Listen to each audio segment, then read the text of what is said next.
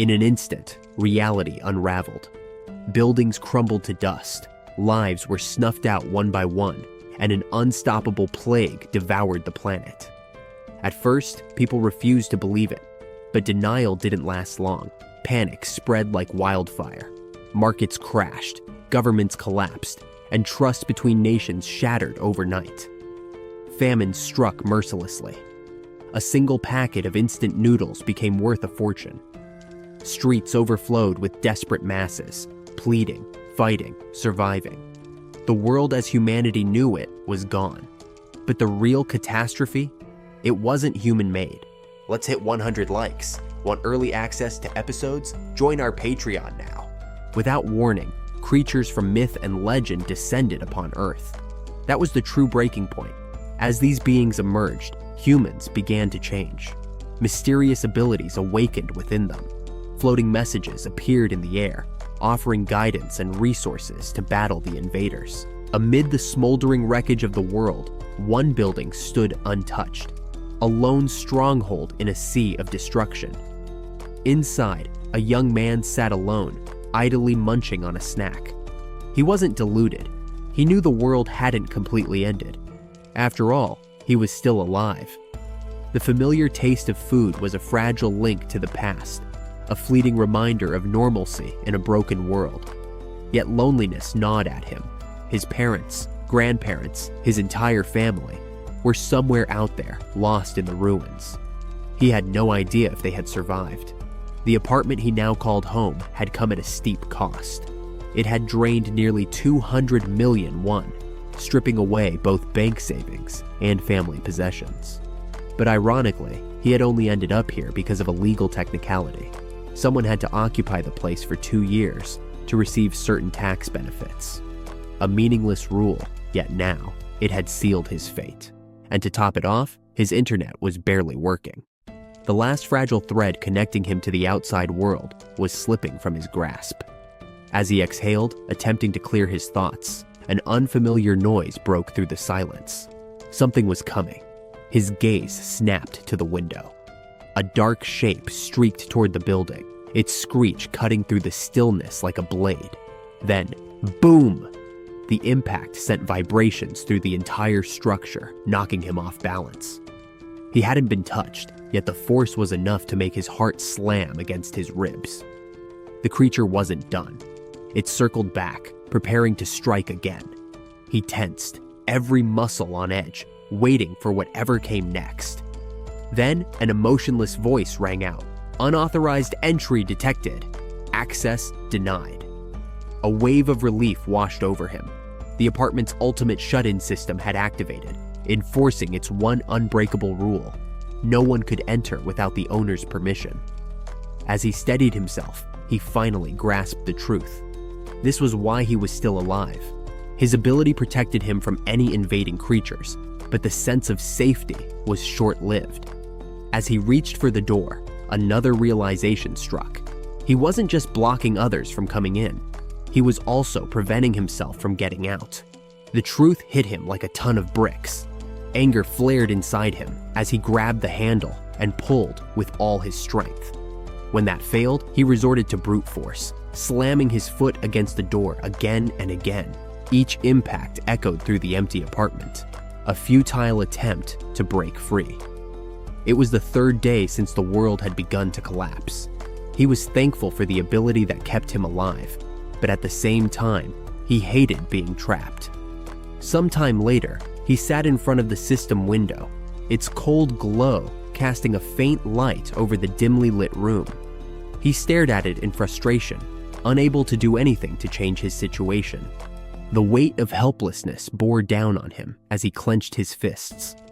Glancing to the side, he noticed something even worse.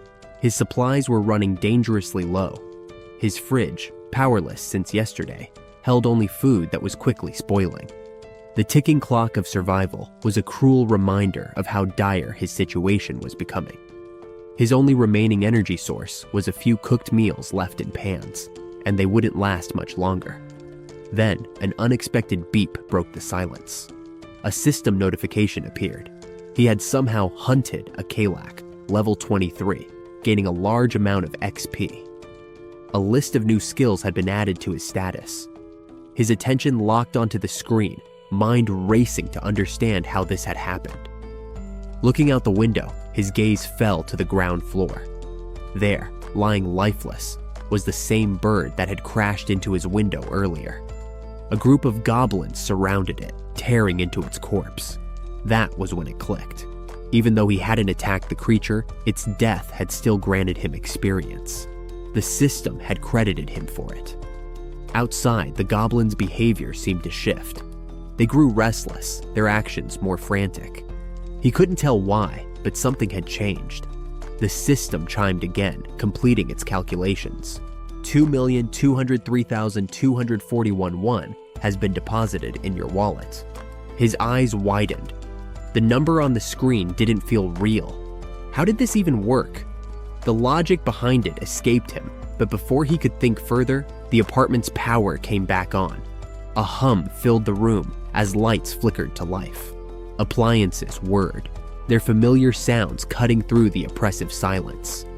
He stood there, frozen. For days, he had rationed energy, adapting to the growing darkness. Now, everything was working as if nothing had happened. The system notification continued. House declaration evolved to level 3. Relief flooded him. His newly unlocked ability, dignity preservation, had restored the apartment's essential functions.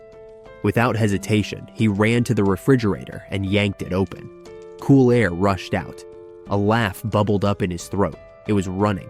He darted to the sink, twisted the faucet, and watched clean water flow freely. The electric stove? Fully functional. A rare sense of joy surged through him. For just a moment, it felt like life had returned to normal. But that moment shattered when he grabbed his phone. The screen was unresponsive. The internet was still dead. Frustration gnawed at him again. His fingers clenched around the device, but then something else caught his eye. A small object on the floor. A flash drive. Curious, he picked it up and plugged it into his computer. Files loaded, photos appeared. His mother holding him as a baby, walking him to school. A family laughing at birthdays, gathered in parks. His chest tightened. These were more than just images. They were reminders of the life he had lost. A thought took root, a decision. He had to find them, no matter what it took. As he turned back toward the window, another system notification appeared. New feature unlocked. Warehouse store. Items available at original prices. His breath caught. A store. This wasn't just about survival anymore. Hope stirred inside him.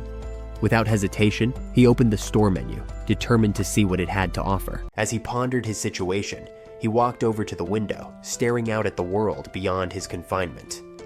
The vast, empty landscape only served as a harsh reminder. He was still trapped. Frustration bubbled inside him. Despite leveling up and unlocking new abilities, the invisible wall that kept him locked inside remained unbreakable. It was an unyielding prison he couldn't escape. One thing was clear: gaining more levels might unlock a skill that could eventually set him free. That thought ignited a flicker of determination. If he wanted to get stronger, he needed to hunt monsters. But a new problem arose. How was he supposed to do that? The memory of how he had gained experience before resurfaced. It was pure luck. A monster had crashed into his window and died. Expecting that to happen again was unrealistic. He needed another way. His gaze dropped to the ground below. That's when he spotted them. Goblins. A spark of hope flared. Grabbing a bottle, he decided to test something. He lifted his arm, preparing to throw. If the barrier only prevented him from leaving but allowed objects to pass through, then maybe... With a quick motion, he hurled the bottle forward. It soared through the air, clearing the boundary without resistance. A rush of excitement filled him. He had just found a loophole. If objects could be thrown, then weapons could too.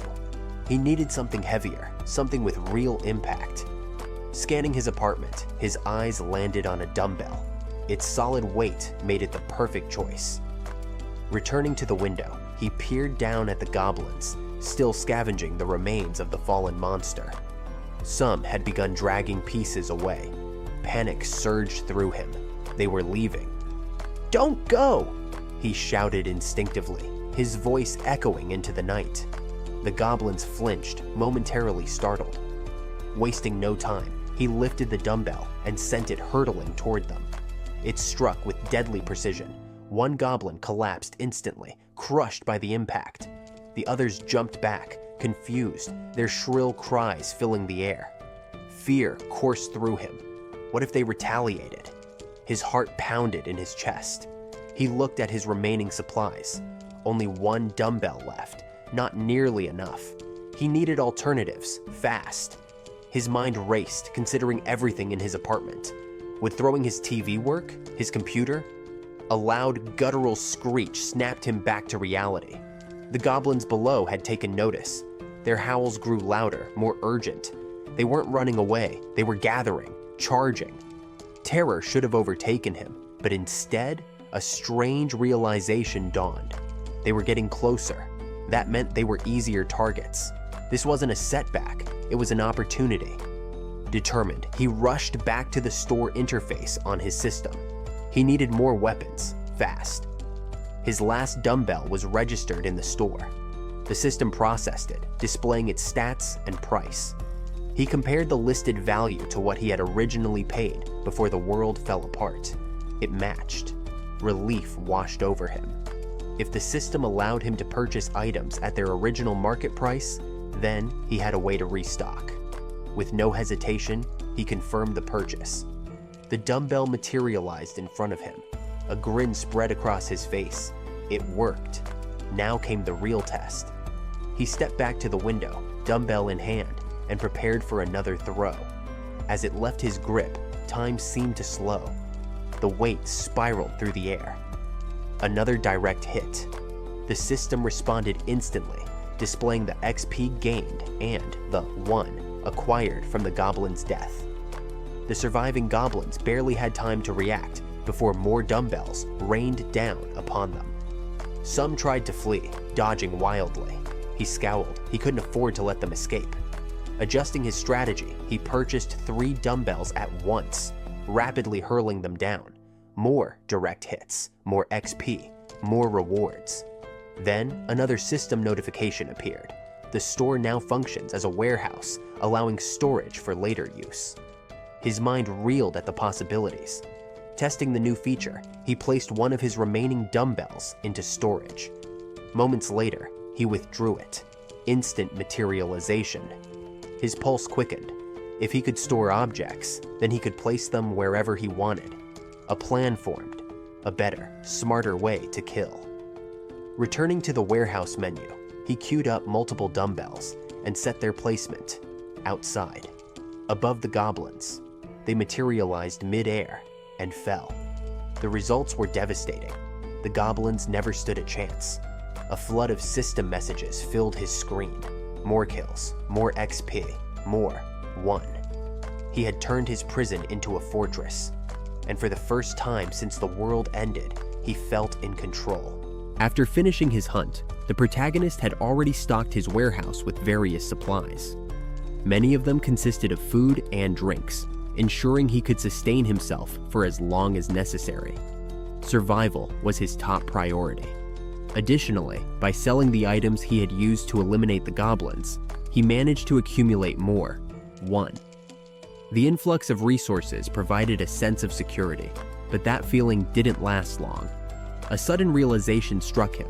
His total, 1, had decreased by 1 unit. Confused, he began to wonder if the preservation of dignity ability was responsible for the deduction. Determined to find out, he meticulously inspected his apartment, carefully observing the status of his electricity, gas, and water usage. A growing sense of frustration crept over him as he discovered that the only appliance actively consuming energy was his refrigerator. Why just the refrigerator? Could it be draining his resources? The thought irritated him. His mind drifted back to the recent hunt, recalling how several goblins had fled their previous hideout. Since then, he had only managed to take down 2 more. The minimal progress gnawed at him, making him question whether all the effort was even worth it. His thoughts then shifted to other potential prey. Were there any other creatures he could hunt? He remembered the flying monster from before, the Sicken, a formidable foe that had nearly overwhelmed him. Yet, since that encounter, no similar creatures had appeared near his apartment. A new idea formed. If another Sicken were to pass by, it could offer a significant reward, if only he could find a way to bring one down. Then, almost as if the universe had heard his thoughts, movement in the sky caught his eye. A Sicken. His pulse quickened. This was it. His moment of hesitation vanished as adrenaline kicked in. He needed to act, now. Thanking God for not abandoning him in this crucial moment, he scrambled to execute a plan. With a metal structure and a mirror attached, he positioned his makeshift tool to reflect a concentrated beam of light directly at the monster's eyes. It worked. The creature took notice. With an ear-splitting screech, the Sicken changed course, now fixated on him. The air trembled as the beast surged forward, its powerful wings creating a gust so strong that it knocked him off his feet. The sheer force reminded him all too well of the previous attack, but he wasn't afraid. He had anticipated this. Regaining his balance, he prepared himself for what came next. The monster, unfazed by its failed attempt, beat its wings again, unleashing another devastating gust. He staggered but held his ground, his determination unwavering. Then it disappeared. Panic flared in his chest. Where did it go? Seconds later, his question was answered. The Sicken had repositioned itself, now attacking the building's structure, looking for an opening. The system alert chimed. Unauthorized entity attempting entry. He clenched his fists. Would the creature be strong enough to break through the ability's barrier? No time to dwell on the thought. He had to act fast. Opening his storage menu, he scanned through his inventory, knowing he needed a strategy. His mind raced through past experiences, recalling a critical detail. The system wouldn't register spoils unless they were within range. That had cost him before. When goblins had carried away their fallen, he hadn't received credit for the kills. He refused to let that happen again. He had to make this count. His eyes landed on an unexpected item in his storage. Canola oil. An idea formed. A risky but potentially devastating plan. Without hesitation, he purchased 10 bottles, his mind piecing together the steps. Once they materialized, he grabbed them and rushed to the kitchen, working quickly to heat the oil in a pan. While waiting, he tore a strip of cloth, wrapping it around a stick to create a makeshift torch.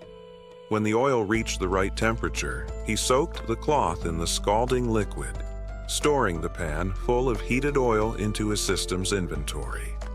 Every second mattered. Pouring the remaining oil into storage, he completed the setup. The system confirmed the listing, and with the final step, he ignited his torch with a lighter. Now, he was ready. Positioned at the window, he observed the Sicken, waiting for the perfect moment. The monster flapped its wings violently, unknowingly sealing its own fate. As it hovered in the right position, he triggered the system. The canola oil rained down. The creature reacted instantly, its feathers becoming soaked in the slick substance. Then, with a swift flick of his torch, flames erupted. The Sicken shrieked as fire consumed its body, its massive form spiraling downward. He watched, breathing heavily as the monster burned. A grim satisfaction settled in. His plan had worked. Moments later, the system delivered its verdict. The Sicken was dead. The calculations rolled in. His level increased.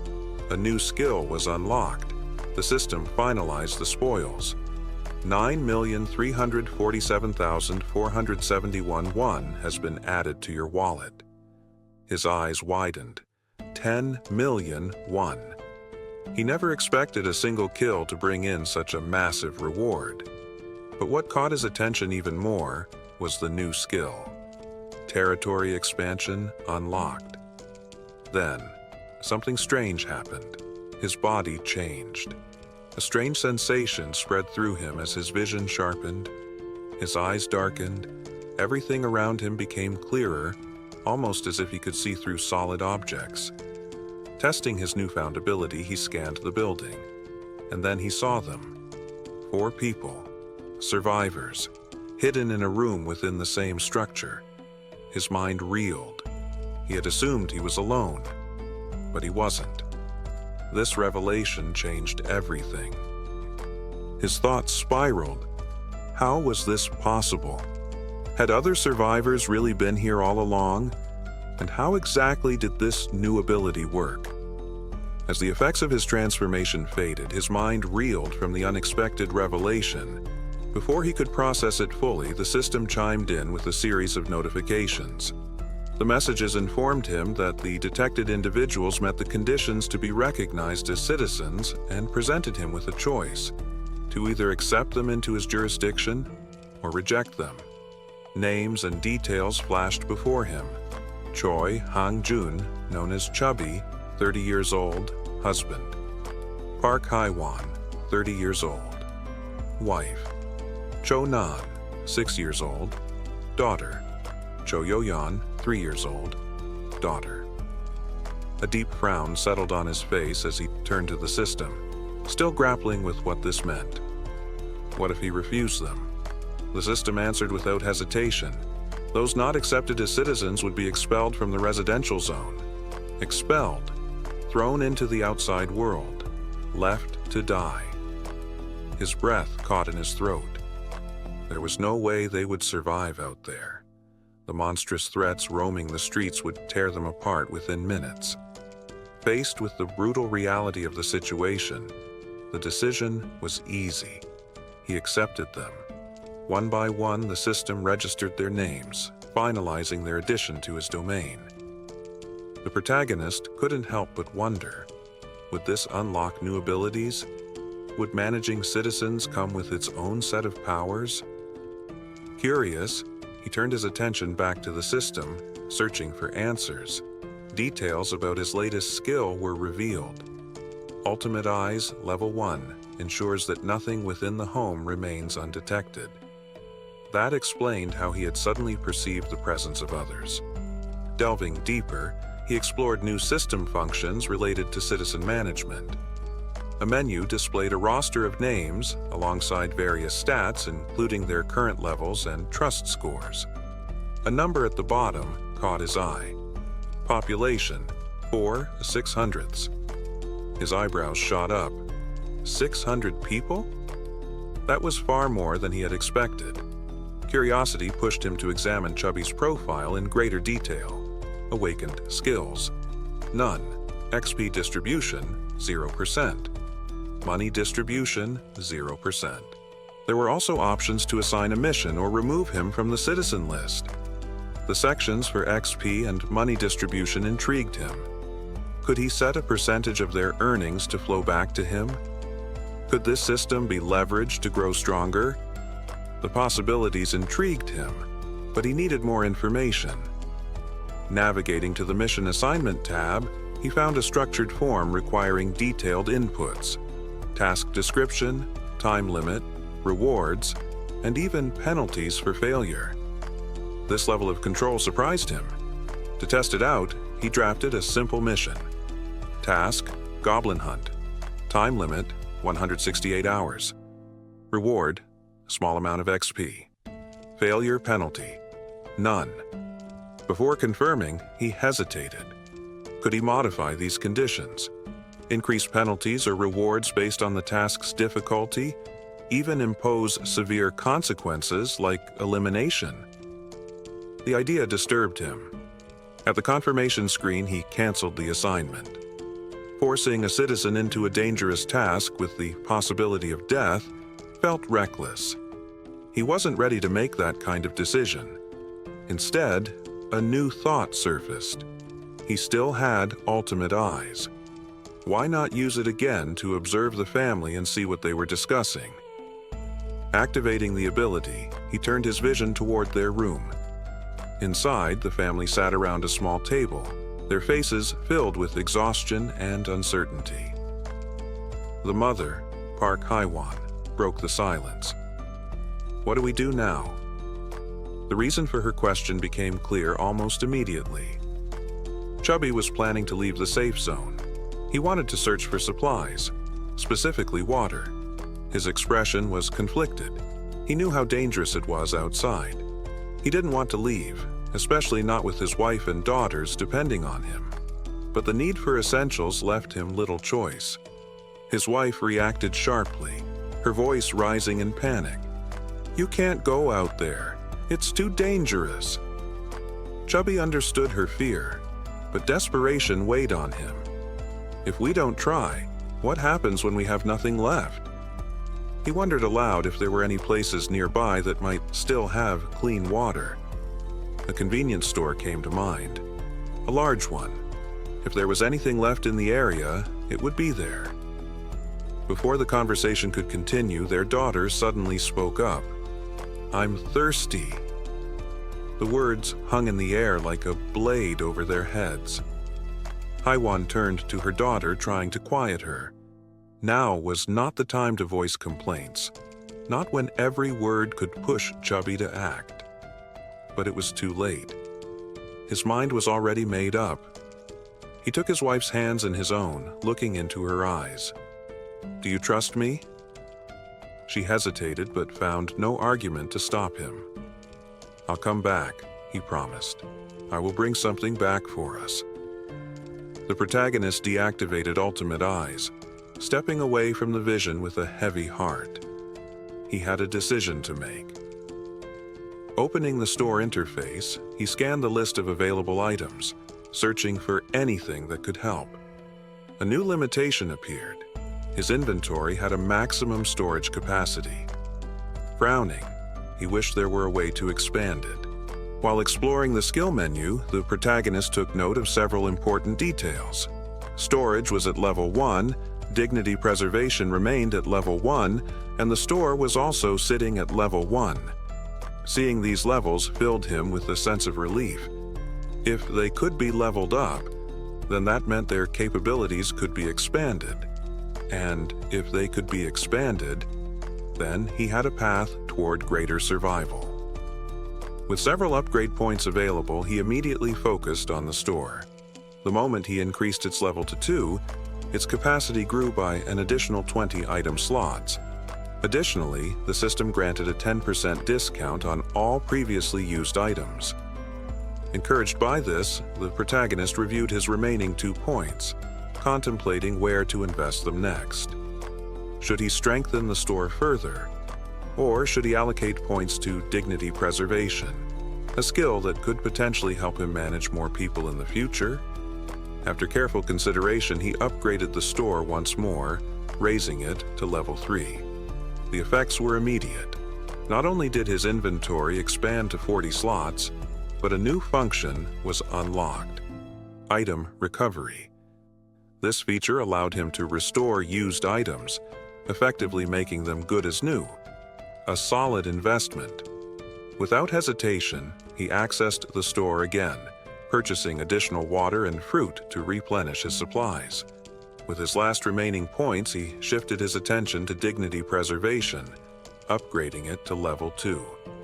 The moment the upgrade was confirmed, another system prompt appeared. New feature unlocked: ability to register vassals. The term puzzled him. What exactly did that mean? His thoughts were interrupted by a scene unfolding within the family's living room. Chubby stood near the door, readying himself for departure. His wife and daughters looked at him with worried expressions, hoping he would change his mind. But his decision had already been made. Despite their desperate pleas, he reassured them with a warm embrace, promising he would return.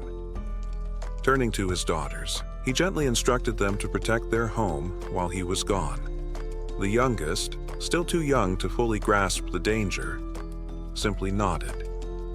But his eldest daughter wasn't convinced. She knew better.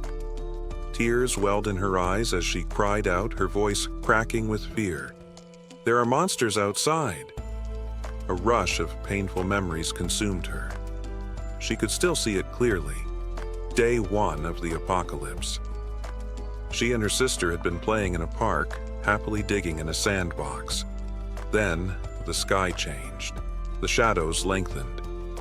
And then, the monsters arrived. At first, she and her sister had merely stared, their innocent minds struggling to comprehend the nightmare unfolding before them. Then came the screams, the chaos, their parents' desperate voices shouting their names. They ran. Their father had grabbed the youngest child, holding her tightly in one arm, while their mother had lifted the other, running as fast as she could. Behind them, goblins shrieked as they gave chase.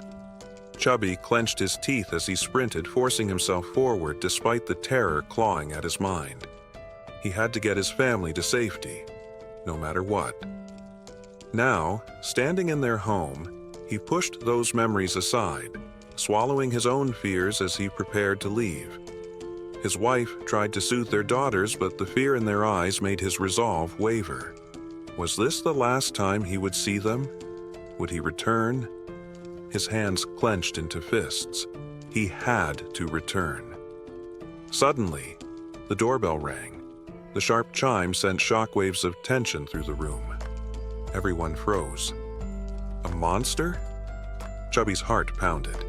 He grabbed whatever he could to use as a weapon, preparing for the worst. Then, a voice, muffled but unmistakably human. "Please, let me in." His breath caught. Was it really a person?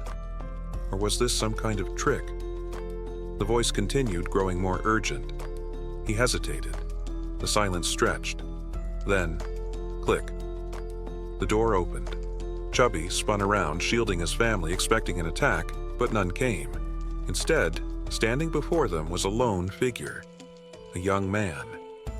He held a bag in one hand, his posture calm, his expression unreadable. A stunned silence filled the room. Then came the inevitable question. "Who are you?" The stranger's name appeared in the system, Kim John. But from this moment forward, he would be known simply as June. He introduced himself briefly, explaining that he lived nearby. Then, without hesitation, he extended the bag toward them. Inside, water, fruit, supplies. Chubby's wife gasped, barely believing what she was seeing. June offered a small nod. "I'd like to talk when you've all had a moment to settle." For a long moment, Chubby studied him. He could see the concern in his wife's eyes, the unspoken fear, but something about June's presence. He didn't seem like a threat. At last, Chubby exhaled and made his decision. With cautious gratitude, he stepped aside. "There's no reason to refuse," he said, gesturing toward the house. "Come in." Once everyone was seated, the children stared at the visitor with a mixture of curiosity and suspicion. June wondered if their surprise was due to his unexpected arrival, but quickly turned his attention to the dark curtains covering the windows. He recognized this as a smart decision. Keeping the room dark reduced the risk of monster attacks. However, the darkness also meant they needed light. So, June activated his skill, restoring power to the room where they were conversing. As he organized his bag, the family, still in shock, was stunned by the sudden return of power to their apartment. June then decided to break the ice by offering water to everyone, starting with the children. Chubby expressed his gratitude and passed the bottles to his daughters, who eagerly drank. The youngest, Shaw, guzzled her water so quickly that she briefly choked, worrying her mother. June watched with concern and immediately offered her a tangerine, which she accepted hesitantly. The mother intervened, asking Shaw to hand over the fruit so she could peel it. After taking a piece, the mother returned it to her daughter, who quickly devoured it with a delighted expression. The mother asked if it was good, and Shaw enthusiastically confirmed it. The elder sister, seeing this, also asked for a piece, which she too enjoyed, showing similar delight. As June observed this interaction, the system notified him that the family's trust levels had increased. Shaw's trust score had risen to 50 points, and her loyalty level had exceeded 30 points, qualifying her to become a vassal. With her trust at 57 points, she now had new missions available to her. though at her young age, June decided she was not yet ready for such responsibilities. June reflected on the limited number of vassal slots and the importance of selecting them carefully, not to waste them on unqualified candidates. He glanced at Chubby, whose trust level was at 31, realizing that this score needed to be raised further. Before he could dwell on this, Chubby spoke up, asking if there was a way to repay June for his help. June invited him to step outside for a more private conversation. Once in the hallway, June asked if Chubby had received the invitation to become a citizen. Chubby checked his notification window and confirmed that the entire family had received the invitation about 30 minutes ago. June then asked if anything unusual had happened during that time. Chubby explained that they had been immobilized for a short period, which June understood. He reassured Chubby that life would soon return to normal, though Chubby was understandably shocked by this statement and asked if it was truly possible. June confidently replied that it was, thanks to his abilities. Chubby processed this and, knowing there would be a cost, asked what he would need to do. June explained the risks involved, hinting that Chubby could lose his life during the mission he would be given. He asked if Chubby was truly ready to take such a risk. After a brief pause, Chubby firmly confirmed that he was prepared to do whatever it took. He revealed that he had already been considering stepping out of his comfort zone to seek food and water before June's arrival. With conviction, Chubby declared that he was ready to risk everything. Suddenly, June interrupted, curious about the golf club Chubby was carrying. Chubby, confused, explained that it had cost around 400,000 to 500,000, which struck June as a considerable sum. He realized the importance of saving money for future needs, but dismissed the question as unimportant and steered the conversation back to the monsters. June asked Chubby if he remembered the day the monsters first appeared. Chubby recalled the terror of that weekend when the monsters attacked. June reflected that those who stayed indoors during the attack likely survived, as goblins weren't particularly strong, and their conditions were unfavorable compared to those of an adult human.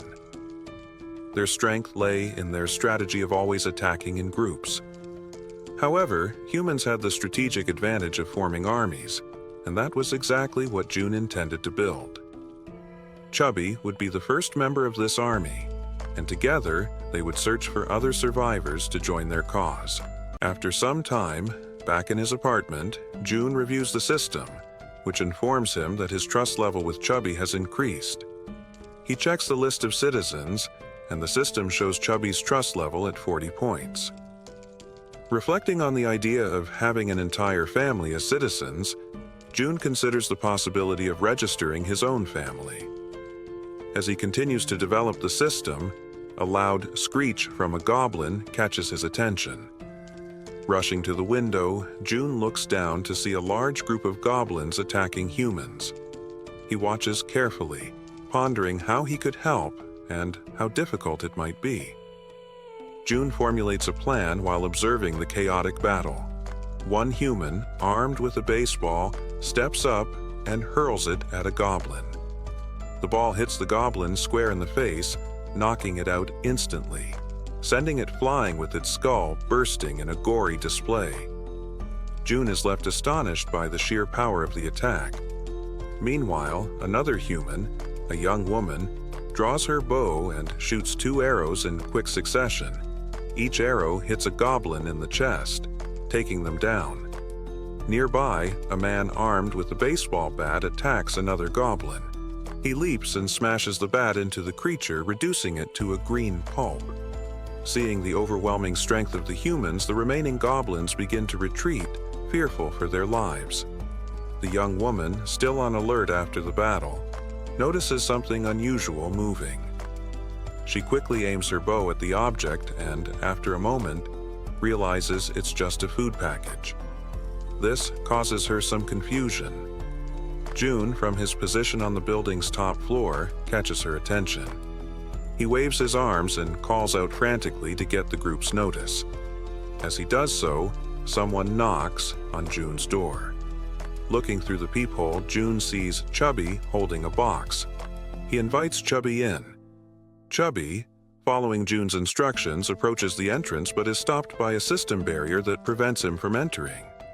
The system states that Chubby is not qualified to enter, and June wonders what this means. Could the system stop anyone from entering his apartment? While pondering this, June considers registering Chubby as a vassal to see if it resolves the issue. However, he decides to focus on receiving the box first. Inside the box, he finds a toolbox and several knives. June quickly accesses the system and orders 5 bottles of water and 5 packs of instant noodles, which arrive from the system's store. Chubby is stunned by this, not understanding how something like this is possible. June proceeds to pack the requested items into the box and hands it back to Chubby. He tells him to take it to the building's entrance on the first floor. Chubby accepts the box, but he is concerned about the potential danger. June reassures him that the goblins seem to be more active during the day, and that the humans below might be valuable additions to his group of citizens. The food box will serve as a way to gain their trust and loyalty. June emphasizes that it's a simple task. Just leave the box at the entrance and return. Chubby, still a bit unsure, agrees to carry out the mission. As he heads downstairs, June watches him go, reflecting on the importance of rewarding Chubby's trust. The system details the mission. Deliver the box containing water bottles and instant noodles to the first floor and return within 24 hours. The task offers a small amount of experience points with no penalties for failure. Chubby, now realizing he will gain experience from completing the mission, wonders if this is like a leveling system in a game. June confirms it, explaining that Chubby's current level is 9. As Chubby levels up, he will gain rewards. June assures Chubby that he's relying on him, and Chubby heads downstairs, armed with the box and a golf club for protection. As Chubby reaches the first floor, he begins to place the box on the ground, but something catches his eye. He sees movement nearby, and a wave of panic hits him.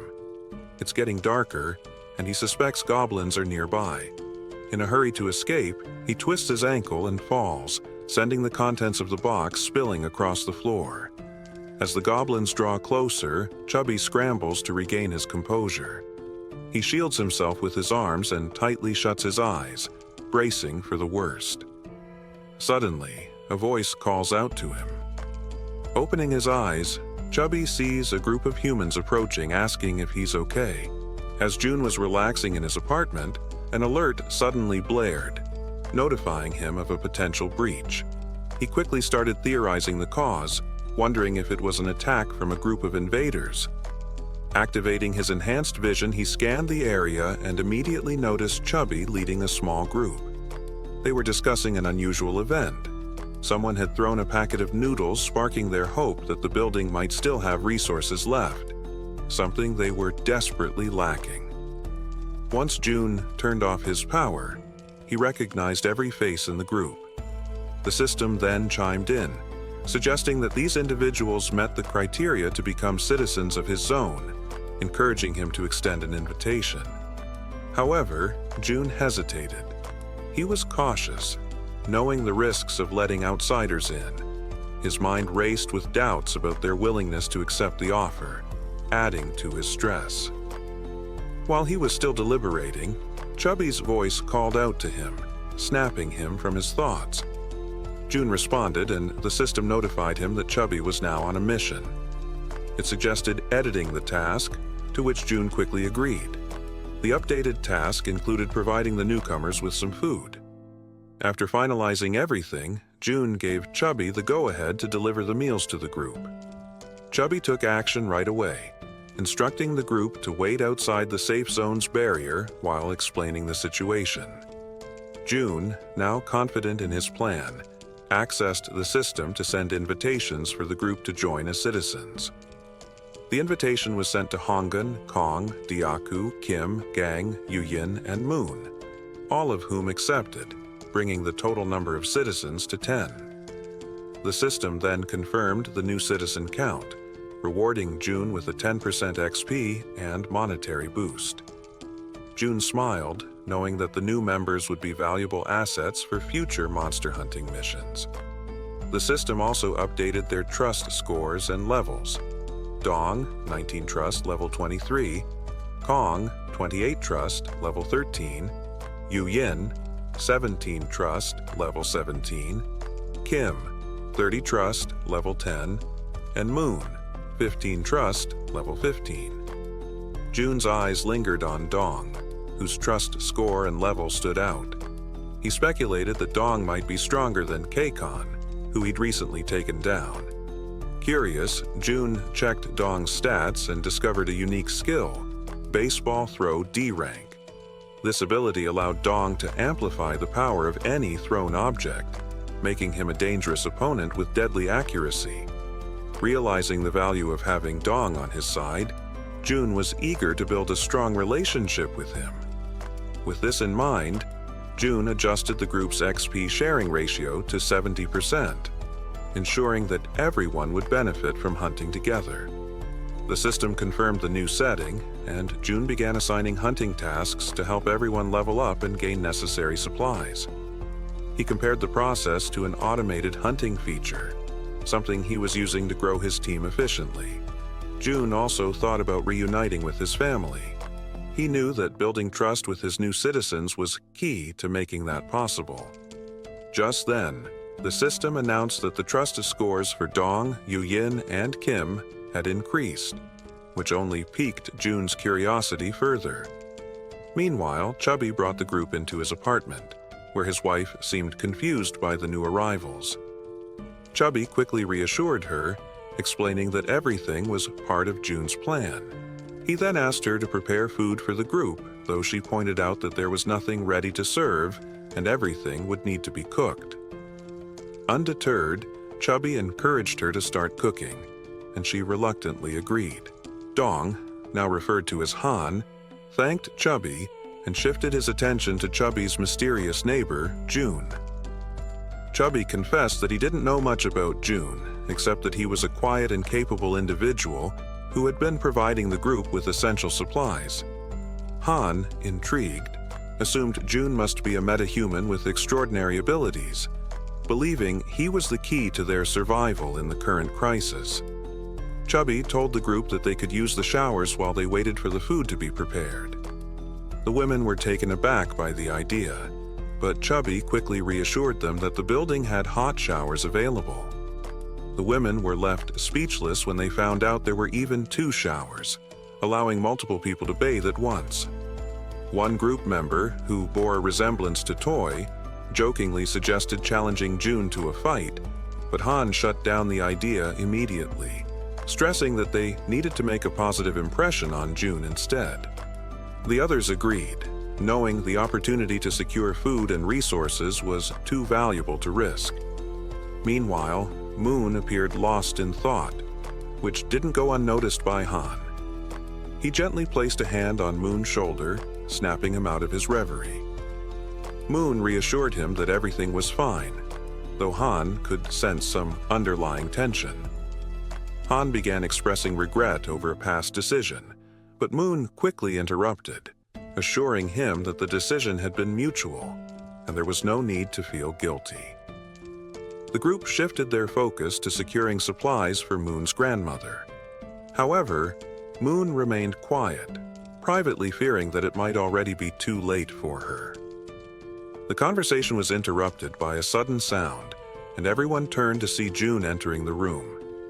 Han, instinctively ready to baseball, prepared for any confrontation, but it turned out to be just June. His calm presence brought a sense of reassurance to the group, and they all silently acknowledged that June was their hope for a better future. A few minutes passed and the room remained filled with silence, tension thick in the air. Then, Hawan, the wife of Fatty, sensing the unease, finally broke the quiet. She apologized for the cramped space, and Han, trying to be polite, assured her it was no trouble since they had come without any prior notice. It didn't bother them. Just then, Fatty entered, announcing that the food was ready. One by one, Fatty set bowls of rice in front of them. They couldn't believe they were about to enjoy a real meal. It made them reflect on when they had last had something so decent to eat. Hawan, feeling a bit uneasy, hesitated before admitting she wasn't sure if the meal she had prepared would suit their tastes.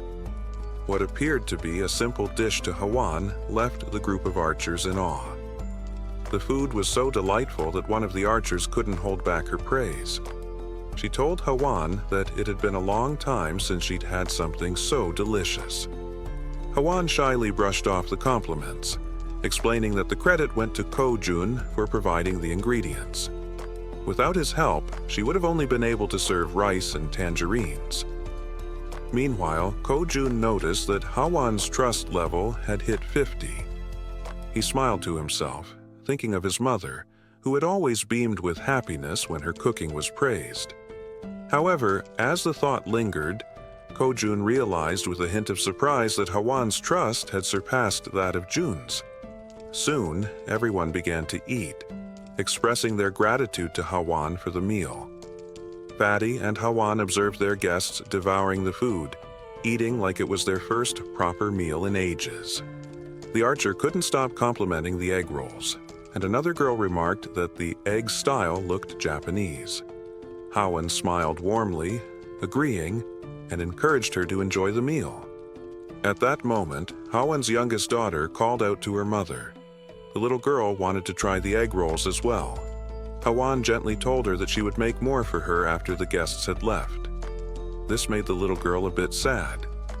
Noticing this, the archer kindly asked if the child wanted to share the egg rolls with her. The little girl's face lit up immediately with excitement. She eagerly ran over and climbed onto the archer's lap, her joy evident. The archer smiled at her enthusiasm and fed her a piece of the egg roll, asking gently for her to open her mouth. The little girl beamed, her happiness lighting up the room. Ko-jun then suggested that Fatty and Hawan join them, assuring them that there was enough food for everyone. The two exchanged a hesitant glance at first, but eventually smiled and agreed to join in, happy to be part of the gathering. As they all ate together, the room filled with laughter and friendly chatter. Ko-jun took a moment to reflect on the warmth of the scene. The lively sounds reminded him of how long it had been since he had experienced something like this. His thoughts turned to his mother, recalling the care she had always shown. A soft smile appeared on his face as he silently hoped his family was safe and well. The meal soon ended, and the empty dishes were all that remained. Hawan's youngest daughter, now tired, mentioned she wanted to rest. Hawan gently lifted her, asking her eldest daughter to follow her for bedtime before leaving the table. Moments later, Ko-jun decided it was time to get back to business. He turned to the guests and suggested they continue their earlier conversation, specifically about why they hadn't been able to reach the grandmother's house despite its closeness. Han, his expression serious, explained that it was due to the goblins. Ko-jun raised an eyebrow, doubtful that it was truly goblins. He remembered his own struggles when he had first encountered them. Han nodded, confirming it was true. He elaborated that the goblins had found an underground parking lot and turned it into their base, hiding there. Ko-jun's curiosity deepened. He asked if they had any idea how many goblins were hiding in that underground space. Han, with a somber look, answered that there were several thousand goblins in the area. Ko-jun paused to think, realizing that his abilities were only effective from the ground level up to level 30, which meant they wouldn't be much use in the underground parking lot beneath the building. It all started to make sense. This was how the goblins had infiltrated the area. Han continued to explain that the underground parking lot was connected directly to the entrance of the apartment building they needed to reach. The goblins had turned it into their stronghold and rarely ventured outside. Ko-jun, remembering the nearby side roads, asked Han about them, recalling there were alternative paths they could have taken. Han nodded, admitting that their original plan was to use the side roads to escape, but they had encountered something far worse than the goblins. Intrigued, Ko-jun pressed Han to explain what could possibly be more dangerous than an army of goblins. Han recalled seeing a massive shadow, describing it as resembling a bear. He explained that they had managed to escape the apartment building because the bear had been fighting the goblins, creating a brief window for their escape. Ko-jun, pondering how to deal with such a large creature, asked Han for more details. Han admitted that he wasn't entirely sure it was a bear, as the darkness had obscured his view. Ko-jun, firm in his resolve, stated that eventually they would have to face both the goblins and the shadowy figure. Han agreed, but his expression darkened. He acknowledged that their group had limitations and wasn't equipped to handle both threats at the same time. Curious about these limitations, Ko-jun asked for clarification. The archer spoke up, explaining that both she and Han relied on items like arrows and baseballs for combat, but they were running low and couldn't replenish their supplies easily. Despite the challenges, Han remained composed and suggested he could find a solution. He asked to inspect their current weapons, the arrow and baseball bat. Without hesitation, the archer handed over her equipment. The system then prompted Ko-jun, asking if he wanted to list the new items. Ko-jun agreed, and the system began scanning them. Moments later, it displayed the cost to replicate the items. When asked if he was certain, Ko-jun confirmed. Ko-jun glanced around the table and asked if everyone could use the archer's weapon. The group nodded silently, understanding there was only one available. Ko-jun took their silence as agreement. Turning back to the system, he requested 5 sets of the archer's weapon and arrows. The newly created items appeared on the table, and Ko-jun addressed the group, encouraging anyone unfamiliar with the weapons to take this opportunity to learn. "These will be your primary weapons from now on," he stated firmly. As the items materialized, the system notified Ko-jun that several members of Han's group had increased their trust in him. Meanwhile, Moon's gaze was fixed on the weapons. He couldn't help but marvel at Ko-jun's resourcefulness, realizing that with him on their side, they might actually save his grandmother. The system confirmed that Moon's trust in Ko-jun had grown significantly. Han broke the silence, commenting that with Ko-jun's support, their hunting speed would improve dramatically. Another girl chimed in, noting that Ko-jun's assistance would make their tasks safer, as they wouldn't have to risk themselves to collect arrows anymore. Ko-jun then gathered everyone's attention and announced that before they could move forward, they needed to reduce the number of goblins in the area. Han agreed and asked when they would begin hunting. Ko-jun replied decisively, "Tomorrow." Han seemed hesitant, questioning the urgency, but Ko-jun explained that the sooner they acted, the better their chances of success. Han eventually nodded, though he still appeared uncertain. Ko-jun turned to Moon and assured him, "Tomorrow, we're going to rescue your grandmother." Moon's face lit up with hope and excitement at the thought of seeing his grandmother again. Han, still wary, voiced his concerns about how they would manage with so many obstacles in their way. Ko-jun smiled confidently and revealed his plan. "We'll use a bait strategy to lure the goblins." After Ko-jun spoke, everyone at the table turned their attention to him, waiting for more details about his plan. Han and the archer girl remained pensive, wondering if the idea could truly work. The boy with glasses voiced his concern, saying the plan would only succeed if everything went exactly as planned. As they deliberated, the system notified Ko-jun that the mission previously assigned to Fatty had been completed, along with a reward of 30,001. Reading the message, Ko-jun was surprised. He hadn't realized that payment was given for every completed mission. He reread the notification to confirm, and it was true. Ko-jun quickly realized that with money, he could assign missions to his citizens, allowing them to level up. The more money he had, the more power he could accumulate. While this seemed like a strong long-term strategy, he hoped not to rely on it too heavily. The system also informed Ko-jun that his trust level with Jun had increased to 50 points, unlocking a new status: loyalty. With this, Fatty transitioned from being a simple resident to becoming a vassal. The system displayed Jun's updated stats. He was now at level 9, with a trust level of 51 points and loyalty at 62, but no awakened skills, and 0% shared XP or money. After analyzing the information, Ko-jun decided to register Fatty as his first vassal. As a result, a blue aura began to emanate from Ko-jun, and he felt sudden changes in his body, breaking into a sweat. The system confirmed the vassal registration was successful, unlocking a new skill for Ko-jun: Summon Vassal. This skill allowed Ko-jun to summon the vassal within his house, with a cooldown of 2 hours after use. The system updated Ko-jun's stats, revealing that he had reached level 20 and gained the title of First Servant.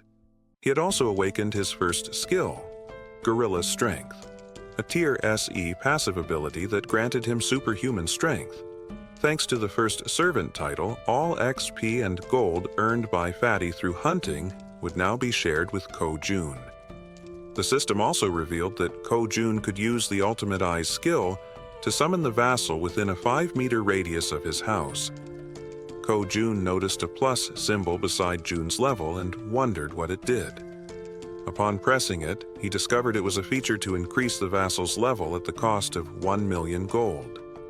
Shocked by the exorbitant cost, Ko-jun exclaimed that it was far too expensive for a single vassal skill. Seeing his expression, the woman at the table asked what was wrong. But Ko-jun brushed it off, saying it was nothing, and turned his attention back to Jun, asking how he was feeling. The focus shifted to Jun, who stated that his strength was overflowing, with his veins visibly pulsing. He asked if the transformation was Ko-jun's doing. Ko-jun confirmed with a nod. Jun, looking at his hands, remarked that it felt as though his body had become 10 years younger. Ko-jun smiled proudly and suggested that Fatty join the rescue mission team, handing him a bow. Fatty looked confused by the gesture, but Ko-jun explained that vassals earned double the rewards of regular citizens. In a commanding tone, Ko-jun instructed Fatty to defeat as many monsters as possible. Fatty nodded in agreement, prompting Ko-jun to smile and express his trust in him. Outside the house on the first floor, the rescue team began their search for survivors. The boy holding a baseball bat questioned whether it was necessary to search the first floor, but Han reminded him that it was Ko-jun's order. The team embarked on their first mission, to locate all survivors in the building and lead them to the 30th floor. The crucial part of the mission was to draw out a large number of goblins for elimination while rescuing as many survivors as possible. The boy with the baseball bat acknowledged the plan, and the group pressed forward.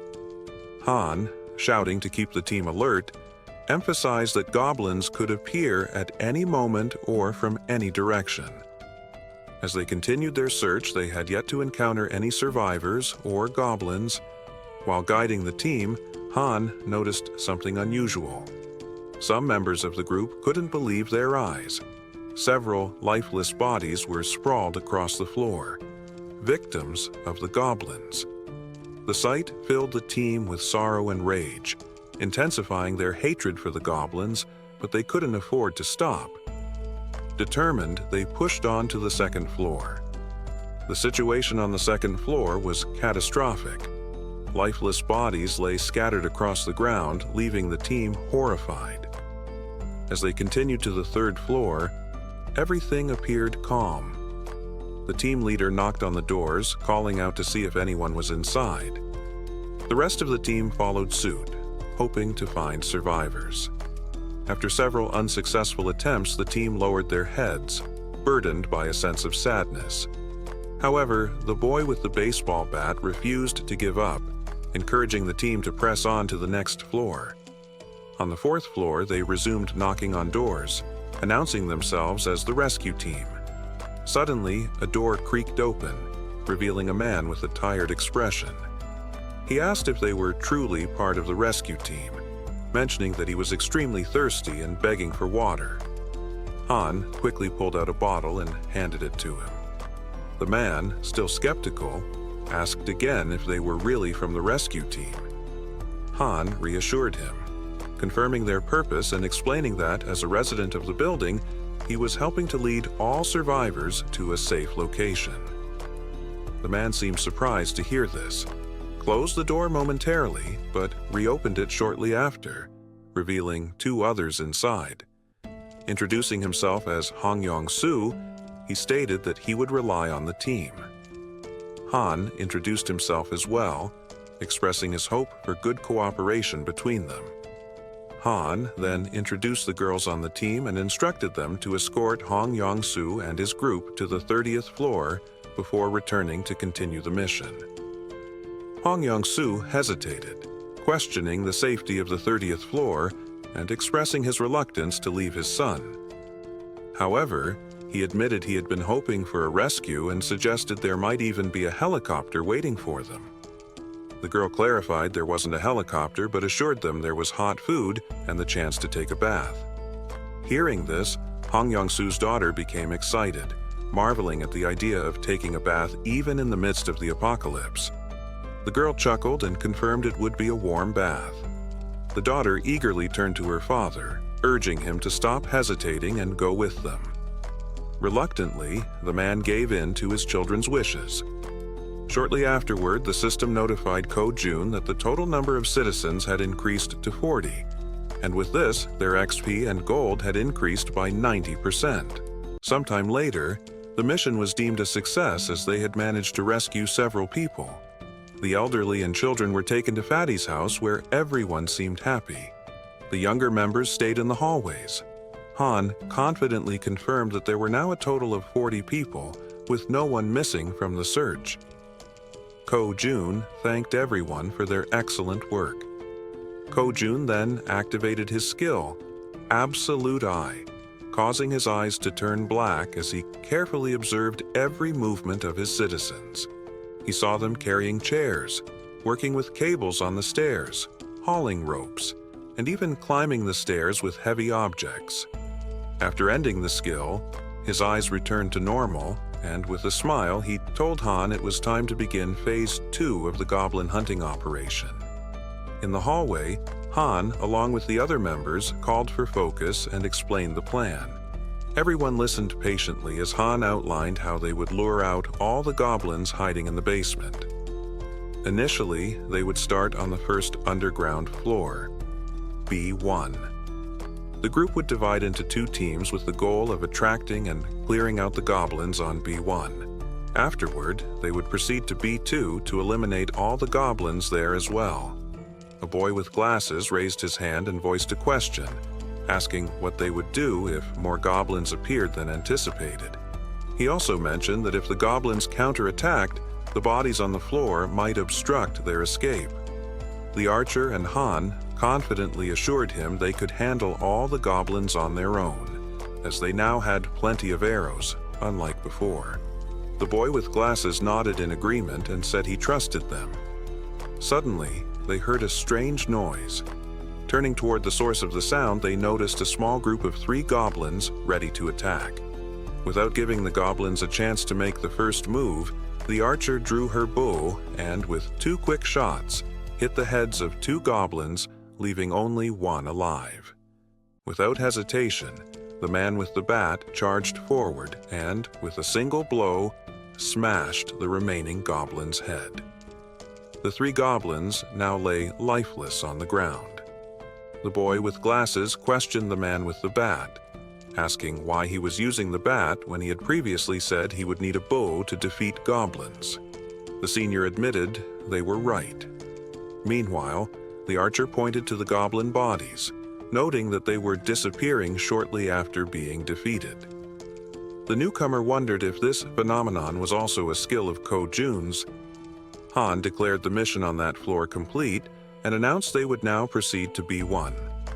The newcomer, still lost in thought, remarked that he had expected Ko-jun to have a solution for dealing with the goblin bodies.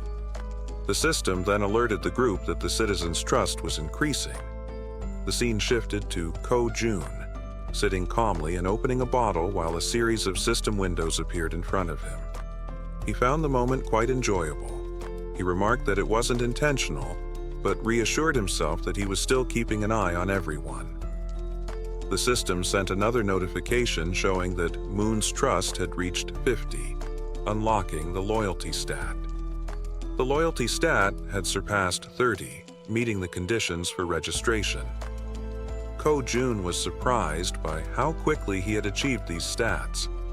However, he noted that the faster this happened, the better it would be in the long run. Sitting on the floor and staring thoughtfully at the system window, Ko-jun reviewed Moon's stats: 55 in trust and an impressive 88 in loyalty, along with other attributes. Ko-jun was surprised by the 88 loyalty, but remained calm, considering it a positive outcome. With a sly smile, he pressed a button on the system window, marking the end of the retention registration. Back on basement level B1, the group was locked in a fierce battle with the goblins. Suddenly, the newcomer began to emit a blue light, similar to the burst Fatty had triggered earlier. Holding his Bao Moon, the newcomer stood stunned as lightning surrounded him. The rest of the group was equally confused, unable to comprehend what was happening, while the goblins seemed just as baffled, unable to see through the intense glow emanating from Moon. As the newcomer revealed his red eyes, the goblins struggled to bear the brightness, leaving them temporarily blinded. Han, seizing the opportunity, shouted that they couldn't afford to miss this chance. A part of the group rushed forward to gain some distance while the others stayed behind, taking out goblins with their bows from afar. Both archers demonstrated incredible precision, aiming straight for the goblins' heads. In a fit of fury, the archer executed a quick maneuver, taking down several more goblins. The goblins, now enraged, charged forward, seemingly undeterred by the growing number of their fallen comrades. As they ran, the group realized just how relentless their opponents were, remarking that they hadn't expected such ferocity. The archer yelled for everyone to retreat to the emergency stairwell, while the man with the baseball bat speculated that all the goblins from floor B2 had likely gathered at their location. Upon reaching the emergency stairs, the group ascended frantically, not daring to look back.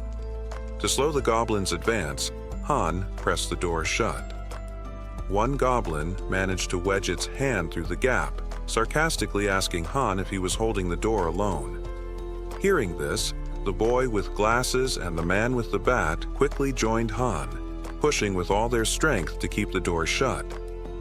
But the goblins were slowly overpowering them, forcing the door open despite their efforts. The group admitted it was becoming harder to hold the door due to the overwhelming number of goblins.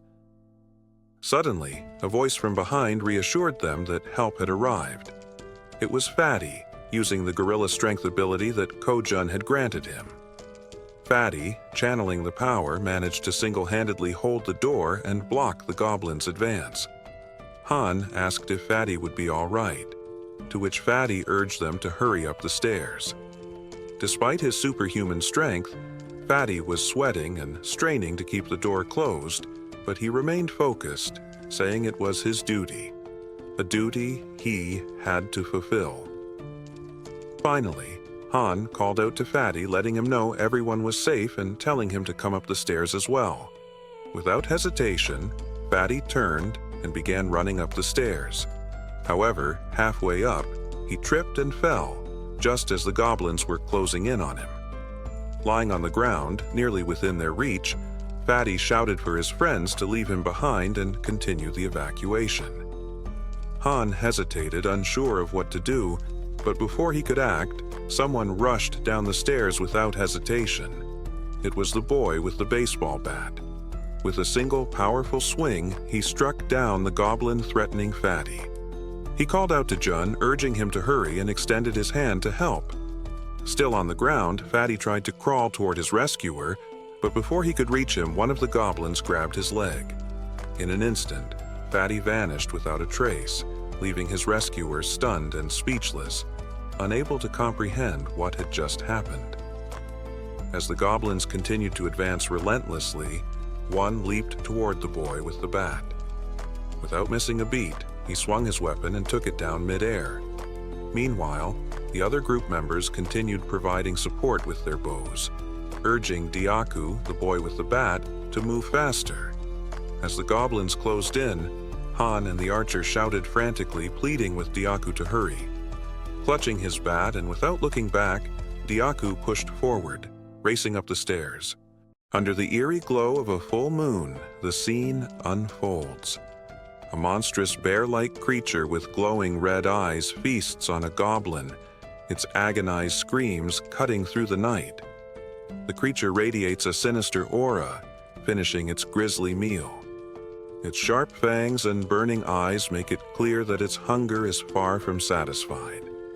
A growl rumbles from deep within as it turns its attention toward a distant sound.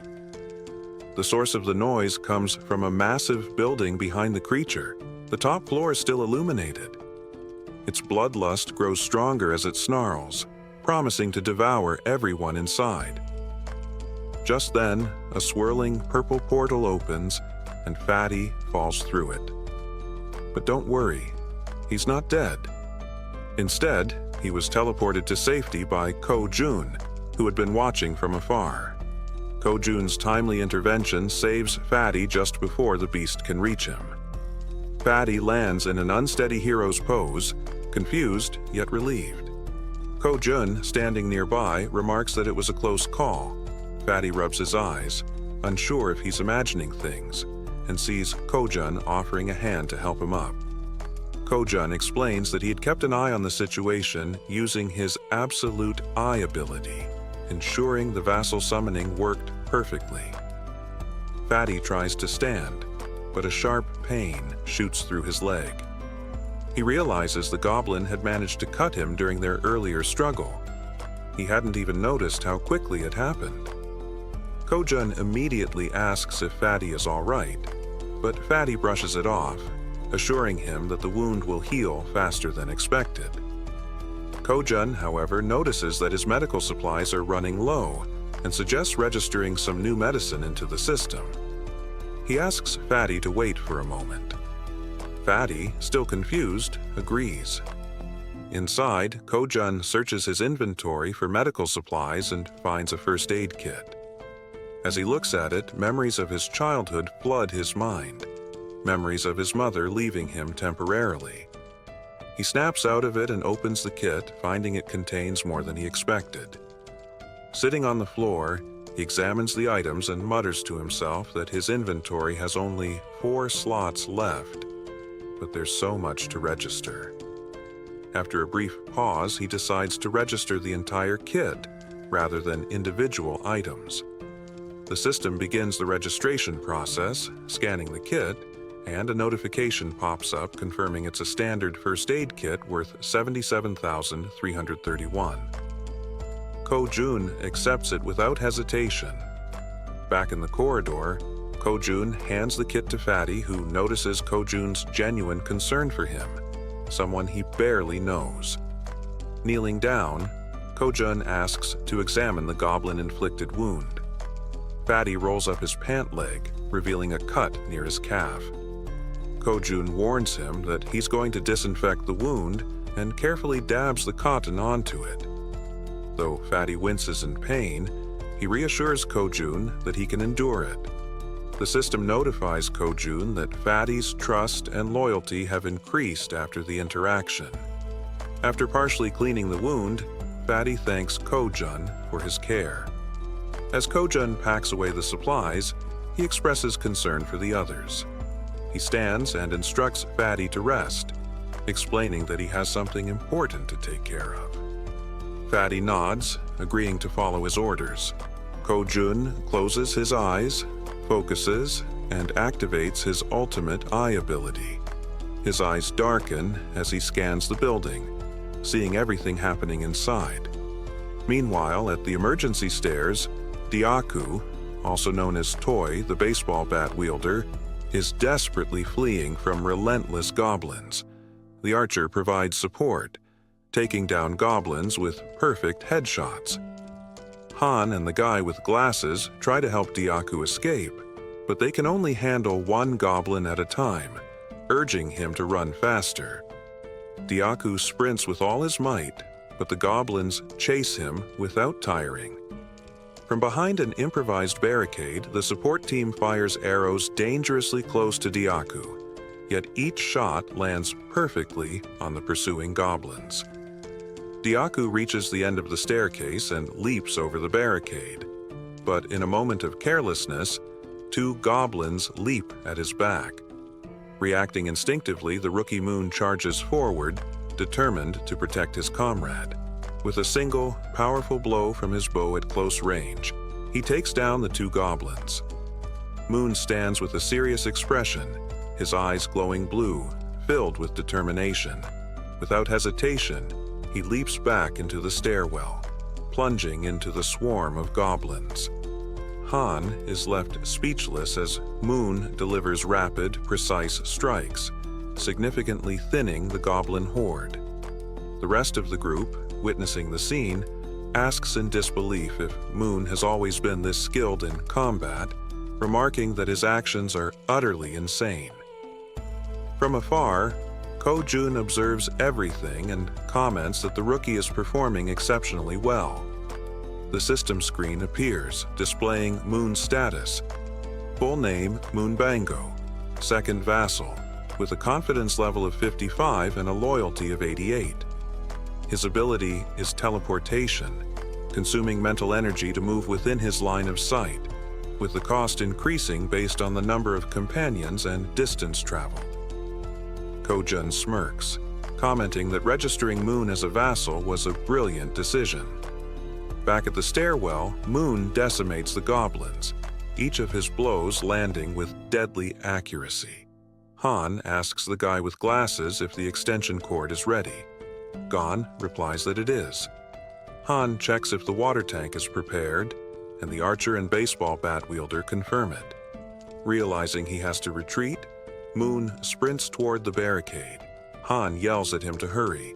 With a swift jump, Moon lands safely behind the barricade. For a moment, the goblins believe the group has fled, but suddenly, a massive water tank appears above the barricade. It tips over, flooding the emergency stairwell and soaking the goblins. Initially confused, the goblins think it's just a stalling tactic. Han shouts that this is the perfect opportunity, and Gon flips the switch. An electrical surge travels down the soaked stairwell through the wires they had previously set up, electrocuting all the goblins that had been chasing them. Despite the carnage, some goblins still remained, relentlessly pursuing the group up the emergency staircase. One among them, instinct sharpened by survival, suddenly shuddered. A foreboding chill crept down its spine as it sensed something else lurking behind them. Warily, it turned its head, only to be met with an immense shadow. The goblin's breath hitched in its throat as its gaze adjusted, revealing the silhouette of a towering bear. Before the goblin could react, the beast lunged. With fangs bared and eyes glowing a menacing red, the bear released a thunderous roar that shook the stairwell. In the blink of an eye, it struck, sinking its massive jaws into the goblin's neck. A strangled cry escaped the doomed creature, alerting its kin. The other goblins froze mid-ascent, turning their heads toward the commotion. What they saw sent a jolt of panic through their ranks. The first goblin had already fallen, and the bear wasted no time before moving on to the next. With swift, merciless strikes, it tore through the creatures, its razor-sharp claws cleaving through flesh. Another goblin fell, then another, then two more. Despite the bear's monstrous size, the goblins quickly realized they had the advantage in numbers. A surge of confidence emboldened them as they regrouped, surrounding the beast. Their attack came in unison. Some latched onto the bear's back while others distracted it from the front, striking with jagged claws and snapping jaws. The bear roared in fury, swiping at the goblins clinging to its thick fur, flinging them off like rag dolls. But its efforts left it open. Another goblin lunged, biting into its flank, while one scrambled onto its head, clawing desperately at its eyes. The beast thrashed, crushing foes beneath its weight, but the relentless assault took its toll. The goblins clawed and bit, their sheer numbers wearing down the mighty predator. Then, just as one was about to gouge out its eye, boom! All at once, the goblins' heads exploded like overripe fruit. Blood and viscera splattered the stairwell. The bear, panting and battered, blinked in stunned silence. Kujun's domain expansion had activated. As the bear stood amidst the carnage, a system notification materialized. A citizenship had been granted. Its massive frame trembled, its breath ragged from the brutal skirmish. Then, something strange happened. Its body began to shrink, limbs twisting unnaturally, fur receding as muscles contorted. A human face slowly emerged from beneath the shifting mass of fur. When the transformation ended, a woman stood in place of the monstrous bear, stunning, with chestnut brown hair and piercing eyes. Her body, drained from the intense battle, gave out beneath her, and she collapsed onto the cold concrete, surrounded by the remains of her foes. Meanwhile, Kujun grimaced, his ultimate eye's ability straining him as he observed the scene. His gaze lingered on the unconscious woman. A system prompt provided her details. Yanju, level 33, trust points 9, awakened A rank ability, werebear. Kujun's eyes narrowed. An A- rank ability was rare. The power to transform into a beast, amplifying physical prowess while granting regenerative abilities. She was a valuable asset. At the same time, another system message notified him of his allies' progress. Dongan and Hiran had reached 50 trust points, unlocking full loyalty. Deok's trust level had risen to 30, making him eligible for vassal registration. Without hesitation, Kujun assigned Deok as his third vassal. The system confirmed his new title, Vassal Level 25, Ability, Iron Knight B rank. His new ability allowed him to summon full steel armor and a halberd. As Kujun processed this, a realization struck him. A pattern was emerging. The rank of a vassal seemed tied to their awakened ability. Fatty, for example, had unlocked a C-rank ability, placing him at level 20. Deok's B-rank ability positioned him at level 25. Moon's A-rank teleportation ability had designated him at level 30. The logic seemed straightforward, until he reconsidered Fatty's case. If Moon's ability rank was influenced by loyalty, shouldn't Fatty, who had even higher loyalty, have received a B rank instead of C? An inconsistency? An anomaly? Kujun frowned, deep in thought. Was the ability selection random? Or was there some hidden factor determining these rankings? The implications were crucial. With only 10 vassal slots available, choosing those with the highest growth potential was imperative. Another thought crossed his mind. What about those who had already awakened their abilities before becoming vassals? The system's latest message provided an answer. Awakened individuals could traverse staircases, hallways, and elevators freely. Making his decision, Kujun turned toward the elevator. His ultimate eyes activated again, casting an ominous glow over his vision. Meanwhile, the woman remained motionless in the parking lot, oblivious to the world around her. Kujun tapped into his communication channel. Fatty, head to the parking lot. There's someone on the second level. Bring her back to our floor. Fatty, always quick to obey, rushed down without question. As he sprinted, the team at the emergency stairwell dismantled what remained of the electric trap. Diaku, relieved at their unexpected victory, turned to his comrades. What just happened? Why did the goblins explode? The bespectacled man beside him adjusted his glasses. It had to be someone's doing. A bead of sweat rolled down Han's temple. His instincts screamed the truth at him. There was only one person with a power of that magnitude, Kujun. Han swallowed hard, replaying his first meeting with Fatty.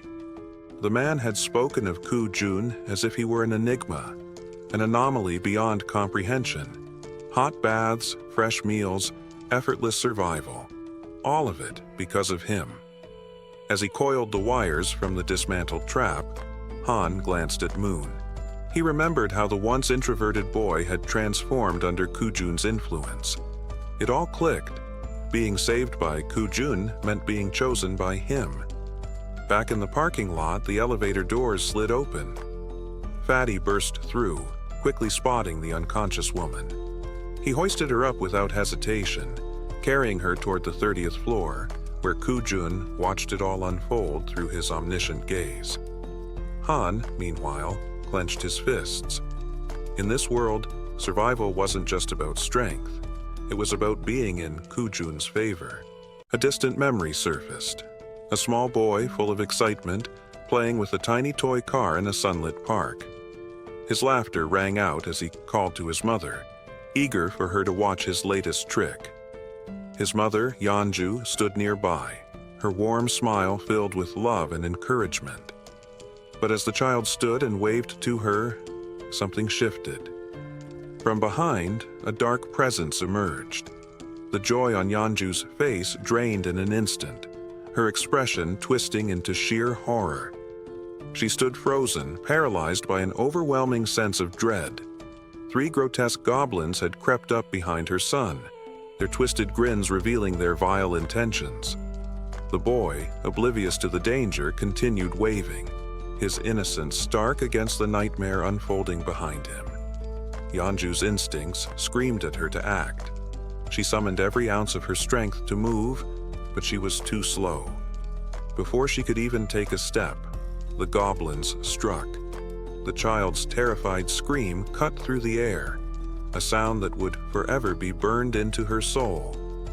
Helpless, she could do nothing but collapse in despair, forced to witness the nightmare she could never stop. And then, silence. The only thing left of her son was the small toy car lying abandoned in the dirt. Yanju awoke with a start. Her chest rose and fell rapidly as the painful memories faded into the present. Disoriented, she turned her head and found herself staring at Seo-jun, who was watching her intently. He spoke her name, his voice calm, yet laced with curiosity. Still shaken, she forced herself upright, her head throbbing from the torment of the dream. Seo-jun extended a hand toward her, introducing himself with polite formality, but she barely registered his words. Instead, she fixed him with an intense gaze and asked, "Was it you?" Seo-jun hesitated. "What?" Yanju's eyes burned with urgency. "You know exactly what I mean. The thing that made the goblins' heads explode. Was it you?" A flicker of uncertainty crossed his face. His hand, still extended, trembled slightly before he clenched it into a fist. Then, with a steady breath, he gave his answer. "Yes, that was me." A heavy silence hung between them as Yanju processed his words. Her mind reeled. This man had the power to eradicate an entire horde of goblins in an instant. Just how strong was he? A wild, desperate thought clawed its way into her mind. If he could do something that impossible, then maybe, just maybe, her entire body trembled. Tears welled up in her eyes as she spoke, her voice cracking under the weight of her emotions. "Please," Seo-jun tensed. "Please, bring my son back." Her words shattered the room's quiet. "Just one day," she sobbed. "That's all I ask. just one day, to see him again. She looked at him with unbearable pain etched across her tear-streaked face. It was the face of a mother who had lost her child in the cruelest way imaginable. Seo-jun clenched his jaw, anger surging within him at the injustice of it all. Yeonju was sobbing so hard she could barely breathe, her entire frame shaking uncontrollably. Seo-jun stood motionless, grappling with the crushing truth that there was nothing he could do. Or was there? A desperate thought formed in his mind. Without hesitation, he called upon the system. New mission: hunt down 1,000 goblins. No time limit, no penalty for failure. Reward: resurrection of the lost child. Seconds passed. Then, mission request denied. Seo-jun's heart pounded. The system's cold response sent frustration surging through him. Resurrection requires immense power and resources. Before he could fully process the disappointment, another notification appeared. Insufficient funds for resurrection mission. Increase funds and try again. Seo-jun stared at the message, stunned. His pulse raced. Resurrection was possible. His breath caught in his throat. Could he really do this? Could he truly bring someone back to life? The answer was right in front of him. All he needed was more power, more resources. Determined, he turned back to Yeonju, who was still drowning in sorrow. "Listen to me," he said firmly. She lifted her tear-filled eyes to him, desperate for any glimmer of hope. "I think I can help you," he continued. "I don't know how long it will take, but there is a way." Yeonju inhaled sharply, gripping the bedsheet as if it were the only thing keeping her from falling apart. Are you serious? Or is this just some kind of cruel joke?" Seo-jun met her gaze without hesitation. "I would never joke about something like this." The weight of his words settled over her. She wiped her eyes, nodding slowly. "What do I have to do?" she asked. Seo-jun considered his options. His team was already strong: H, Moon, Toy, and Fatty, all wielding formidable abilities. But adding Yeonju, a level 33 fighter, would take their strength to another level. His lips curled into a small, knowing smile. "First, let's get you introduced to the others." Shortly after, the group gathered. Yeonju met Han, who greeted her politely. When she recognized him as the one who had been throwing baseballs at goblins, Han was visibly startled. She then turned to the archer, pointing out that she had seen her firing arrows at the goblins as well. The archer stiffened. "Wait, how do you know that?" A mischievous glint appeared in Yeonju's eyes. She bared her teeth slightly, curling her fingers like claws. "Really? You don't recognize me?" Confused, the group exchanged glances. Then, before their eyes, Yeonju began to change. Her transformation was gradual, fur sprouting along her arms, her fingers thickening, her snout elongating. In seconds, where Yeonju had once stood, a towering brown bear now loomed before them. The archer gawked, pointing in disbelief. That's the beast from the alley." Yeonju chuckled, a deep, rumbling sound. "Not a beast, a bear." Han crossed his arms. "So, our meeting really wasn't a coincidence?" "Not at all," Yeonju confirmed. "Anyone who fights goblins is a friend of mine." Before the group could fully process this revelation, Seo-jun stepped forward. His expression turned serious. "We're moving forward with the plan," he announced. "Tomorrow, we rescue Moon's grandmother." The group immediately straightened, listening intently. Seo-jun explained that goblin numbers had decreased significantly, making this their best chance. However, Fatty would sit this one out due to his injuries. "Yeonju," Seo-jun said, turning to her, "you'll be joining us." The bear woman blinked, taken aback for a moment, then dipped her head in gratitude. "Thank you for the opportunity. I won't let you down." With the meeting concluded, the group dispersed to prepare for the mission ahead.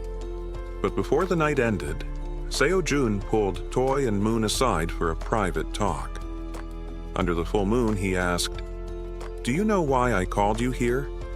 The two exchanged uneasy glances.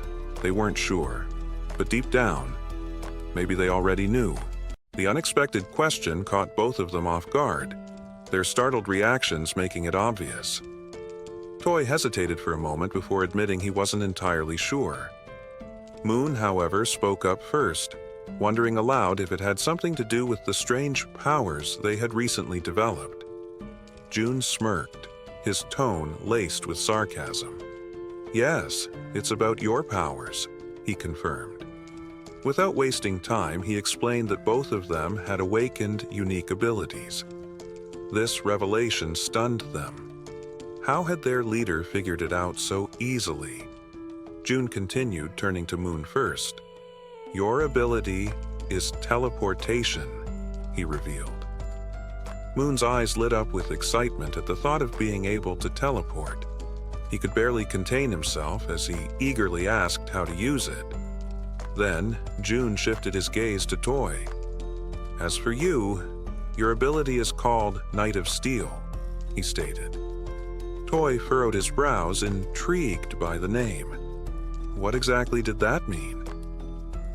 A more serious expression settled on Jun's face as he considered the situation. He needed to fully understand the extent of their abilities before they embarked on the mission the following day. Deep in thought, he accessed the system interface to analyze their progress. A mission notification appeared on the screen. Objective: demonstrate your newly awakened abilities within 1 hour. Reward: increased strength. Penalty for failure: sleeping in the corridor. The system confirmed the mission parameters, and Jun found himself fascinated by these team-based challenges. Toy, unable to contain his excitement any longer, blurted out, "Wait, so I really do have an ability?" Jun nodded. Toy practically vibrated with enthusiasm, snorting with exhilaration. "This is amazing," he exclaimed before quickly sobering up. "But what exactly is Knight of Steel?"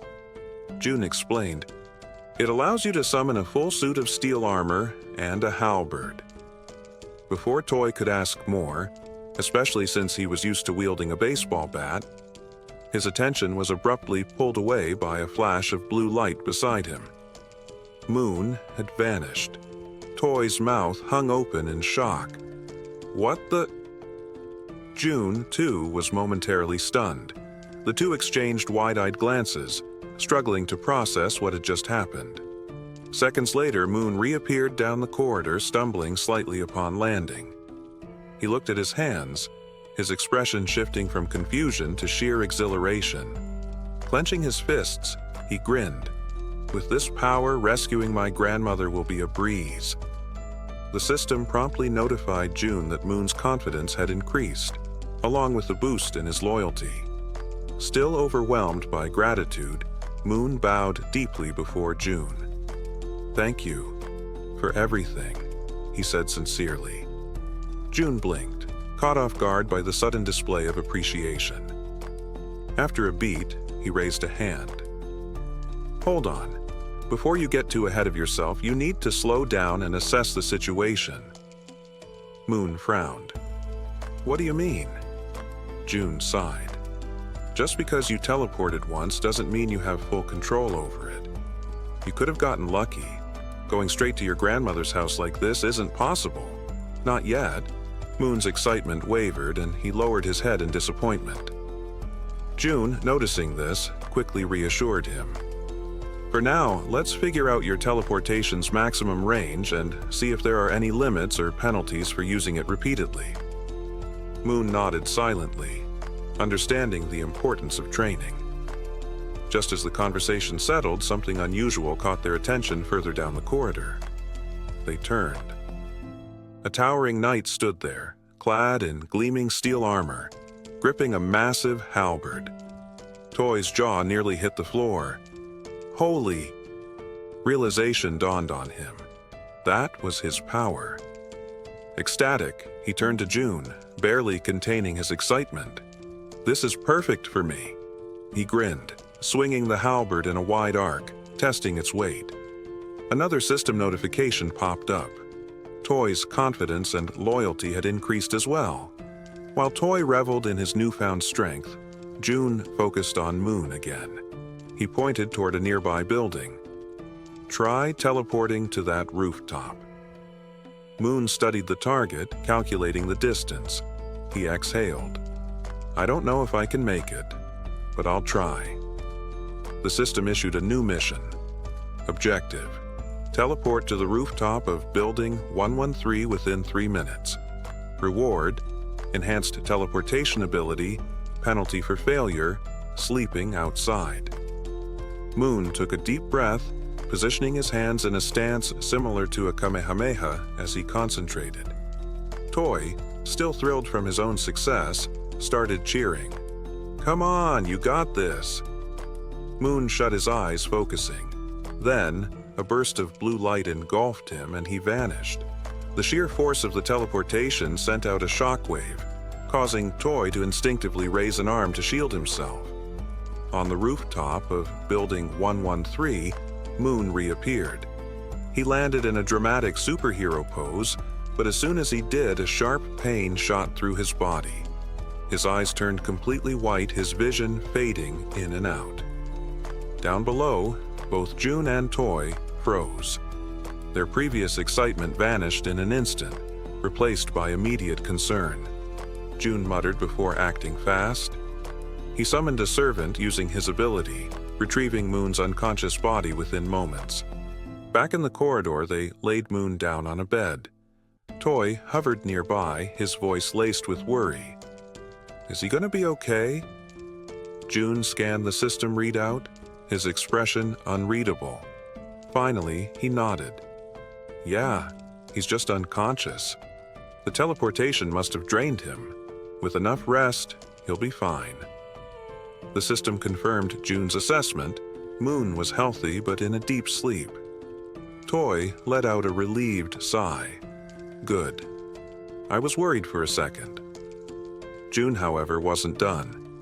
He turned to Toy, his expression suddenly sharp.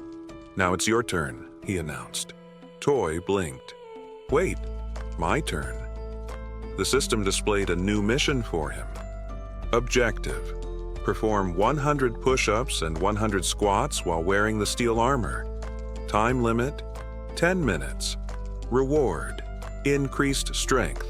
Penalty for failure: sleeping outside. Toy swallowed hard but wasted no time. He immediately dropped to the ground and started the push-ups, the sheer weight of the armor making every movement feel agonizingly slow. Sweat dripped onto the floor as he pushed himself to his limit. His arms trembled. His muscles burned. Yet, he refused to stop. With gritted teeth and unwavering determination, he pressed forward, moving on to the squats as his body screamed in protest. He would finish this. As the final task was completed, Toy straightened up, his body trembling from exertion, yet filled with the thrill of success.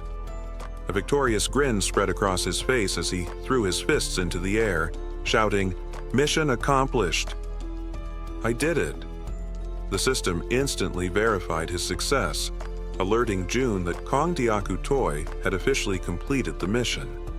Toy exhaled sharply, his chest rising and falling as he leaned against the cold wall to catch his breath.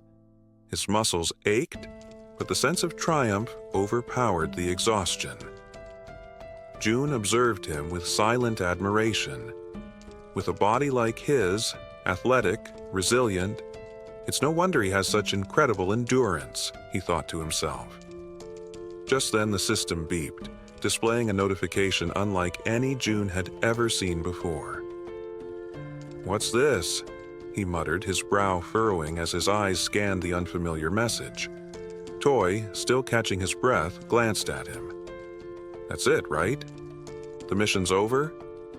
June looked up and nodded, a warm smile crossing his face. Yeah, you did great. You can rest now. The system finished processing and displayed the results. Toy's strength had increased slightly. Toy turned toward June, his expression one of genuine gratitude. "Thanks for helping us out. I really appreciate it." June, still fixated on the notification, watched as Toy flexed his hands, clenching them into tight fists. A new energy coursed through his veins, his body already feeling the effects of his strengthened abilities. He smirked. This reward changes everything. The next day, a desperate scream tore through the narrow streets. "Run! Get out of here!" Han's frantic voice cut through the night as the group scattered in all directions, their footsteps pounding against the pavement. Behind them, a ferocious horde of goblins surged forward, snarling and snapping, their twisted faces filled with bloodlust. But Toy didn't run. Instead, he turned to face the oncoming threat, his fury igniting like a wildfire. He assessed the situation in a split second. Retreat wasn't an option. The goblins were too fast. A blinding flash of light erupted in front of the creatures, forcing them to halt, their shrieks rising in confusion. As their vision adjusted, a towering figure came into focus. Toy, clad in gleaming steel armor, his massive halberd gripped tightly in his hands. Without hesitation, he lunged. The nearest goblin barely had time to react before Toy's halberd pierced through its chest in one swift, devastating strike. With an explosive burst of movement, he unleashed a relentless series of diagonal slashes, his blade carving through flesh and bone, cutting down goblins in rapid succession. But the creatures were relentless. Fueled by rage, they refused to falter, shifting their strategy. Instead of attacking head-on, they darted past him, targeting the weaker members of the group. Toy's eyes widened. "No!" Before he could react, a flurry of arrows sliced through the air. Each shot landed with deadly precision, striking the goblins in their heads, their bodies collapsing instantly. Toy turned sharply to see Moon standing atop a crate, his bowstring taut, his expression calm and confident. "Don't worry," Moon called out. "I'll take care of any that get past you. Focus on the ones ahead." Toy smirked, gripping his halberd tighter. "Got it." His unwavering focus sent a ripple of fear through the remaining goblins. For the first time, they hesitated, their grotesque faces twisting with uncertainty. Then, one by one, they turned tail and fled, their retreat rapid and chaotic. Toy growled, "Cowards, get back here and fight!" But before they could escape, a massive shadow loomed over them. Glowing red eyes cut through the darkness like burning embers. A deep, guttural growl sent a wave of terror through the goblins as they skidded to a halt. The bear girl had arrived. This was her grand entrance, an ambush set perfectly for the fleeing creatures. The goblins' despair was instant. They collapsed in terror, wailing as their fate became clear. Mercy wasn't an option. Moon's arrows rained down like a relentless storm. Toy's halberd struck with earth-shattering force. The bear girl tore through the goblins with savage ferocity, her razor-sharp claws slicing through them like paper. One by one, the monsters fell. Han seized the opportunity. "Moon, now's your chance. Go!" Understanding the urgency, Moon immediately sprinted toward his grandmother's house, weaving through the narrow streets. "Thank you, Han," he called back, his voice filled with gratitude. Meanwhile, back in his room, Ko-jun sat comfortably, his ultimate eyes activated as he observed the system screen. A steaming cup of noodles rested in his hands, the scent filling the air. He slurped idly, watching as the system pinged with updates. A notification popped up. Citizen Moon has successfully completed his mission. Another message followed, stating the system was now evaluating Moon's tasks for rewards. Jun leaned forward slightly, his eyes narrowing as the assessment finished in record time. The system displayed the results: 132,133 XP awarded. Another chime, all available missions for Citizen Moon have been completed. Jun exhaled through his nose, shifting his attention back to his noodles. All right, let's see what the reward is. The system's next message made him freeze. Congratulations, you've hit the jackpot. The text blinked in bold, glowing letters. A footnote clarified for those unfamiliar. A jackpot was the highest possible prize accumulated in games of chance, like slot machines or lotteries. Jun's breath caught in his throat. He was paralyzed. Eyes locked onto the screen, hands gripping his noodles mid-bite, he waited, anticipation mounting. What kind of reward was powerful enough to be classified as a jackpot? Still fixated on the system notification, Jun remained frozen in shock. His cup noodles hung halfway to his mouth, forgotten, as he struggled to process what hitting the jackpot could actually mean. Then, the system displayed his reward. A single skill point. A slow grin spread across Jun's face. This was perfect. He could allocate the point exactly where he needed it most. Meanwhile, back on the streets, Moon tore through the city, sprinting toward his grandmother's house at an unbelievable speed. A faint blue aura shimmered around him as he pushed his body to its limits. His heart pounded in his chest, worry gnawing at the edges of his mind. What if I'm too late? What if something happened to her? The small, familiar house finally came into view. A simple structure, utterly defenseless against the chaos around it. No barriers, no fortifications, just an ordinary home, standing alone in a world overrun by monsters. Moon didn't hesitate. He rushed forward, shoving the door open and charging inside, fear clawing at his chest. "Grandma?" he called, voice cracking as he sprinted through the house, checking every room. Then he reached the bedroom. His breath caught. His eyes widened. There she was, resting peacefully on a futon, her frail frame rising and falling with each steady breath. Moon's legs nearly gave out as relief flooded through him. He stepped forward cautiously, his hand shaking as he gently touched her shoulder. "Grandma," he whispered, voice thick with emotion, giving her a light shake. Her eyelids fluttered open and she reached out with trembling fingers, brushing them against his hand. "Moon," she murmured weakly, "is that you?" At that moment, Moon felt his composure crack. His chest tightened and tears blurred his vision. The sheer relief of seeing her alive overwhelmed him.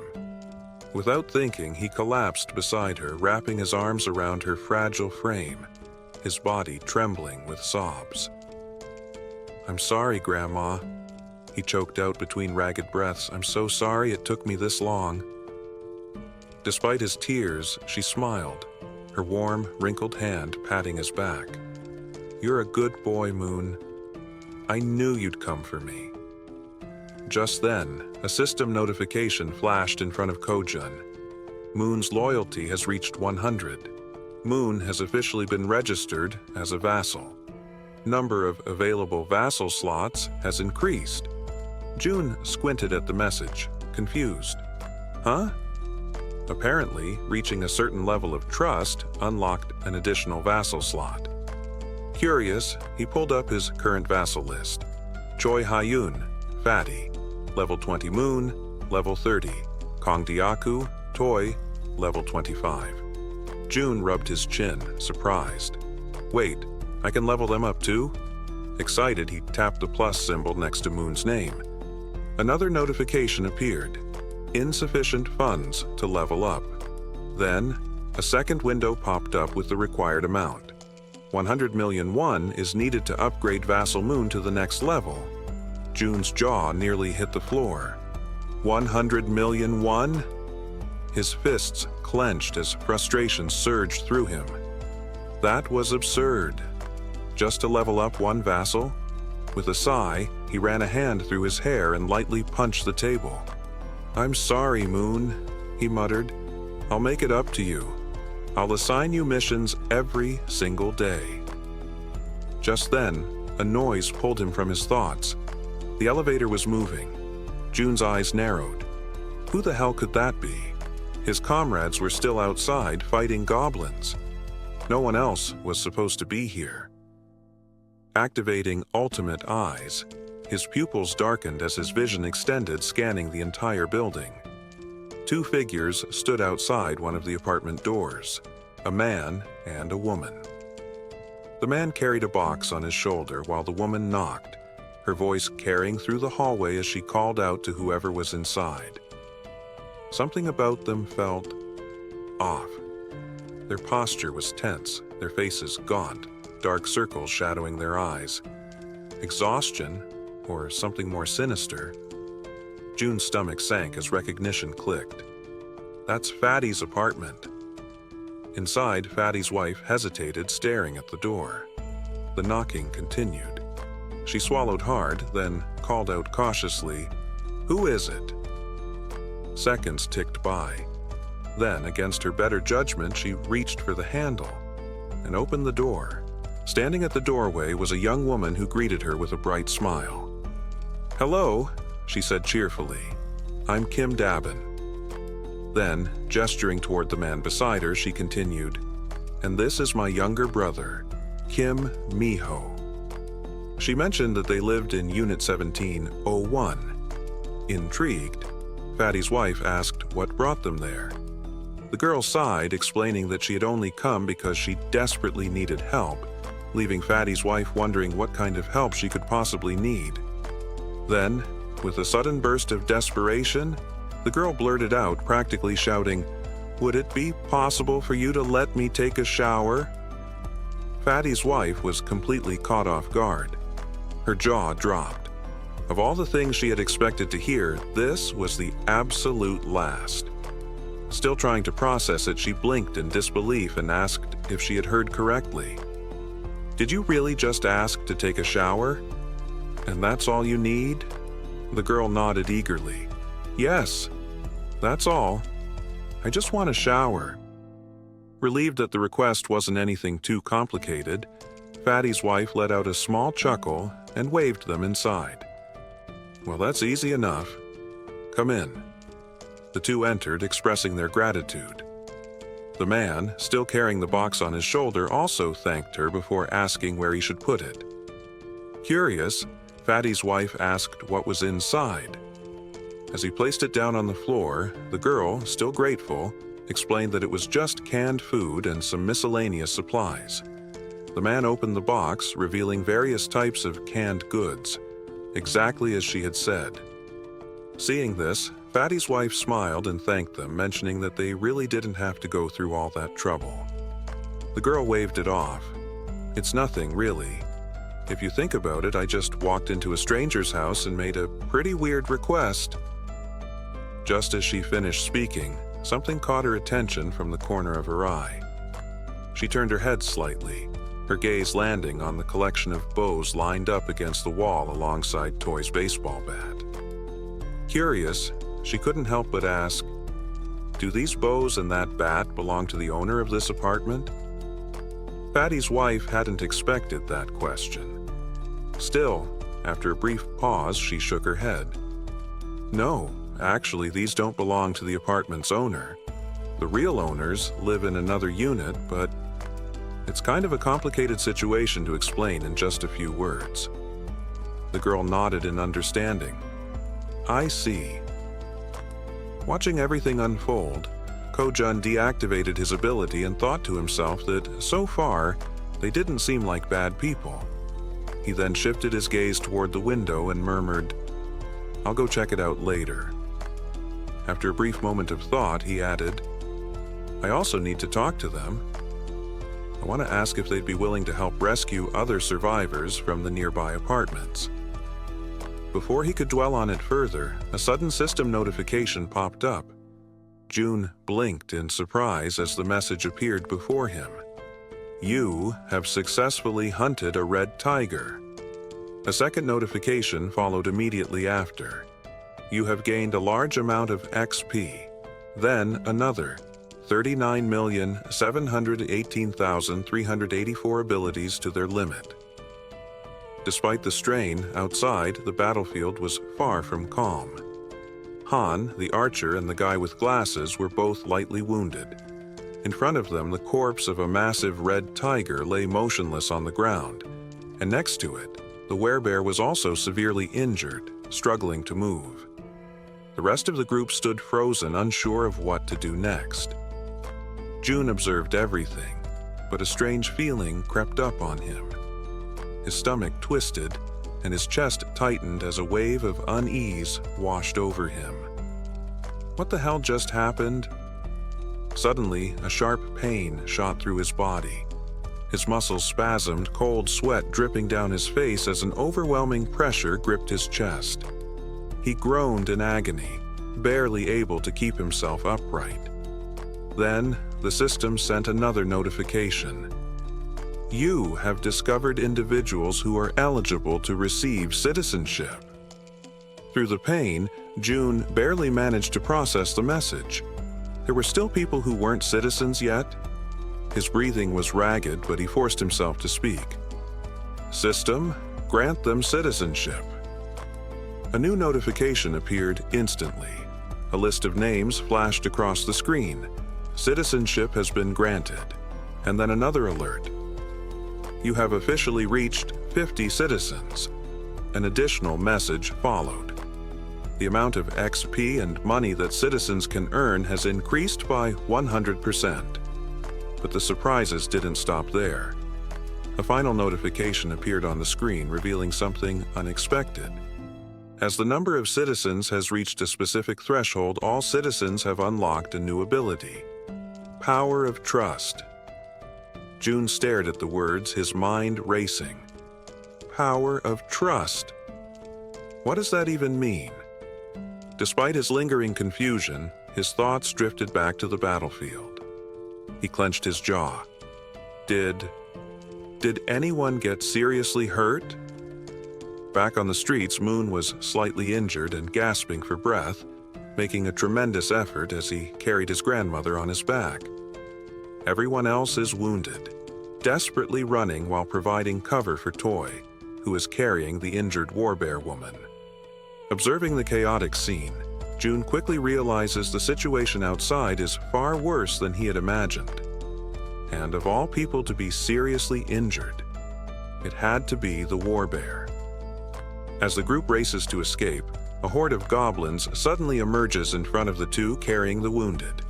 The team members, covering them from behind, immediately unleash a volley of arrows, striking down goblins to clear a path. The archer, watching closely, is startled by the precision of the man with glasses. How the hell did you pull that off with a single shot? She asks, eyes wide. The man looks just as confused. I honestly have no idea. As they continue running, the archer suddenly notices something.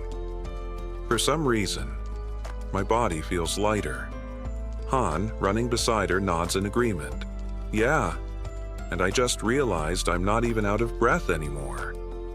Meanwhile, back with June, the system finally provides an explanation. Ability, Power of Trust. A passive skill that increases all stats by X%, where X equals the trust level of each citizen. Kojun stares at the message in disbelief. This skill didn't even exist before. How the hell is it so strong? Then, another realization hits him. Every single member of his group has at least 50 trust points or more. That means all their stats, stamina, strength, reflexes, and more, have naturally increased by 50%. At that very moment, Moon's expression shifts, as if something suddenly clicks in his mind. He has a hunch. This must be another one of June's new abilities. The system then notifies June of something else. Both of the girls have now surpassed 30 loyalty points. As a result, they are now eligible to be registered as vassals. Without hesitation, Kim immediately commands the system to register both of them. The moment it happens, the two women suddenly stop in their tracks, their bodies tingling as an overwhelming power surges through them. System update: Kim Gang, level 20 has acquired the skill.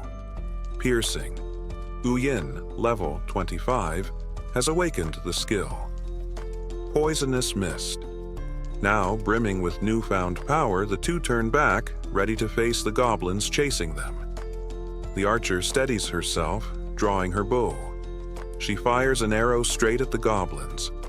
Normally, her shots always land as headshots every single time. But this time, something is different.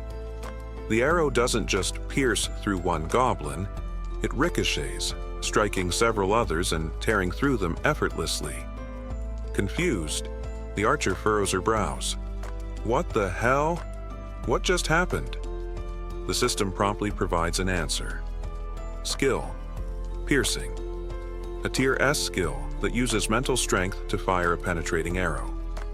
June, standing with his arms crossed, watches as the information unfolds before him. Now that he knows what the ability is, he immediately issues a command to the system. New quest, created mission. The archer must use piercing to hunt 10 goblins within a 10-minute time limit. Reward, increased piercing proficiency. Penalty for failure, fatigue. As he processes this, June shifts his attention to the other ability. Unlike piercing, this one seems far trickier.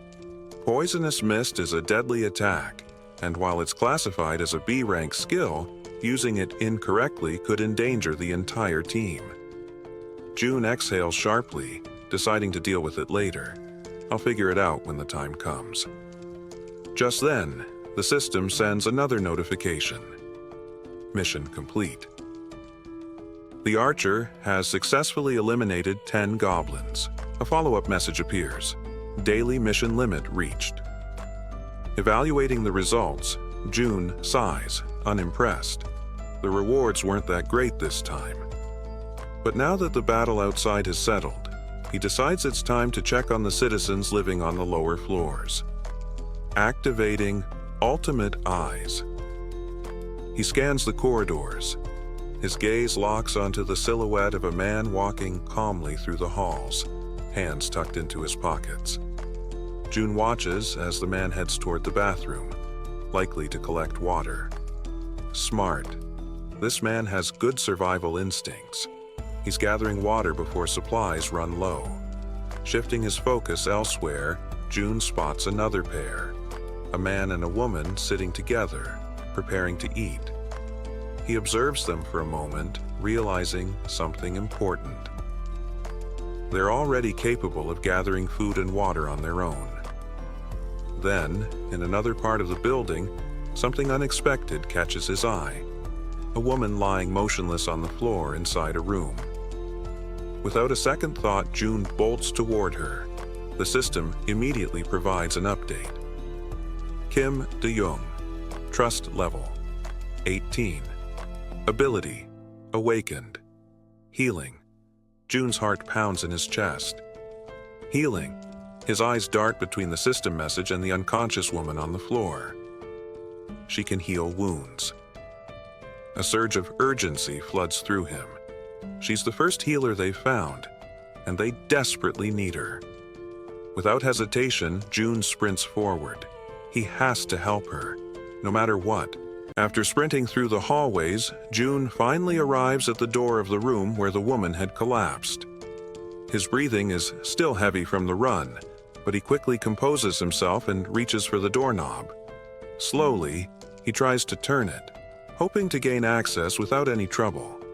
However, to his surprise, the door is locked from the inside.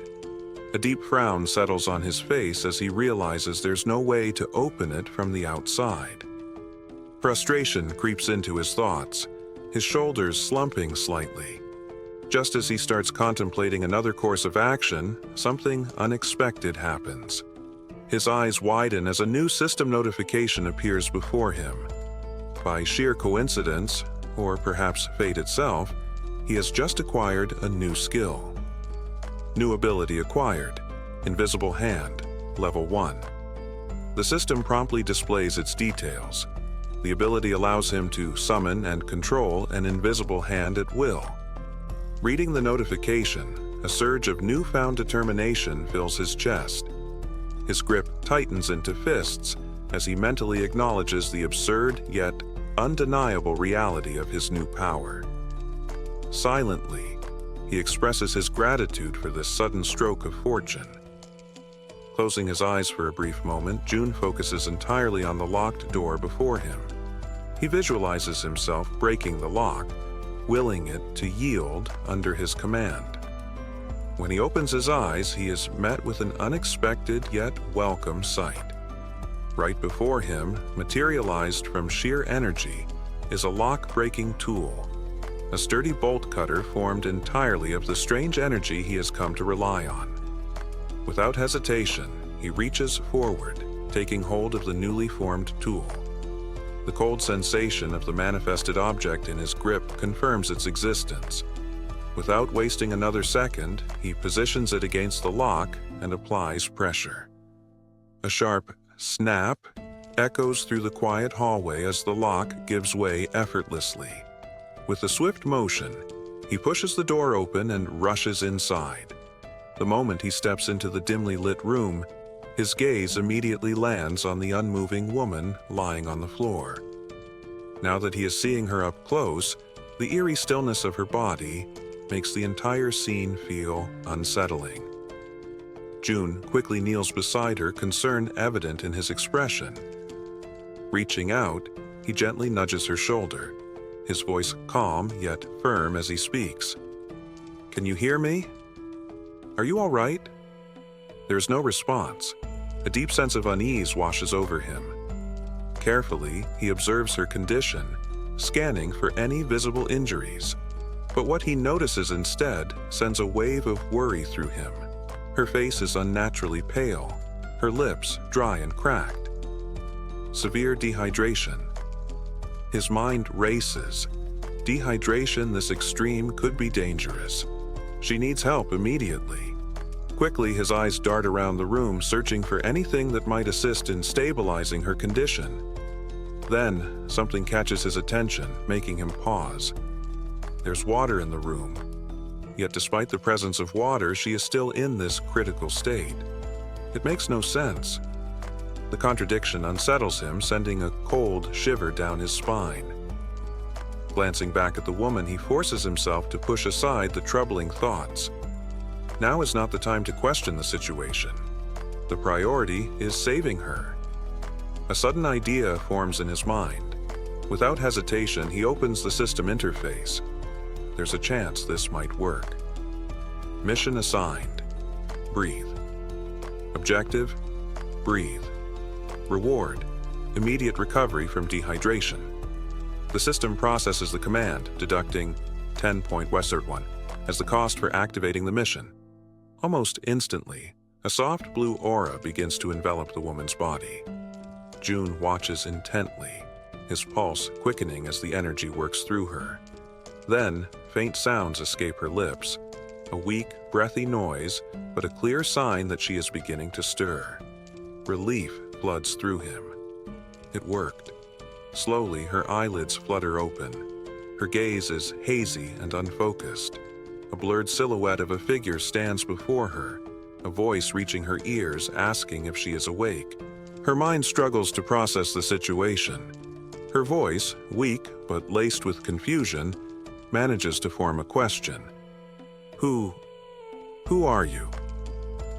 Jun straightens slightly, meeting her dazed gaze. He introduces himself, explaining that he lives in a unit just above hers in the building. She blinks, her expression still foggy with exhaustion. The information doesn't seem to register right away. Still lying on the floor, she questions him again, her voice laced with uncertainty. How did you get inside?" Seeing no reason to hide the truth, Jun states it plainly. "I saw that you were unwell. I broke the door open to reach you." A moment of silence lingers between them. Then, her breath hitches. Her expression shifts as realization dawns. Without warning, tears begin streaming down her face. And yet she does not say a word. She simply cries, as if the weight of everything she had been enduring had finally caught up with her. She raises her hands to her face, wiping away the tears in an attempt to hide them. Her shoulders tremble slightly as she struggles to compose herself. June, watching her closely, immediately senses that something is wrong. There is an uneasiness in the way she reacts, something beyond just exhaustion or confusion. Taking a deep breath, he calls her name. Kim De-young. His voice is firm, yet gentle. She slowly pushes herself up from the floor, still visibly shaken. He speaks again, apologizing for being so abrupt, for barging into her life so suddenly, but he makes it clear. He needs her help. There is urgency in his tone, something that makes her pause despite her lingering distress. Now sitting upright, her tear-filled eyes meet his. Though her expression remains guarded, her lips, still cracked from dehydration, barely part as she listens to him speak. June wastes no time explaining. One of my allies is severely injured. The words seem to take a moment to register. De-young slowly turns her body toward him, staring as if trying to process what he just said. Silence stretches between them. She blinks, her mind racing, trying to make sense of his words. His ally. Someone severely injured. Why is he telling her this? She doesn't understand. She doesn't even know this man. Panic begins to rise in her chest. He wants her to save someone. Why her? Doubt and fear intertwine within her thoughts. Her hands tremble slightly as she lowers them to her lap. It seems impossible, an absurd request thrown at her out of nowhere. He's putting his faith in the wrong person. And then, another realization strikes her, like a bolt of lightning. How does he know she's a nurse? Her breath catches. She's never told him that. No one in this building should even know. A wave of unease washes over her. Yet at the same time, something about the way he speaks, the way he asks for help, doesn't feel threatening. There is no malice in his words, no ill intent in his eyes. Still hesitant, still uncertain, she makes a decision. She has to see for herself. Slowly, she turns to face him completely. Though suspicion lingers in her gaze, she swallows down her doubts and agrees to help. Her voice, though weak, carries a firm resolve as she asks where exactly she is supposed to go. June doesn't answer right away. Instead, he opens the system interface, his fingers moving swiftly across the translucent screen in front of him. He asks her to wait just a moment.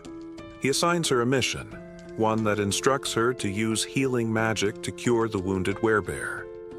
The mission comes with a 1-hour time limit, a reward labeled as improved, and, to his relief, no penalties. His eyes flicker with determination as he reads the details. He must save the werebear no matter what. Turning back to De-young, he tells her that for now she should rest. He will personally bring the injured person to her. Then, he instructs her to find something to help with her own dehydration. But De-young, already overwhelmed, barely has time to process his words before something utterly impossible happens. From seemingly nowhere, oranges begin to materialize in midair. Her eyes widen in pure shock, her breath hitching as she watches several bright oranges fall from the void and land in front of her. For a long moment, she simply stares, her mouth slightly open, completely stunned.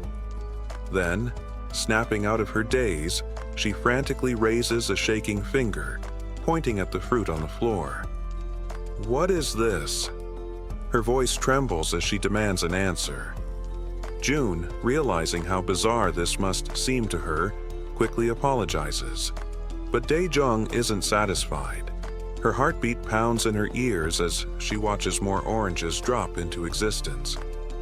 Where are these coming from? How is this happening? What kind of person is this man? Before she can demand further explanations, June simply turns his back to her. A slight smirk plays on his lips as he tells her he'll explain everything later once things have calmed down. And with that, he walks away, leaving her still kneeling on the floor, still staring in disbelief. He exits the room with a final request. He reminds her that she is still weak, that her body needs to recover, and he asks, no, insists, that she prioritize her own rest. As soon as June is gone, Dae-young lowers her gaze to the scattered oranges. Slowly, she reaches out, picking one up. The texture, the weight, the coolness against her fingertips, it all feels real. She squeezes the fruit gently, expecting it to vanish like an illusion, but it remains solid in her grasp. A shiver runs down her spine. What is this? Still overwhelmed, she hesitantly mutters to herself, wondering if she's dreaming, because never, never in her life has she seen anything like this before. Meanwhile, June wastes no time. He rushes back to his shut-in apartment, moving with quick, determined strides. His mind is already focused on helping his allies outside as fast as possible. The system chimes with a notification. The healer's trust level has increased. He stops for a brief moment, narrowing his eyes at the message. She hadn't trusted him before, that much was obvious. But now it seems like her perception of him has changed, even if only slightly. Still, it isn't enough for him to let his guard down. Trust takes time. And honestly, he can't blame her. If someone broke into his home out of nowhere, he wouldn't trust them either. Shaking his head, he steps onto the balcony, his gaze drifting downward. His thoughts remain heavy, but as he looks out toward the streets below, something makes his entire body freeze. His blood runs cold. A massive, ferocious red tiger is charging through the streets, its powerful limbs propelling it forward with terrifying speed. And it's chasing his allies. June's breath catches as he sees his companions below, running for their lives. Desperation is evident in the way they scramble to escape, but the monstrous beast is closing in on them, its deadly fangs gleaming under the dim light. Then, as if things couldn't get any worse, its piercing eyes lock onto its targets, its muscular body moving in perfect synchrony as it hunts his team. A wave of panic washes over June. This isn't just a dangerous situation. This is a massacre waiting to happen. June stood frozen, stunned by the chaos unfolding around him.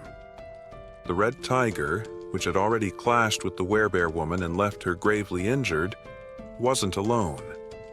Another beast had emerged, its fiery eyes scanning the area, its massive form casting an ominous shadow.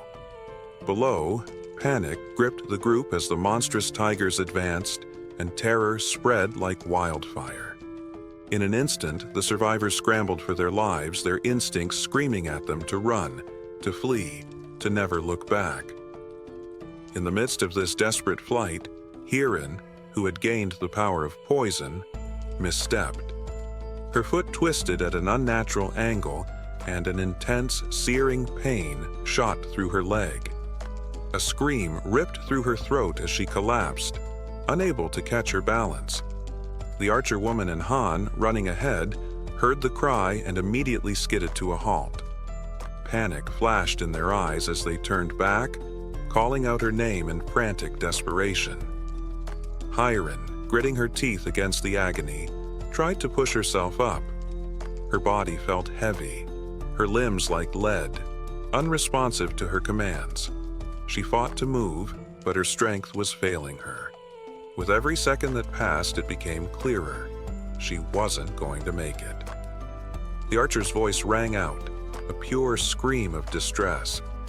The massive red tiger had locked onto Hirin as its prey, its muscles coiled, preparing to pounce with lethal precision. The beast's blood-red eyes gleamed with a chilling intent as it bared its fangs, ready to strike. Hirin, still struggling to stand, remained oblivious to the tiger's approach. Perhaps she was lost in disbelief, perhaps formulating a plan, or perhaps resigned to her fate. But then, she turned her head, just in time to see the tiger mere inches away. The realization hit her like a tidal wave. Her breath caught in her throat, her heart pounding in her chest. There was no escape, no chance to survive. For a moment, her body went still, her eyes empty of hope. She braced herself for the inevitable, surrendering herself to the tiger's jaws. And then, a flash of light. Violet smoke swirled around her, and in an instant, she was gone. The tiger's jaws snapped shut, its teeth clashing in empty air. It let out a low, frustrated growl as it scanned the space where its prey had been just moments before. Confusion flickered in its glowing eyes. The hunt had been so close, and yet she was no longer there. A deep, primal fury surged through the beast at its failure. It let out a roar of frustration, the sound vibrating the air. Meanwhile, Heron reappeared, disoriented and soaked in sweat. Her breath was shallow, ragged, as she tried to process what had just happened. Had she died? Was this some kind of afterlife? Then, the sharp pain shot through her body once more, grounding her back in reality. She was still alive, and that was when she saw him. Jay. He stood before her, calm and steady, but his eyes betrayed the intensity of the situation. It had been too close. A second longer, and she would have been dead. The weight of that realization pressed down on him like a heavy stone. Hiren, still trembling from the close call, met his gaze. She was too shaken to speak, too overwhelmed to form coherent thoughts. Above them, the other survivors were still in full flight, their fear palpable as they rushed to escape the relentless threat of the tigers. June took a steadying breath, his mind racing with calculations. At least, he thought he had bought them some time. With Hiren no longer in immediate danger, there was a slim chance the others below could make it out alive. Suddenly, his system screen flashed, pulling his attention away from the chaos around him. You have discovered individuals who meet the criteria for citizenship. Do you wish to approve their status? Before he could process the notification, a sudden movement caught his eye. Moon appeared out of nowhere, his teleportation ability dropping him into the room with a flash. In his arms was the frail form of his grandmother, her body limp but still alive. Moon's breathing was labored, but his grip on her was strong and firm. His eyes, wide with urgency, locked onto June. "Take care of her," Moon pleaded, his voice thick with desperation. June's gaze flicked between Moon and the elderly woman, his mind quickly weighing the situation. Moon's concern was evident, but there was no time to waste. A far greater danger loomed. Raising a hand, June motioned for him to stop. "Wait." Moon opened his mouth, ready to argue, to insist that June help his grandmother immediately. But then he saw it, the expression in June's eyes. The sheer gravity of the situation. Without a word, Moon's shoulders slumped. He understood now. Whatever was happening here, it was far worse than anything he had anticipated. There was no time for distractions, no time for anything but survival. Below, the red tiger continued its relentless pursuit, refusing to let up. The battle for survival raged on, and June knew that the choices he made in the next few moments would determine the fate of everyone involved. The red tiger, driven by a primal fury, relentlessly pursued the scattered group, each step thunderous as it closed the distance. June's heart raced, his fists clenched tight as he mentally braced for what he had to do. His new ability, Invisible Hand, pulsed with energy within him. He couldn't let this beast escape. It needed to die, and he was the one who would make it happen. Down below, chaos reigned. The archer, Han, and Togi, still carrying the injured werebear, fled with all their strength. They were fast, but no matter how much ground they gained, the tiger was gaining too. Han dared a quick glance back, his stomach twisting with dread. It was closing in on them. If they didn't do something soon, they would be the next meal. Without thinking, Han dug in his heels and skidded to a stop, his focus narrowing to a single action. His hand gripped one of his baseballs tightly, his fingers tingling with anticipation. A faint blue light flared around him, flickering and building in intensity as he poured everything into the throw.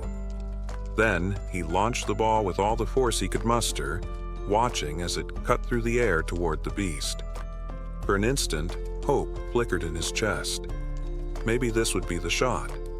But in the blink of an eye, the tiger moved, swift, too swift, and the ball whistled past, smashing harmlessly against the pavement. The tiger's deafening growl filled the air, and with one spine-chilling roar, it made its presence known. It was faster than any of them could keep up with, and it wasn't slowing down. The archer's frantic voice rang out, her words distorted by panic. "Run!" she screamed, her face filled with terror. But it was too late. The tiger was already locking onto Han, its eyes burning with the hunger of a predator. The beast leapt. Han's heart pounded in his chest as he turned, knowing there was no way to stop the tiger. But he had one choice left. He could run, and maybe, just maybe, he could buy the others time. A surge of adrenaline shot through him as he sprinted in the opposite direction, pushing himself harder than ever before. Every muscle screamed, but he kept moving. His legs burned and his chest ached with each labored breath. He pushed himself toward the parking lot, praying for a miracle. Perhaps goblins or some other distraction might appear to divert the tiger. But the sound of the beast's pursuit was unyielding. It was right behind him. Han took a fleeting glance over his shoulder and his breath hitched. The tiger's massive, deadly fangs gleamed in the moonlight, coming closer with terrifying speed. This was it. There was no way out. Their eyes locked for a brief, horrible moment, and an unspoken understanding passed between them. This was the end. But just as all hope seemed to shatter, something incredible happened. A strange, violent purple energy surged into the air, coiling like a serpent around the tiger's neck. The force was sudden, brutal, unlike anything Han had ever seen. It yanked the tiger down with such force that the earth beneath it cracked, the pavement shattering as the beast's head slammed into the ground. The tiger snarled in fury, thrashing against the unseen power, its claws scraping desperately at the earth as it tried to break free. The force was unyielding. Slowly, the tiger's massive body lifted from the ground, suspended in the air as if by invisible hands. The energy constricted around its throat, tightening with a merciless grip. The beast's struggles grew weaker, its limbs jerking helplessly in the air. The life was draining from it, and Han stood there, frozen, his mind racing. He knew exactly who was responsible for this. It was June. He had done it. Seconds passed, and the archer woman and Togi arrived, breathless and wild-eyed, having raced to reach Han. Their gazes locked onto the scene before them, disbelief written all over their faces. The red tiger hung suspended in midair, still thrashing but utterly helpless against the unseen force. The archer's eyes widened as a glowing system screen appeared in front of her, and she quickly scanned the information. After a moment of hesitation, her face shifted. The shock faded, replaced by calm understanding. With a deep breath, she regained her composure and took a step forward, her hand pulling an arrow from her quiver. From his vantage point above, June's eyes never left the scene. His focus was laser sharp. He didn't need to intervene any further. The tiger was done. He had given the others the time they needed. Now, as long as Gang the Archer made the final strike, June would reap the reward. 4 times the loot. Below, the red tiger, still trapped and gasping for air, thrashed desperately in a futile attempt to escape, but its fate had already been sealed. The archer, understanding the significance of this moment, took her time preparing what would be her most crucial shot yet. The tiger's fiery gaze turned to her, desperation evident in its glowing eyes. It was pleading for mercy, seeking even the faintest glimmer of hope for survival. But the woman standing before it held no sympathy. Her expression was one of cold resolve. Mercy was not an option, not for this wretched beast. She pulled back the string of her bow, channeling an intense blue aura into her arrow. The pressure emanating from the charged shot was immense, causing the very air around them to tremble. Then, with a swift, decisive motion, she released the arrow. A powerful gust of wind exploded outward as the arrow soared through the air, its force cutting through the night like a spear of vengeance. The instant it found its mark, a system notification flashed before June's eyes. You have successfully hunted a level 28 red tiger. You have gained a significant amount of experience points. 62,311,776. One has been deposited into your shut-in wallet. As the tiger's body collapsed lifelessly onto the ground, another notification appeared, this one highlighting the growing dynamics among the group. Team trust and loyalty levels have increased. Another notification followed shortly after. Han's loyalty level has exceeded 30. He now meets the requirements to be registered as a vassal. A satisfied smile played on June's lips. Everything had gone exactly as planned. He nodded to himself before selecting the prompt to accept Han's registration as his vassal. A few moments later, the scene shifted to another part of the building, where someone was being healed. It was the healer, the woman who had previously collapsed in exhaustion within one of the rooms, now fully conscious. She focused her energy, her hands glowing faintly as she tended to the wounded. The injuries of the others faded rapidly under her care, not even leaving scars behind. The first person she prioritized was the werebear woman, whose body had suffered severe damage during the brutal encounter with the red tiger. June, watching from afar, reflected on the sheer luck they all had, him included, in having found a healer in a situation like this. Han approached, still catching his breath. Without wasting any time, June turned to him and asked what had happened below, particularly why the red tigers had suddenly appeared. Han, his voice still carrying traces of exhaustion and gratitude, explained that the location where Moon's grandmother's house had once stood was likely territory belonging to the red tigers. They had managed to take one down, but another had soon appeared, proving that the area was far more dangerous than they had initially assumed. Hearing this, June processed the information carefully. It made sense. There was no reason to believe that only goblins would inhabit this region. And now that he thought about it, there hadn't been any goblins in this area. That meant the goblins had probably already invaded the buildings nearby. If that was the case, Moon's grandmother wouldn't have been safe if she had remained inside. Despite everything, the only reason she had survived was that she had unknowingly been within the red tiger's territory. June exhaled slowly, shaking his head. The sheer luck involved in this entire ordeal was truly something extraordinary. Just then, another system notification appeared before him. Healer's performance is being evaluated. 73,321 has been deducted for the mission. The healer let out a relieved sigh upon realizing that her task had been successfully completed. Seeing her reaction, June stepped forward and acknowledged her efforts, telling her that she had done a great job. However, she quickly waved off his praise and instead asked if she could finally return home. Before anyone could respond, a voice interrupted, "Wait a moment."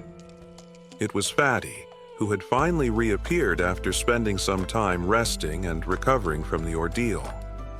Scratching the back of his head, he looked around awkwardly before addressing the group. I know this might not be the best time to bring this up, but are you guys seriously planning on gathering in my apartment all the time?" June turned his attention to Fatty and, for the first time, truly took in the number of people currently occupying the space. The realization dawned on him, and at that moment, everyone around them wore equally amused and sheepish expressions. With a small chuckle, June reassured him that there was no need to worry. He had already made all the necessary arrangements. Unit 291 stood empty and ready for occupancy. Everything needed for daily life, electricity, water, and all other essentials, would be available, and the group was free to settle in. The news was met with immediate excitement as the entire group erupted in joy. June, not wasting a moment, turned to Dabin and informed her that 2 more units, 2101 and 2102, were also available. He assured her that he would ensure the supply of electricity to these units as well, and requested that she notify the other survivors about the availability of the bathrooms and showers in those apartments. Dabin, still processing the information, exchanged a quick glance with her brother before nodding in agreement. They promised to take care of the message. June, noticing their reaction, continued by offering them something unexpected. He told them that out of the 2 available units, they could choose one for themselves. The offer took Dabin and her brother by surprise, their expressions showing pure shock. For a moment, they could barely believe what they were hearing. However, June, ever calm, maintained his composure and told them to let the others know that they could claim the other unit. Once that matter was settled, June shifted his focus to something else. He told Dabin that he had a favor to ask of her. Dabin, still taken aback by the offer, encouraged him to go ahead without hesitation. June explained that he needed her to act as the intermediary between himself and the rest of the survivors.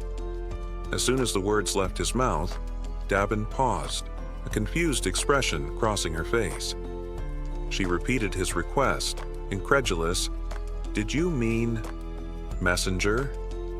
With unwavering seriousness, June confirmed it. He then laid out the details of his plan.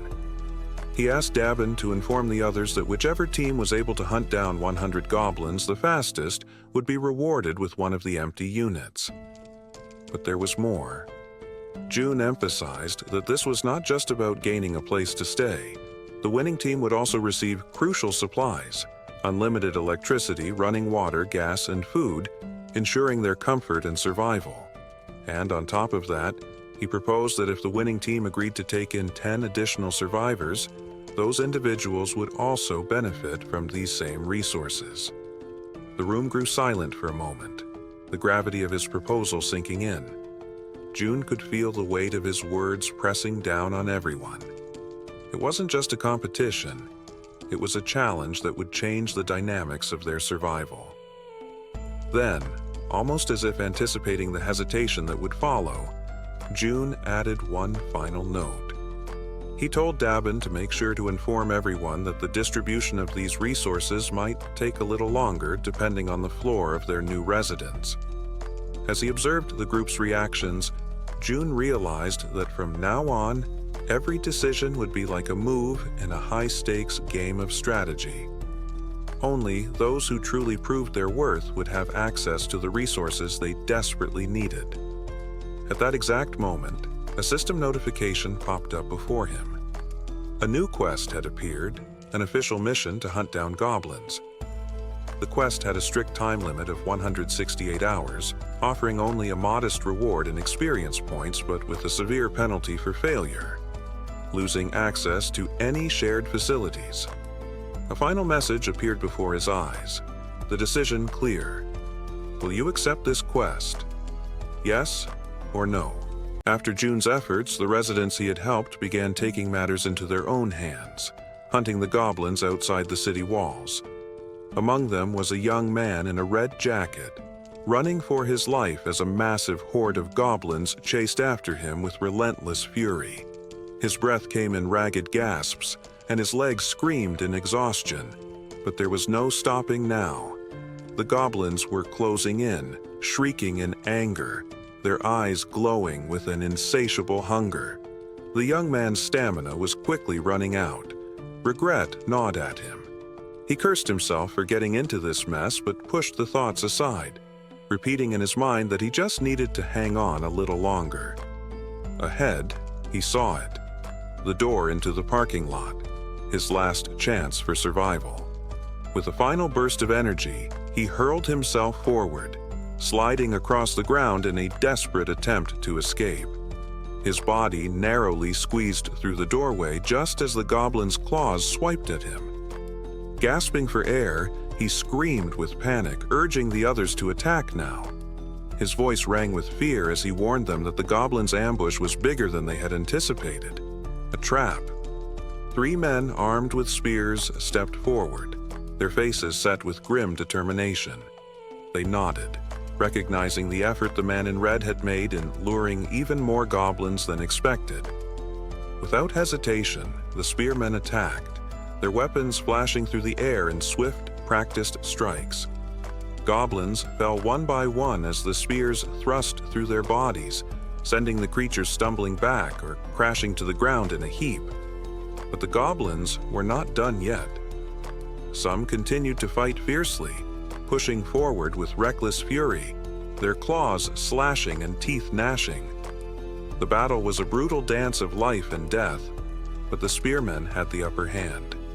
Realizing the tide was turning, one of the goblins, seemingly of higher rank, let out a sharp, commanding screech, calling for a retreat. The goblins that heard the signal turned and fled in a panic, scattering in every direction. At the sight of their retreat, one of the spearmen grinned widely, his eyes twinkling with mischief. "Want to see something cool?" he asked, looking over at his teammates. Though confused, the others nodded, eager to see what he had in mind. The red-haired man stood tall, breathing deeply as he focused intently on the retreating goblins. Gripping his spear, he aimed at the fleeing creatures. Then, with an impossible burst of strength, he hurled it forward. The spear flew through the air with such speed and power that it seemed almost unreal. It sliced through the air, heading straight for a goblin that thought it had escaped. The goblin, unaware of the danger, was struck squarely in the back. It convulsed once, then crumpled to the ground, lifeless. The red-haired man looked back at the twins, his face breaking into a triumphant grin. "That was pretty cool, right?" he said. The twins, eyes wide with amazement, nodded eagerly. "That was badass," they agreed, clearly impressed.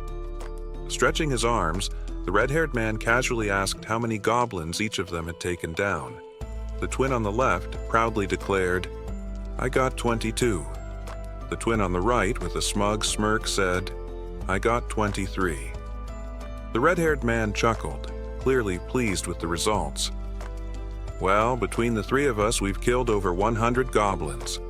Mission complete," he said, his grin widening. The twins exchanged glances, surprised at how quickly they had reached their goal. They had expected it to take much longer to eliminate so many goblins. But just then, Min, the young man in the red jacket, stormed up to them, clearly angry and frustrated. "Hey!" Min snapped, glaring at the red-haired man. "You said there were only about 10 goblins. I barely made it out alive." His voice was filled with irritation. The red-haired man's expression hardened. Veins bulged on his forehead as he snapped back, "What's your problem now? We succeeded, didn't we? You're alive and the mission's over. What's there to complain about?" Min fumed, still seething. "You seriously can't think that many goblins were just 10. You nearly got me killed." Rolling his eyes, the red-haired man waved off Min's complaints. "Well, we killed a lot of goblins, and now we're about to get a new place to live. So, quit whining." Irritated, the red-haired man turned to Min, his voice laced with frustration. "Pay attention, bro," he snapped, the use of bro suggesting a deeper connection, possibly even siblings. His face flushed. the veins bulging more as his anger mounted. "I came up with this entire hunting strategy myself. There was never any chance of failure. I also suggested the spears, which the twins crafted. All you had to do was run, something you should be very good at." Min, exasperated, let out a heavy sigh. The red-haired man, still simmering, offered him an ultimatum. "If you're so dissatisfied, then leave. Your presence is hardly making any difference at this point." Sensing the rising tension between the two men, the twins quickly intervened to prevent things from escalating further. One of them stepped forward, speaking in a calm voice. "Relax, man. Min did his part too," he reminded the red-haired man. The other twin, with a playful grin, turned to Min and said, "You did great, bro. You ran faster than I thought possible." The red-haired man clicked his tongue, clearly irritated. "Men always know how to get under my skin," he muttered, his tone thick with annoyance. Then he demanded, "How dare you talk back to me like that?" The twin who had been grinning urged Min to apologize, hoping to defuse the situation. Realizing that continuing the argument would get him nowhere, Min let out another sigh and reluctantly muttered an apology. The red-haired man huffed in response, then turned his back on Min, dismissing the entire incident. "Whatever. Let's move on. We need to get to the 21st floor to claim our new home." As they made their way to the 21st floor, ready to collect their reward, they were greeted by unexpected news. Dabin, her expression tinged with apology, informed them that another team had already beaten them to it and claimed the reward. The group froze, disbelief and shock overtaking them. They had been quick. There was no way another team could have completed the mission before them. The red-haired man's face darkened, irritation flaring once more. "Are you telling me someone beat us to slaying 100 goblins?" he demanded, his voice low and dangerous. Dabin nodded, confirming it. The red-haired man could hardly believe it. His brow furrowed and he snapped, "Stop joking around, Dabin. Hand over the house already." But Dabin's serious expression made it clear that she was not kidding. "It's no joke," she said firmly. "The team that finished first is already here." Just as she finished speaking, the group that had managed to finish the hunt even faster arrived. Seeing who they were only made the red-haired man even more frustrated. The group was led by Dabin's brother and an elderly couple, both of whom appeared unusually cheerful, as if nothing was out of the ordinary. Dabin turned to her brother, her voice curious. "How did things go with June?" Her brother explained, "We made a deal. In exchange for giving up the new house, we've secured food, electricity, and other necessities for both our own home and the elderly couples. Additionally, their daughters won't have to take part in missions anymore." Dabin frowned, immediately pointing out the flaw in the arrangement. "But their daughters are minors. They should have been exempt from missions in the first place." The elderly couple, however, maintained their pleasant smiles, unfazed by the comment. The elderly man explained, "Our daughters may look young, but they're actually adults. They're older than they appear." The elderly woman added with a chuckle, "They're likely skilled with bows and arrows. My husband worries about them too much, but they're more than capable." Dabin's brother further clarified, "As part of the agreement, we'll be providing them with bows and arrows." Dabin's expression darkened. "Wait a minute.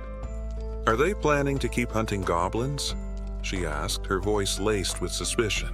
Her brother nodded, confirming that they planned to continue hunting goblins, but he clarified that June had only requested the goblins in the nearby areas.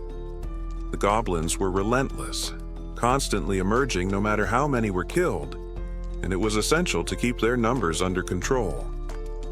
As he absorbed this information, the red-haired man's frustration only grew. He waved his hand dismissively. "Enough with the pointless chatter," he snapped. Then in a sharp voice, he questioned whether they were giving themselves special treatment simply because they were in charge.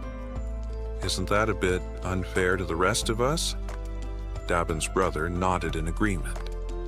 That's why June had a plan, he explained. The second and third groups were tasked with killing 100 goblins and heading to the 30th floor for their rewards. A genuine smile spread across Dabin's face as she reassured the group. Everything's been sorted out. You can head to the 30th floor now. Ku Jun will be waiting for you there. Despite the reassurance, the red-haired man remained visibly bitter, still annoyed at not being the first group. As they ascended in the elevator, his irritation boiled over and he suddenly asked, "Is his name really June? He looks younger than all of us." With a sarcastic laugh, he added, "It's almost laughable hearing you speak so highly of him." One of the twins joined in on the sarcasm, teasing, "Maybe you think June's some kind of god or something." The other twin scoffed, chiming in, "God? Please. At best, he's just the leader of some cult." He then paused as if pondering the idea before asking, "Do you think this Ku Jun guy is even sane?" Min, who had been silent up until that moment, spoke up quietly, his tone calm but firm. "You're all protected because of June's abilities. Maybe you don't have the right to talk about him like that." The moment Min's words left his mouth, the atmosphere in the elevator shifted. Tension thickened the air, and the others seemed visibly irritated. The red-haired man, his frustration peaking, shot a glare at Min. "Are you all trying to get on June's good side?" He spat, his voice filled with contempt. An uncomfortable silence settled over the group. All eyes were now on Min. The red-haired man, seething, muttered curses under his breath and turned to glare over his shoulder at Min. "We'll talk about this later," he warned, his voice low and dangerous. Just then, the twins noticed something unusual. June was approaching them, walking at an unhurried pace, one hand casually tucked into his pocket. As he drew nearer, he flashed them a small, relaxed smile and greeted them with a simple, "Hello." The casualness of the greeting, combined with the way June carried himself, sent a wave of shock through the group. A nervous feeling crept up on the red-haired man, and, hesitantly, he extended his hand. "Beck Sanjob," he introduced himself. June shook his hand firmly but casually, acknowledging him with a brief nod. "I've been watching how you and your team hunted," he remarked casually. "You made excellent use of the barrier, and your strategy was very effective." Hearing this sent a chill down Sanjob's spine. His voice trembled slightly as he asked, "How do you know that?" June didn't answer. Instead, he simply smiled and shifted the conversation. "From now on, I'll be providing electricity, water, and gas to units 1301 and 1502. Sanjob, still trying to wrap his mind around everything, managed to mutter a thank you but couldn't help himself from asking, "How is any of this possible? How are you doing all of this?" For the second time, June ignored the question. He simply reminded them, "Since you've successfully hunted 100 goblins, you're now eligible for these benefits." But just as the situation couldn't get any more unsettling, June's expression shifted into something darker. A disturbingly eerie smile spread across his face, and his tone turned chilling as he added, "By the way, I'm not some cult leader." His eyes glinted with amusement, and he continued, "I certainly don't have any intention of becoming a god." The words hung in the air, leaving the group frozen, paralyzed by an overwhelming sense of fear. They stood motionless, unable to react to the unnerving shift in the atmosphere. With that same eerie smile, June raised his hand near his mouth as if about to share a secret. "There's just one more thing," he said, his voice carrying an unsettling undertone. "I have a request to make of you." Not long after, the group is seen sprinting at full speed, their breaths ragged as they flee from an unseen threat. As the perspective shifts to the front, it becomes clear. They aren't escaping from goblins this time. Towering, bloodthirsty orcs are in pursuit, their heavy footfalls shaking the ground. The four desperately weave through the streets, taking sharp turns in an attempt to put as much distance as possible between themselves and the rampaging monsters. Up ahead, Han stands, calmly gripping several spears. A faint smirk plays on his lips as he acknowledges their effort. With the orcs still fixated on their fleeing targets, Han takes his time, channeling his energy into a spear. A blue aura flares around the weapon, pulsating with raw power. Just then, a system notification appears. Han, level 33. Title, 6th Knight. Trust, 70. Loyalty, 78. His awakened ability, Throwing, is displayed. Han's throws were already devastating, but with the consumption of mental energy, he can now magnify his attack strength by up to 5 times. As he steadies himself, energy visibly gathers along the spear's blade. The system provides additional information. His physical stats increase relative to his loyalty. All experience points and loot from monsters are tripled, and knights possess an accelerated growth rate. Without hesitation, Han launches the spear with immense force, striking one of the leading orcs directly. The instant the spear impales its target, another orc lets out a furious roar. Gripping an enormous machete, it charges at Han, intent on delivering a fatal blow. Yet Han remains unfazed. From the backline, an arrow infused with energy is already cutting through the air. It finds its mark, embedding itself deep into the orc's skull. With a heavy thud, the beast collapses. The archer had been covering Han all along. This was why he never wavered. As the second orc crumples to the ground, Han wastes no time. He draws another spear and hurls it at the third orc. When the weapon finds its target, Han finally exhales. "That's the last one," he mutters. A system notification pops up for June. You have successfully hunted a level 19 orc. Wands have been awarded for completing the mission, eliminate 100 orcs. With the task now finished, 3 individuals who had been hiding nearby cautiously emerge. Han approaches them, assuring them of a safe place to go. As they move toward the rest of the group, the system abruptly issues an alert. Unauthorized individuals are attempting to enter. A prompt appears before June, asking if he would like to grant them citizenship. Deactivating his ultimate eyes, June studies the 3 newcomers on the system interface. Upon confirming their acceptance, the total number of citizens under his protection reaches 200. A system notification immediately follows. Citizenship granted. Total citizens, 200. As the milestone is reached, the system reveals that unlocking new population thresholds grants additional abilities. This time, a new feature activates, tax collection. This ability allows June to claim 10% of all money possessed by his citizens, but it comes with a 30-day cooldown. June quickly realizes that this function effectively redirects a portion of his citizens' wealth back to him. However, once activated, he has no way to undo it. He hesitates, biting his finger as he weighs his options. Waiting 30 days for a full payout is too long. He doesn't have that kind of time. His parents are still out there, and he needs to send Han's team after them as soon as possible.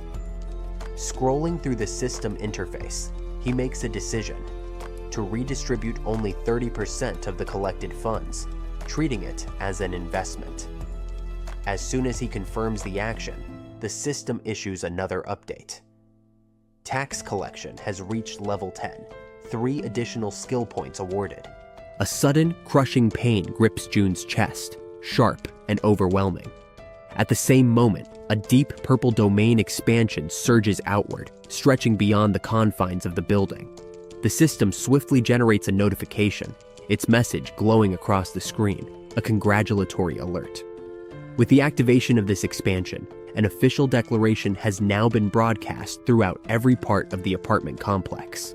Additionally, a massive sum of 1 billion won has just been deposited into his wallet. Another notification follows immediately. The construction function has been unlocked. Still clutching his chest, Jun forces himself to focus on the system screen, scanning the details. His mind races. What exactly does this new function entail? As if responding to his thoughts, the system presents a structured list of available facilities that can now be built, each with its associated cost. The display also highlights the total fund balance and an estimated annual production revenue of 30 million wons. Among the construction options listed are a solar power generator, a store, a training facility. As he carefully reads through the details, Jun can't hide his shock. The annual revenue is only 30 million wons, yet a single solar generator costs a staggering 130 million wons. At that rate, it would take nearly 5 years just to break even on the investment. The realization sinks in, but before he can dwell on it further, the system prompts him with a direct question. Would you like to proceed with installing the solar generator? After a moment of consideration, Jun shakes his head. Not yet. His priorities lie elsewhere. Right now, every resource needs to be allocated towards something more immediate, like increasing the levels of his vassals. Just then, something unusual catches his attention. The system displays the total construction fund balance. Exactly 1 billion wons, the exact amount he received upon leveling up. A flicker of suspicion crosses his mind, prompting him to investigate further. Moments later, the system clarifies. This fund is exclusively designated for construction. Realization dawns. At first, the implications don't fully register, but when they do, a slow smile spreads across his face. This money is entirely separate from his personal funds, which means there's absolutely no reason to hold back. Without hesitation, Jun confirms the installation of the solar power system. The system immediately processes the request and provides an update. Installation in progress. Estimated completion time, 24 hours. The new fund balance is now displayed, 867.7 million wons remaining. Surprised by the relatively low cost, Jun decides to test a theory. He asks the system if additional solar generators can be installed. The response comes quickly. Only one solar generator may be installed per apartment building. With that settled, his focus shifts to the store option. As he selects it, he's met with an unexpected yet welcome revelation. The feature is far more powerful than he initially assumed. Unlike what he expected, this store isn't a physical location. Instead, it directly integrates with the system, enabling him to sell registered items to his citizens.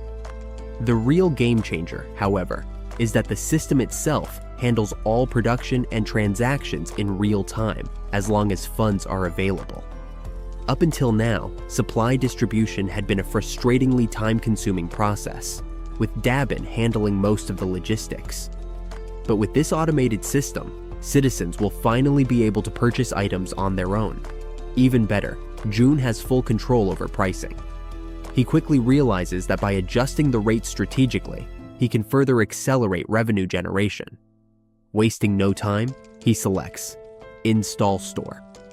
The system prompts him to choose a location for installation. After careful consideration, he decides on the 101st floor. A notification appears. Store installation confirmed. Estimated completion time, 48 hours. With 2 construction projects now underway, Jun turns to the third option, the training facility. The system provides a breakdown. This facility will enhance strength and endurance training with a 200% efficiency boost. Additionally, for those below level 15, an extra 300% bonus will be applied. Reading this, excitement sparks in Jun's eyes. He already knew training could lead to leveling up, but these bonuses would drastically accelerate progress. Not only would his citizens grow stronger faster, but this also meant completing missions and earning rewards would become significantly easier.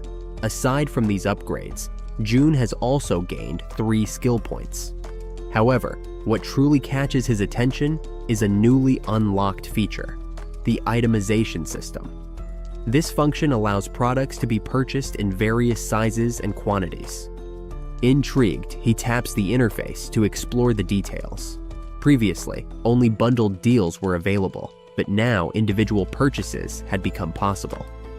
Scanning through the updated list, he notices a range of liquid-based items, and while the selection isn't yet complete, the variety has expanded significantly. Different types of food and new product variations are now accessible. A sly grin spreads across his face as an idea begins to form. This new system could prove extremely useful. Meanwhile, on the battlefield, Togi, clad in his knight armor, is locked in combat against an orc wielding a massive knife.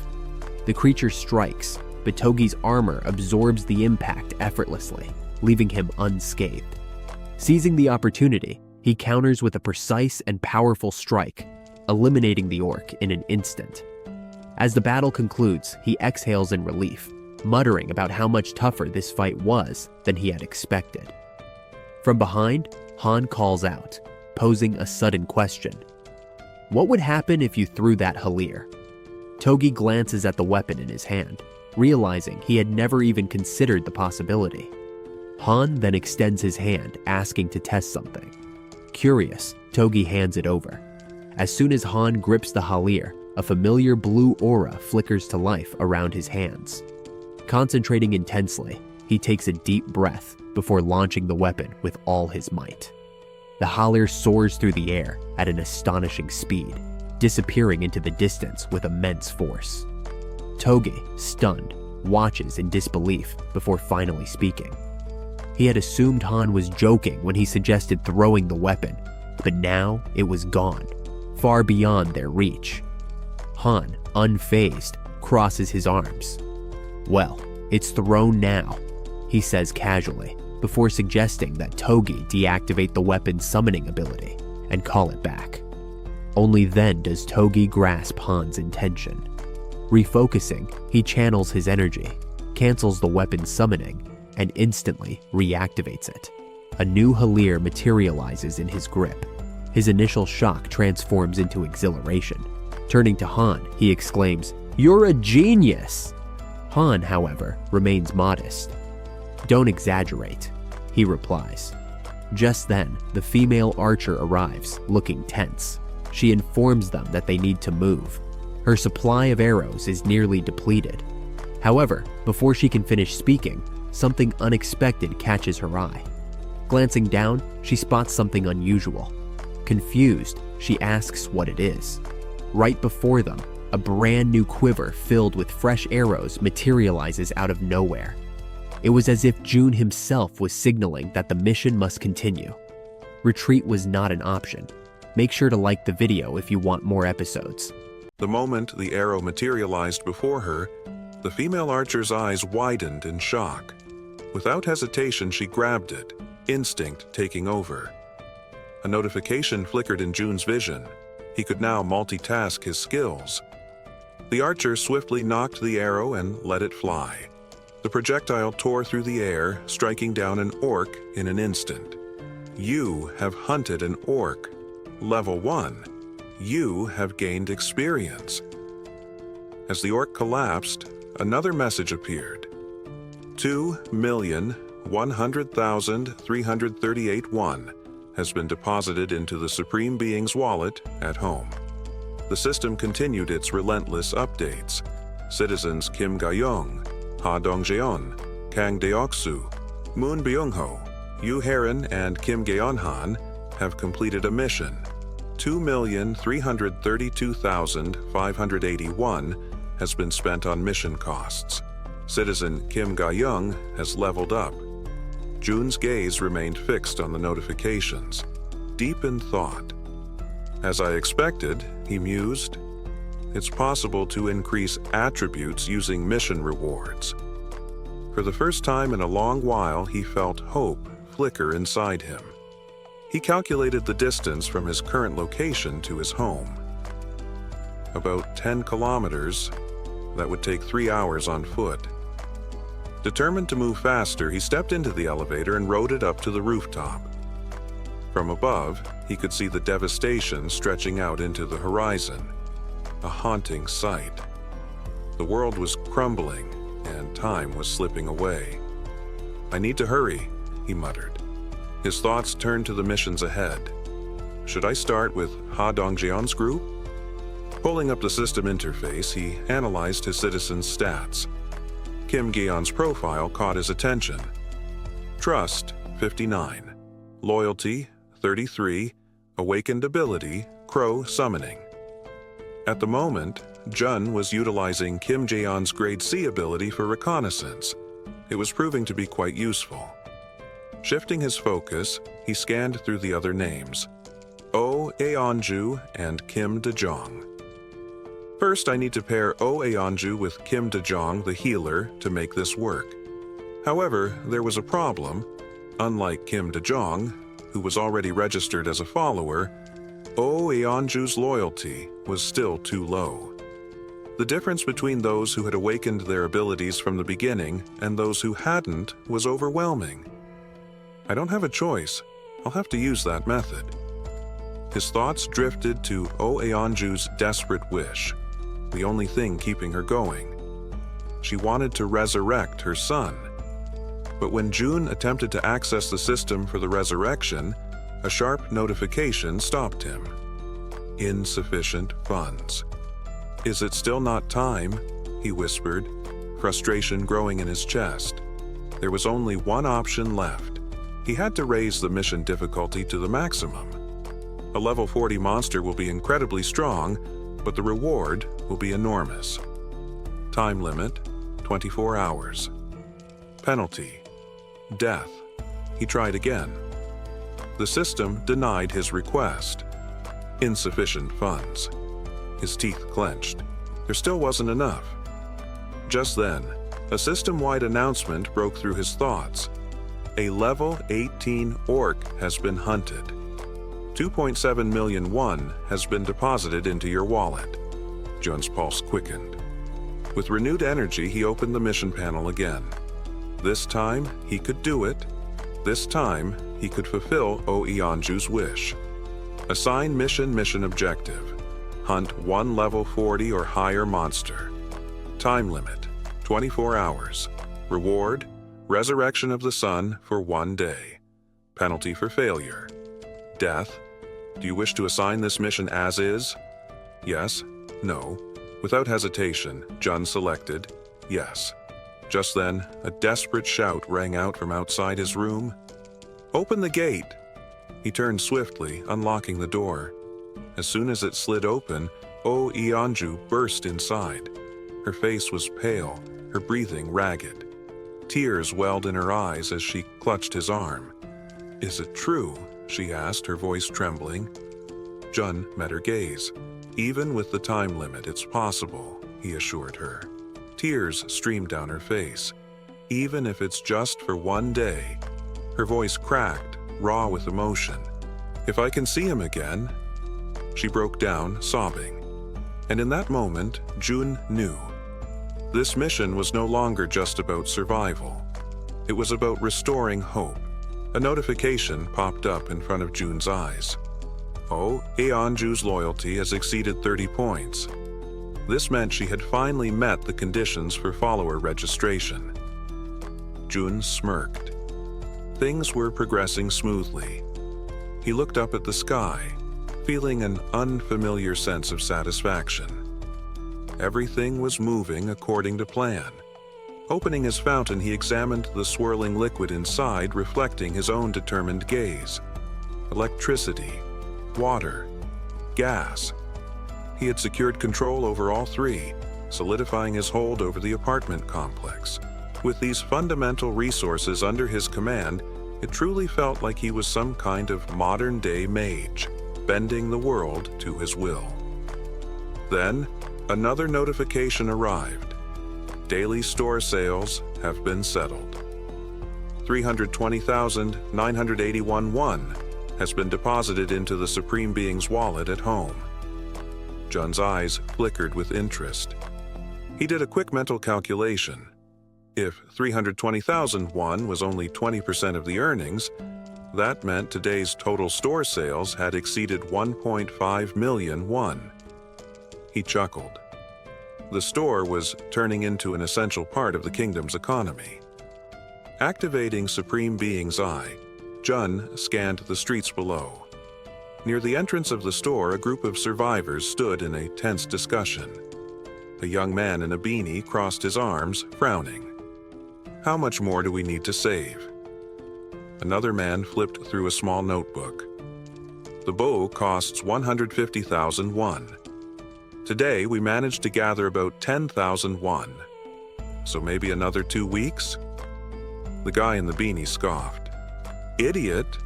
Have you even considered the cost of water and instant noodles for those 2 weeks? The other man scowled. If you're so smart, why don't you calculate it yourself, Hyung? Jun smirked. Just from distributing profits, the entire atmosphere has changed. Ever since the mysterious store appeared on the first floor of the apartment complex, money had become a powerful motivator. The small amounts they earned from hunting goblins fueled their desire to keep going. At first, people had hesitated to leave the safety of the complex. But once they realized that goblin hunting provided actual income, things shifted. Now hunting was no longer about survival. It was a profession. Another notification popped up. Current population, 789 citizens. Jun's kingdom was growing. What had started as a makeshift survival camp was quickly evolving into a structured society, and at this rate it would only continue to expand. Then, another system message. You have hunted an orc, level 18. 1.2 million won has been deposited into your wallet. Jun exhaled. The influx of money was stabilizing his domain, but more importantly, his people were getting stronger. His gaze returned to Eonju, better known now as Mama Bear. She fought like a monster herself, tearing through enemies as if they were nothing. Each step she took left destruction in its wake. Even now she was locked in combat, smashing through creatures with brutal efficiency. Her blows crushed bones, shattered armor, and sent monsters flying. Finally, she finished off the last of them. She stood there for a moment, catching her breath. A woman rushed toward her. Mama Bear, are you okay? I'm fine, Eonju said, wiping sweat from her brow. Even if I got hurt, it wouldn't be a big deal. Don't push yourself too hard, the woman warned. Mama Bear hesitated, then gave a small laugh. Sorry if I'm hogging all the kills. Watching through God's eye, Jun nodded in approval. Pairing Eonju and Kim De-jong had been the right move. Their synergy was undeniable. A quick glance at Eonju's updated stats confirmed his thoughts. Trust, 66. Loyalty, 66. Then, boom. The ground rumbled beneath them. A massive sound echoed through the air. Jun's gaze snapped toward the source. The air seemed to vibrate as a huge creature emerged from the darkness beyond the complex. It was twice the size of a normal orc, its muscles rippling like steel cords. Thick, scarred skin covered its body, and its eyes burned with a deep, animalistic rage. A colossal orc. Mama Bear immediately stepped forward, taking a frontal position. Her entire demeanor changed. The survivors froze in place, staring at the monstrous being. Fear crept into their eyes. Jun's heart pounded. This is different. This was no ordinary fight. And this time they weren't just hunting a monster, they were being hunted.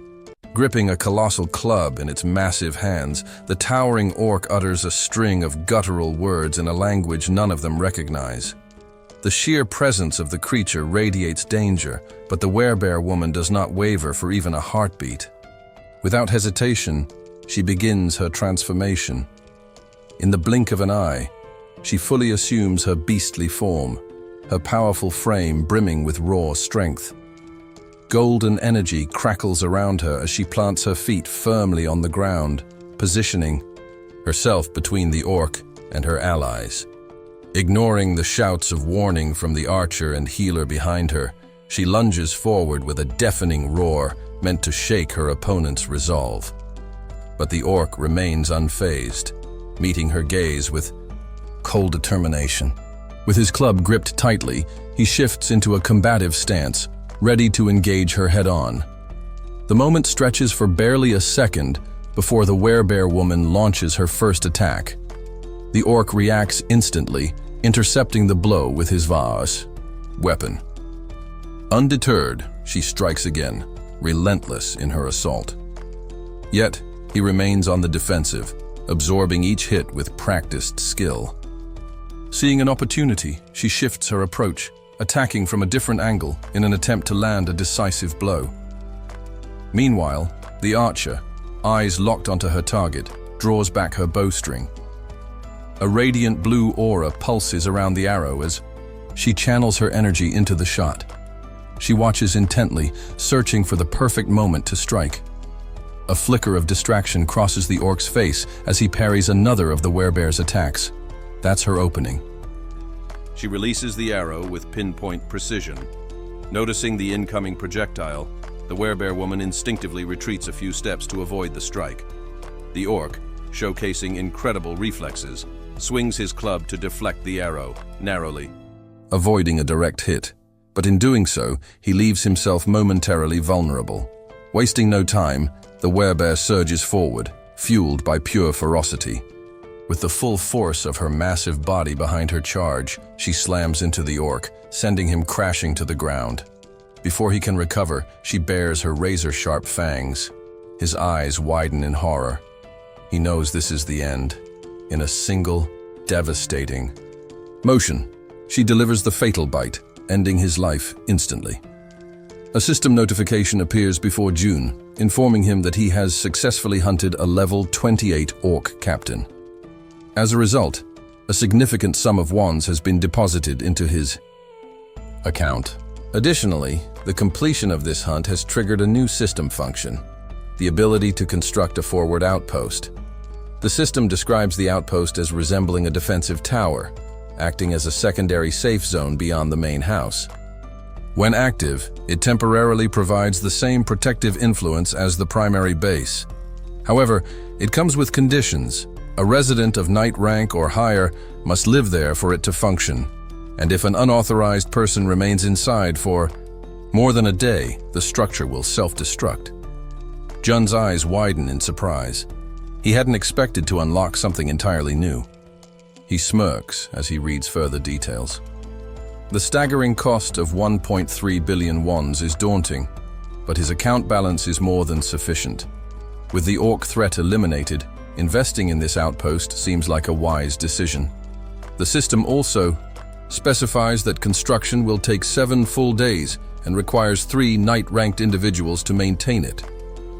Considering his options, Jun realizes that he has no choice but to wait for those 7 days while his people return to occupy the outpost. The thought frustrates him. Losing a week is not ideal. Most of the nearby monsters have already been cleared thanks to his team's efforts. Resolving not to let time go to waste, he presses the confirmation button on the system interface. Initiating the construction process. If nothing else, this will provide additional security. As he thinks about fortifying his domain, memories of his childhood surface, moments of joy and warmth spent with his family. Strengthening his home means protecting those he cares about. Gazing out at the ruined city beyond, a wave of unease washes over him. Bringing his grandparents here will not be an easy task. Closing his eyes for a moment, he silently prays for their safety. When he opens them again, his determination hardens.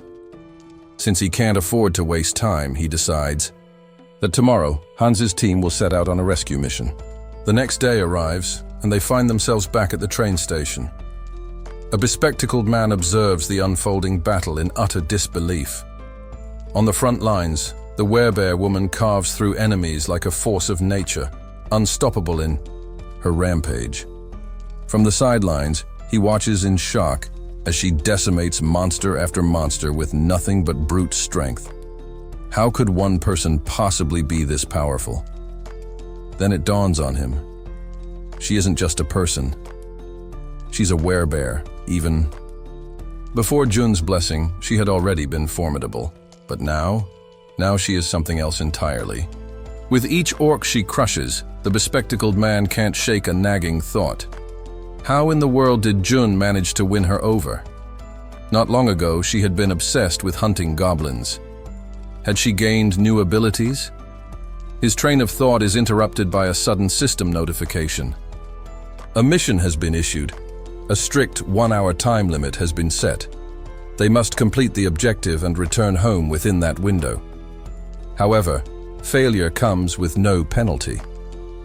Back at the station, the bespectacled man moves to the front, scanning the area carefully. Not far from him, his teammates await instructions. Han calls out, suggesting they begin their return trip. After a brief moment of thought, the bespectacled man nods in agreement. Just then, his raven, a manifestation of his newly acquired abilities, returns from its scouting flight. The bird lands gracefully on his arm, and he runs a hand through its sleek feathers, a sense of pride swelling in his chest. Naming the creature Black, he praises it for its efforts. Han approaches, placing a hand on his shoulder. "Can you take point? Your new ability makes you the best scout." The bespectacled man nods before instructing Black to be cautious on its next mission.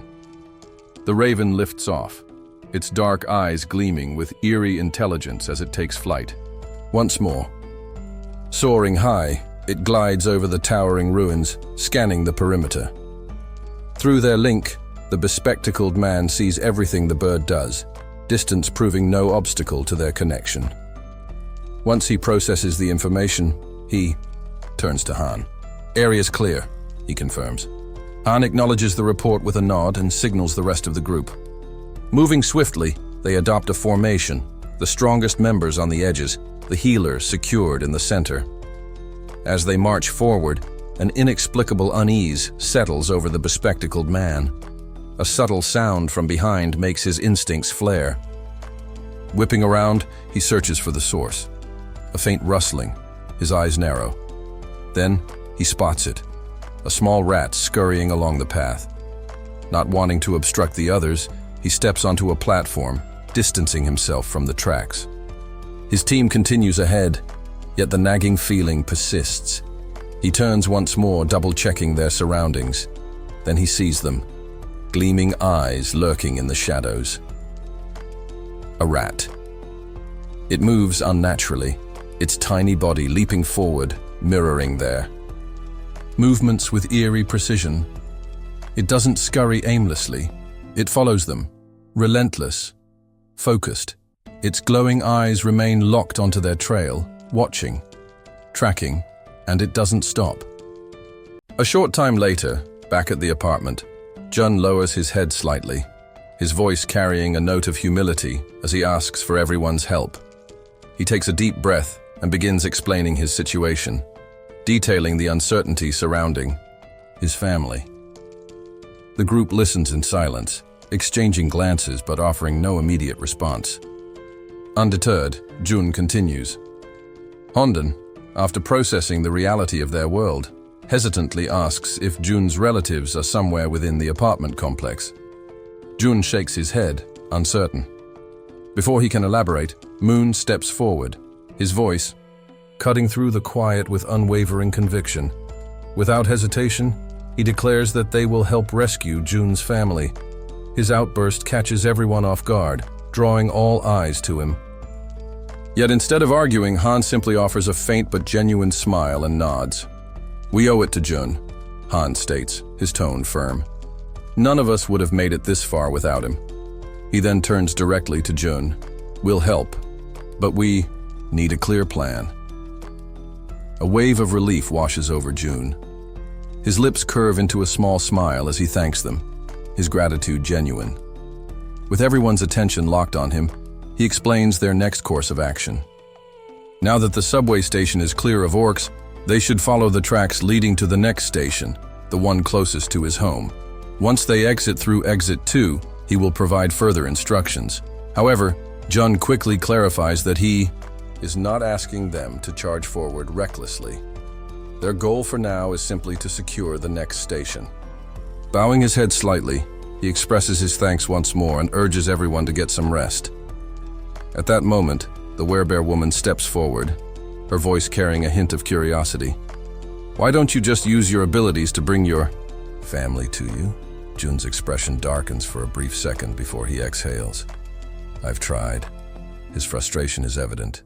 "I once received a teleportation ability as a mission reward. When Moon awakened his own teleportation power, I thought maybe, just maybe, we could use it, but the system rejected the idea outright."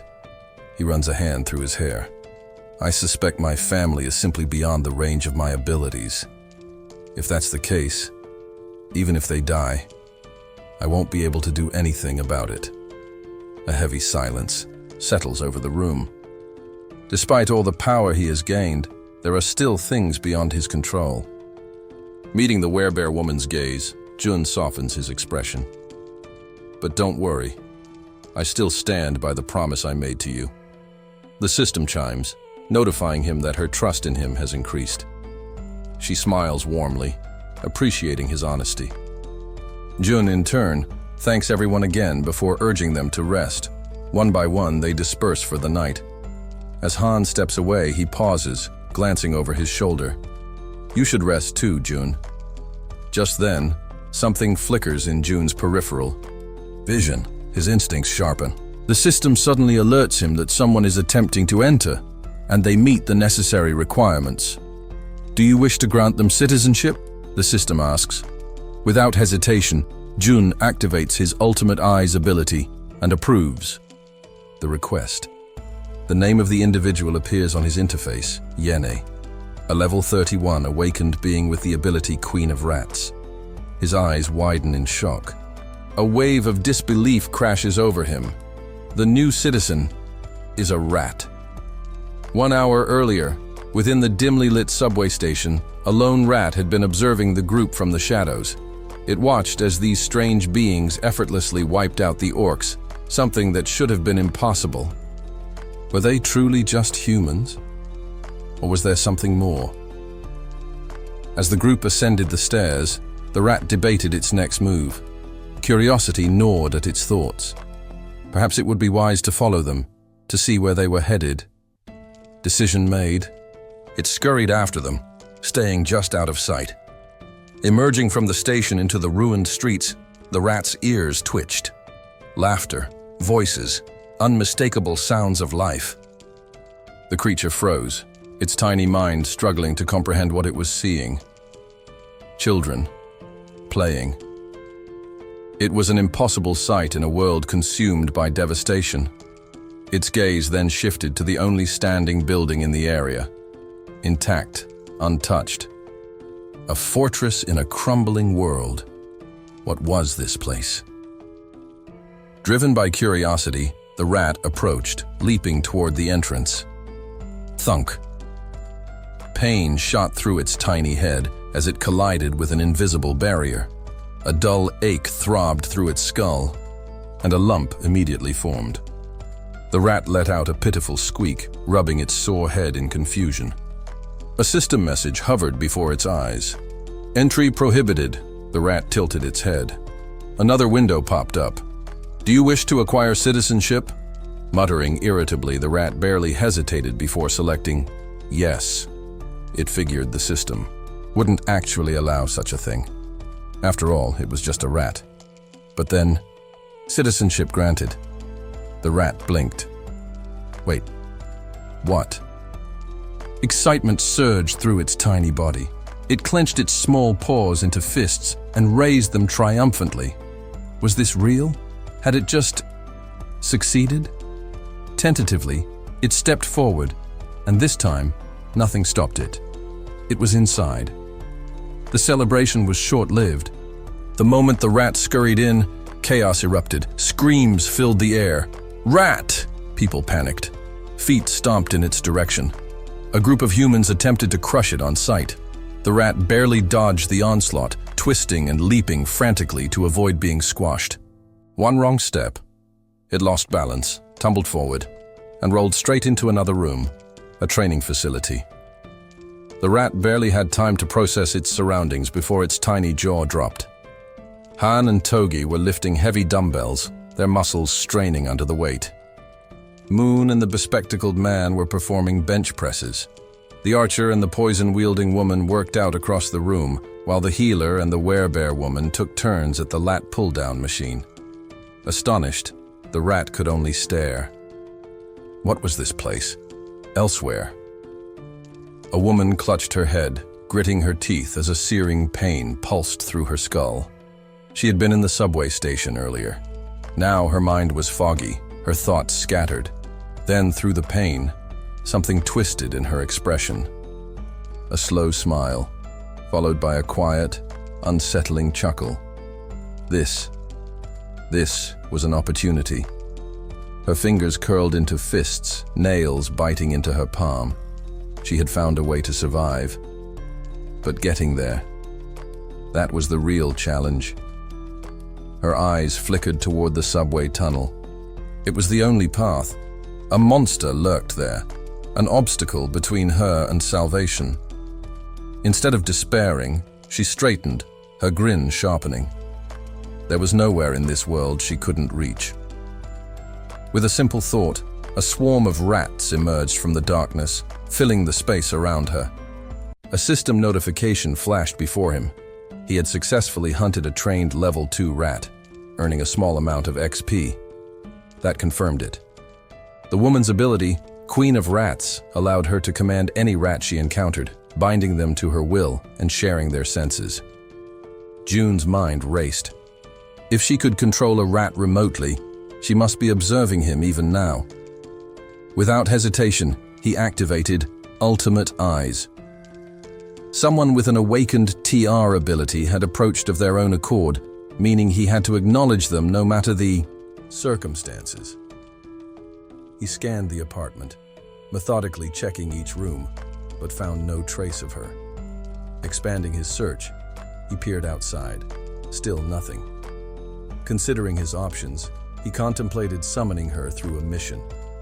Since she had already obtained citizenship, she fell under his authority. He crafted a simple mission. Visit the apartment within 48 hours. The reward, a can of cola and a chocolate bar. Just before confirming it, a thought struck him. He was forgetting something. A conversation resurfaced in his memory. The werebear woman had once asked if he could directly summon people using his abilities. He had dismissed it at the time, having failed every previous attempt. But perhaps those failures were due to the targets being beyond his sphere of influence. Now things were different. Citizenship meant complete inclusion within his domain, no matter the distance. Even the bodies of creatures hunted beyond the apartment still registered in the system. That was proof enough. Testing his theory, he modified the mission. The task remained the same: visit the apartment. However, he shortened the time limit to just 10 seconds. The penalty? Immediate teleportation to the location. He braced himself as he confirmed the changes, half expecting the system to reject them or impose additional restrictions. But to his surprise, it allowed the modification without issue. A surge of realization washed over him.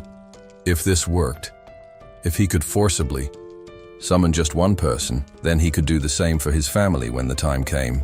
Once the forward base was established, he would temporarily gain the same authority as his original domain. Then, Hans's team could be deployed, the base could be constructed, and his family granted citizenship. From there, the mission system could summon them safely. It was a real possibility. The only uncertainty was the cost. But cost was irrelevant. If it meant saving his family, he would pay any price. Determined, he activated the mission. The countdown began. 10 seconds. He could only hope this wouldn't cost $1 billion. As the timer hit 0, a system notification appeared. Mission failed. His heart pounded. But then he checked the cost. Relief flooded him. Not even close to $1 billion. Just 30 million won. Then, at the entrance of the apartment, she appeared. Yene, the Queen of Rats, was kneeling on the floor, trembling. Her face was pale, her body shaking violently as her wide, terrified eyes darted around in confusion. Where am I? She stammered. June deactivated Ultimate Eyes, confirming the penalty had functioned as intended. Slowly, he approached. She flinched, shrinking back in panic. Her entire body quivered under his gaze. Then, at last, he spoke. Yene. Hearing her name from his lips sent another wave of fear through her. She stared at him, utterly lost. Desperately, she blurted out, "Who are you? How do you know my name?" His answer was simple. "I'm the one who granted you citizenship." A moment passed before the words sank in. She struggled to comprehend them, her mind still reeling. "Is this..." She hesitated. "Is this the same place my rat saw earlier?" June casually retrieved a can of soda from the system and nodded. "Yeah, this is the top floor of the apartment you were watching through your rat." He handed her the chocolate bar and soda as a peace offering. "Sorry for summoning you so suddenly. I imagine this is overwhelming." Still on edge, Yene hesitated before slowly accepting the items. She took a deep breath, attempting to steady herself. Then, gathering her composure, she asked the question that had been nagging at her.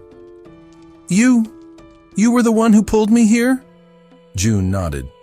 "And that strange search in the subway earlier, that was you too?" Again, he gave a simple confirmation. Yene's expression shifted in an instant. Fear gave way to something else. Excitement. June narrowed his eyes. That was unexpected. Then, as if recalling something urgent, she leaned forward, her voice pleading. "I know this is a lot to ask, but there are people under my care. Could you bring them here too?"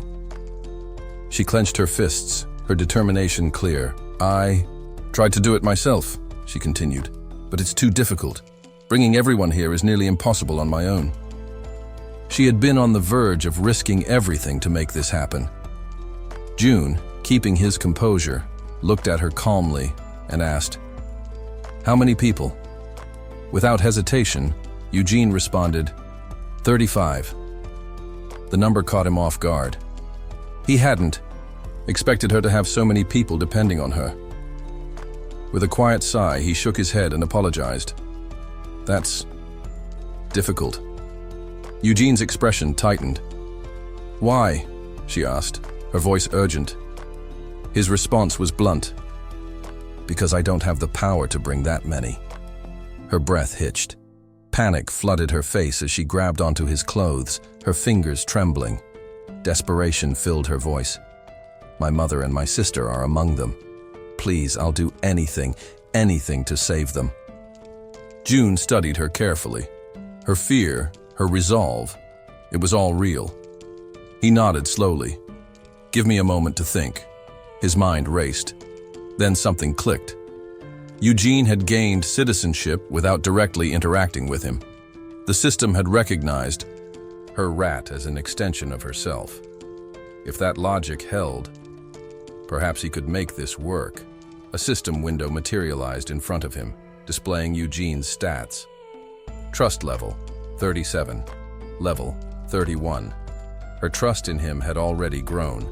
After everything she had just said, it made sense that it would increase even further. Still kneeling in front of him, her eyes filled with desperation, she looked up as he spoke her name. "Would you really do anything?" "Yes." Eugene didn't even hesitate. "Anything," June inhaled deeply. "There is a way," he said, his voice steady. "But you have to trust me, completely. 100%, do you understand?" She clutched her hands together as if in prayer. "I trust you." Her voice was unwavering. "I swear, I'll do anything if it means saving them." A system notification flashed. Yi-Jin's trust level has reached 50. Loyalty has surpassed 30. A grin formed on June's lips. This was it. Without another thought, he pressed the system window. Yi-Jin has been registered as a vassal. surge of blue energy erupted around her. Eugene gasped, momentarily stunned by the sensation. Another system window appeared. Title granted, 10th Seed Knight, Tamer. Awakened ability, Queen of Rats, Evolution. June read the details carefully. As a tamer, she could enhance the stats of her tamed creatures based on their loyalty. Their growth speed would increase with her trust level, and the evolution ability, Tier A+, meant her creatures could grow continuously, eventually evolving when they reached a certain threshold. He glanced at Eugene, who was still absorbing, the new power coursing through her. "Are there tamed rats near your family?" he asked. She nodded quickly. "Good. Send them to where your family is. Now." Without hesitation, she dropped into a cross-legged position, eyes shutting in concentration. Her mind extended outward, commanding. Her rats.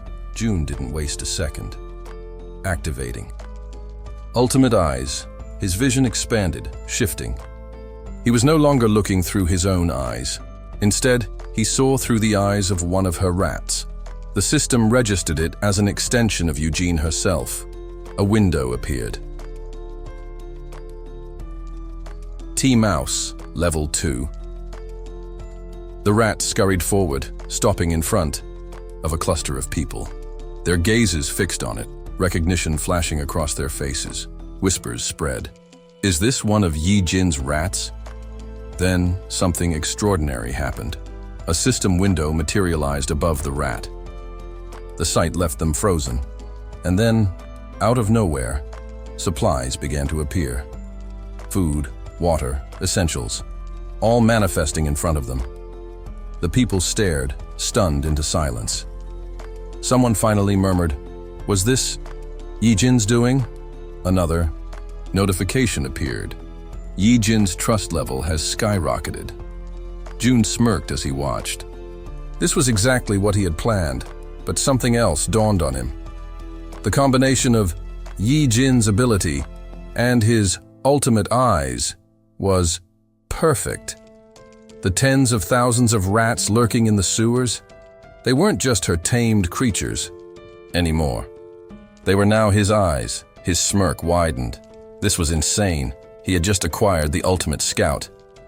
The Rat Queen, ever composed, raised her voice politely, yet with unmistakable firmness. "May I speak?"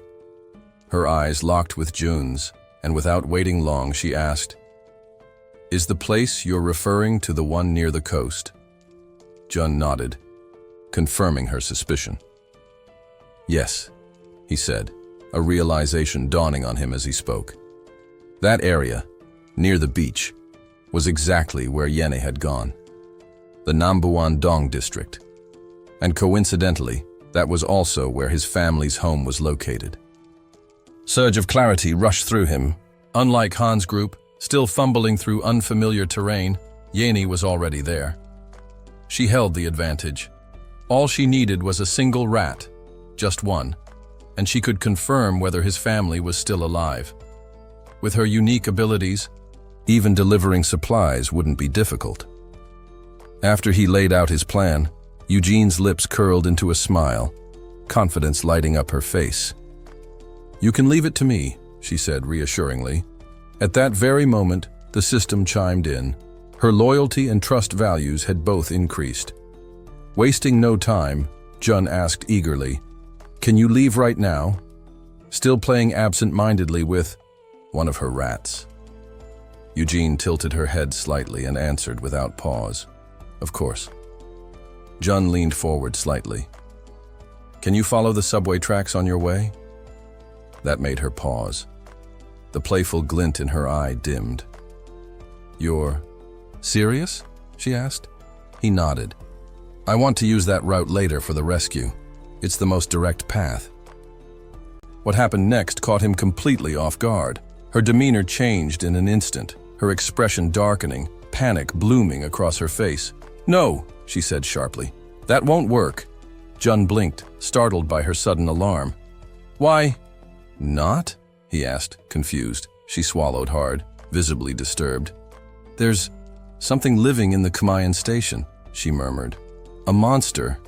Her words hit him like a punch to the gut. Jun stood frozen, trying to wrap his mind around the unexpected revelation. "You're not joking?" he asked. Eugene gave him a grim nod. Silence settled between them for a long moment. Jun rubbed his chin, deep in thought. Then slowly, an idea began to take shape. "Can you send one rat?" he asked carefully. "Just one, into the station?" Hesitation flickered in her eyes. The weight of her past, whatever horror she had encountered there, loomed large. Still, she drew a breath. Closing her eyes in focus, a soft, ethereal blue glow rippled through her. "I'll do it," she said quietly. Now the scene shifted. No longer human eyes, but the perspective of a rat.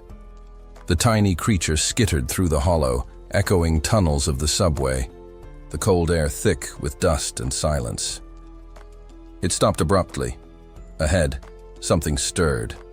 The rat's gaze lifted slowly. There, emerging from the darkness, a hulking figure loomed. It was dragging the lifeless body of an orc as if it weighed nothing. Then, the full horror revealed itself. The creature wasn't humanoid. It was a snake, massive beyond reason, its scales slick with a ghostly sheen. With one fluid motion, it devoured the orc whole, swallowing the body effortlessly. The rat trembled, trying to remain still. It hadn't made a sound, hadn't moved. But somehow, the snake noticed. Its head turned, slow, deliberate, precise, its eyes locked onto the rat's position. It had sensed something. Without a moment's delay, the serpent finished its meal and shifted entirely toward the tiny observer. The rat bolted behind a nearby pillar, its heart thundering, legs trembling. For a split second, it thought it was safe. Then came the sound, soft, sliding, inescapable. The snake was already in motion. With terrifying speed, it lunged toward the pillar. Its jaws opened wide, fangs glinting like knives, ready to tear through anything in their path. The rat hesitated, frozen by fear. A chill gripped its tiny body. Death was moments away. And yet somehow, in that final breath before impact, instinct kicked in. The rat leapt. Just barely, it dodged the strike. The serpent's mouth snapped shut where the rat had been only a heartbeat before.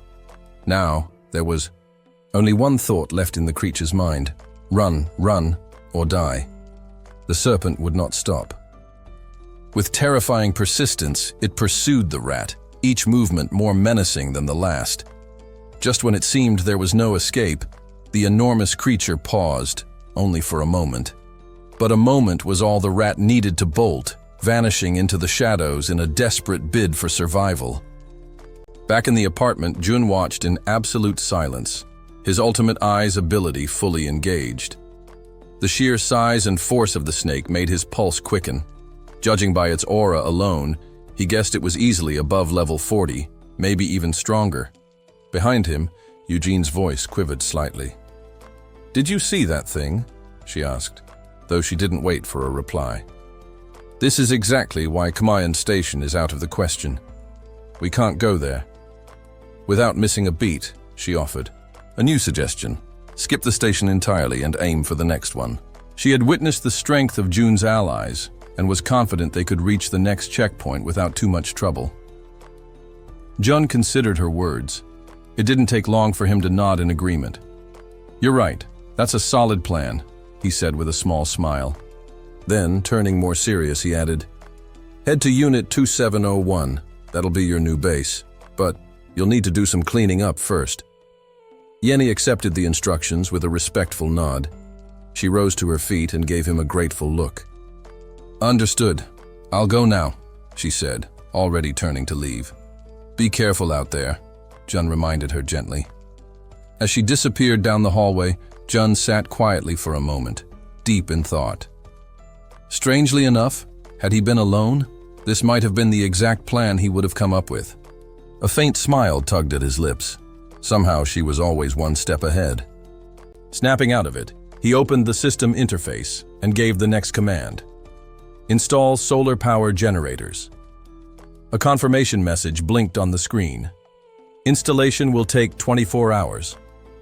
Outside, solar panels immediately began assembling themselves. Across the building rooftops, the system working with uncanny efficiency. Jun watched the process from the window. It was impressive, yes, but it still wasn't enough. 800 people. That was how many now depended on him. Power alone wouldn't sustain them. If they were going to survive and expand, they needed more manpower, more work shifts, more structure. 3 shifts, minimum. The same logic applied to the newer communal systems, the training center, the solar energy grid, the marketplace. Now, Jun said under his breath, this is where the real challenge begins. Elsewhere, Han's group was sprinting through the underground corridors, fleeing from a threat too fast to outrun. Han glanced over his shoulder. Whatever was chasing them was gaining quickly. They wouldn't make it if they kept running. Stop! He shouted. We make our stand here! The group turned in unison, weapons at the ready. A horde of monstrous bats was closing in, their wings cutting through the air like blades. Without hesitation, the team launched their counterattack. Arrows, spells and blades igniting the air with mana-charged energy. Their arrows glowed bright blue, a dazzling hue that sliced through the sky and struck their targets with devastating accuracy. Screeches filled the cavern as the bats were torn apart mid-flight. One by one, the monstrous creatures fell, their shrieks fading into silence. When the last wing had fallen and the corridor was finally still, the archer looked around. Is anyone hurt? Everyone confirmed they were fine. Then the poison user spoke, her tone a bit tense. About that giant snake at Kamayan Station, do we really think we can take it on?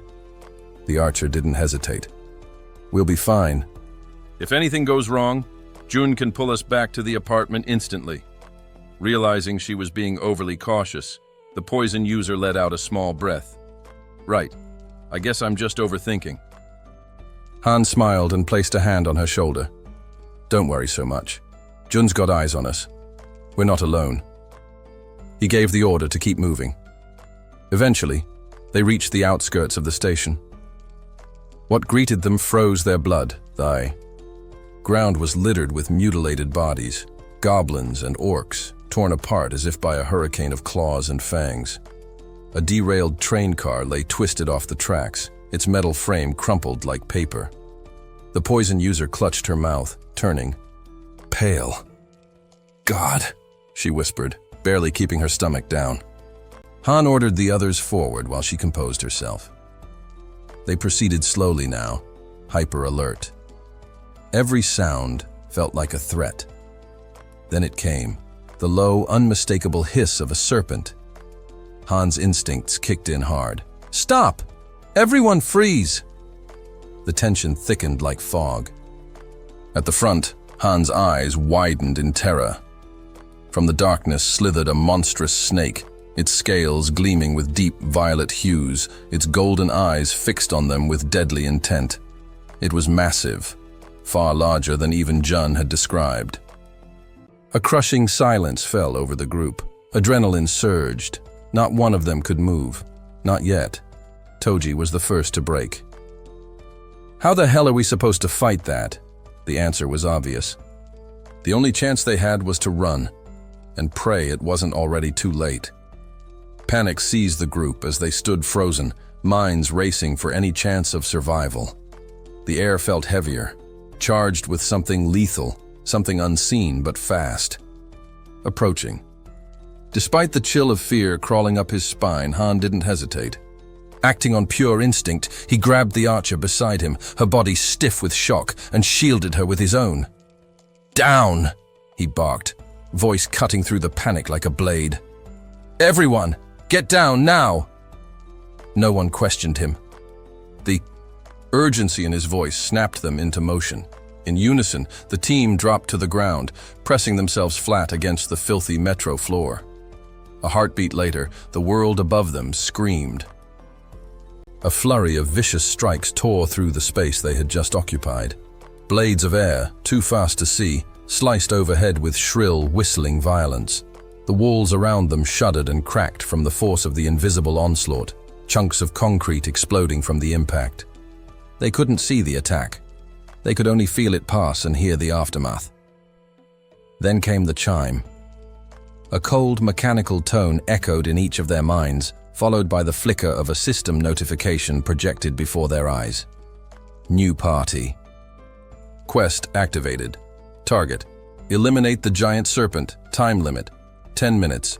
Reward: high XP bonus penalty. None. But the final line was a lie, and they all knew it. There would be no respawn, no second chance. If they failed this fight, there would be no one left to collect the reward, only death. Even as Han continued to shield the archer with his body, he couldn't shake the grim certainty growing inside him. This might truly be their end. Around him, the others slowly began to stir from the shock, murmurs of confusion passing between them like a chill wind. No one could quite explain what they'd just witnessed. Was it an earthquake? Did the massive serpent cause it? The tremor had rattled more than the ground. It had cracked their resolve. Then, without warning, a glowing system message appeared before Han's eyes. His breath caught in his throat. New party quest. Eliminate the giant serpent. Han stared, stunned. Eliminate? Why not fight or defeat? The word choice struck him as oddly final. His eyes returned to the serpent, and that's when he saw it. Something was wrong. Blood soaked its scaly body, and its massive form convulsed with strange, uneven shudders. Pieces of its flesh were sloughing off as though it were rotting from the inside out. Still crouched beside the archer, Han whispered, "What the hell is happening to it?" Across the clearing, the werebear woman locked eyes with him. No words were needed. They both nodded, understanding that they had to act. "I don't know what's going on," Han muttered, frowning, "but we can't waste this chance." Weapons shimmered into existence on his back, summoned by the system. Gripping his spear, Han stepped forward, gathering all his strength, and hurled it with deadly precision. The weapon soared through the air and slammed into the serpent's skull, burying itself deep in the soft, already wounded tissue. The serpent let out a final strangled cry. In that moment, the system gave us insight into the beast's nature. Giant serpents are known to consume prey alive, a terrifying practice. They usually inject venom or strangle their victims first, ensuring no struggle after swallowing. However, this only applies to prey large enough to pose a threat. Smaller creatures, like mice, not a concern. That's why no one anticipated what came next. A flashback revealed a tiny mouse leaping with pinpoint accuracy into the serpent's open maw, vanishing into its throat in a heartbeat. It wasn't an accident. It was a calculated suicidal gambit, and Jun had been the mastermind. Watching from afar, Jun chuckled to himself. "Open the warehouse," he commanded. With his ultimate eyes activated, Jun observed the mouse's location, inside the serpent. Two skills were now available, warehouse and shop. Inside the monster's stomach, Jun issued a new command, release gas. The serpent's belly bloated grotesquely. Then, Jun added a second component, burning papers, already ignited. The result was catastrophic. A sudden, violent explosion burst from within the creature, shredding it from the inside. The serpent thrashed and roared in agony before collapsing in a heap of scorched, twitching flesh. Elsewhere, the Queen of Rats flinched, her body spasming as though she could feel the same pain the mouse had endured. Jun stepped beside her and asked, "Are you all right?" She nodded quickly, still shaken. "Just startled." "You did? Well," Jun said softly. The Queen exhaled, tension slipping from her shoulders. As his ultimate eyes scanned the battlefield once more, Jun reflected. He hadn't landed the finishing blow, but that was intentional. The real credit would go to his vassals, Han and the werebear woman, and because of that, he'd earned 6 times the experience points. It was an investment well made. The scene returned to Han's final attack. As the spear struck, the werebear woman surged forward, her transformation nearly complete. She moved. With relentless fury, claws tearing into the serpent's body as it struggled to retaliate. Then, gathering all her power, she leapt high into the air and came down like a thunderclap, her final strike smashing directly into the beast's skull. Crater formed beneath the impact. The dust settled. The serpent did not move again. Panting, the werebear slowly turned to look back, just to be sure. And then, ding. System notification. King Serpent has been slain. A wave of experience flooded their profiles. Because it was a level 40 boss, a VO, significant sum of 1 was also deposited into the Shatine's treasury. With the serpent defeated, Kamayan Station's threat level had been neutralized. A new outpost could now be constructed on the site.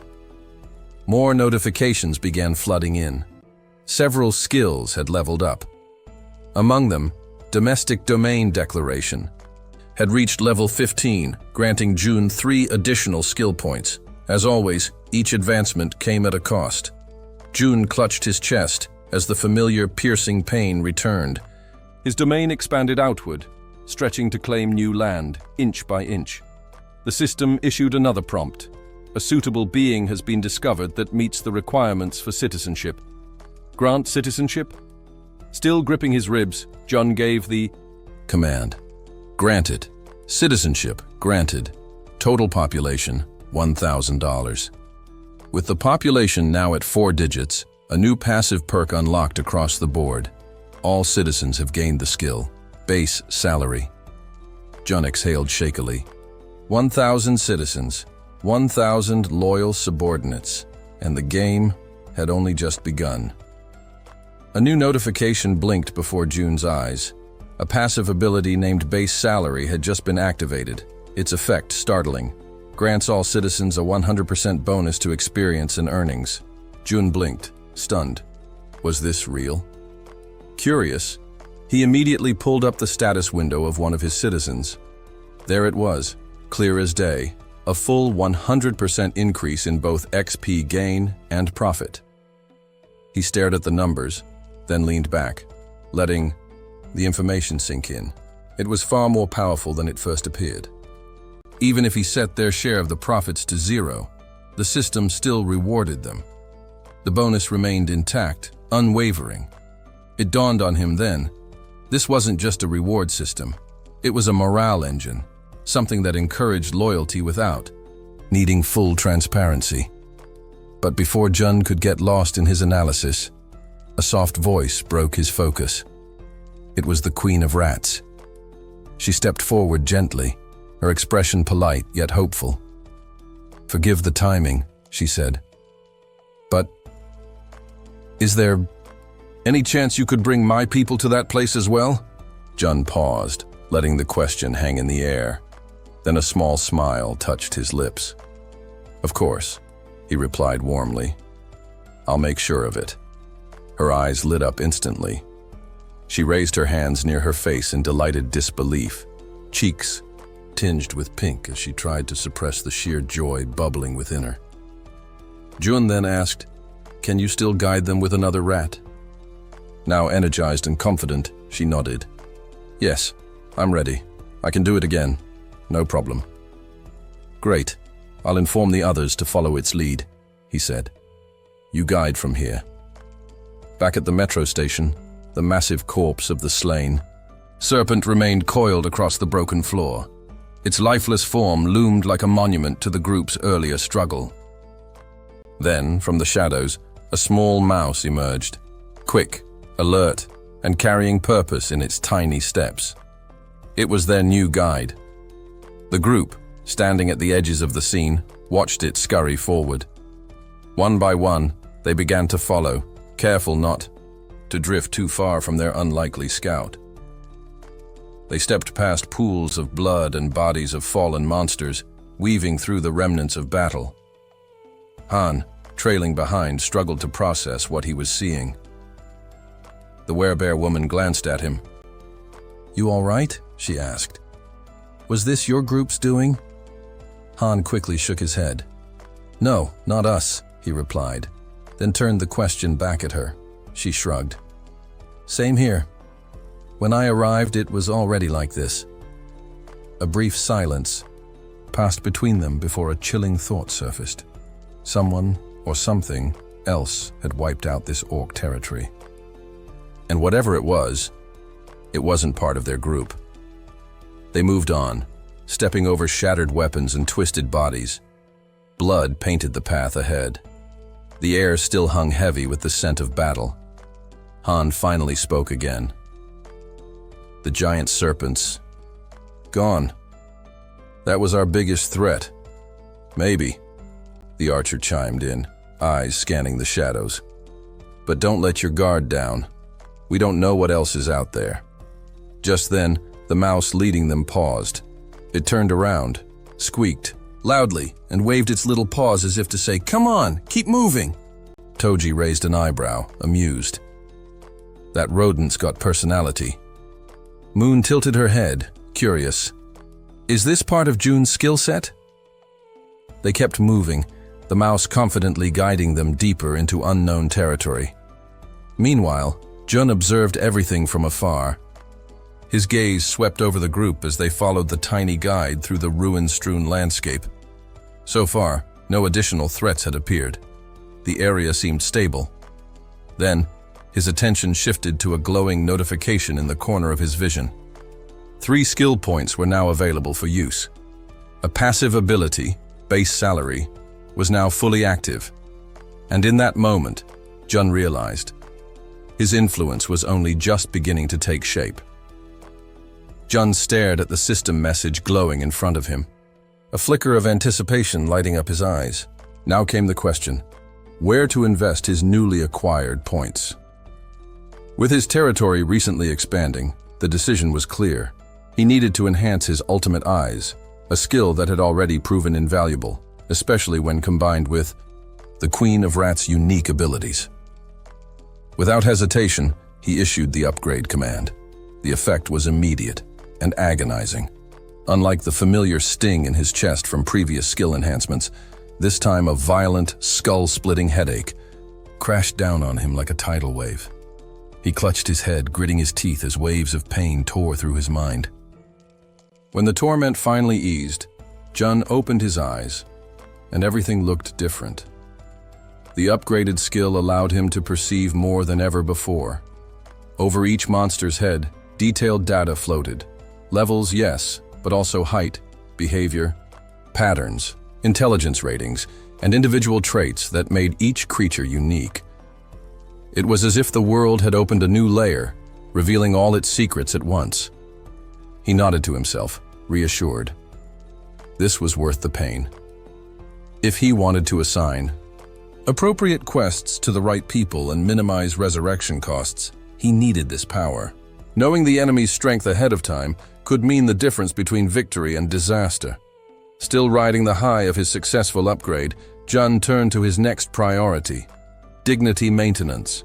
With more people coming under his leadership, building trust and earning loyalty was no longer optional. It was essential. He focused, selected the skill, and confirmed the upgrade. But just as the system began processing his request, a sudden thunderous noise shattered the calm. The sound tore through the air, violent and jarring. Jun's concentration broke instantly. His instincts screamed danger. The sound was unmistakable, sharp, explosive, and terrifyingly familiar. Gunfire. His heart pounded in his chest as the echoes reverberated around him. Whatever moment of peace he had managed to carve out was gone. Reality had kicked down the door, and it wasn't waiting for him to catch up. Thanks to the activation of his ultimate eye ability, Jun was able to instantly identify the source of the gunfire. It hadn't come from the apartment complex, as he first assumed. It was echoing up from the metro station. His head snapped in that direction, just in time to witness an astonishing sight. Goblins, snarling with wicked glee, holding revolvers in their clawed hands. Their twisted smiles said everything. These goblins knew exactly how dangerous they had become.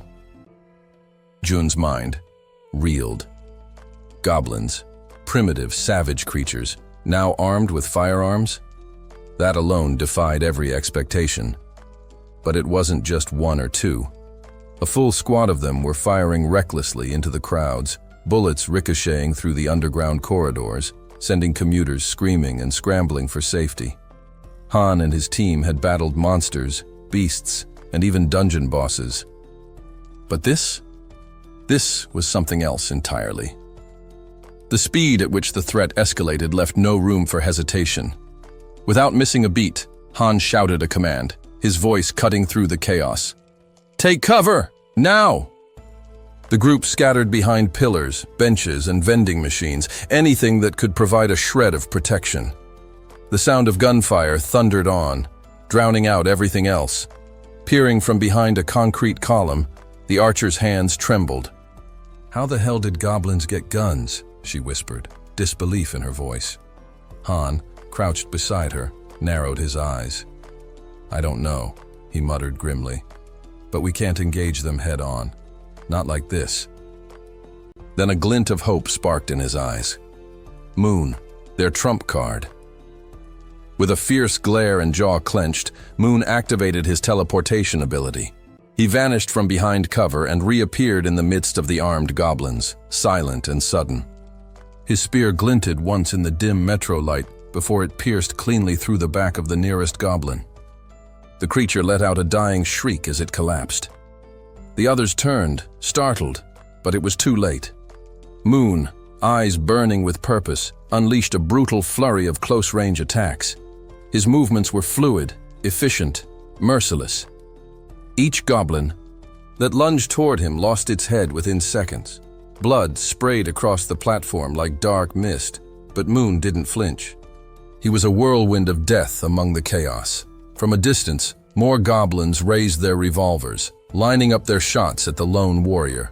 But just as fingers squeezed triggers, arrows flashed through the air, striking their hands and making them drop their weapons in screams of agony. The archer didn't miss. She had waited for the perfect moment, and she delivered. But the assault wasn't over. Toji, clad in dense knight's armor, roared as he charged forward like a freight train, the werebear woman right behind him. The two warriors plowed into Wai, the remaining goblins with unrelenting force, slicing through them before they could regroup or retaliate. From behind the chaos, the man with glasses and the poison wielder watched with wide-eyed amazement. The synergy, the timing it, was flawless. Their team wasn't just strong, they were prepared, as Moon and the archer maintained Overwatch Toji, and the werebear finished the job, pushing deeper into the metro station and clearing out the last of the goblin squad. When the gunfire finally ceased and the smoke began to settle, Jun approached the fallen revolvers cautiously. His ultimate eyes flared to life once more, scanning the weapons and the custom ammunition beside them. Details streamed into his vision composition: craftsmanship, origin. He gave the mental command to register both items into the system. Quiet chime confirmed it. The revolver and its specialized bullets were now officially cataloged. Jun stood frozen, staring at the system message. A firearm. In the system inventory, he knew exactly what that meant and what it could mean. On one hand, firearms could revolutionize combat. Even unranked civilians under level 10 could potentially defend themselves or hunt low-level monsters. That would lead to a surge in XP generation, a surge in profits, stronger cities, a safer population. But the risk? Enormous. He couldn't just release firearms into the general store. Not yet, maybe not ever, because Jun understood one hard truth: power, once made easy to wield, was nearly impossible to contain. Jun still couldn't bring himself to fully trust the people entering the shelter. At this stage, he had been letting in newcomers without discretion. No screening, no verification, no standards. He welcomed everyone, offering food and protection, under the assumption that he could manage whatever consequences came his way. Sure, the rapid population growth had its advantages: more hands, more skills, and the beginnings of a community. But Jun also knew that things changed the moment firearms enter the equation. Trust becomes fragile. In a world this unstable, it only takes one wrong person to turn everything upside down. He understood that beyond supply limitations in a post-apocalyptic world, Human emotions like envy, fear, and resentment could ignite dangerous tensions. Introduce weapons into that mix, and accidents or even deliberate harm were no longer just possible. But inevitable Jun concluded that while firearms were indeed valuable tools, they needed to be distributed with extreme caution. Only those who had proven their trustworthiness and loyalty would be allowed access. Opening the system interface, he implemented the changes. Verification first, then loyalty threshold. With that settled, Jun already had someone in mind to be the first recipient. Back at the metro station, a group stood among the fallen goblins, their grotesque forms littering the ground. Without warning, a gun shimmered into existence above the ground, then dropped, clattering softly in front of Moon. The suddenness of it startled him. He stared at the weapon, then approached it carefully, step by deliberate step. When he picked it up, there was already a subtle smile on his lips, his finger resting gently near the trigger. He didn't need to look around or ask questions, he knew who had sent it. In his mind, he offered a silent thanks to Jun. The group resumed their journey deeper into the metro tunnels. Following the small mouse that scurried ahead of them, leading the way toward the Rat Queen's domain. After navigating the damp, dimly lit corridors for some time, the mouse finally stopped near a massive sealed door, clearly meant to shield whatever lay beyond from the dangers outside. The group hesitated for a moment, unsure of what awaited them behind the barrier. Then Han, ever the leader, stepped forward and opened the door without pause. As it creaked open, the light from their side spilled into the room, illuminating the startled faces of several people inside. Those inside recoiled in fear at first, not knowing who or what was coming through the door. For all they knew, it could have been another wave of goblins or worse. Meanwhile, the day above ground had turned calm and bright, surprisingly ideal for a walk. Jun noticed this and decided it was the perfect moment to step outside and breathe in some fresh air. He wandered along the sidewalk near the apartment complex, quietly appreciating how the walking trail had now been absorbed into their protected territory. It had been far too long since he enjoyed something so simple. Yet Jun walked beside him, and Jun gave her a warm glance. "Thanks for coming along," he said, just as they were settling into the peace of the moment. The system chimed in with a notification. An unregistered entity was approaching. Chen's eyes narrowed slightly, but a smile crept across his face. "They're here," he said calmly. Yejun looked at him, puzzled. "Who?" The system brought up a profile an individual who fully met the requirements for citizenship. It then asked whether Jun wanted to approve entry. Without hesitation, he granted access. Mere seconds passed before Yejun heard her name being called out from the distance. Her head snapped up, eyes widening. Running toward her, arms outstretched and voices full of relief, were her mother and sister Yojini. Tears welled up in her eyes. The three of them collided in a tight emotional embrace, crying, laughing, clinging to one another like they never wanted to let go. Her mother, voice trembling, scolded her softly. "Where did you go without saying anything? I was so worried." Yejun buried her face into her mother's shoulder and apologized with all her heart. After the reunion, Yojun pulled back with a grin. "You smell really nice, did you? Take a bath?" With a chuckle. Yejun nodded. "Yes, and there's hot water here too. You'll both be able to take one as soon as we're inside." His heart warmed as he overheard their conversation talk of clean beds, warm meals, and a safe place to rest. For once, things felt right. Jun called out to the Rat Queen. She turned swiftly at the sound, eyes sharp with instinct. "Is something wrong?" she asked, tension flickering in her tone. Jun offered a reassuring smile. "Nothing wrong, just some news. You've officially been assigned Unit 2701. It's yours to use however you see fit." Her brows rose slightly. "For real?" He nodded. "It's not the most spacious layout, might get tight with 30 people, but it's yours." She turned back toward her mother and sister. The three of them stood together quietly, still surrounded by the survivors they'd brought with them. Every last person who had been stranded in the metro had made it out alive, 30 in total. All now safe within the shelter. Before she could speak, Jun stepped forward again, as if reading her thoughts. "Actually, I've arranged for 3 additional rooms for you just in case. You've more than earned them." Yejin blinked, surprised by his generosity. A pink flush crept into her cheeks. "Thank you," she murmured. "Sincerely." June continued. "You can also access units 2400 to 2301 and 1902. They're all in the same building, so everyone can stay close." That was the breaking point for her composure. Her eyes welled with emotion. Behind her, her mother and sister exchanged soft smiles, relief evident on their faces. The burden had been lifted. They weren't alone anymore. "I promise," Yejin said quietly, "I'll do my best. Always." In the system's interface, a new notification flashed across June's screen. Loyalty and trust among the citizens had spiked massively. A faint thrill ran through him. He hadn't just saved people, he had inspired them.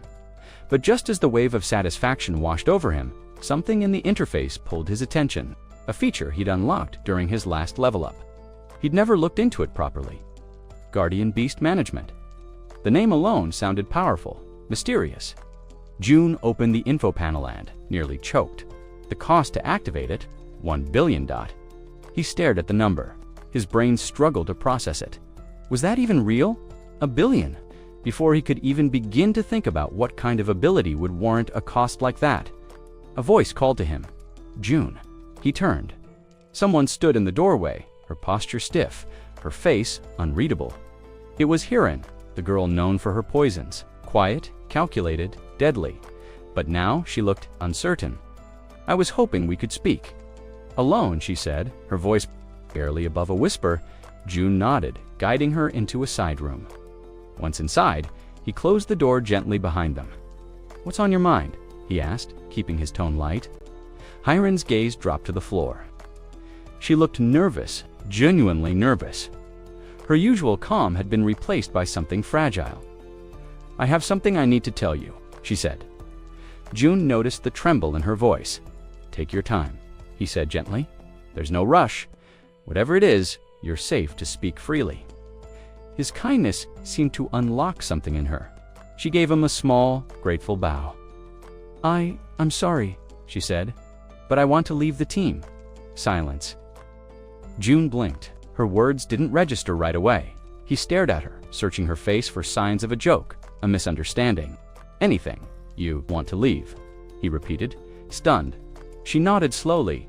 For June, it was like the air had been knocked out of the room. This had never happened before, not once, and now everything had changed. With guilt shadowing her expression, the poison-wielding girl lowered her eyes and whispered once again that she was sorry, but she had made up her mind. She needed to leave the party. Jun heard her voice, but he said nothing at first. The moment hung in the air, thick and heavy. It had all happened so suddenly that he struggled to process what she was really saying. Before he could speak, she continued, trying to explain. Her voice wavered with doubt. Her power, she said, had always made her feel like a burden. It wasn't just about strength, it was the sense that she contributed nothing that really cut deep. Whether she was there or not, she truly believed the outcome would have been the same. Jun reached out gently, his voice soft but steady.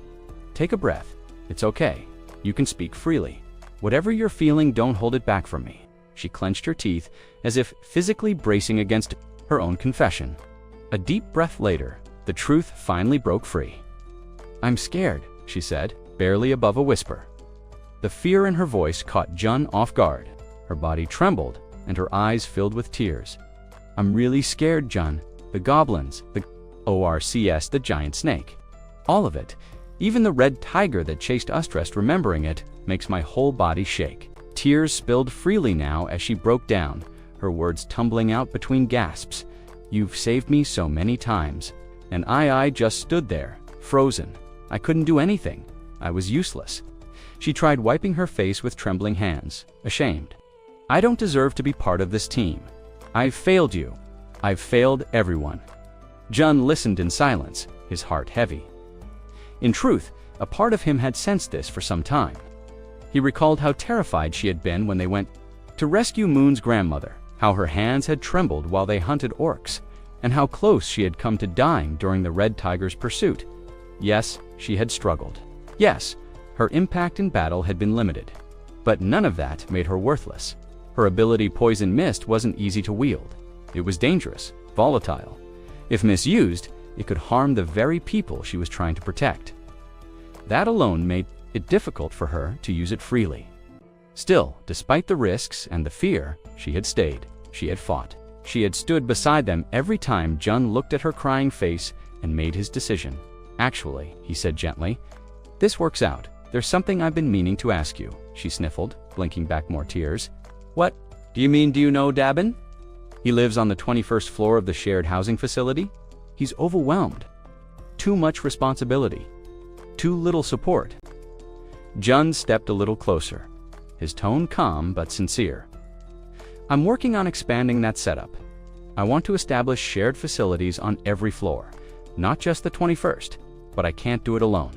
I need someone dependable, someone I can trust." To help manage it, he paused, then asked softly, "Could I ask you to take on that role?" She looked stunned, clearly not expecting such a request. When no answer came, Jun rubbed the back of his neck awkwardly. "I just think if someone's willing to take even one step forward to help in even the smallest way, could never call them useless." She still looked uncertain, so Jun added quietly, "Your ability. I know it seems hard to use now, but I truly believe it has amazing potential. It's a control-type poison, right? That kind of power, it's rare. Someday, when the time is right, I know you'll shine." He met her eyes, serious now. "If going outside is too much right now, then don't. Help from indoors. There's no shame in that.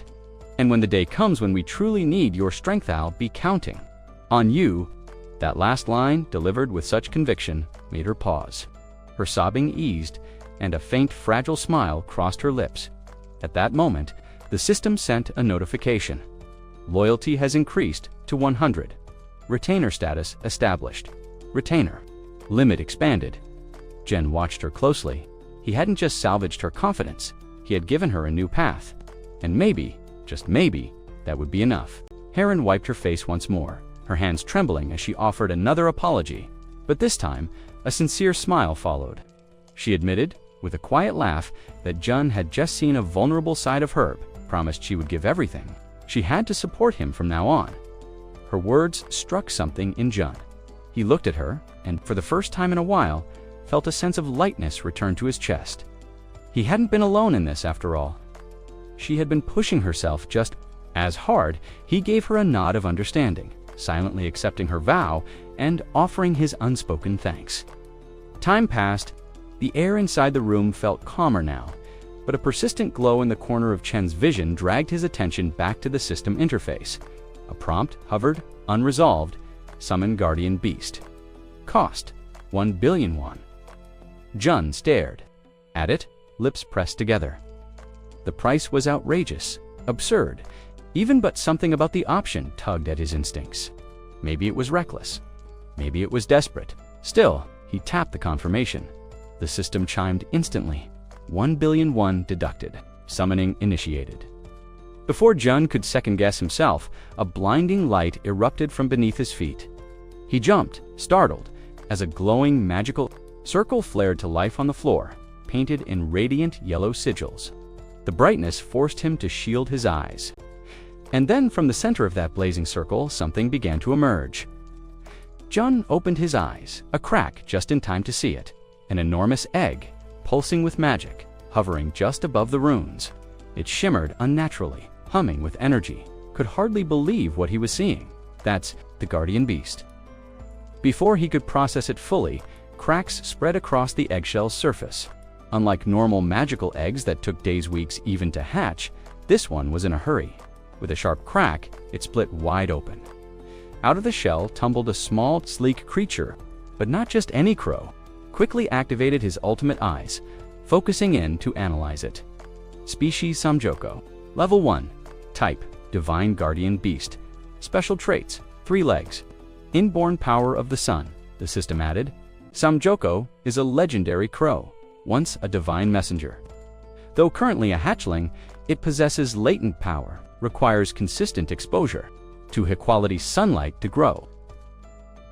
Jun stared at the little bird, struck by its innocent, almost regal presence. A warm smile tugged at his lips. He raised a hand and gave a gentle wave.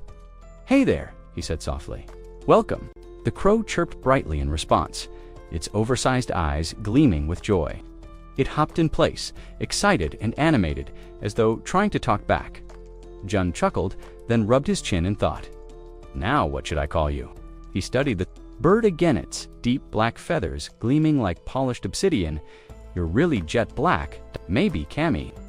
The moment the name left his mouth, the bird froze, then burst into ecstatic chirping. Its eyes shimmered with delight, and it spun around in happy little circles. Jun leaned closer. "You like it?"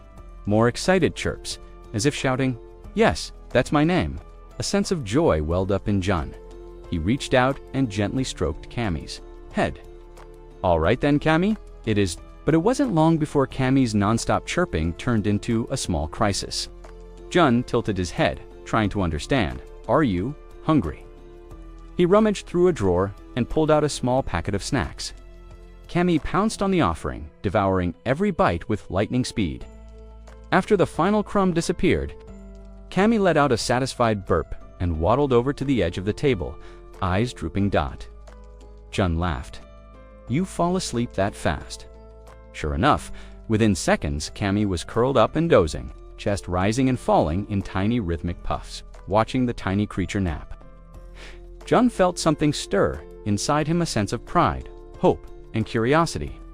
For what this little being would someday become, a real guardian beast, he thought. Someday, a soft ping from the system broke the moment. A new message appeared. Loyalty increased to 100. Cammy has been registered as your official retainer. Retainer limit expanded. Jun blinked, then smiled, eyes never leaving the peacefully sleeping Cammy. Jun crouched beside Cammy, watching the little creature sleep soundly, belly full, and completely at peace. With a sigh, Jun muttered, "I wish I could fall asleep that easily after a meal." Before he could wallow further in envy, something blinked into view. An unexpected system notification hovered in front of him. It stated, quite plainly, that Cammy had leveled up. Not only that, but the efficiency of the solar generator had just increased by a full 100%. Jun blinked. "Wait, what?" Another window popped open, offering more details. The solar generator, it explained, harnessed sunlight to produce power, generating between 80,000 to 100,000 units daily. Even more importantly, any unused energy would be automatically credited to the user's Schutten wallet. Jun read. A new idea began to take shape in his mind, sharp and exciting. He suddenly remembered the 10 newly acquired buildings sitting unused. None of them had solar generators installed yet. At the time, the steep cost 130 million units per installation, for a modest 30 million. Annual return had seemed unjustifiable. He had funneled his budget into other ventures instead, but now, seeing the numbers shift right before his eyes, Jun couldn't help but chuckle. The equation had changed. Cammy's level continued to rise steadily, and with each level gained, another alert chimed in. Generator efficiency was increasing again. Watching in awe, Jun saw the system recalculate what was once a 30 million annual return was now projected at 90 million, a triple increase. A wide grin broke across his face. This changes everything. Without another moment of hesitation, Jun opened the system interface and issued a command. Install solar generators in all 10 buildings. The confirmation came almost instantly that installations would be completed within 24 hours. Later that day, Jun found himself standing outside room 3001. He rang the doorbell. A voice called out from inside. "Who is it?" "It's me," Jun answered calmly. The door opened, revealing Fatty's eyes, scanning Jun with mild concern. "What's going on? Something happened?" Jun didn't answer right away. His face was serious, uncharacteristically so. "I need a favor," he said, his tone heavy. Fatty raised an eyebrow. "A favor from me? What kind?" Jun glanced around, then leaned in slightly. "I need you to hold on to my money." They spoke quietly for a few moments, their words hidden from us, the audience, but when the conversation ended, Fatty stood, frozen in the doorway, completely stunned. Whatever Jun had told him, it had been no small matter. Before anything else, Jun had come to an important realization after reflecting deeply on the mechanics of tax collection. If he entrusted a large sum of money to a reliable citizen and simply let it sit, that wealth would steadily generate returns. The system would deduct a one-time 10% tax upon the initial donation. But from that point onward, the invested amount would yield a consistent 10% profit each month. Jun began sorting through profiles, scanning for someone trustworthy enough to manage such a responsibility. He browsed through several status screens until his eyes landed on one person choi, affectionately known as Fatty, with a trust score of 89 and a loyalty score of 98. Fatty stood head and shoulders above the rest. There was no doubt in Chin's mind this was the person the moment he made his decision. The system flashed a confirmation. 1 billion had been successfully donated to Fatty, with the standard 10% fee applied. Almost immediately, the system updated again. Fatty's loyalty and trust had increased even more. Fatty, looking nervous but curious, asked in a quiet voice, "Am I really just supposed to hold on to it? Can I, maybe, use a bit of it?" Truthfully, Jun had expected that question. Originally, the plan was exactly that, to allow small use of the funds. But he hadn't anticipated that Fatty's loyalty would reach the full 100. Moved by that, Jun gave a small nod. "Yes," he said. "You may use a portion. I trust you." Fatty's eyes widened in disbelief. He bowed deeply, visibly overwhelmed with gratitude. "Thank you, truly," he whispered. "Come on," Jun replied, chuckling lightly. "No need for that. I gave it to you because I believe in you." With that matter settled, Jun turned his attention to the next task. He found Dabin and informed her of a new responsibility. "Can I choose who I want?" she asked, with a spark of excitement in her voice. "Absolutely," Jun said. "Pick whoever you like." He then introduced her to a new potential recruit, Hareen, known to some as the Poison Girl. He added that, as the new team leader, Dabin would also receive double the usual weekly pay. Her loyalty surged immediately. Grinning from ear to ear, Dabin threw an arm around Hareen and declared with enthusiasm, "We'll do our best." With infectious energy, she grabbed Hareen's hand and hurried off toward their first mission. "Come on, let's go," she shouted. "Back, wait, slow down," Hareen called out, trying to keep pace. Watching them rush off together, Jun felt a sense of reassurance. The two seemed like a perfect match. He had no doubt they'd make a great team. Then came a tougher part of the Dea conversation he'd been putting off. Jun headed over to Wu, Apartment 2, Unit 109. The group there had been through a lot. When they saw him arrive, they came out to greet him. "How are you all feeling?" Jun asked. Han stepped forward. "We're doing all right," he said. "But what brings you here, Jun?" Chen's expression turned serious. "It's about Kamayan Station. After the last monster incident, the area is now officially clear. The subway tracks and surrounding zones are safe for now." He paused, making sure everyone was listening. "From Kamion to the next stop, there are barely any monsters left. This is our chance to move, to claim the area before something else does." The crowd was quiet. Everyone understood what he was saying. Jun continued, voice steady. "This kind of opportunity doesn't come often. We act now, or we risk losing it." A memory flashed in his mind, Hareen pleading through tears, desperate for a chance. That moment had stuck with him. And that was when Jun truly realized how urgent it had all become. Watching the group now, Jun couldn't help but feel a strange mix of guilt and awe. These people, his companions, his responsibility, were literally putting their lives on the line to carry out his plans. And it hadn't been luck that saved them last time. It was Yejin, the Queen of Rats. Thanks to her, they had detected the presence of the monstrous snake near the station in advance. They walked into that unprepared Eid. He didn't even want to imagine the consequences. In a world where death lurked around every corner, Jen knew his desire to protect his makeshift family might seem selfish. But despite that, he made his decision. He issued the command. Han's team would advance to Jagali Station tomorrow. He couldn't afford to retreat, not now. The next morning, Cammy yawned and stretched with cat-like laziness as the sun peeked through the windows. Jun was already awake, finishing his breakfast and scanning the latest updates from the system. The solar generator's efficiency had improved, and to his surprise, Cammy's level had risen again. She'd reached level 5. The notification continued. Cammy had started channeling fragments of the sun's divine power. And more importantly, Jun himself had unlocked something new: basic elemental fire magic. The news caught him off guard. Magic? Actual magic? He held up one hand, frowning in thought. So how does this even work? As if in response, a flickering flame curled to life on his fingertip. It floated gently like a candle's flame, yet somehow alive. Was oddly familiar. It reminded him of how it felt when using his dignity maintenance skill. Intrigued, Jun headed outside to test his new ability further.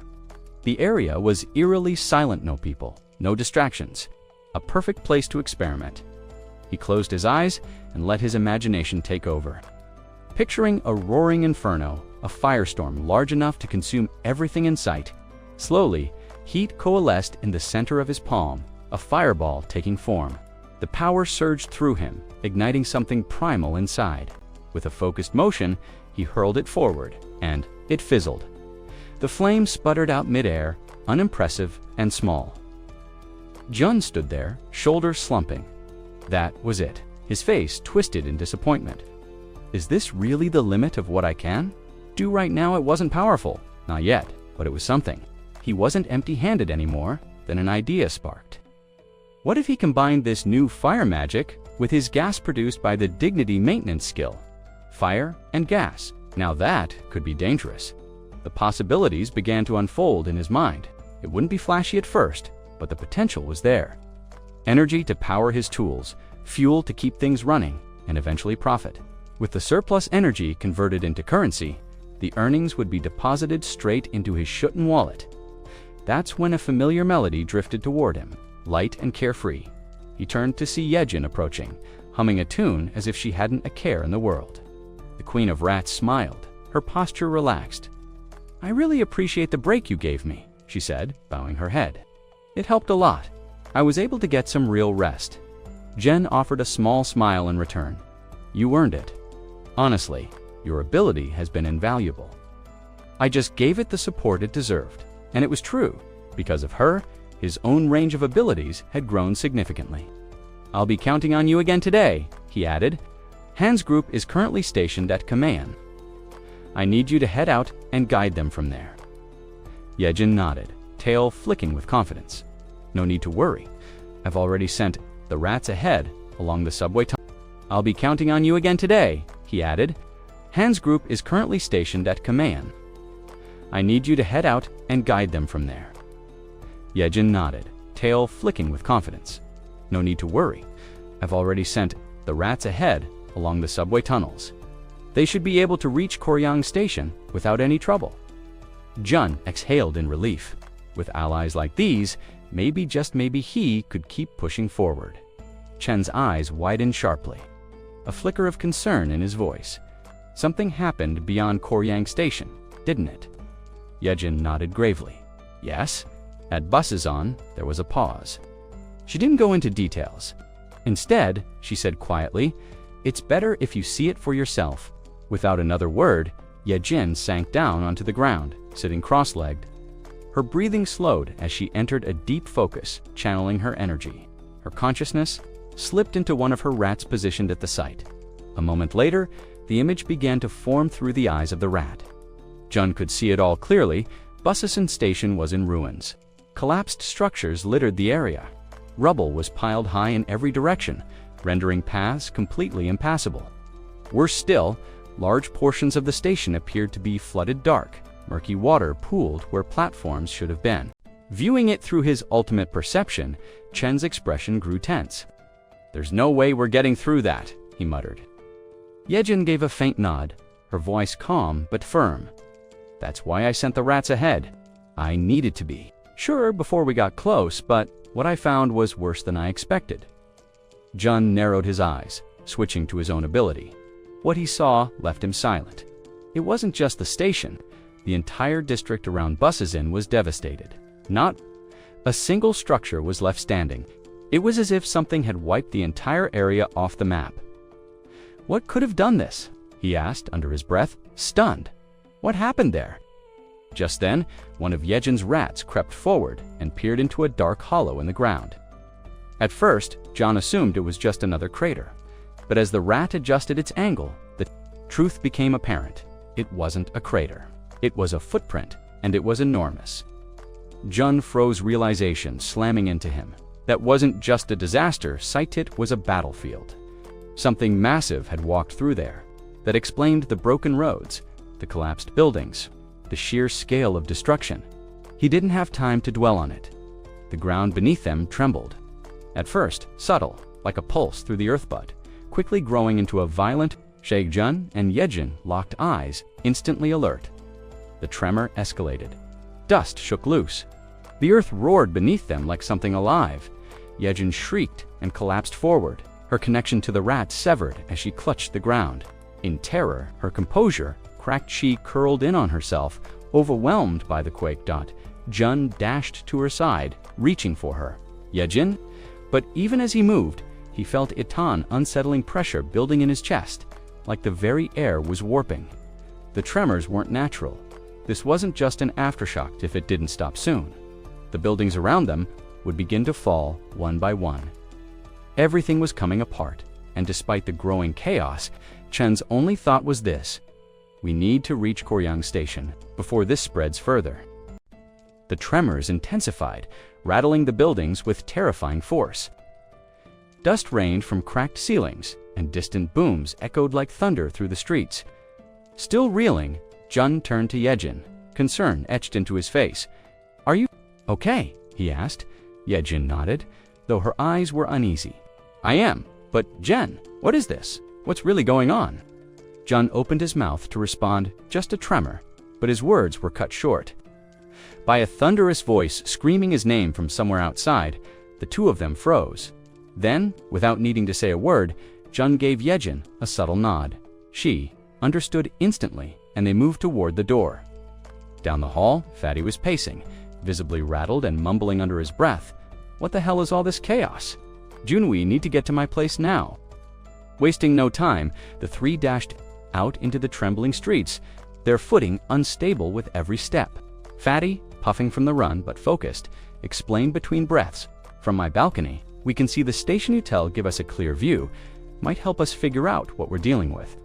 As they ran, Jun couldn't shake the memory of the earlier crash. Something deep down told him that whatever was happening now had everything to do with that. Eventually, they reached Fatty's apartment. The moment the door opened, Jun was met by the pale, panicked faces of Fatty's wife and a few neighbors.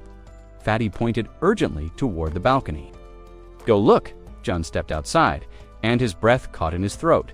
There, towering over the city skyline, was a monstrous cyclops, fangs like blades, horns like jagged towers. Each footstep sent buildings toppling, its roars drowning out every other sound. The creature tore through the streets like a force of nature, wild, unstoppable, and utterly ruthless. Frozen in place, Jun could only mutter, "Why is it always something insane?" Behind him, the others had followed. One by one, their faces turned from confusion to horror as they too caught sight of the beast. Han and Moon exchanged glances, trying to connect the dots between the quake and this creature's appearance, but no theory could prepare them for what they saw next: the Cyclops. Now stomping directly toward their sector of the city, Fatty pointed, trembling. "June, it's coming, it's heading right for us." Jun clenched his fists, panic tightening in his chest. We have to do something, but what?" He glanced down at his hands, searching for any sign that his powers, whatever they were, could help, but they only trembled. Then a voice cut. Through the chaos, Jun-hee turned. It was the werebear woman. Her gaze was calm, but unshakably fierce. "I want a chance to fight it," she said. Jun blinked, taken aback. "You what?" "I'm ready. Let me take the lead." Her confidence was overwhelming, even soothing. Jun hesitated, then nodded slowly, offering a faint smile. "Are you absolutely sure?" She stepped forward. "One way or another, I'm doing this." In that moment, a glowing interface flashed into view. A system mission alert, objective: defeat the Cyclops within 24 hours. Reward: 1 day of resurrection for the sun. Penalty if failed: 24 hours of intense pain. Jun turned to the others. His voice was firm now. "Everyone assemble. I'll explain the plan." Once they had gathered in the room, Jun laid it out. We're splitting into 3 teams. Listen carefully. Team 1, Han, the werebear, our healer, and Toji. Team 2, Moon, the archer, and Jian. Team 3, Yejin, and me. I'll manage the defense of this area. The rest of you get to your posts fast. We're out of time. The teams nodded in unison and scattered into the streets, each heading toward their assigned sectors with purpose and urgency. As Jun was checking the perimeter, a voice called out to him again. He turned to see Hien. Approaching I did a sweep, she reported. Military-trained fighters are covering the gate. Everyone else has taken shelter in the underground parking area. Jun exhaled in relief. Good work, Hien. You should head there too. Help manage the others. But she didn't move. Her eyes remained fixed on him. No, she said. I want to stay. I need to contribute. Her hands were trembling, clearly betraying her fear. But her words were steady. Jun looked at her for a long moment, then gave a slow nod in the face of terror. Even the smallest act of courage carried weight. Jun was caught off guard by her sudden declaration. He studied her face for a moment, concern flickering in his eyes. Are you sure? He asked gently, his voice laced with worry. Hin looked down, her shoulders trembling as tears pooled in her eyes. No, she admitted softly. I'm scared. But then, almost as if something shifted inside her, she lifted her head. Her voice, though shaky, carried strength. But I'll try to be brave. Jun exhaled slowly, a faint smile breaking. Through his otherwise stern expression, he nodded. That courage, however fragile, was enough. Without another word, he turned and called out, summoning Yejin and Heron to accompany him to the main gate. There was no time to lose. Once there, Jun immediately began surveying the gathered crowd. He needed to know who had combat experience. He moved quickly, asking questions, making mental notes. The numbers came in grim. Out of over 1,200 residents, only 101 had ever served. In the military, his jaw tightened. That's it? He muttered under his breath, appalled by how few had any training for what lay ahead. Then, from the group, a man in a red jacket nervously raised his hand. What exactly are we supposed to do? He asked. Before responding, Chun's eyes narrowed. Where are the twins? And the red-haired man? He asked sharply. The man flinched. He scratched his head, avoiding eye contact. His body language shifted, his unease was palpable. And in that moment, Jun understood. They ran, he said quietly, but then his voice hardened, louder. They ran. The realization hit him like a blow. Not just the twins and the redhead, but hundreds more had slipped away, hiding in the underground parking garage. He clenched his fists, fury building inside him. Cowards, he growled. They abandoned us. The entire crowd had gone still. All eyes turned to him, waiting. Jun stepped forward, his voice rising with conviction. Listen to me, he began, eyes sweeping across the crowd. The ones who stayed didn't choose to stay because you're stupid. You chose to fight because you understand what's at stake. If we don't stand our ground now, we all die. He paused, letting the weight of his words sink in. Not just defending yourselves, you're defending your homes, your families, everything that still matters. A silence followed, thick, heavy. Then Jun spoke again, this time with calm clarity. I once heard that courage isn't the absence of fear. It's the will to act even when you're terrified.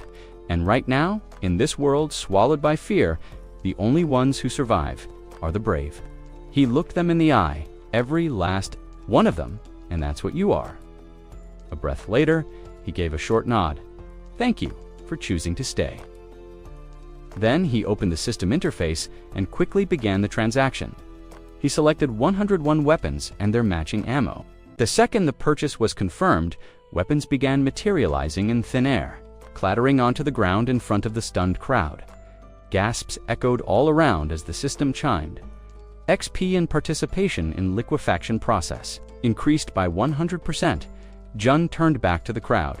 Pick them up, he said firmly. One by one, hesitant hands reached out. Rifles, handguns, and ammo were lifted slowly, reverently. Their eyes were wide not just with awe, but with the dawning realization that this was real, that they were really going to fight. Chun's voice cut through the quiet, steady and resolute. Those of you who stand here now, those who refuse to run you, will not be forgotten. You will be rewarded." With that, he turned sharply. His pupils flickered, the telltale glow of his absolute eyes, ability activating. His gaze burned with purpose, his expression cold and unshakable. And then, in a calm, commanding voice, he said, "This is just the beginning." The Cyclops, his jagged teeth bared, and his monstrous face twisted in unrestrained fury, charged forward without hesitation. Rage consumed him completely, guiding his every move, positioned just outside the beast's line of sight. Han waited silently, an iron bar clenched tightly in his hands. He was still, coiled like a spring, eyes sharp and focused. The moment the Cyclops passed, Han acted. With a cry of effort, he hurled the iron bar with all his strength. The weapon flew through the air and struck with brutal precision, impaling the Cyclops' leg. Blood erupted from the wound in thick, violent spurts. The Cyclops bellowed in pain and spun around, his massive body turning with shocking speed.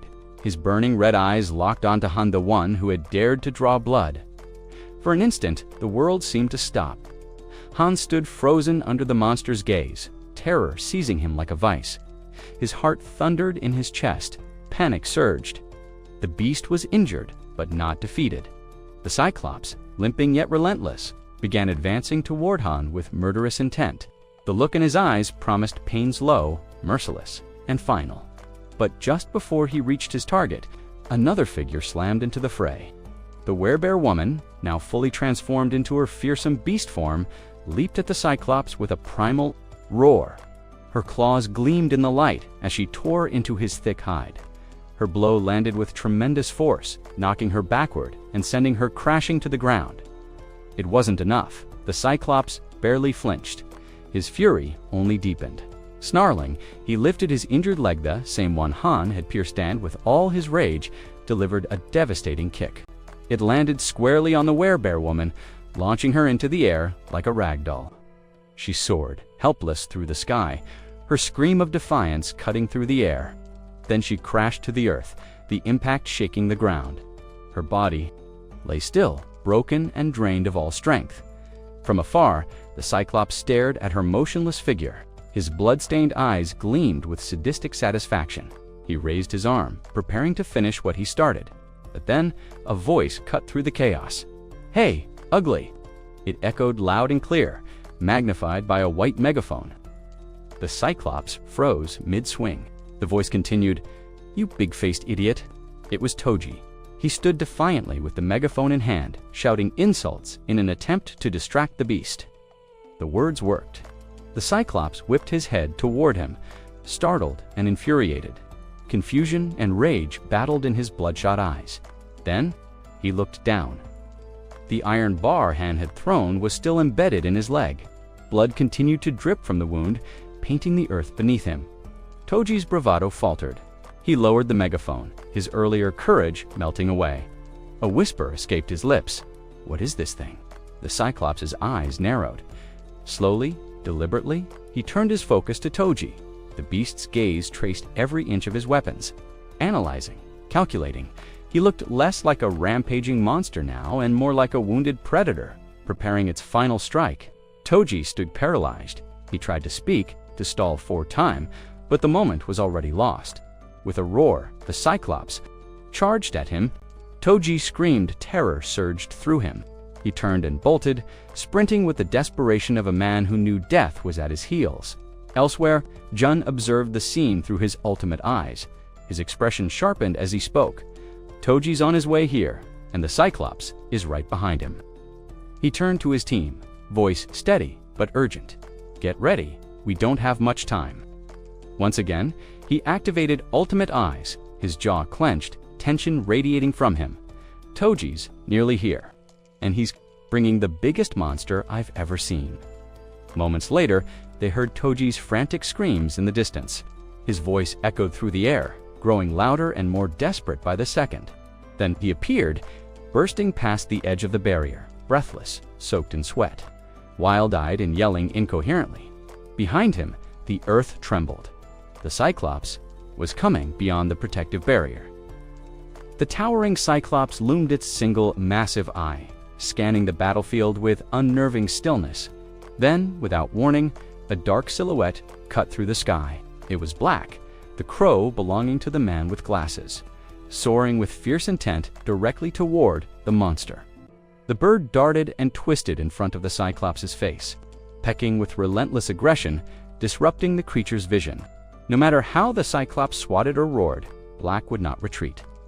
Driven by instinct or command, the crow stayed locked on target, denying the giant even a moment of clarity. Frustrated and disoriented, the Cyclops finally squeezed its eye. Shut in agony, that was the signal. The archer woman was already poised, her stance rock solid, every muscle aligned in perfect discipline. She raised her bow, her breathing slow and steady. Eyes narrowed as she locked onto her marked dot. As if on cue, Black flew away and returned to his master's arm, landing with a quiet grace, without hesitation. The archer released. The arrow tore through the air like lightning. The Cyclops, reacting too late, raised its massive hand in defense, but the arrow pierced straight through the palm and embedded itself deep into the monster's forehead with brutal precision. At that moment, Moon descended from above, gliding. Overhead with calculated grace, he reached inside his robes and pulled out 4 live rats, writhing and restless. Without a flicker of doubt, he hurled them one by one toward the Cyclops' gaping mouth open, wide in a howl of pain from the arrow. Lodged in its skull, Moon's voice cut through the battlefield. The shout rang like a command. Had gone according to plan up to this point. Now, the next step belonged to Jun. His ability, already primed, activated instantly. A toxic gas secretly implanted inside the Cyclops via the rats began to stir. The Cyclops' eye flew open despite the pain, blood trickling down its cheek. It tilted its head downward, frowning in confusion at its own stomach, as if sensing a strange foreign presence within. Then Jun raised his arm. Calm, unwavering, his face betrayed no fear, only a cold, focused resolve. His fingers curled as he summoned a fiery magical attribute. Flames sparked and danced along his palm, crackling like lightning in a bottle. A single heartbeat passed. Then came the eruption. An explosion detonated from within the Cyclops' gut, tearing through flesh and muscle. A wave of dark smoke burst outward, filling the air with choking ash and heat. For a moment, the towering beast stood motionless, enveloped in smoke, his body slack and seemingly stunned by the blast all around. The villagers stared in frozen silence. No one dared to speak. Then, someone noticed slowly. The Cyclops' massive form began to tilt forward over the barrier. Jun snapped back into motion, his voice sharp and commanding. "Hold your positions, don't break formation." He assessed the situation with rapid precision. Everything had gone more or less as planned. But now, the success of the final strike depended on the townsfolk themselves. Jun turned toward them. "Aim for the head. Concentrate your fire. When it dips low enough, take the shot." His mind whirred through calculations. Ideally, he hoped the final blow would come from one of his trusted allies, a symbolic end to the nightmare. But his thoughts were cut short when a trembling figure stumbled toward him. It was fatty, clearly shaken, barely able to speak. He pointed frantically behind Jun, trying to form words, but none came out. "Relax," Jun said, trying to steady him. Going to fall, that explosion was enough. But then Jun turned, and his blood ran cold. The Cyclops was still standing. The smoke had cleared, just enough to reveal its silhouette monstrous and unmoved.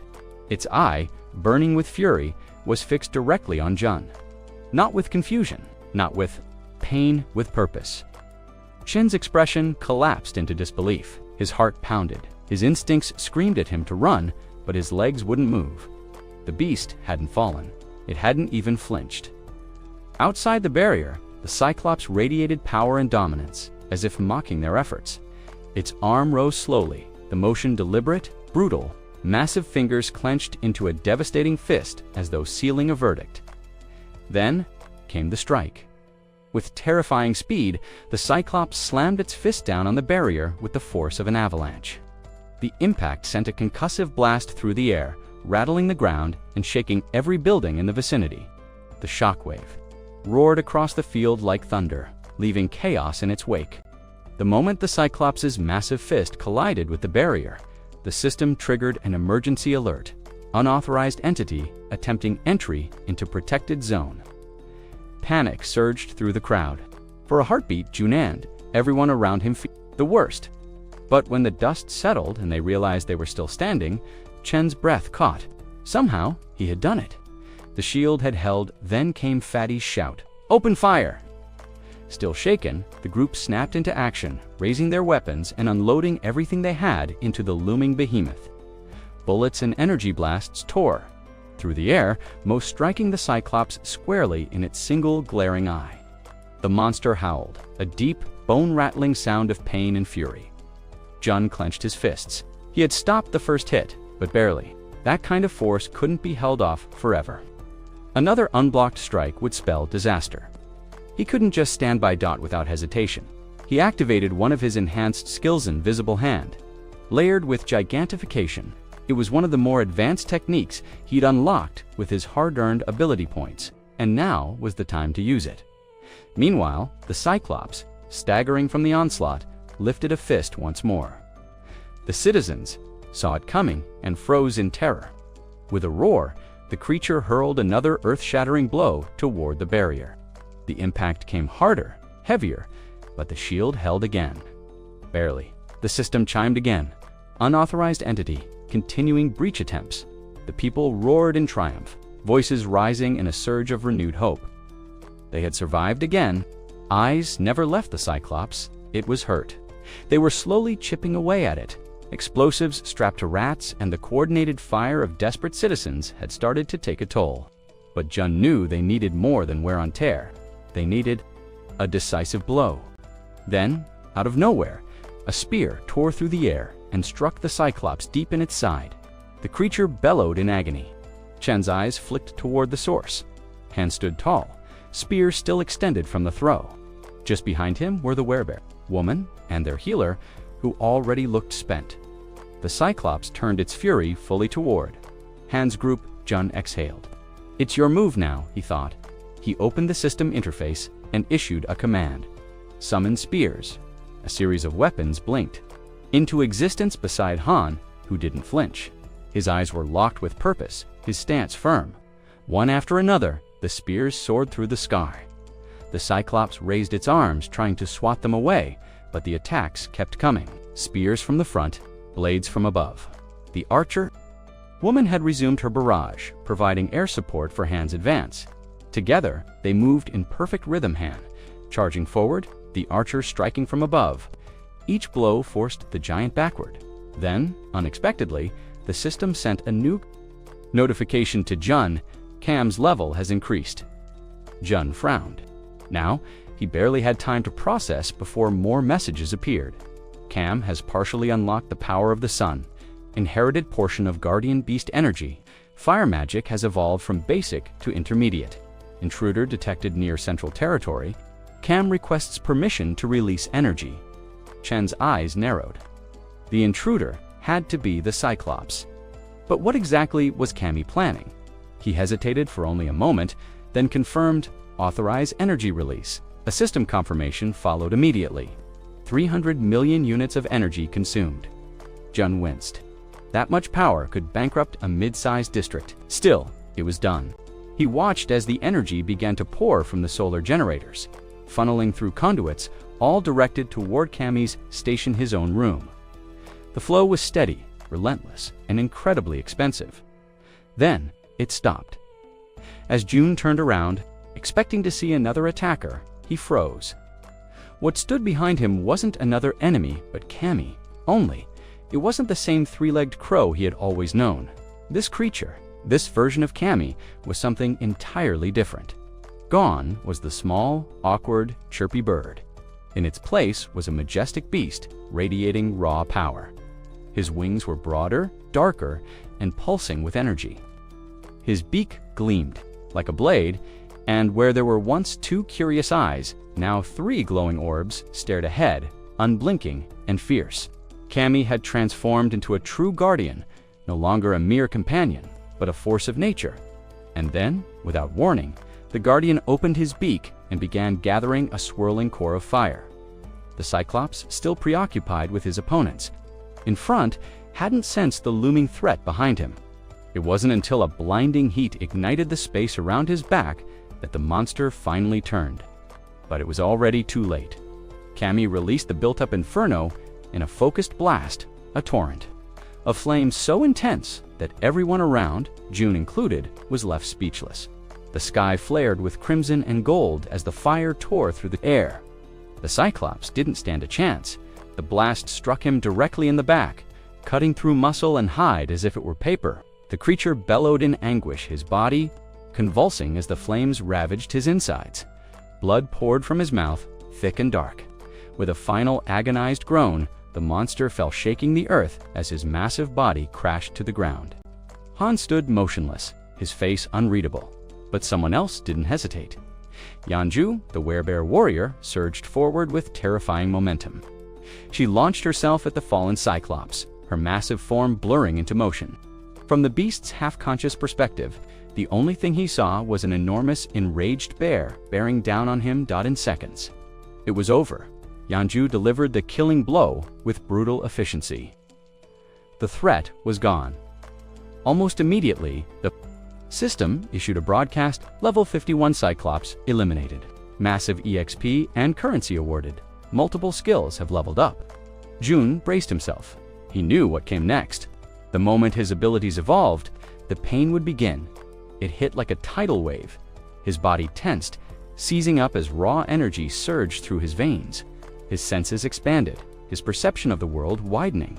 His influence extended far beyond its previous limits. His skills now reached distances that would have been unthinkable before. But the cost was agony. Another system message appeared, congratulating him. You have officially claimed this entire apartment complex as a unified refuge. Funds have been deposited into your account. Jun collapsed to his knees, gasping. As the new power continued to flood in, every muscle screamed. It felt like his body was being reforged from within. At that moment, Cammy returned to his original form and fluttered down beside him. The small three-legged crow hopped proudly in place, puffing out his chest and chirping with triumphant glee, clearly boasting about his contribution. Still panting, Jun managed a shaky laugh. That blast cost me 300 million won. You know? Cammy froze, his proud chirps stopping instantly. He blinked, now visibly sheepish, clearly embarrassed by the staggering price tag. But Jun wasn't angry. Despite the cost, he was grateful. Cammy's strike had been the turning point. Without it, the Cyclops might still be standing. He reached out and gently stroked Cammy's head. You did well. Although the system indicated that guardian beasts couldn't be summoned again while inside the refuge, Jun reflected on what had just happened. He had spent 300 million won but earned 30 billion in return. That kind of return made him pause. What if he summoned all 10 guardian beasts? If even one could perform like Cammy, maybe it was worth it. Just as that thought settled in his mind, the system pinged again. Guardian. Beast summoning cost has been updated. 10 billion won. Jun blinked in disbelief. Wait, what? Why is it so much now? Before he could even begin to process the increase, another sound drew his attention, a faint, trembling voice. Laced with emotion, he turned his head, so did Cammy there, standing. At the edge of the battlefield was Yanju. The powerful werebear woman now stood perfectly still, her shoulders trembling ever so slightly. From where Jun knelt, he could hear her breathing, could see the tears gathering in her eyes. In that moment, something deep and unexpected stirred in him. The system notification still blinked at the edge of his vision, but the sound it made had shifted, no longer a sterile ping, but something gentler, something human. It echoed just faintly, like a wish finally heard. The sound of something Yanju had longed to hear, finally becoming real. Sometime before all the chaos unfolded, inside a dilapidated, long-abandoned building, a man quietly exercised his special gift drawing, fresh, clean water, into a small glass bottle. Around him, a handful of desperate people looked on with gratitude. Their lips were cracked, their eyes sunken from thirst, but for now, they had water and that was something. The man with the ability remained silent, though his thoughts raced. As he handed out the water, he couldn't ignore a looming dread. They were completely out of food. He had organized everyone into a careful line, rationing what little they had. The clean water was a miracle, yes, but it wasn't enough. Their stockpile had run dry. That was the harsh reality of this refuge. This brief sanctuary they had managed to hold on to had reached its limit. The resources were gone. The man's chest tightened with unease. Sooner or later, they would have to leave this place, no matter how safe it had once seemed. And then, the building shook. Everyone around him went rigid. Was it an earthquake? The man asked aloud, scanning the room for reassurance, but none came. Suddenly, a panicked voice burst in. A young man stumbled through the doorway, eyes wide, breath ragged. "You have to come up," he cried. "There's something huge outside." The word monster snapped the water bearer into stillness. His body froze, mind reeling, but then instincts kicked in. He bolted for the stairs. Taking them two at a time, he raced upward, desperate to see it with his own eyes. When he reached the rooftop, what he saw made his breath catch. Towering over the shattered landscape stood a massive cyclops, its single eye glowing with pure, seething rage. Its muscles rippled beneath thick skin, every movement a thunderous tremor of power. The air around it vibrated, death incarnate. Beside him, a pale-haired man trembled uncontrollably. "What do we do now?" he whispered, eyes locked on the beast. But another voice rose behind them, calm, deliberate. John Hook, the purple-haired strategist, was already moving. "Take everyone to the basement," he said, not looking away from the monster. Now Hyun, the silver-haired man, hesitated. "What about you?" "I'll think of something," Hook muttered, though his hands ran nervously through his hair. Truthfully, he had no plan, no trick, no tactic that could ever stand against a monster of that scale. He tried to sound reassuring, tried to keep everyone calm. "There's nothing we can do against that. Not now." And while they stood on that rooftop, voices low with fear, something in the distance began to shift. A glow, subtle at first, but growing concentrated energy forming into something terrifyingly precise. A beam of light, not from the heavens, but from a force rising below. Then it happened. Without warning, the Cyclops was struck, obliterated. Gone in a flash of sheer destruction that left no trace behind. The people on the rooftop reeled back, stunned into silence. None of them could comprehend what they had just witnessed, but Jun Hook knew. He stared at the fading light in the sky, heart thundering. That wasn't a weapon or a machine. That was power raw, unimaginable power. And it came from someone like him, an awakened, but not just any awakened, someone who had evolved into something unstoppable. "Hayon," he said suddenly, voice sharp. "Get the others, we're going." The silver-haired man blinked. "Going? Toward that thing? Are you insane?" "No," Hook said, already turning. "To leave? I don't know who they are, but it doesn't matter. If we want to survive in this world, we need to be beside that person." Hyun hesitated a moment longer, then followed. They gathered the others, a group of weary souls barely holding on to hope, and started walking. No one spoke much. They were too afraid, but not of the one they were approaching. They were afraid he might not be kind, because at this point, they had no more chances to gamble. They had to believe. Their survival hinged entirely on the unknown, the power they had just witnessed from afar. Eventually, the group reached an apartment complex. The buildings stood eerily intact, untouched, amidst a sea of ruin. It had to be the place. They stepped forward, hearts heavy with desperation, but flickering just faintly. With hope, Hyun walked ahead of the group, his eyes scanning the surreal landscape. The city, still full of towering structures, seemed untouched by the collapse of the world around it. He muttered in disbelief, "How are these buildings still standing after everything that's happened?" Before anyone could answer, he smacked face first into something invisible.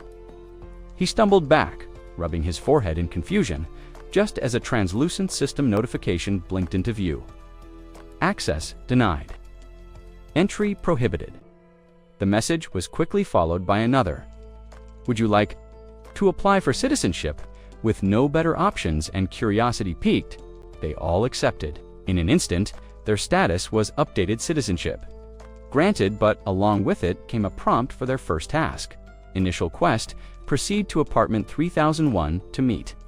Jundot, they made their way to the towering apartment building and climbed to the 30th floor. When they arrived, a man was already there, as if he'd been waiting, calmly and with eerie familiarity. He greeted each of them by name, though none of them had ever seen him before. "I'm Jun," he said simply. Hook felt something deep stir within him. The moment he locked eyes with Jun, an unshakable instinct kicked in. This was the man, the one who had somehow brought the towering Cyclops to its knees.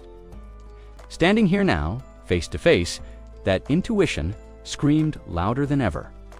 Without hesitation, Hook stepped forward, grasped Chen's hand with both of his, and said earnestly, "Please take care of us." He didn't fully understand why, but he knew this was a pivotal moment, one that could never be allowed to slip away. Meanwhile, in a quiet corner of this strange world, warmth filled a humble home. Yanju, the werebear, was carefully preparing a meal in the kitchen. A rare glow of peace shone in her eyes. She called out cheerfully, "SIU food's ready." A small boy came running over, eyes sparkling as he took a seat, and eagerly dug into the meal. "It's really good, Mom," Yanju smiled gently. "You like it that much, huh?" The boy nodded, then tilted his head in curiosity. "Wait, are we celebrating someone's birthday? You made seaweed soup?" She froze for just a moment, her eyes softening as she pulled him into a warm embrace. "No birthday," she whispered, "but I knew it was your favorite." Just then, the front door creaked open, and Jun stepped inside. The little boy's face lit up. Wizard Uncle Yanju turned. "Jun, everything goes smoothly. They've arrived, they've been fed, and have a place to stay." He hesitated, then added, "But there's something I didn't expect. It looks like they can't leave the residence for now." Yanju didn't even flinch. Her voice remained calm and steady. "That's fine. Being here like this with Siwis, more than enough." She hugged her son even tighter, whispering that she was truly happy. At that moment, another system prompt appeared. "Loyalty has increased significantly. Yanju is now registered as a retainer." But Jun didn't need any confirmation. He saw it in her eyes, in the softness of her voice, in the way she held her child. She was at peace. Time passed slowly and gently. Yanju and Siu sat together on the floor, watching a show on the old television, sharing quiet laughter and smiles. For a brief moment, everything felt normal. Jun, watching from the side, found his mind drifting. He thought of his own family. How long had it been since he'd last seen them? Were they safe? Were they eating? A sick feeling twisted in his chest as he imagined the worst. The sound of playfulness pulled him from the spiral. Cammy, the small creature who had somehow become part of this odd little family, was frolicking around, tugging at Yanju's fur and making SIU giggle. At them mother, son, and Cammy, and something clicked. There was no need to rush, just for today. It was okay to pause. He realized how hard Yanju had fought for this kind of day, the simple, peaceful, ordinary gay. A moment where she could finally exhale, and in the distance, Jun knew that one of the Yenian messenger rats was heading toward the main house, carrying what his family needed. Whatever happened next, they'd be provided for. So today, Jun made a quiet promise to himself. He would focus only on this, on Yanju, on Su, on this fleeting serenity. Because today, for the first time, her one and only dream was shining in full. Jun casually suggested they stay in the master bedroom for the night. But with her son still nestled tightly against her, Yanju declined gently, proposing they settle in another room instead. Jun, however, was insistent. He assured her with a calm, sincere smile that the master bedroom was the warmest and most restful space, and besides, it was an order, touched by his kindness. Yanju tenderly brushed her son's hair and softly thanked Jun. Her son mirrored her gratitude with a sweet smile. Together, mother and child made their way to the room, whispering a soft goodnight as they passed Jun. The boy waved cheerfully before disappearing into the bedroom. Jun watched them go, a quiet peace settling in his heart as he smiled faintly. To himself, the lights in the house gradually dimmed, and from behind the door came the sound of a lullaby, soft, soothing, and full of warmth. Lying alone on the couch in the living room, Jun listened quietly to the melody. It had been years since he'd heard a lullaby like that, and the sound wrapped around him like a memory. Slowly, his body relaxed. His eyes fluttered shut, like a child dozing off under the gentle rhythm of a mother's voice. Morning arrived with soft light and quiet joy. Jun joined Yanju and her son for a breakfast they'd prepared with care. Laughter echoed from the living room as they gathered to watch the child's favorite cartoons. He giggled at every scene, as if each moment was a brand new delight. Later, their pet Cammy, who had been napping in a patch of sunlight, was suddenly chased around by the boy, much to Cammy's visible dismay. After exhausting every new toy in the house, the trio lay together on the floor for a light nap, surrounded by drawings, crayon marks, and bursts of laughter. But moments like these never last forever. With Cammy perched on his shoulder, Jun turned away, tears silently falling as the weight of reality pressed down on him.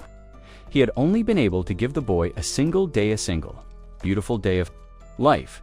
Yanju knelt to the floor, arms wrapped tightly around her son as she whispered her final goodbyes. Her embrace was full of love and desperation, as if trying to hold time still. Her son, too young to grasp the full weight of her sorrow, looked up and asked with concern, "Are you crying?" She tried to smile, brushing away her tears. "No, I'm not," she whispered, her voice shaking. But the boy reached up, his small hand pressing gently to her cheek, feeling the tears she couldn't hide. "Don't cry," he said softly, wiping them away with the tender patience only a child can have. Yanju clung to him again, trembling. In a voice cracking under the weight of her fear, she finally admitted, "I'm scared of a world without you." Without hesitation, the boy looked up at her with clear eyes and said, "But I'm still here, Mom." Those words, simple, honest, and full of love, shattered whatever composure she had left. Her sobs grew louder, unstoppable, even as the boy continued to comfort her. Then, ever so gently, he stepped back, slipping from her arms. Meeting her gaze, he promised, "I'll always be with you." Yanju called out his name, her voice breaking, but he kept walking toward the horizon where the sun dipped low. She cried out again, her voice cracking with all the love and things left unsaid. "I still have so much I need to do for you." He stopped. Slowly, he turned to her. A smile full of love lit up his face as he said, "I love you." And just like that, his body began to dissolve into soft, golden light. Yanju froze, still kneeling, her whole body trembling under the weight of loss. Pain overwhelmed her, stealing her breath. But even in the midst of heartbreak, she forced herself to smile through her tears. With all the love in the world, she whispered back, "I love you." With that, the boy Saiwa smiled one last time and was gone in a sudden, soundless instant. His entire form disappeared into the void, leaving behind only silence and sorrow. Yandu's hand, still stretched toward where he had been, trembled. Once before falling helplessly to the floor, overwhelmed by grief, her knees buckled beneath the weight of loss, Jun stood beside her, watching in silence, his heart aching with every breath she took. Her pain echoed inside him like a scream in an empty hall. When she tried to stand, her legs gave way. The despair was simply too heavy, too raw. Her body refused to move, held down by anguish. Jun clenched his eyes shut. The sight of her suffering pierced him to the core. It was then that a thought, bitter and beautiful, crystallized in his mind. Hope is like a fragile blossom that dares to bloom in the shadows of tragedy. But those who choose to nurture it must be prepared to stare into the abyss. He extended his hand slowly, gently touching her shoulder. "Don't give in to grief," he murmured. "This isn't the end." Yanju looked up at him, her face streaked with tears. Her voice trembled as she asked, "Do you really believe that? That this ISN single quotes T truly the end?" Without hesitation, Jun nodded. "If there's even the smallest chance, I'll bring your son back again." And again, no matter how many times it takes, a flicker of light returned to Yanju's eyes. His words didn't erase her sorrow, but they gave it direction. From the ruins of despair, something within her stirred resolve, faint but rising. At that moment, a soft chime echoed. A message appeared before them. Yanju's trust had reached its peak. She had unlocked primordial vitality. Meanwhile, elsewhere, a furious cry ripped through the air. The red-haired man was beside himself with rage, his face twisted with disbelief. The twins, who had been quietly observing, exchanged worried glances. The man's most prized possessions, the standard spear, the orc spear. Every coin he had hoarded had all vanished. He whirled on his brother. "Where are my things?" His brother shook his head, still dazed. "I don't know. When I woke up, Everything was just gone. No warning. It's happening to others, too, he said grimly. Everyone who wasn't present during the summoning, the ones who had already finished their service there, all reporting the same thing. It's a pattern. One of the twins muttered, "We should have gone back sooner." But before he could finish, the red-haired man surged forward and seized him by the collar. "So this is my fault now," he roared, shaking him. The twin lifted his hands. "You misunderstood. I wasn't blaming you. It didn't matter." The red-haired man was beyond reason. We all knew following Jun was a mistake from the beginning. We said it. The tension in the room spiked. The other brother, nerves, frayed and voice rising, finally burst out, "Fine." Chen's plan was always reckless. Only then did the red-haired man let go, releasing his grip and stepping back. And in that moment of silence, the truth struck him like a blow.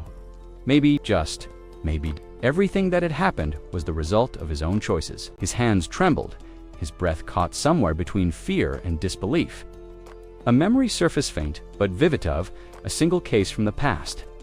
Someone once made the grave mistake of pursuing a relationship with an underage girl. The punishment had been swift and merciless. Caught red-handed, banished without ceremony, and within days, his corpse was discovered lying cold in the street.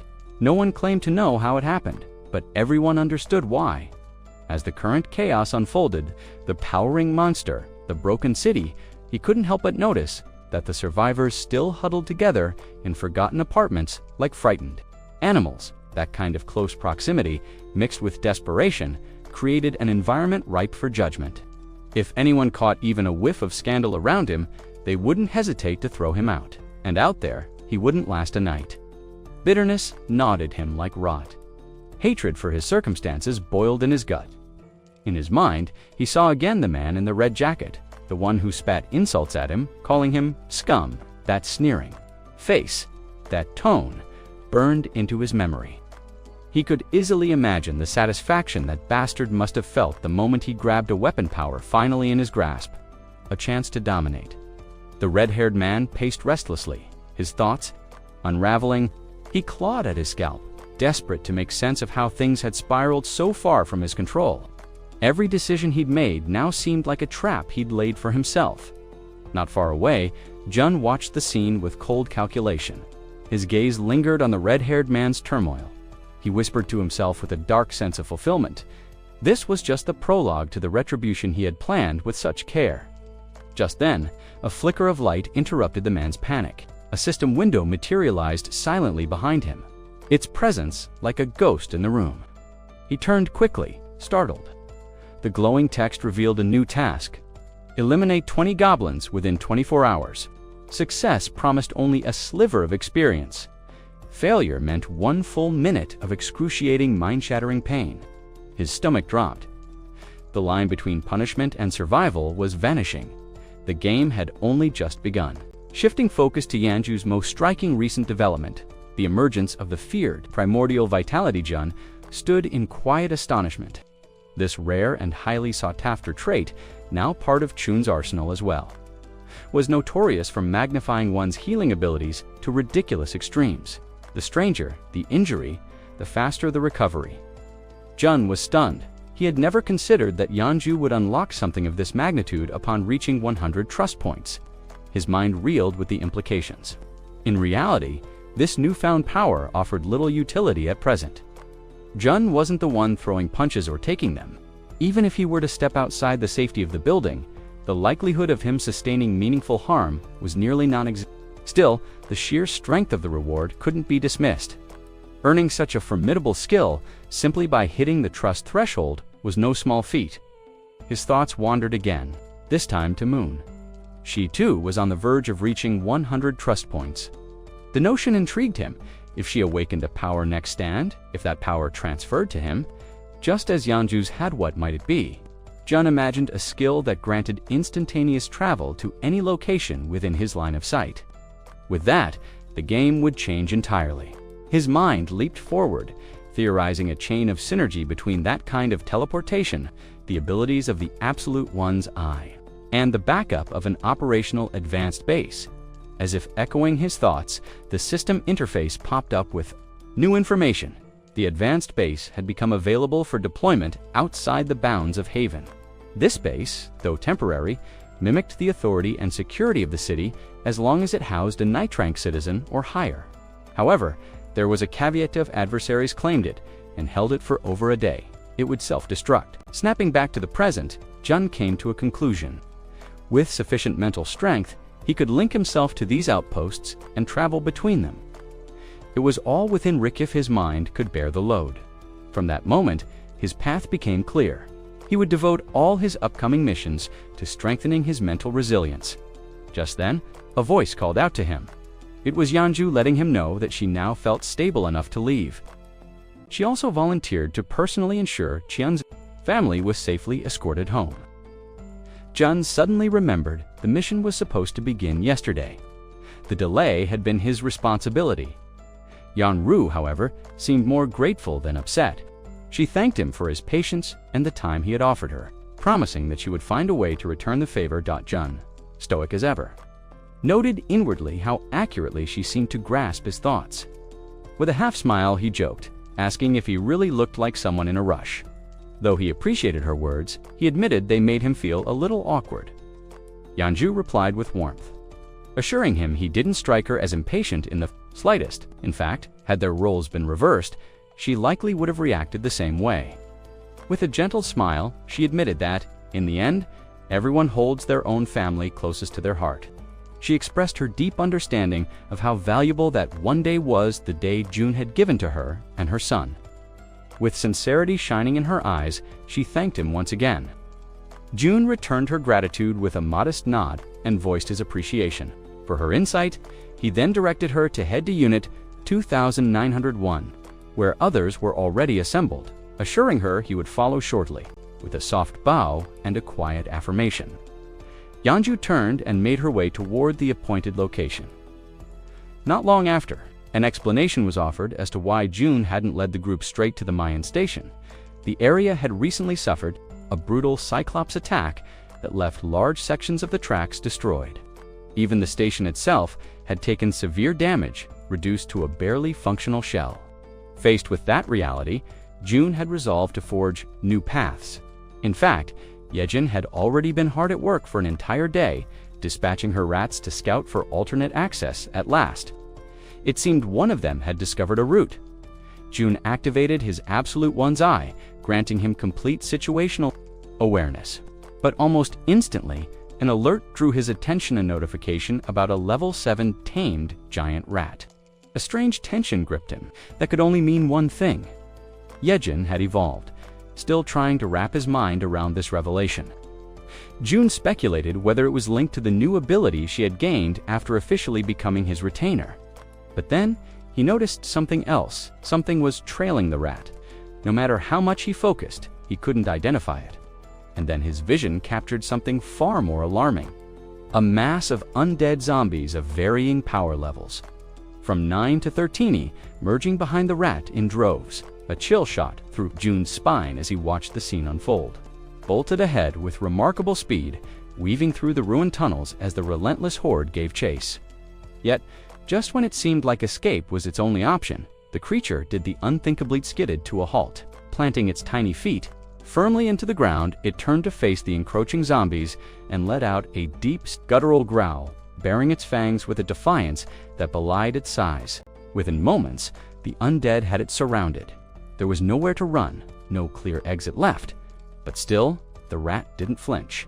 It stood tall as a rat, couldn't moving, resolute.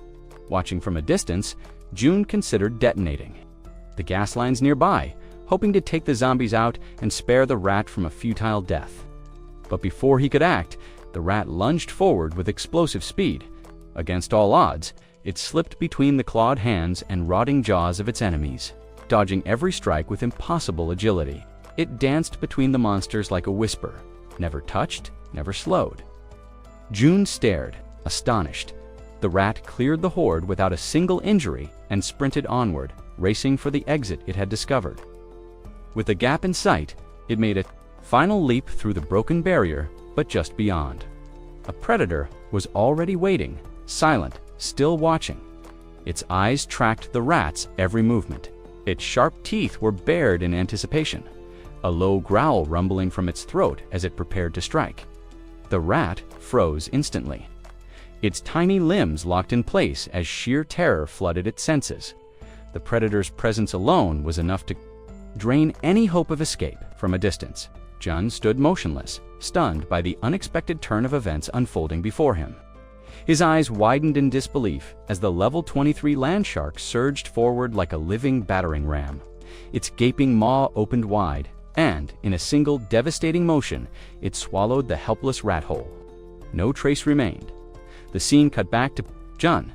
He stood in silence, a cold pit forming in his stomach as the reality of what he'd witnessed sank in.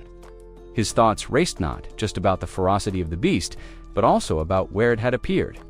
His gaze drifted toward the nearby landmark. Now he's stationed only a few kilometers from his family's home. The weight of that realization settled heavily on his chest. That kind of monster, that close. Panic rose in his throat. He had to act fast.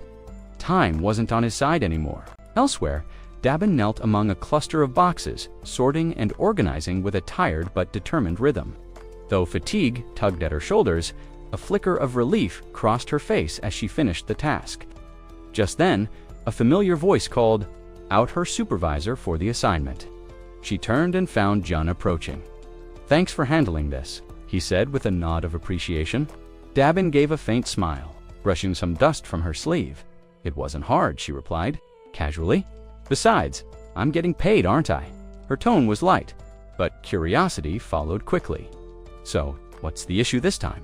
Jun hesitated, glancing away as he tried to shape his words carefully. Dabin immediately noticed his unease, her expression shifting to concern. "Just say it," she urged, her voice tightening with worry. "What's going on?" Choosing his words with care, Jun finally spoke. He needed someone to cover operations for the next couple of days. Specifically, he wanted to bring Ahirin onto a special task, and Dabin would need to manage things. In the interim, the request caught her off guard. Her brows lifted slightly, and though she smiled, there was tension behind it. "You want me to take over everything?" she asked, her voice carrying a nervous edge. Jun nodded. "Just for 2 days," he assured her. She crossed her arms, already calculating the workload. "So I'll be acting lead then," she said dryly. "Will I at least get paid extra for all that overtime?" Chun's lips curved into a small, knowing smile. "Double," he replied, a hint of mischief in his tone. At that, her eyes sparkled. Her earlier weariness vanished as excitement took hold. "Now we're talking," she said brightly, more than ready to step up for the task. A dense emerald mist surged from the system itself, curling and wrapping around Hirin until she was completely obscured. The scene shifted abruptly. The group now sat, gathered around a long table, every eye fixed on Jun as he prepared to deliver the mission briefing. His tone was calm, but heavy with the weight of urgency. "The situation has changed," Jun began. "With the sudden appearance of that massive cyclops, navigating through Kamion Station has become a nightmare. It would be a shame to abandon the subway line entirely, but right now, it looks inevitable." Yejin leaned forward, her voice breaking the tension. "Not necessarily. The section from Siaman Station through Biamel and onto Doryang is still intact. No monsters have been spotted there. We can cross without too much trouble." She laid a carefully drawn map on the table, the ink still fresh. The first objective was clear. Secure the route leading to Biamel Station. Across the table, a bespectacled man shifted uneasily, quietly thinking that the best option might be to fly over the entire danger zone before anyone could respond. Toji suddenly chimed in, not with a solution, but with a grin. "Yejin, your map drawing skills are seriously impressive." Jun quickly cut off the banter, his voice firm. "Focus." Yejin's confirmed the safest route so far, but there's still a problem. He tapped a section of the map, a large supermarket complex near here. It's crawling with orcs, around 500 of them. Han's brows furrowed. "Do we have to fight them?" Yejin shook her head. "No, engaging the orcs isn't part of the mission. All we need is to reach Biamel and use the underground line. I've charted a path clear of orcs, though there are a few weaker monsters along the way. Chen's mind flickered to the investments he'd made before the mission, boosting nearly everyone to level 30.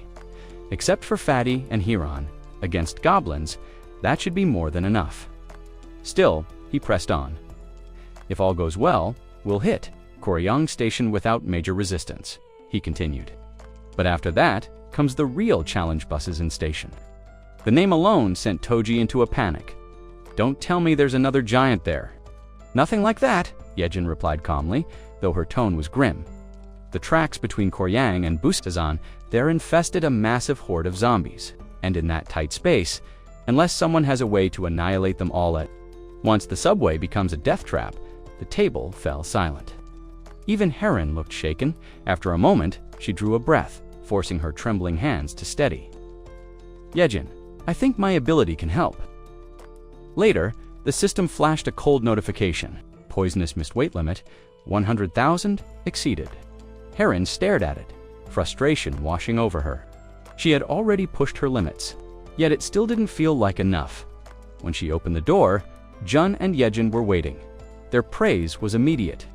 You did incredibly well, Jen, said his tone softer now. Are you feeling okay? I am, Hiran replied with a faint smile. At first, I thought I'd collapse, but something kept me going, and now I feel fine. What she didn't know was that Jun had quietly upgraded his retainer management ability, funneling an enormous amount of resources into the enhancement. It had cost him dearly, but the payoff billions in return made it worthwhile.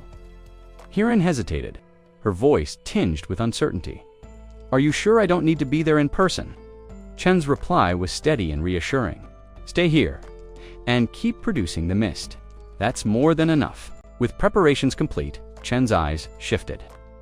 The world around him sharpened as he activated Ultimate Eyes, declaring the start of the operation.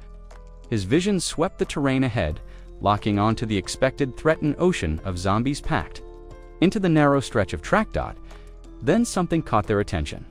All at once, the horde turned toward a blur racing in their direction, level 3 rat.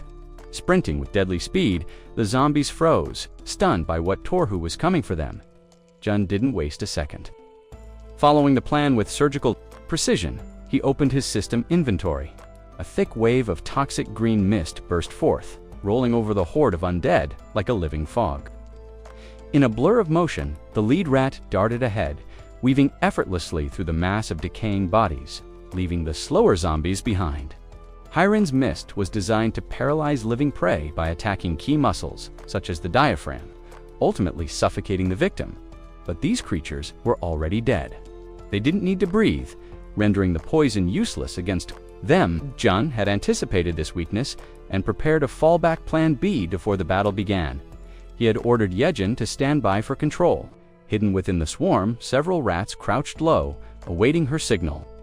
At the slightest command, one lunged at a toppled zombie.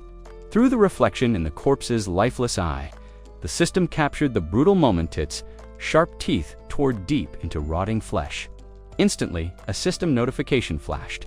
Level 11 zombie eliminated. Along with the experience points came a credit transfer of 1,200,851 to the digital wallet. The victory was short-lived. Yejin's urgent voice cut through the coms, trembling with concern. Something was wrong with the rats. Even as she spoke, another alert appeared. One rat has reached level 9. Chun's blood ran cold.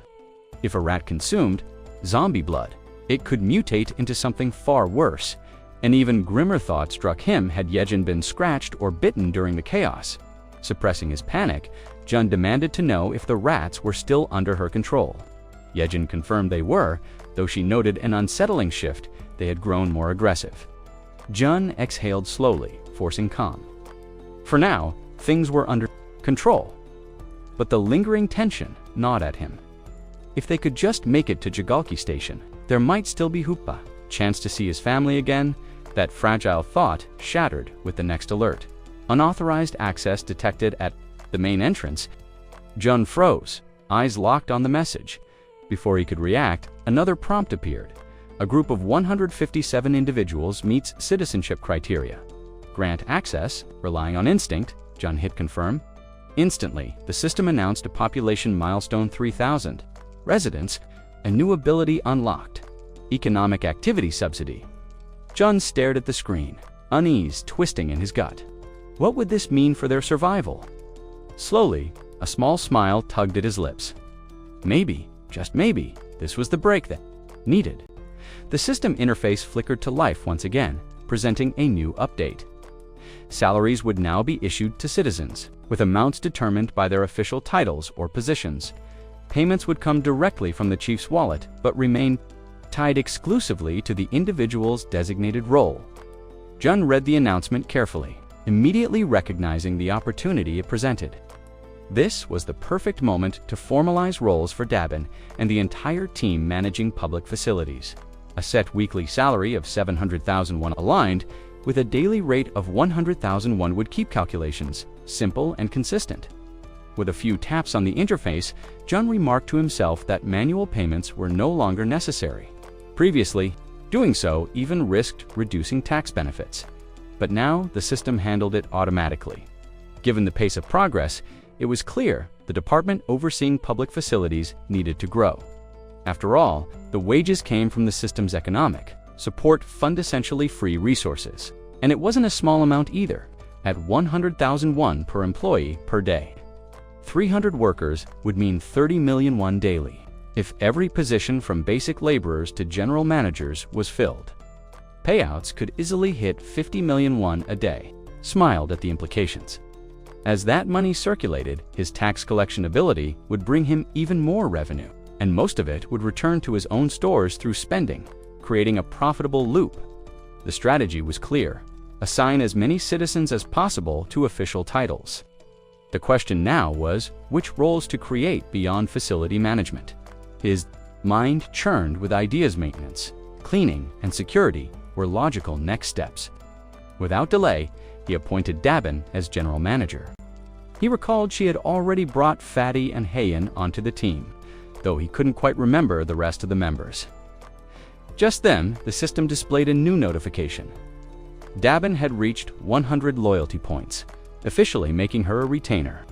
The realization struck Jun: any citizen who hits 100 loyalty automatically becomes a retainer.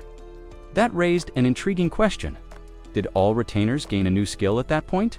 Curiosity piqued. Jun was about to check what new ability Dabin had awakened when an unexpected sight drew his attention. Aaron was sprawled on the sofa, fast asleep, and completely at ease, drool and all.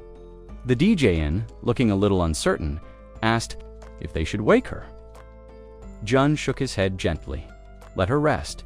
She's done her part and must be exhausted.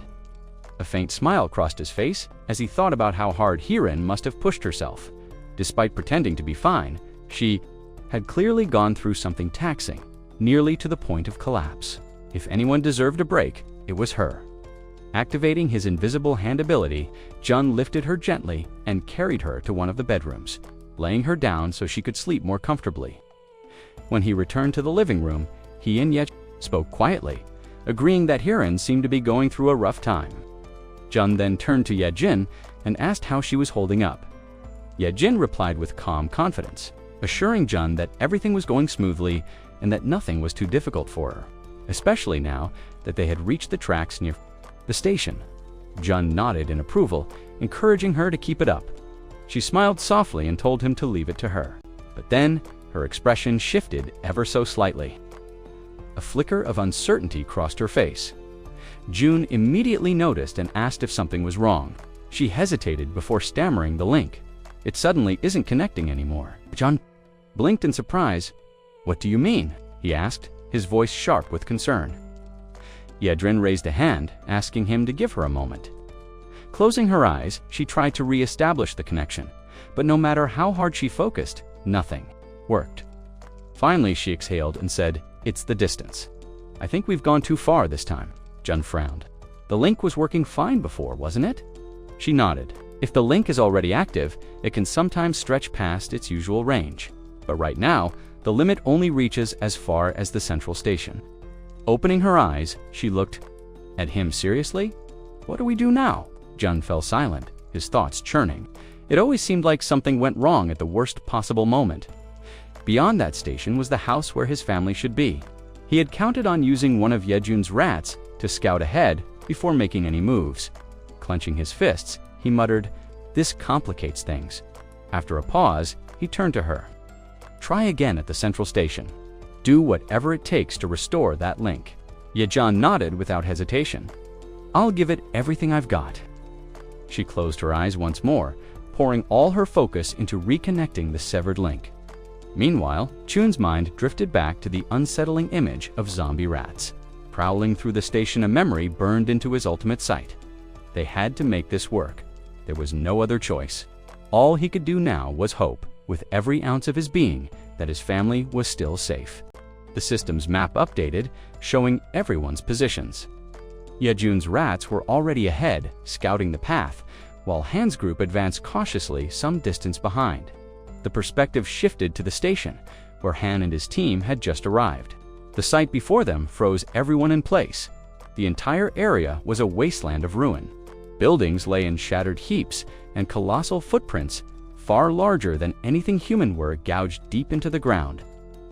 Jian, the bespectacled man, stared wide-eyed at the devastation before whispering, "Unbelievable."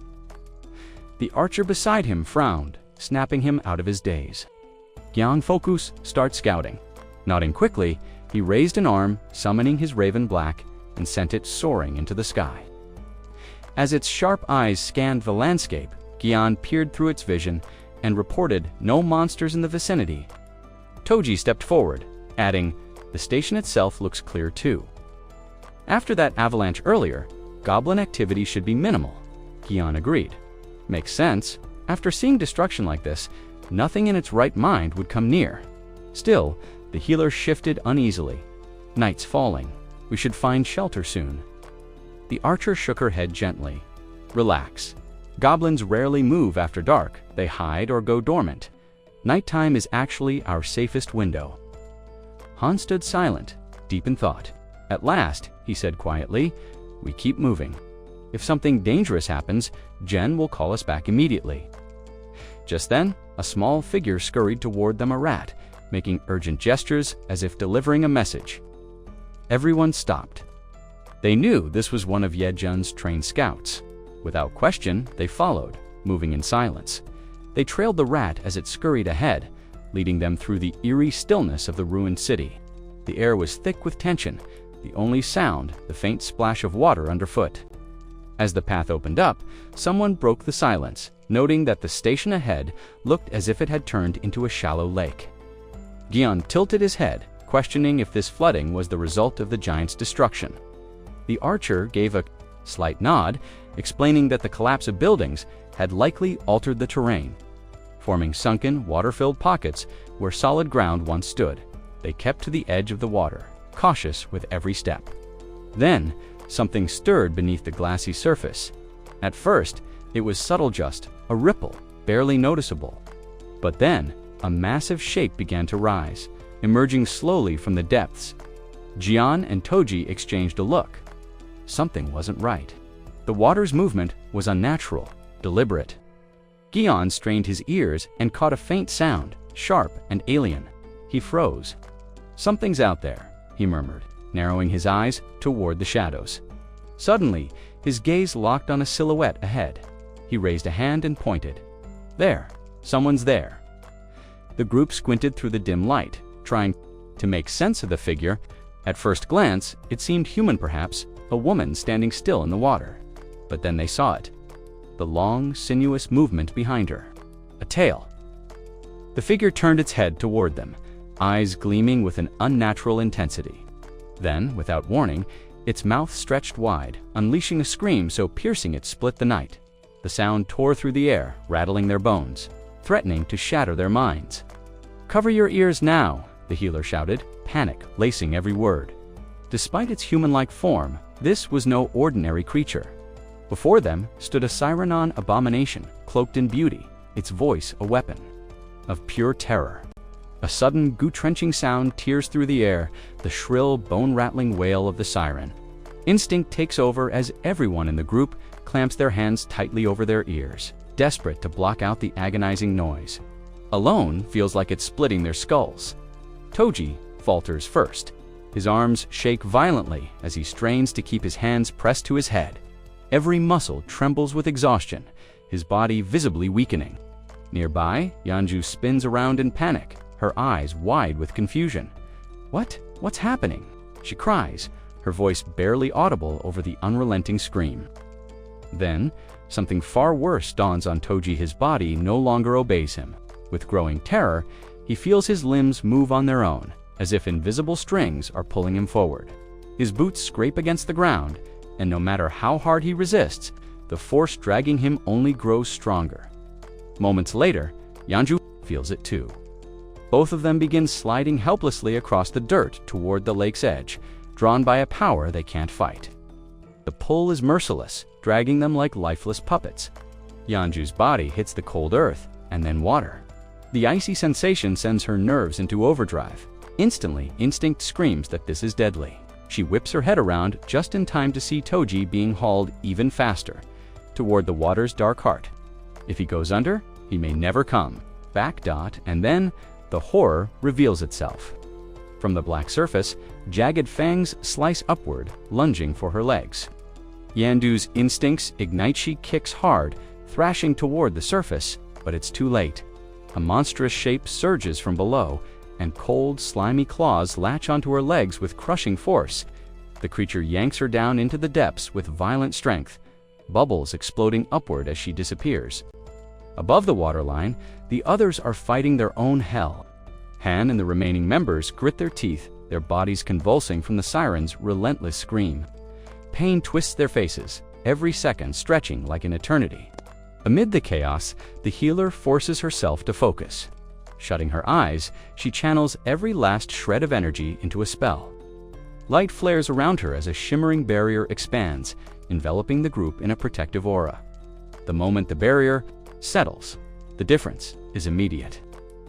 Han feels the pressure lift, the sound dulling enough for him to breathe again. I can move, he mutters, strength flooding back into his limbs. Gasping, the man with glasses turns to the young healer. She sways on her feet, sweat dripping from her brow, her voice a hoarse whisper. No time, save Toji and Yanju, before it's too late. But then her gaze flicks to the lake and freezes. Something stirs beneath the surface. A dreadful shape, glowing blue in the murky depths, rises like a nightmare given flesh. What the hell is that? Someone breathes. Before the question can be answered, the lake erupts.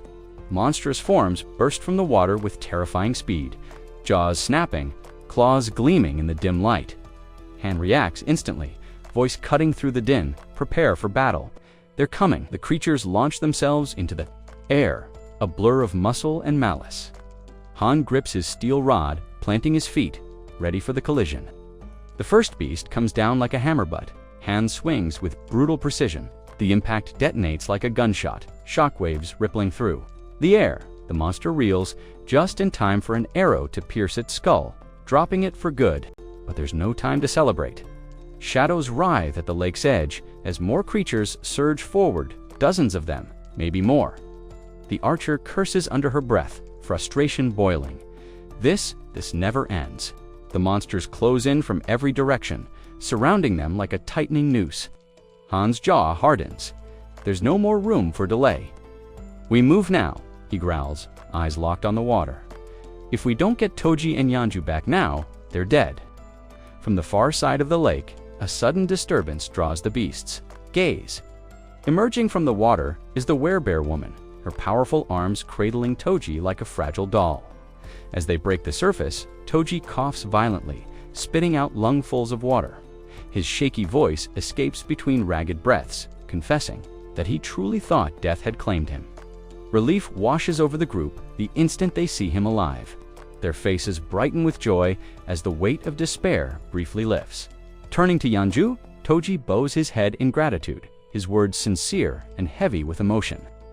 But their reunion is cut brutally short. The bastards launch another merciless wave of attacks, giving them no chance to recover. The truth hits hard. These creatures will never stop. Toji reacts without hesitation, triggering his magical armor. A dazzling aura engulfs his body, forming a shield of radiant energy. We hold the line, he roars, voice carrying above the chaos, until the last breath. The first monster charges. She meets it head-on, driving a devastating punch straight into its skull. The blow sends the creature hurtling backward, smashing into a massive wooden pillar with bone-shattering force.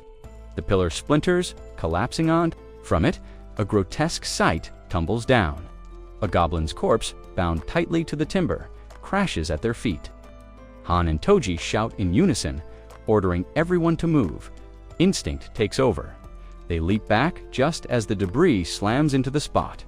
They once stood. Moon spins toward Han. Worry etched across her face. "Are you hurt?" "I'm fine," he answers, though his eyes fixate on the wreckage. His voice falters. That corpse, still lashed to the shattered post. Chills crawl across his spine.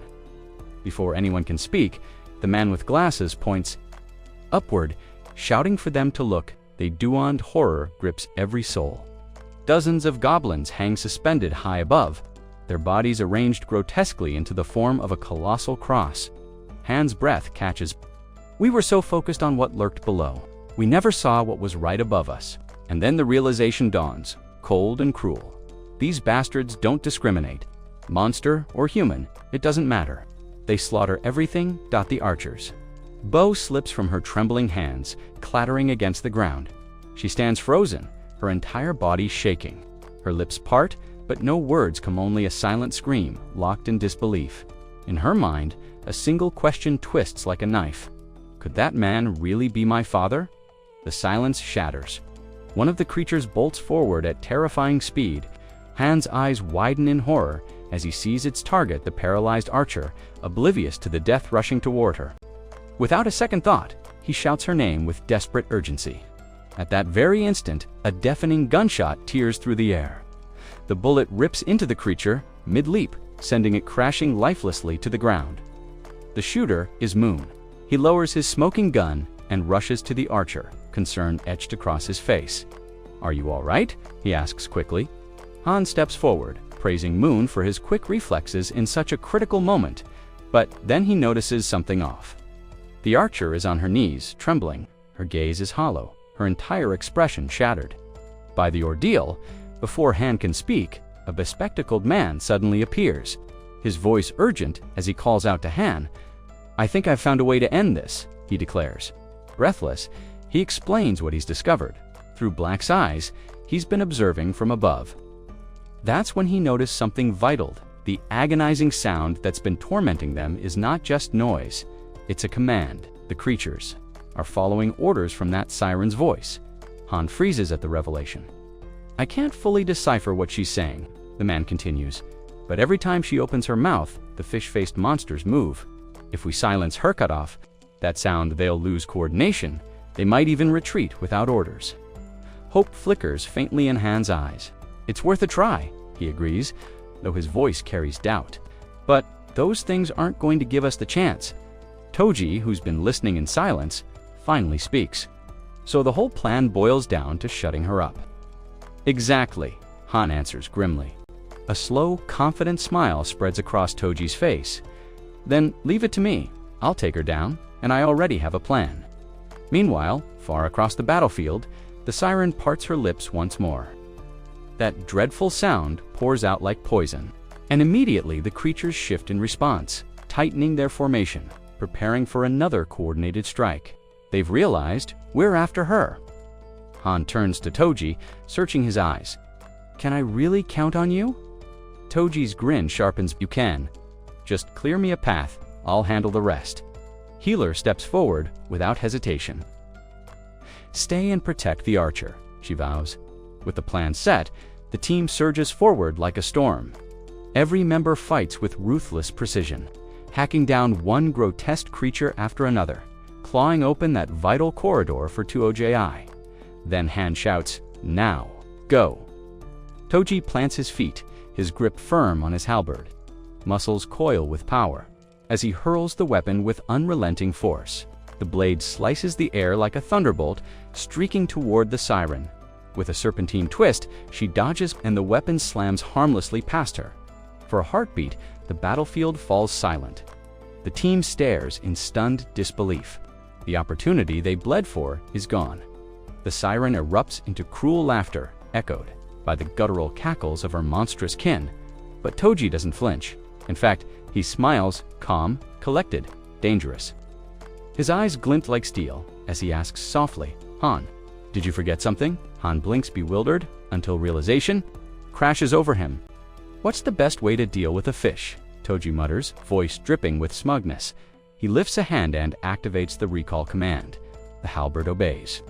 Whipping back through the air with deadly speed, it pierces clean through the sirens, spine from behind.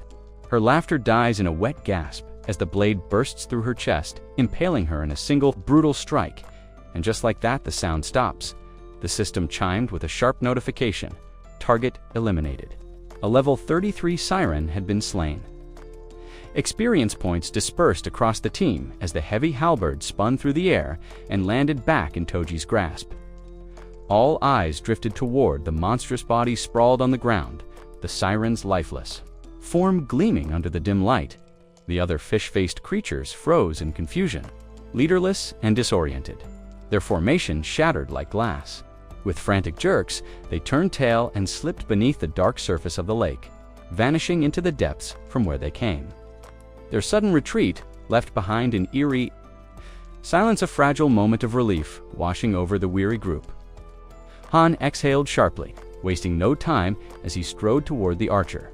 Her bow dangled uselessly from trembling fingers. He crouched down, voice soft but urgent. "Are you all right?" She didn't respond. Her lips quivered, eyes fixed on the towering crosses looming overhead. Healer edged closer, worry etched across her face. "Han, what now? Do we regroup? Fine, June?" Han opened his mouth to answer, but the archer spoke first, her voice fractured and trembling like shattered glass. "Am my father one of those bodies? It's my father up there." Han froze, words choking in his throat. His mind reeled, refusing to comprehend. Slowly, his gaze followed hers upward, the grotesque display of corpses crucified, like trophies in the open air. And then, there it was, her father's body. An image so vile, it stripped the breath from everyone present.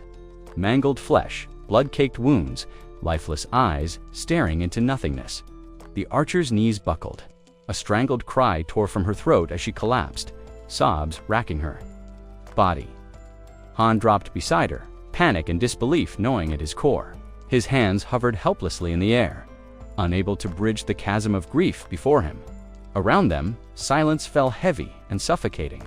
Every soul in that clearing felt the crushing weight of her sorrow until it became their own.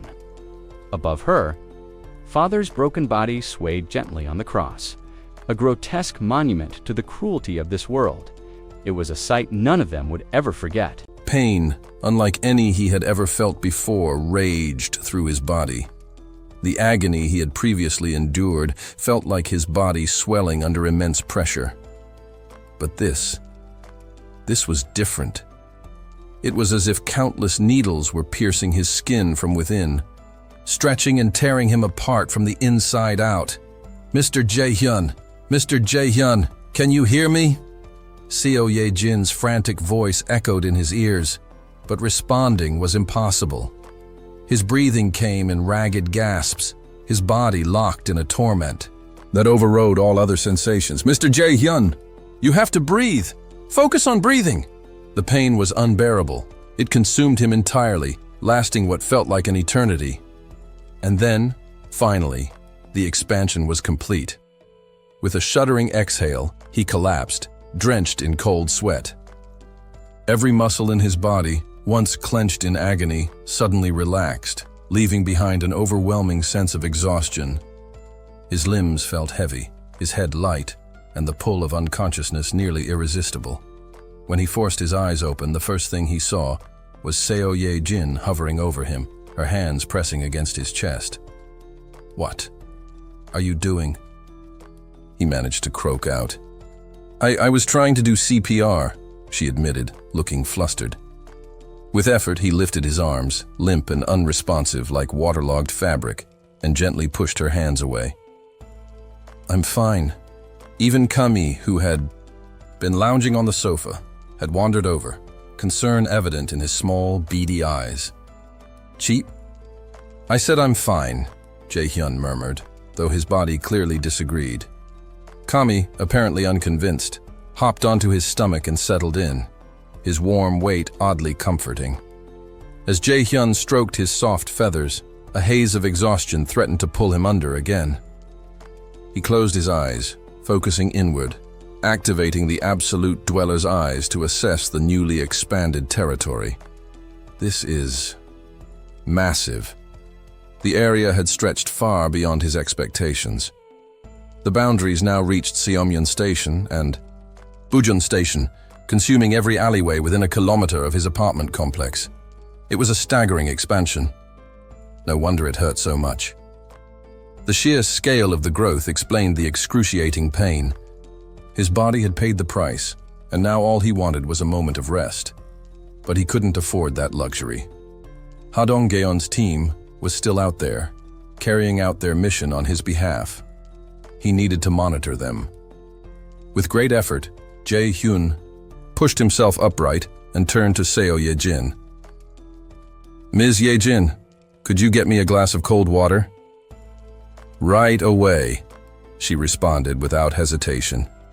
Even the simplest action, using invisible hand to fetch it himself, was beyond him. At the moment, he had expended every ounce of strength enduring the expansion process. When she returned with the glass, he took it with a shaky hand and drank deeply, the cool liquid helping to clear the fog in his mind. "Are you okay?" Seo Ye-jin asked, concern still evident in her eyes. "Thanks to you." Refocusing on his absolute dweller's eyes, he surveyed Ha Dong-geon's party, checking their progress. At the same time, he opened his skill window. Reaching level 20 had granted him 3 skill points. He already knew where the first would go, the skill most crucial to his current plans. Upgrade Absolute Dweller's Eyes. Absolute Dweller's Eyes has reached level 4. Multi-perspective. Functionality unlocked. A new feature. Curious, he immediately tested it. As the name suggested, the ability now allowed him to view multiple locations simultaneously. His field of vision split into 3 separate perspectives. 3. That seems to be my limit for now. Even though using Absolute Dweller's Eyes had become second nature, maintaining 3 viewpoints pushed his concentration to the edge. He closed his physical eyes, focusing solely on the skill. It's like watching 3 CCTV monitors at once. One screen showed Ha Dong-geon's group, another focused on Kim Dabin, who was moving through the city. The third displayed a street in the newly expanded territory. What the hell just happened? I don't know. The goblins' heads just exploded. The third perspective revealed a group of hunters, Lee Jun-hyuk's party. They had been hunting goblins in the area, but something unusual had happened. The goblins had collapsed, their heads detonating in grotesque bursts. A woman pointed at a nearby alley. "Look! The goblins can't enter this place!" Even as Lee Jun-hyuk approached the invisible boundary, the goblins remained helpless. Whenever they attempted to attack, their weapons bounced off an unseen wall. Meanwhile, his party had no such restrictions. Pwook! Kwajayek! Arrows, swords, and magic rained down on the trapped creatures. Within moments, 6 goblins lay dead. "This is insane!" one of the hunters exclaimed. Another elbowed their way forward. "Hey, I want to turn! I haven't killed!" "A single one yet!" One of Lee Jun-hyuk's teammates suddenly hesitated. "Wait a minute. If we step out of this area, will our heads explode too?" Silence fell over the group. The excitement drained from their faces, replaced with unease. "Was that a warning?" someone whispered. "Like, stay in line or else?" Lee Jun-hyuk, sensing the growing anxiety, stepped up. "Relax. As long as we follow the rules, we have nothing to worry about." He looked each of his comrades in the eye. "Think about it. Warm meals, proper showers, real beds. We've had all of this, and all we have to do is behave." A notification flashed before Jae-hyun's eyes. Citizen Lee Jun-hyuk's loyalty has surpassed 30. Vassal registration is now possible. Perfect timing. Register vassal Lee Jun-hyuk. A bright light enveloped Lee Jun-hyuk. His body trembled as new power surged through him. His stats appeared before Jae-hyun. Name, Lee Jun-hyuk, level 40. Titles, 12th Vassal, Knight, Wizard, Loyalty, 31. Abilities, Water Creation, Water Bomb, Water Control, S-Grade, S-Grade, an unexpected boon. Jae-hyun had anticipated a standard boost, but this was far beyond his expectations. Lee Jun-hyuk stared at his hands in disbelief, then abruptly bowed towards the apartment complex. "Thank you. Thank you. I will never forget this grace." His party members gawked at him. Jae-hyun sighed. He's a bit dramatic, but at least he's useful. With Lee Jun-hyuk's newfound power, the future of his group looked even more promising. But as he analyzed potential strategies, a disturbance from Ha Dong-geon's party drew his attention. Trouble was brewing. Kim Ga-young's consciousness returned in a storm of sorrow. Her sobs were raw, her body shaking uncontrollably. Dong-geon. Sniff. Ha Dong-geon held her close, his arms wrapped around her trembling frame. His voice was gentle, a quiet reassurance. "You must have been mistaken. It's okay." But she only shook her head, her breath hitching between sobs. "I saw him. Huck. Dad. I saw him. I know it was him." The words faltered, the weight of her grief suffocating. At first, he had assumed the shock from her injury was making her delirious. But as he listened, as he watched her anguish, the truth settled in. "Hook. Our dad. He's suffering. What do we do?" She had seen something terrible, and judging by the state of her soaked clothes, she had been in the water more than once. The realization hit him like a punch to the gut. She had seen their father's fate in the depths of the lake, dragged beneath the surface by the sirens. Her father had been pulled into the abyss. Dong-geon, our father. What do we do? Ha Dong-geon had no words to offer, only his embrace.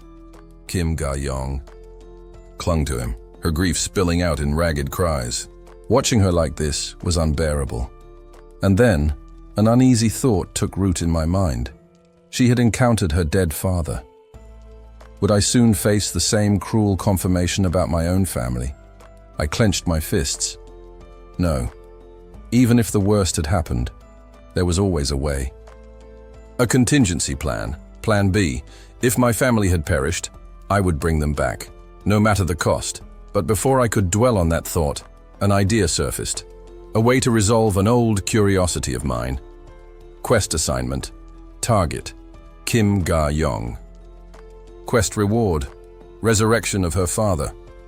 Yet, as soon as I issued the quest, a stark message appeared. Impossible quest reward. Not a lack of resources, not a denial of effort, simply impossible. The revelation hit me harder than expected. Oh Eonju's son had died within the homebound area, under the Absolute Dweller's influence. But Kim Ga-young's father had died elsewhere, at Busan Station. A different set of rules applied. Not all deaths could be undone, only those lost. Within my domain, under the Absolute Dweller's declaration, could be revived, which meant, if my family was already gone, even limitless wealth and power wouldn't be enough to bring them back. A heavy silence stretched between us, broken only by Kim Ga-young's sobs. I wanted to push forward, to move on, but how could I ask that? Of her? She had already lost so much. Then, through the quiet, Ha Dong-geon's voice rang out. "Let's bring him back." He placed a comforting hand on her back. "We'll bring him out of there. I'll go." Kim Ga-young, eyes tightly shut, nodded. Her face was wet with fresh tears. Without hesitation, Ha Dong-geon plunged into the lake. The beam of his headlamp cut through the murky darkness. The water swallowed him whole as he descended into the depths. The scene that unfolded before him was nightmarish. A graveyard beneath the surface. the remains of humans and monsters intertwined in a grotesque tapestry. Corpses dragged under by the sirens, their bodies twisted and lifeless. No wonder the area was eerily empty. This was their hunting ground. Then, he saw him. A man, half buried beneath debris, his swollen features unrecognizable. But there was one unmistakable identifier, the uniform, the name tag, Kim Deok-hoon, Kim Ga-young's father. A heavy weight settled on Ha Dong-jaeon's shoulders. This was why. She had been so certain. Even in death, her father remained tethered to the rails he had once served. Ha Dong-jaeon reached for the body, but it was wedged firmly between chunks of concrete and steel. Impossible to move alone. That's when I intervened. Warehouse. Storage. Kim Deok-hoon's body. A soft hum filled the water as the body vanished before his eyes. Ha Dong-jaeon, understanding what had happened, resurfaced. Summon. The lifeless form appeared on the ground before us. Kim Ga-young's breath hitched as she reached out a trembling hand. Dad. Her fingers brushed against the name tag. Then she collapsed into herself, muffling her cries behind her hands. The others watched in silence, their faces mirroring her grief. Oh Eon-ju, eyes red-rimmed. Kim Da-jong, expression bitter. Kang Deok-soo, stunned. Kim Ga-yeon, lips pressed tight. Ha Dong-jaeon, silent. They understood, because we all shared the same fear, the same hope, the desperate wish to see our loved ones again. I had been so focused on my own mission, my own survival, that I had ignored the fact that everyone here was fighting for their families too. A sharp pang of guilt settled in my chest. Moon Byung-ho broke the silence. How about letting Jae-hyun keep the body for now? We can make a grave near the apartment complex later. Kim Ga-young shook her head. Dad would want to be here. What? He loved his job. Even in death, he'd want to be near the railway. Her voice trembled. If possible, I want to bury him on the tracks. I stored the body once more, helping facilitate the burial. Oh Eon-ju hesitated before speaking. Maybe we should return after the mission? Had I rushed things? Misunderstandings needed to be cleared. I assigned a quest objective. Build a grave on the railroad tracks. Time limit, 1 hour. Reward, small experience gain. Penalty, none. Assign quest, yes. With the purpose clear, Ha Dong-jaeon's party moved to Busan Station. Jae-hyun R. You okay? You don't look well. I blinked and found Seo Ye-jin watching me with concern. For a second, I almost spoke my mind. Almost told her it must be nice to have her family safe, to be free from this pain. But I swallowed the words. Instead, I instructed, send mice to scout Busan Station. Report any threats to Ha Dong-jaeon immediately. She nodded, and I let out. A breath, jealousy in a moment like this. I was the worst. I refocused. The Lee Jun-hyuk party was returning from a hunt, and something clicked in my mind. I still had 2 skill points left. Without hesitation, I upgraded Dignity Maintenance. Amazing Draw unlocked. 100 crystals received. Curious, I activated the draw. A golden magic circle formed, pulsating with energy. A small object fell before me, a ring, a tool to convey my voice directly. Slipping it on, I tested it. Can you hear me? Ha Dong-jaeon's party stopped, eyes widening. Yes, we hear you. A real-time connection, a new advantage, and as we laid... Kim Deok-hoon to rest, Kim Ga-young whispered. Thank you. I feel at peace now. The journey continued. 50 people crammed into one unit? Do they think we're livestock? It's just for now. Just for now? That's a joke, right? There are vacant houses everywhere. We've seen them. So what's the holdup? The room was a bubbling pot of frustration, people forming clusters of discontent. Kim Dabin stood at the center, shoulders tense, eyes wary. At least make sure the kids have a proper place to sleep. Look, just let us take a few empty rooms. We'll manage. I'm sorry, but we have rules. The tension thickened. I decided to act. Moving past Seo Ye-jin, who was seated cross-legged on the living room floor, I grasped the handle of the bedroom door. Yu Hyerin was sleeping inside, but that wasn't my real destination. I had something new to test. Absolute. Dweller's door, Lavender One links doorways within the designated homebound area. It had unlocked upon reaching Level 20, take me to the 21st floor. The door swung open, revealing not the bedroom, but an entirely different floor. Meanwhile, the tension in the living room escalated. You're all squatting in other people's homes anyway. In a crisis, we should be helping each other. Do you really think you can just take whatever you want? I stepped forward, drawing all eyes to me. If that's the case, I said, I suppose I'm the biggest trespasser here. The man who had been shouting the loudest turned on me, his face dark with anger. You brat! Who do you think you are? I didn't wait for him to finish. Expulsion, Sung Yun-sik. In an instant, citizen Sung Yun-sik has been expelled from the homebound area. With a faint whoosh, his body vanished. Expulsion didn't harm its targets, but it did eject them from my territory. Whether or not they survived outside, that wasn't my concern. Absolute Dweller's eyes let me check his landing spot. A dark alley, empty of immediate danger. Still, he panicked. Hey, what the hell? Someone, let me back in. I turned back to the crowd. Any other objections? Silence. Heavy, nervous silence. I let the moment stretch, my gaze sweeping over the gathered survivors. Then, I delivered the final blow. As of now, the unit you're staying in will no longer receive water, electricity, or gas. What? You. Can't be serious. I folded my arms. I'd like to ask you all something. Why are you here? No response. Did you come here by coincidence? Or did you decide that this was the safest place to be after watching us take down a giant? I already knew the answer. A group of 157 survivors. Plenty of supplies, yet no awakeners among them. They had arrived because they saw a refuge, because they wanted protection. Hundreds of people come here every day, thinking just like you.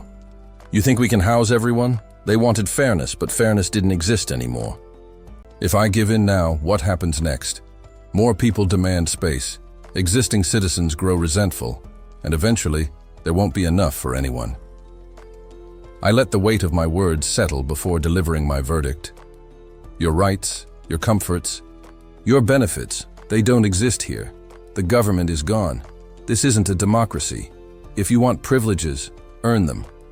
People averted their eyes, heads lowering in silent acceptance. Return to your assigned accommodations.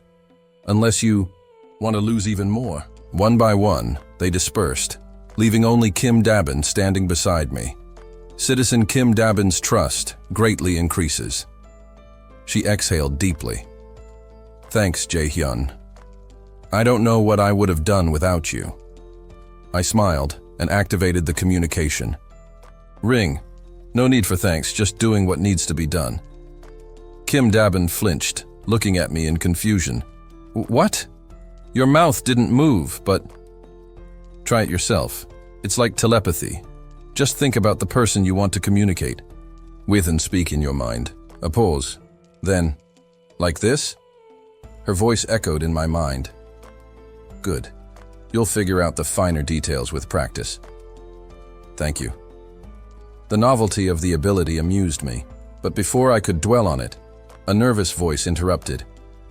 Excuse me. A bald man stood before me, shifting uneasily. I recognized him as one of the previous protesters. Still have something to say? He hesitated, then bowed his head. I know this is asking a lot, but can you let Yoon-sik back in? And why? Would I do that? It wasn't just him. We all shared that opinion. We should all take responsibility. Please let him return.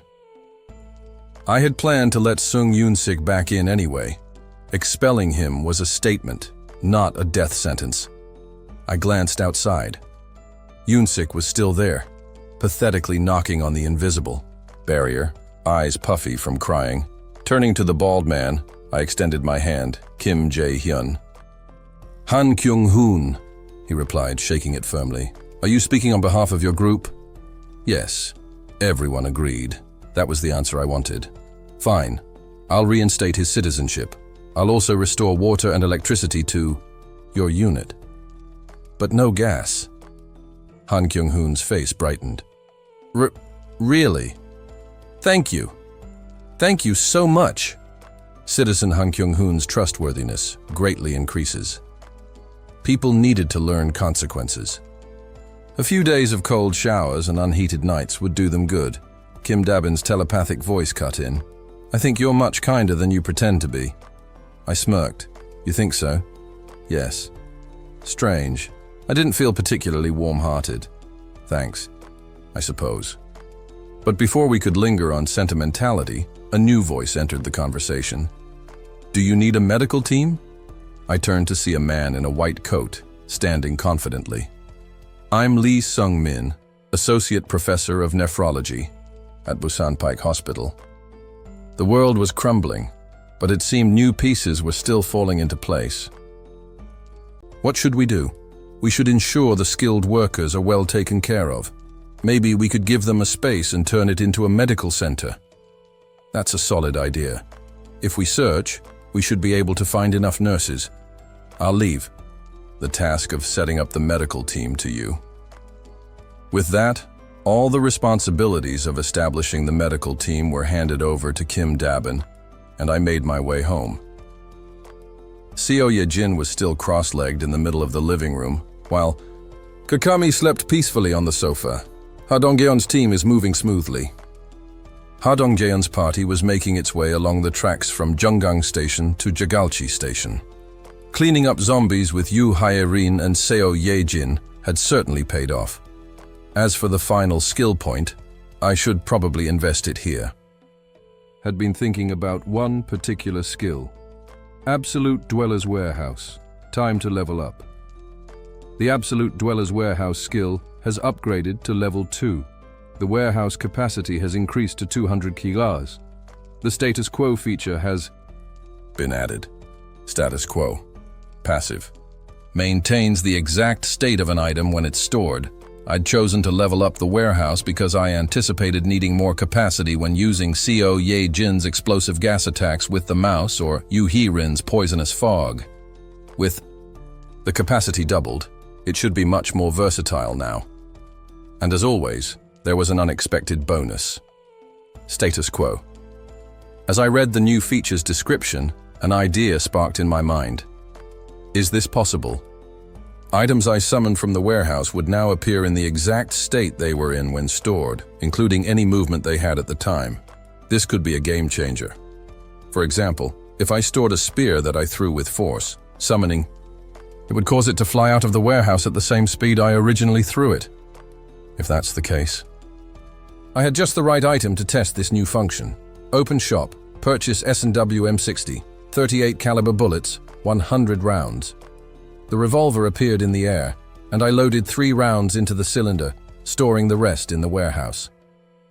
I opened the window in the living room and aimed at the dark night sky. Warehouse storage. Just as I pulled the trigger. Bullet! I pictured the bullet entering the warehouse. Bang! Zing! I watched as the bullet shot out of the barrel, sucked into the warehouse. It works. For now, everything was perfect. Cheap. Kami, startled by the sudden gunshot, jumped off the sofa. Seo Ye-jin too jumped up, covering her mouth in surprise. She glanced at me, standing at the window, gun in hand. Mr. Jae-hyun, why the sudden? But I couldn't hear her. I was too focused. If my guess is correct. I stared into the night air creeping in through the open window. And then, summon bullet. When I summoned the bullet into the night sky, bang! The bullet that appeared, fired into the air, traveling at the same speed as when I first shot it. Incredible. I felt a shiver run through my body. This is it. A surefire way to assist Ha Dong-geon's team, Ha Dongyeon's party had reached Jagalchi Station and was exiting through the ticket gate. The station had once been overrun by goblins, but they were no match for Ha Dongyeon's group. Kiak! Kiak! The goblins fled from the overwhelming force of the team. Using the communication ring, I said, "Take Gate 2 to exit." Once through Gate 2, they found themselves at a three-way intersection filled with overturned buses and cars. From here, we're in uncharted territory. Unlike when Seo Ye-jin had scouted and planned the route earlier, there were no prepared paths ahead. Mr. Jae-hyun, where should we go now? Follow the main road to the left. Your destination is about 1 kilometer away. But that 1 kilometer wouldn't be easy to cover. As they rounded the corner of the first building, a monster appeared. Land shark, level 24. The land shark, which had devoured Seo Ye-jin's mouse at Nampo Station, emerged from the alley, charging at Ha Dongyeon's group with its sharp teeth. At the same moment, Ha Dongyeon's spear struck its side. Crunch! Oh Eonju, in her werebear form, delivered a crushing blow to the land shark's head, finishing it off. You have hunted a land shark, live under 24. Experience points awarded. 813,158 deposited into the absolute dweller's wallet. Ha Dongjeon called out, "Jeon-ah, scout." Sorry. Kim Gi-yeon closed his eyes in concentration. Cayman, who had flown far ahead, returned and landed on his shoulder. Ka. With a proud cry, it relayed the information it had gathered from the sky. Senior, there are a lot of those things. Around here? Before Kim Gi-yeon could finish his sentence, monsters began to appear all around them. It looks like we've been surrounded. Giant crabs the size of large vehicles and a flock of marlins with spear-like noses were moving toward Ha Dongyeon's team. Their eyes gleamed with the hunger of predators. Shwook. The marlins, floating above, charged first with their sharp noses pointing forward. Tang! The battle began. Despite the sudden onset, Ha Dongjeon's group responded with expert precision. Deoksu, block them! Got it. Kang Deoksu, clad in silver armor, moved to shield Kim Ga-young and Kim Gaeon. Clang! The marlin's beak crashed into Kang Deoksu's armor, but it was deflected. Kacha! With a swift swing of his halberd, he cleared one marlin. At the same time, swoosh! Kim Ga-young's arrow, imbued with piercing energy, flew straight through a marlin's head. You have hunted a sky marlin, level 16. Experience points awarded. 231 deposited into the absolute dweller's wallet. Bang! It wasn't just Moon Byung-ho carrying a gun. Kim Gi-yeon, who had never been known for his fighting skills, had been given a weapon, and his shooting accuracy was surprisingly sharp. You have hunted a sky marlin, level 17. Experience points awarded. 9,202 deposited into the absolute dweller's wallet. But there were too many marlins for their small group to handle, and a few began to target Kim Da-jong, who was further back. Stay away, she cried. Kim Da-jong, with a pistol in hand, fired it for the first time. Bang! Her shot missed, and the marlin lunged at her. Ah! Warehouse summoned bullet. At the last moment, I summoned a bullet from the warehouse. Bang! The bullet appeared in front of the marlin and pierced its head. You have hunted a sky marlin, level 17. Experience points awarded. 7331 deposited into the absolute dweller's wallet. Though I'd been the one to fire the bullet, the experience reward was minimal. Seo Ye-jin. Yes. Please shoot for me. Huh? A gun. Me. I handed her the revolver. Urgency in my voice. Yes, quickly. She had no choice but to follow. The location of Ha Dongjeon's group was beyond her sensory range now. Where? Should I shoot? It doesn't matter where. What? Hurry! Seo Ye-jin, with wide eyes, closed them tightly and fired at the living room wall. Warehouse storage, bullet! Bang! Bang! The bullets she fired immediately appeared. For combat, summon! You have hunted a sky marlin, level 17. Experience points awarded. 393. 121 deposited into the absolute dweller's wallet. Even with the same method, using a bullet that was judged to have been fired by Seo Ye-jin was significantly More efficient. I've shot them all. Reload and go again. Quickly! Yes, I urged Seo Ye-jin to keep shooting to store as many bullets as possible. Bang! Bang! Bang! The sound of gunfire filled the room, and the smell of gunpowder lingered. Creak. What's going on? Yu Hyerin, who had been sound asleep, emerged from the master bedroom, looking dazed. Bang! She stared at Seo Ye-jin, who was firing at the living room wall, before slapping herself in disbelief. Why didn't I wake up? I didn't have time to explain. While storing the bullets, I kept helping Ha Dong-jeon's team. Da-jung, blessing. Yes, Unnie. As I focused on assisting. From behind, Ha Dong-geon and Oh Eun-ju engaged a giant crab in the front. Giant crab, lever 35. Kwong! The giant crab's massive claw swung toward them. Oh Eun-ju dodged and dove under the crab's arms, striking its joints. Crack!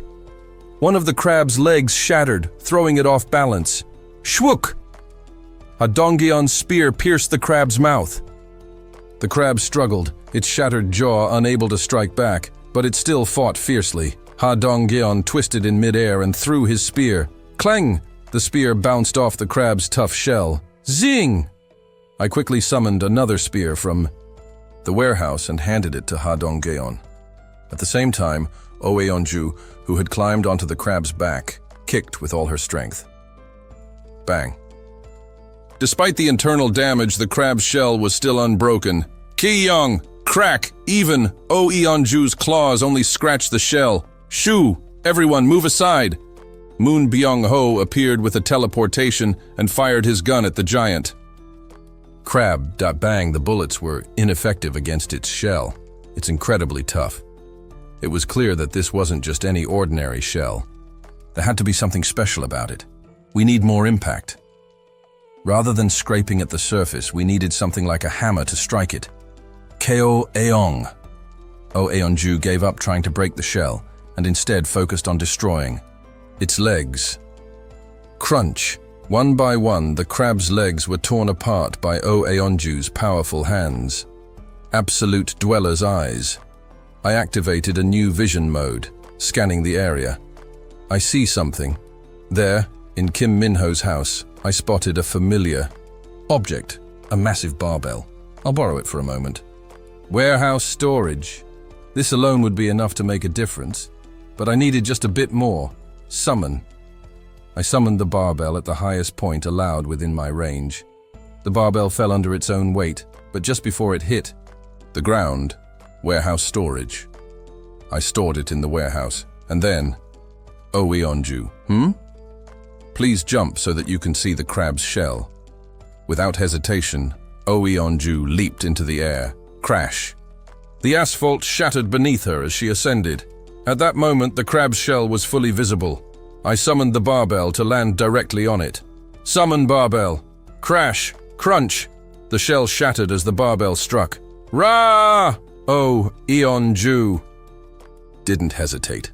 She dove straight into the shell's remnants and tore it apart. Thump, thump. A beating heart lay exposed. Whoosh. Oh Eun-ju's claws pierced it. You have hunted a giant crab, Lavender 35. Experience points awarded. 732, 266 one deposited into the Absolute Dweller's wallet. The road stretching from Jagalchi Station to my home was now crawling with creatures.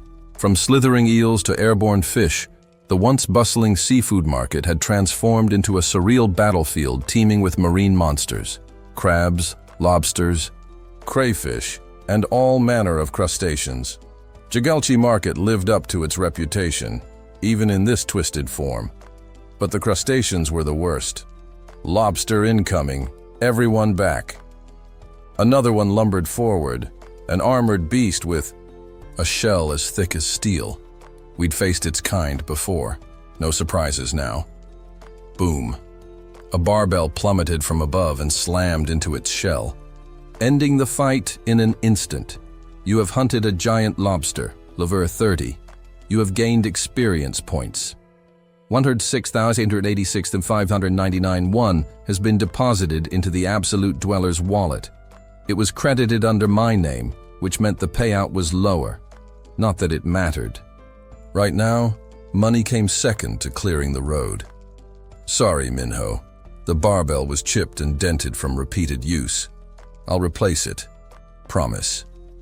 This stretch of road was a far cry from the area near my apartment. Stronger monsters. Thicker swarms. It would have been overwhelming without Ha Dongjian's party at full strength. If I hadn't upgraded the warehouse skill in time, someone could have died.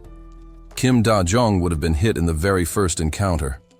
And without her blessing, Oeonju and Ha Dongjeon would have been operating at half strength. That blessing wasn't just about physical enhancement. Buzz Night had fallen completely. Streetlights were long dead, but Kim Da-jong's ability lit up the darkness like a torch. Just like in the subway, her glow made a massive difference. Humans need light to fight. Without it, you're already halfway to dead. Behind you, Donggeon. A marlin darted toward him from the shadows. I summoned a bullet and fired. You have hunted a sky marlin, Laverna 17. You have gained experience points. 326. 84-1 has been deposited into the Absolute Dweller's wallet.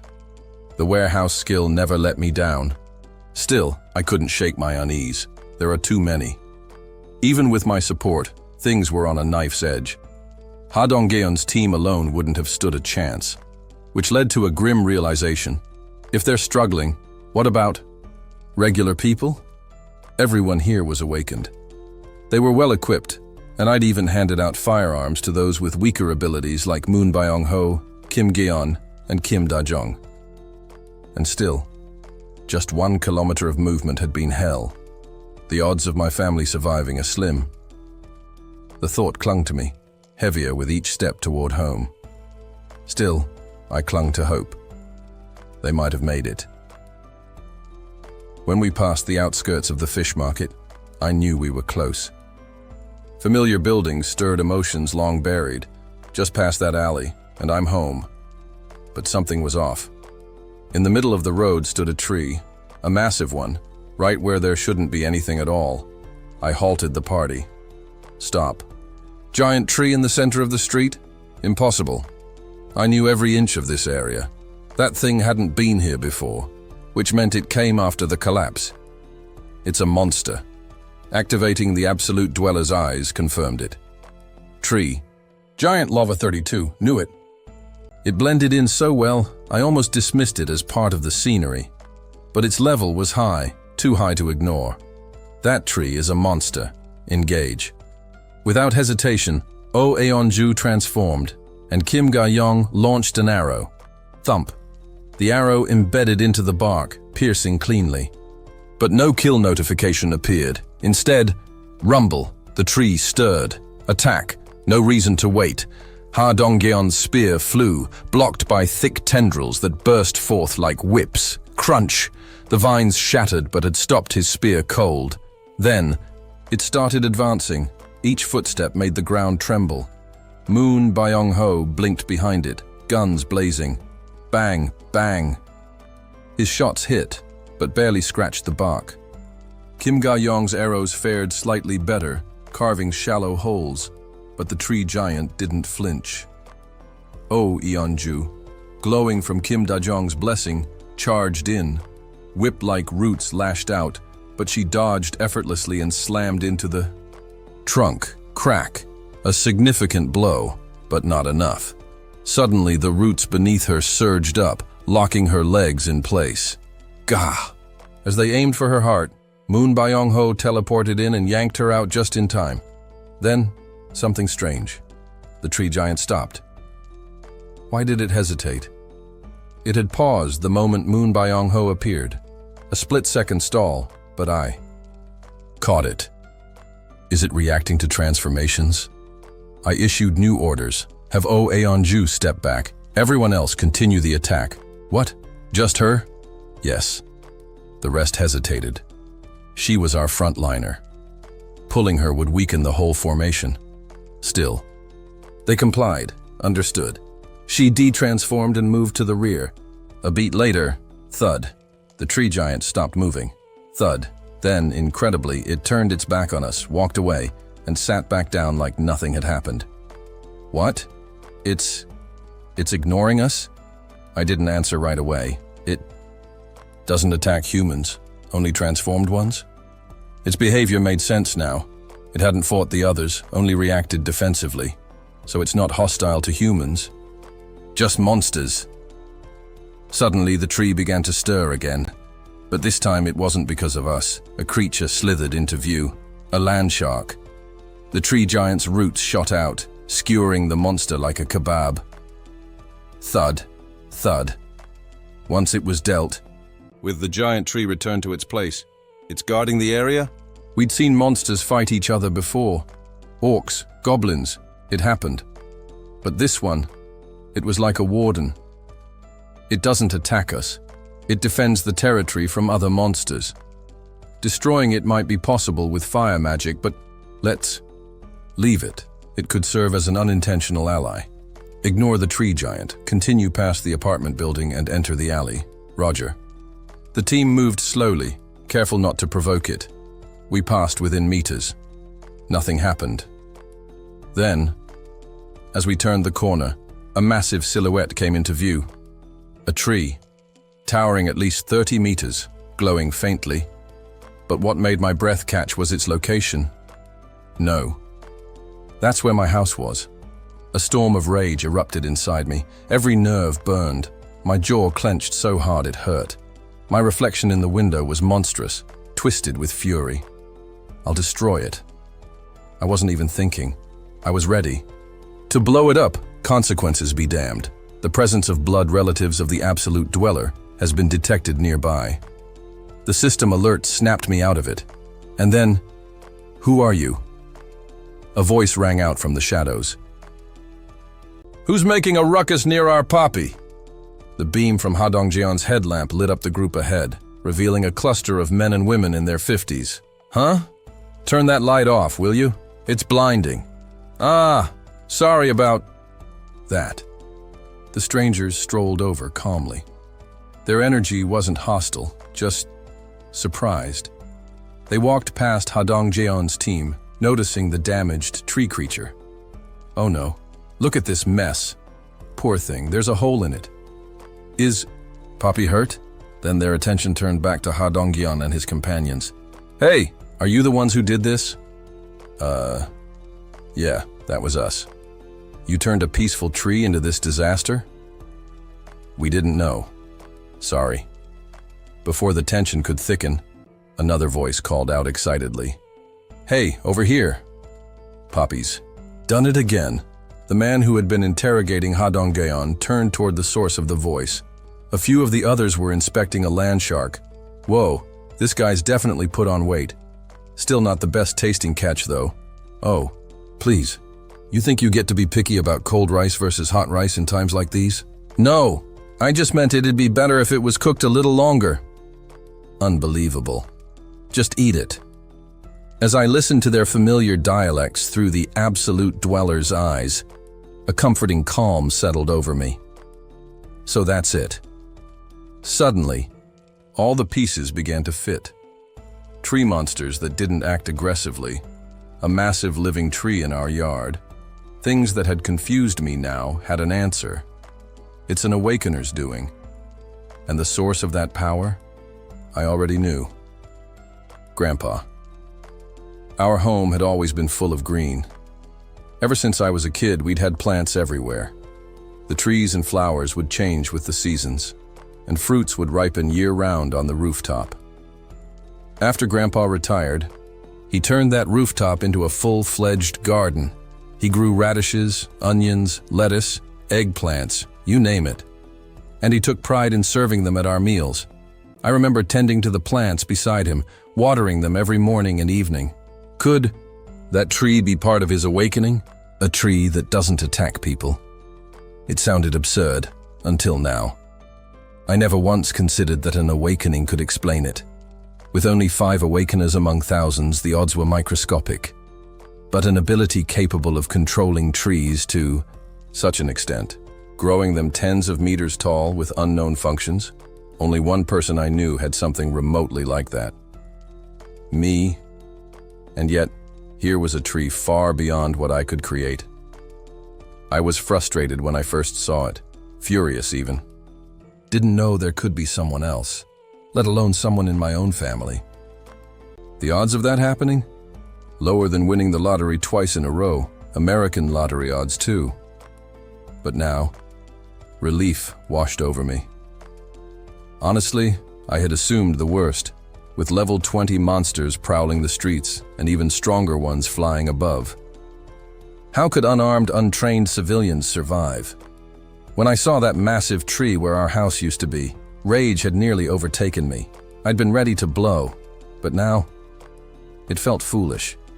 A short-lived anger, thankfully. I let out a quiet, almost embarrassed laugh. Ha! Seo Ye-jin and Yu Hye-rin turned to me, concern etched on their faces. Jae-hyun, are you all right? What's going on? They must have been unnerved by my sudden mood shift. I'm okay. Really, everyone's safe. By then, Ha Dong-geon's group had already started breaking down the land shark, handling it with practiced ease. Their strength and experience made the task effortless. Oh, to be young again. If only I were 20 years younger. Before long, they were moving naturally with the older folks, lending a hand. I used the communication ring. See that big tree to your left? That's where I live. Ha Dong-geon picked up on my intent right away. Excuse me, he said, but where exactly are we headed? Shouldn't we be going toward that big tree? Eh? You mean Gulu? Someone responded cheerfully. Another old man squinted at them. You know our village chief then? I spoke again through the ring, asked him the chief's name. Without missing a beat, Ha Dong-geon repeated the request. Our village chief? He writes it as Ija Bongja Yolja, I think. The moment I heard it, I broke into a grin. I knew it. Lee Bong Yol, my grandfather. My last name is different because he's from my mom's side, but I've lived with him and Grandma since birth. You're alive. I'm so glad. As we drew closer to the house, we passed more people, dozens, maybe hundreds. And the area? Pristine. No wrecked buildings, no signs of monster attacks. It looked like life had somehow continued on here, untouched. Let's pause here.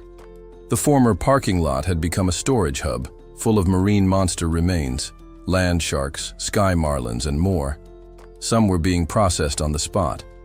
There's a crowd, well over 100 people, mostly elders. Nambu Min Dong had always been a place with an aging population. Few young people had stayed behind. Many here had backgrounds in fishing. They handled the marine creatures like pros while stalls had been set up nearby. People were slicing sashimi, grilling fish, the savory scent thick in the air. It reminded me of Jigalchi Market. Set it down here. You caught another one? Sure did. Let's get some sashimi going. A man with a sashimi knife expertly carved the land shark and passed the slices into bowls. Here you go. Soy sauce, wasabi, red pepper paste, all served properly. Let's sit and eat. What about chopsticks? We're roughing it. Just use your hands. Delicious. I quietly summoned chopsticks from home for them. Ha Dong-geon's team took them without hesitation, but the elders stared, amazed. Where'd those come from? Are you a wizard? Incredible. Despite the curious glances, they each tried. A piece. Delicious. Fresh-caught fish, expertly prepared. What's not to love? This is amazing. Been ages since I've had something like this. Eat up, eat up. To make the meal complete, I summoned soda, water, and cider for them. The reaction. No way. Is that cola? Cider! Look, cider! Elders gathered around excitedly. Ha Dong-geon's team offered them drinks with smiles. Want some? You sure? Hey, give it to me first. I fed you, didn't I? Here you go, Uncle. Uncle? Of course, just a respectful term. No relation. They sipped like it was treasure. Honestly, it was adorable. Seeing that, I couldn't help. Myself, I bought a huge supply of essentials. Cola, cider, ramen, eggs, rice, milk. What in the world? This is all for us? Ha Dong-geon nodded calmly. It's a gift from Mr. Jae-hyun. Who is this Mr. Jae-hyun? I need to bow to him. Where is he? Oh, he's not here. Not here? What, is he in heaven? Or something? Oh, Yeonju chuckled. Maybe he is. The place turned chaotic in the best way as people rushed to store the supplies. Move this to the warehouse. Kim, over here! An old man who'd been chatting with Ha Dong-jaeon asked eagerly. Got any gas burners or butane? I made the purchase immediately. Look at this, he yelled. Just what I asked for. Gas? You got gas? For those grilling over firewood, this was a miracle. Quick, bring it here. We're making spicy stew. Start with ramen. The whole place turned into a festival. That's when we heard it. A deep, earthy rumble. Tree roots slithered down from the roof to the entrance, and someone stepped down with them. What's all this noise about? An older man with thick glasses and a shiny scalp appeared, radiating presence.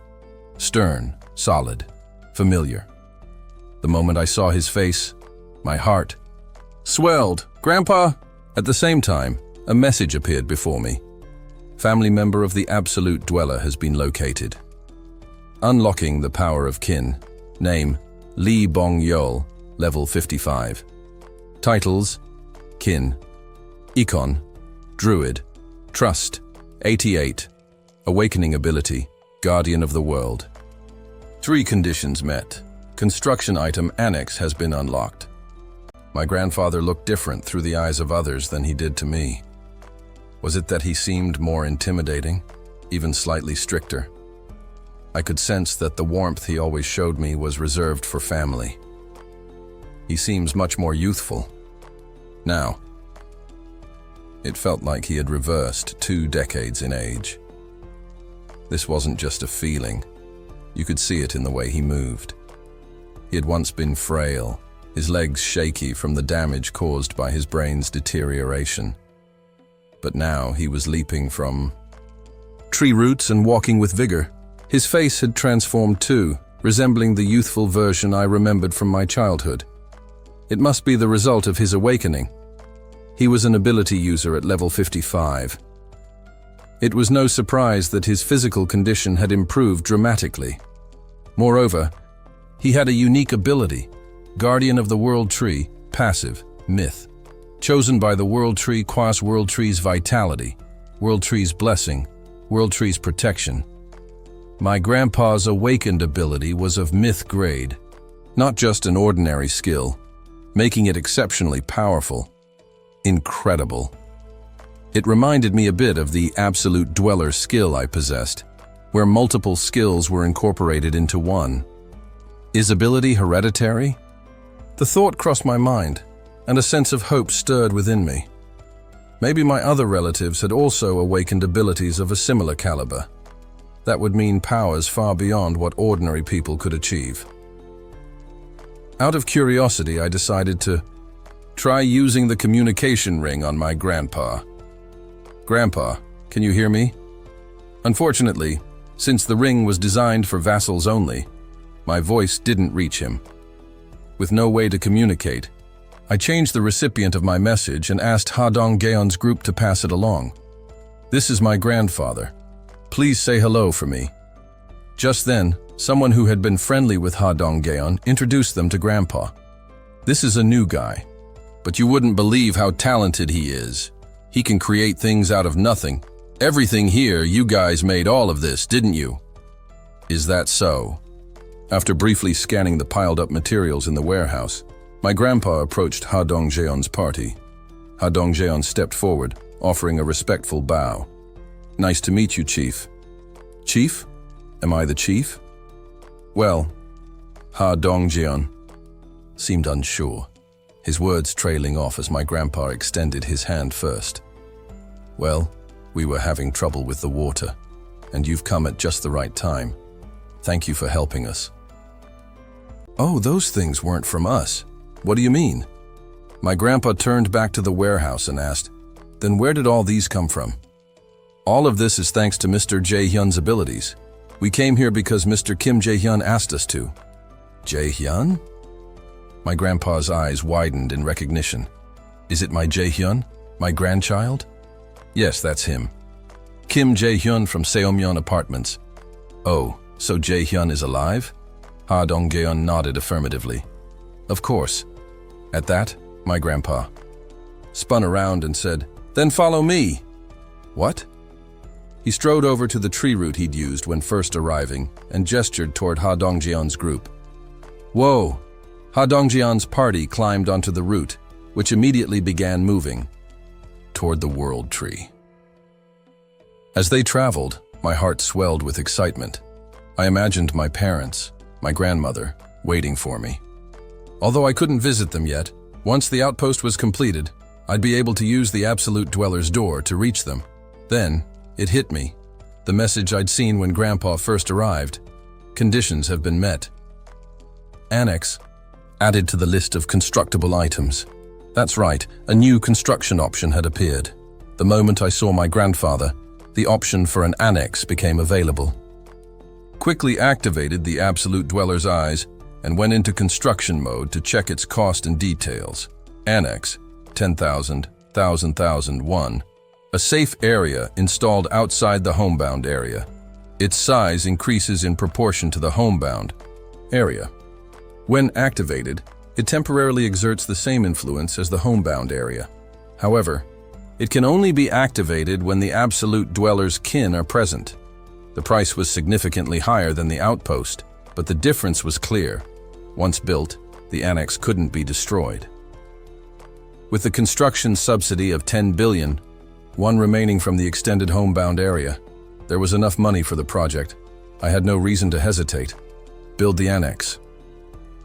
Once I made the decision, the image of the world tree and the annex's range appeared before me. The annex's scale far surpassed that of the outpost, in line with its massive cost. It was designed in a dome shape, several hundred meters in size, encompassing the world tree itself. This was a massive upgrade. Its size and structure resembled the one I stood in now, but the roads spread out like veins.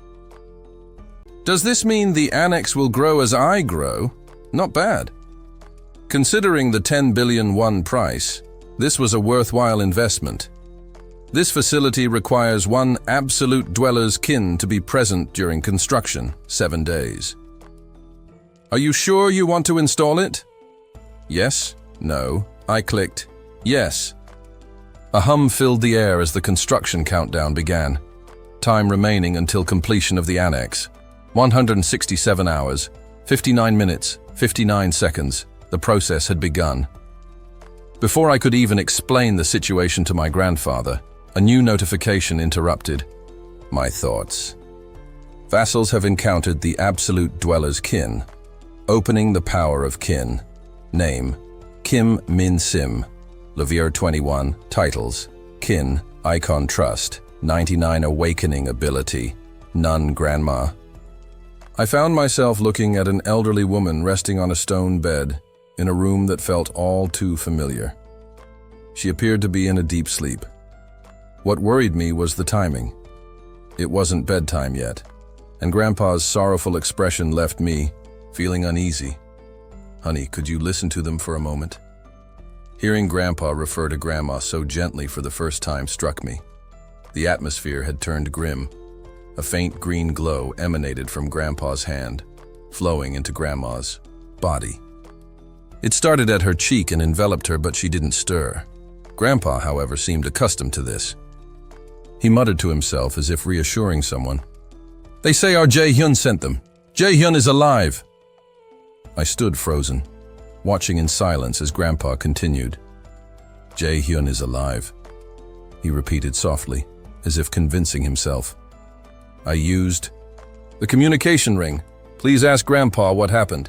Oh, Aeon-ju's voice came through. Sir, Mr. Jae-hyun is curious about what happened. How does Jae-hyun know? Grandpa asked.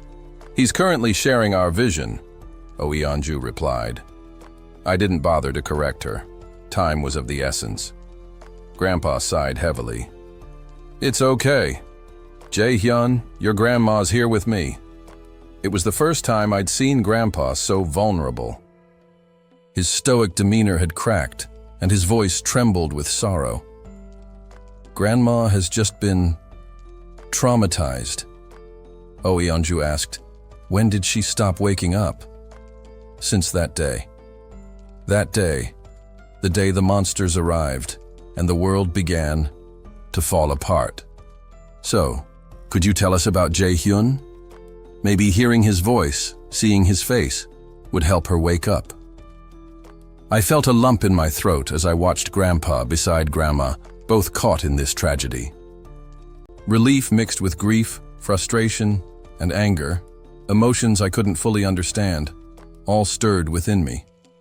At least she's alive.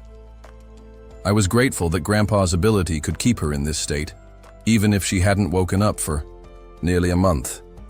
If only I could give a quest. Money could improve Grandma's condition, but quests couldn't be given to kin. Grandpa, may I have a moment? What is it? I have healing abilities, and I thought it might help. Kim. De-jong stepped forward and Grandpa nodded. Go ahead. She reached out her hand to Grandma. But sadly, the healing didn't work. I noticed something unsettling then. The house was strangely quiet. Despite 7 adults being present, no one had come down from the second floor. Unease gnawed at me. Ms. Eonju, could you please ask Grandpa about my parents? All right. Oh, Eonju hesitated before asking Grandpa. Sir, do you know where Mr. Jae-hyun's parents are? Grandpa stared at her, then replied, You said Jae-hyun is watching, right? Yes, that's correct.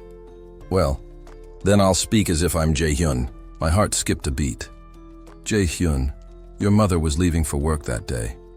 Your father went out to earn money too. I understood what he was implying. They're probably together, somewhere safe. Your father wouldn't be able to live without her. Grandpa's words struck me deeply. Both of them were probably gone. But I held on to that faint glimmer of hope, unwilling to give up. I couldn't stop myself from asking. Everyone, our next destination is Uiwang Nursing Hospital. It's not far from here. Can we leave now? I had to keep moving. Even the smallest chance. Mr. Jae-hyun, I clung to the faintest hope. No, you've done a lot today. It's late. Stay and rest tonight. You can leave tomorrow. But just then, another message popped up. The presence of the kin of the absolute dweller has been detected nearby. No way. I knew immediately what it meant. Mom, Dad, they were coming toward us. I couldn't pinpoint their location, but it didn't matter. I knew they were near. Ye-jin! Yes, what is it? Command the mice. Find any survivors nearby. Now! The chaos intensified, and there was a sudden knock at the door. Chief, something terrible has happened. Grandpa, hearing the urgency in the voice, turned toward the front door. What's going on? A huge horde of monsters is coming! The monster wave had begun. The anomaly descended from the skies. Far in the distance, the heavens were swallowed in an unnatural darkness. Without the interference of human activity and artificial light, the city's night sky had reverted to something primal, a canvas of starlight and moonglow. But even that celestial beauty was now being devoured by something vast and ominous. Are those all monsters? The trembling veil of night parted, revealing a colossal migration of creatures. Marine beasts of every variety soared through the air. Sky marlins darted with sleek grace, and immense sky whales cruised silently above. The firmament had become a roiling tide of monsters. Kwung, kwung.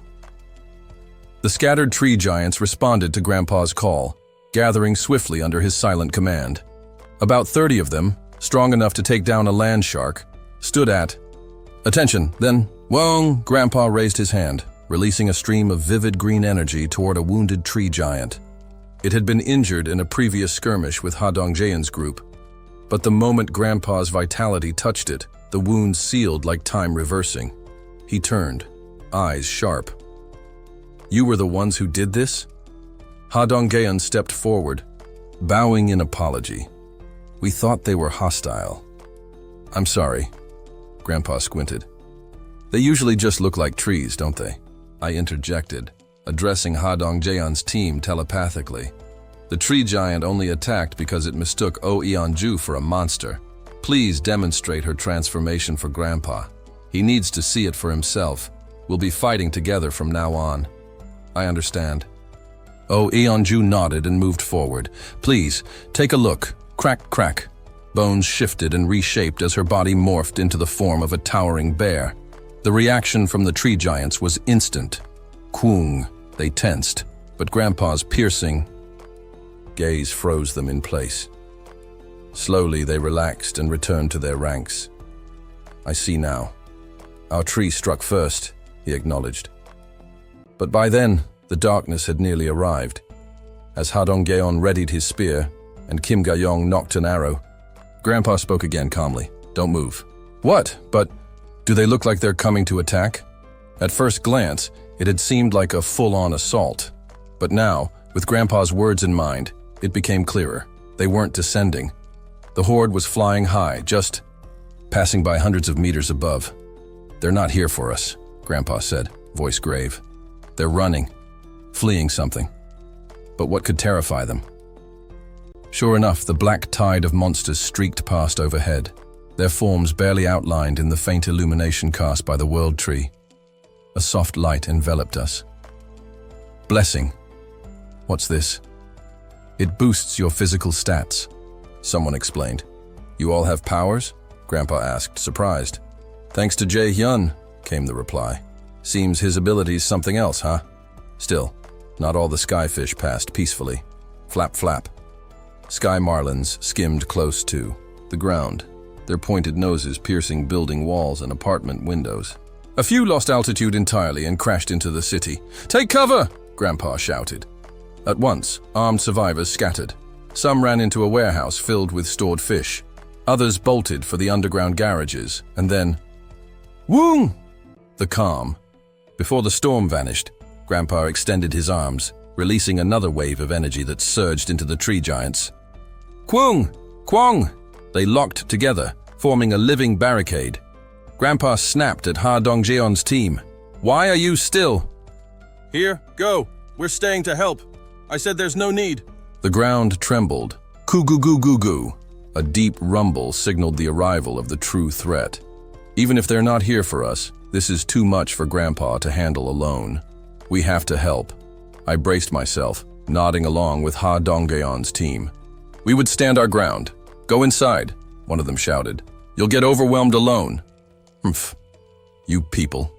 Their doubt vanished as the enemy revealed its full size. Goo-goo-goo-goo-goo. Then, boom. Grandpa stomped once, and the ground erupted. Boom, boom, boom, crack.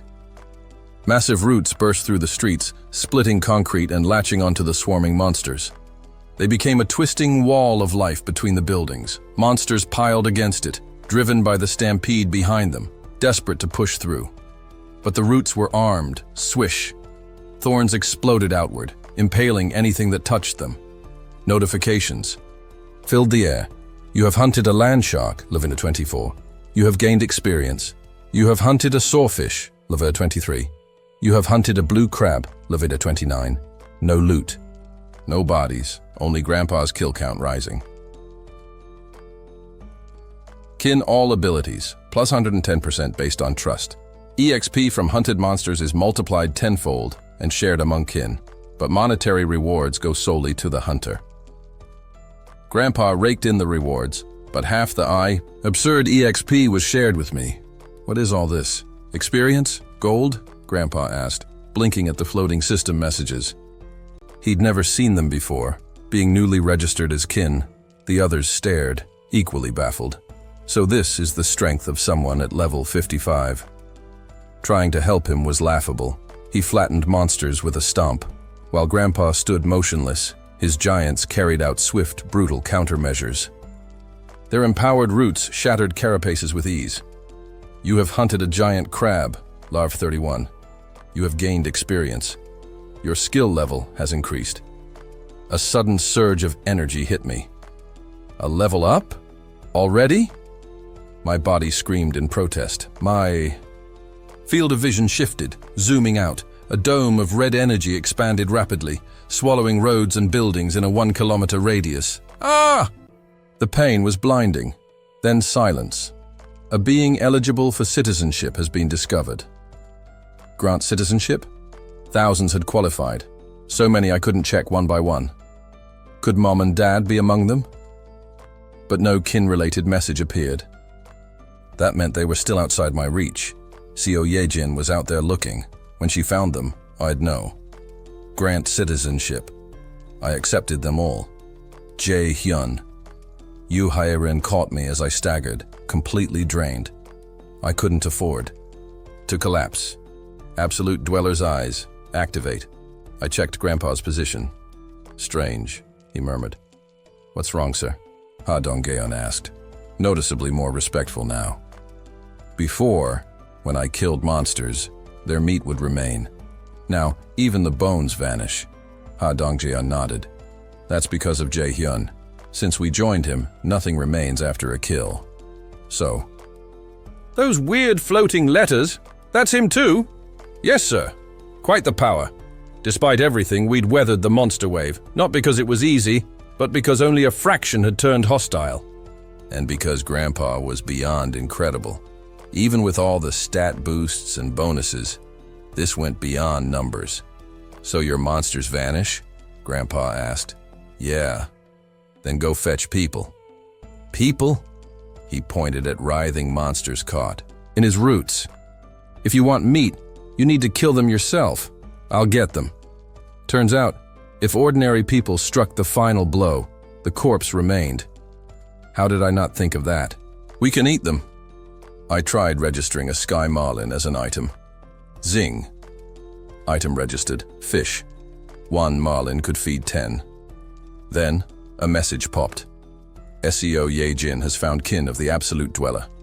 Kin power has awakened. I focused my eyes on her, and there, standing alive and unharmed. Oppa, look! Our apartment still standing? Yeah. Name, Lee Ji-suk, Laverne 50. Titles, Kin. Icon, Trust, 97. Awakening, ruler name, Kim Dong-hyuk, Laverne 42. Titles, Kin. Icon, Guardian Warrior. Trust, 93. Awakening, Self-Defense, Spirit Mom. Dad! They were safe. Citizenship granted to 23 individuals under Kin, Lee Ji-suk. Huh? I turned to Seo Yejin, who was sitting beside me. Please follow them. My parents weren't far, just a few hundred meters from the edge of the homebound zone. I slipped on my shoes, grabbed the front door handle, and opened a path using the Absolute Dweller's door. Outside, the aftermath of the Giants' rampage was still everywhere. Shattered streets, collapsed buildings. But thankfully, the direction my parents were coming from had been spared the worst. When I reached the border, I spotted a group in the distance, my parents at the lead. I cupped my hands around my mouth and yelled, "Mom! Dad!" They were hard to make out with the naked eye, but with the Absolute Dweller's eyes, their faces were crystal clear. They looked confused at first. "It's me!" I called again, louder this time. The moment recognition hit, my mom broke into a sprint. Whether it was her being level 50 or just the power of family, she was fast, scary fast. Even though my own strength and endurance had improved through daily quests, I knew I wouldn't survive being bowled over by that kind of charge. Thankfully, she slowed down right before reaching me. She stopped, voice trembling. "Jae Hyun?" I let out a short laugh, surprised by my own calm. "Yeah, Mom, it's me." As soon as she stepped into the homebound zone, her hand reached up to my face, gently brushing it. The barrier no longer existed between us. Her tears flowed freely. "Don't cry," I whispered as she hugged me tight, her words coming in soft repetition like a prayer. "Thank you.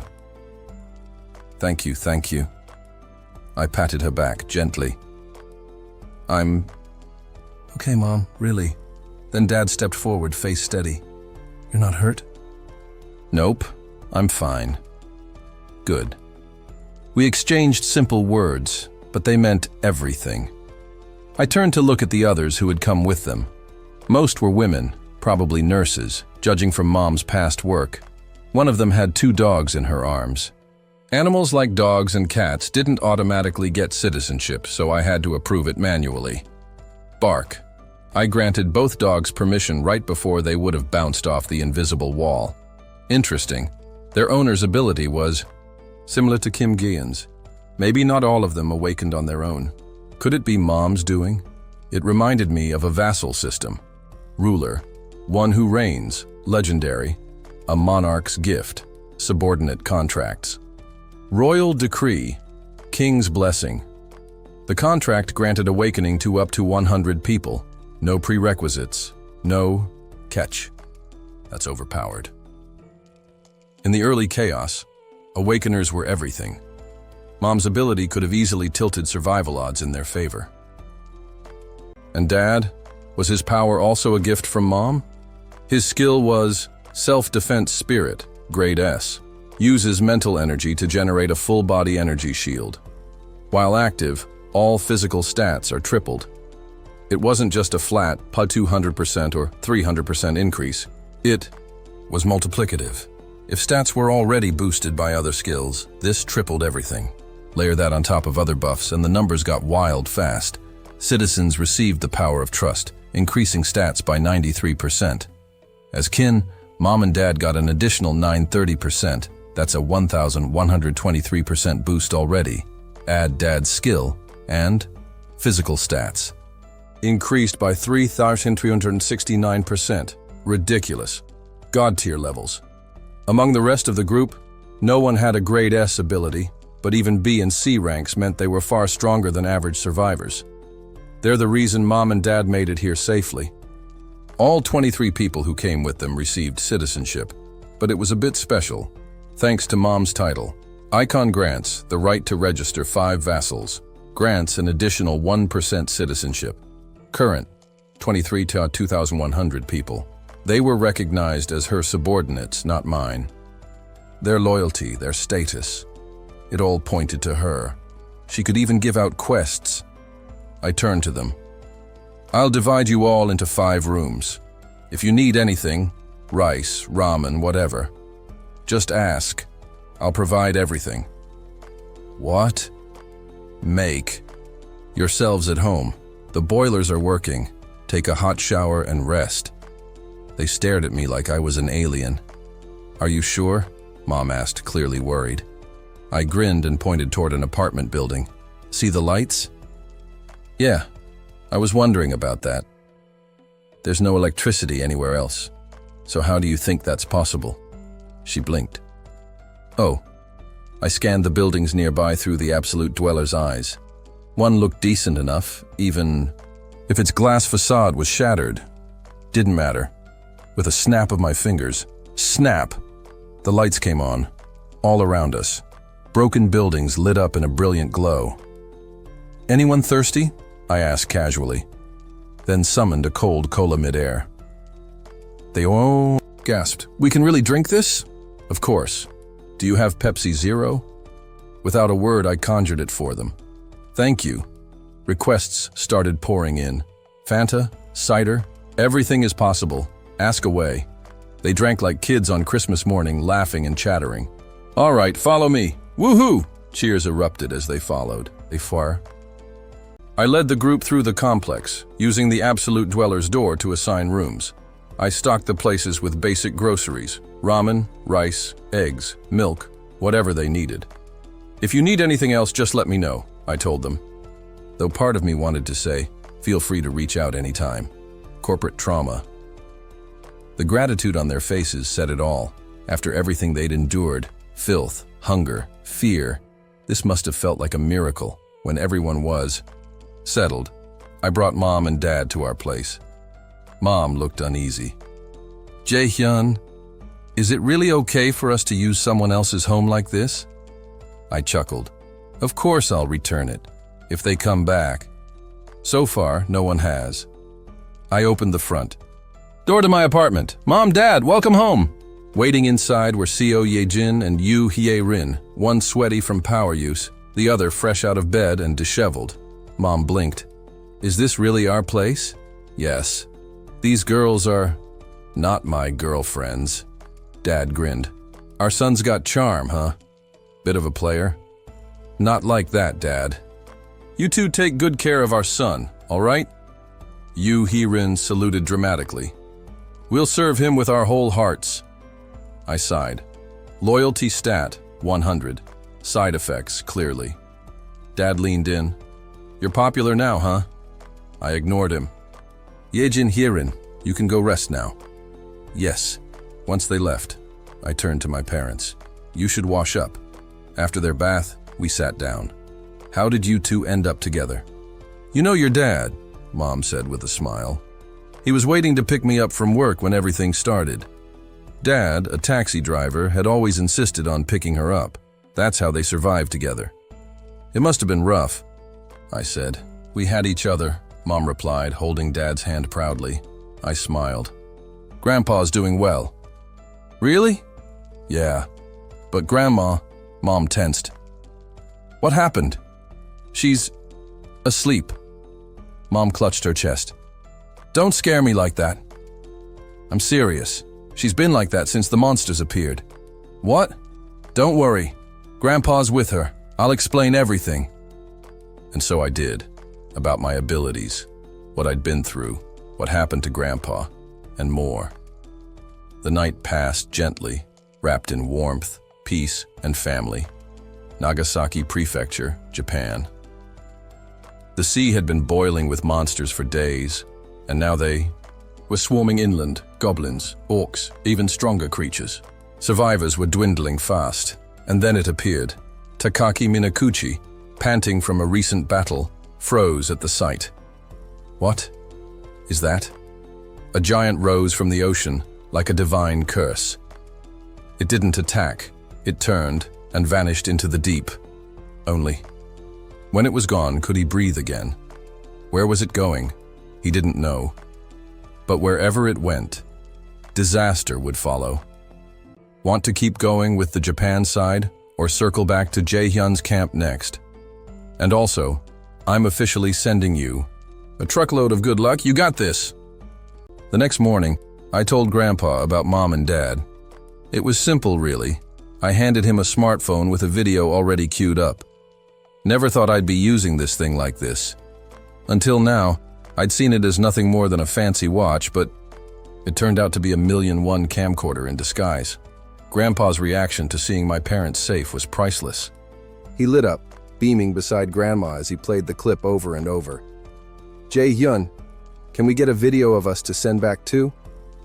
I'll ask them to make one. When Mom saw their video, filmed by Ha-dong Jeon, tears welled up in her eyes. You'll see them soon enough. Once the annex was done, Grandpa would be able to use the Absolute Dweller's door to come to the main house. While construction progressed, I had Ha-dong Jeon and his team hunt monsters in the area. The reason? Time. I didn't expect this kind of benefit. A system message confirmed it. At the annex construction site, 3 vassals with the Knight title are present.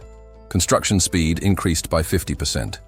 With Donggeon, Oh Aeon-ju, and Kim Da-jong simply being there, construction accelerated. What should have taken a week was now down to 4 days. Meanwhile, yesterday's monster wave had attracted even more creatures to the area. Their levels were higher, and hunting here was more efficient than traveling farther out. Now you have to go 1 kilometer out to find anything. After the homebound zone expanded to a 1 kilometer radius, fewer people were hunting. Most hadn't even realized the boundary had changed and were still circling their old spots. The goblins that had once crowded the area were wiped out after the mass leveling yesterday. Messaged Ms. Dabin, can you make an announcement for me? Of course. What is it? Let everyone know the area's expanded. They need to go beyond Seomyeon Station to hunt now. But that wasn't all. Also, we need to form a relief team. A relief team? Yes. There are still survivors in the newly added area, people in critical condition. The updated territory held thousands, and many were in desperate situations. Citizen Kang Jong-ho has passed away. Another name. Another death. It hadn't even been a full day, and over 10 people had already died inside the so-called safe zone.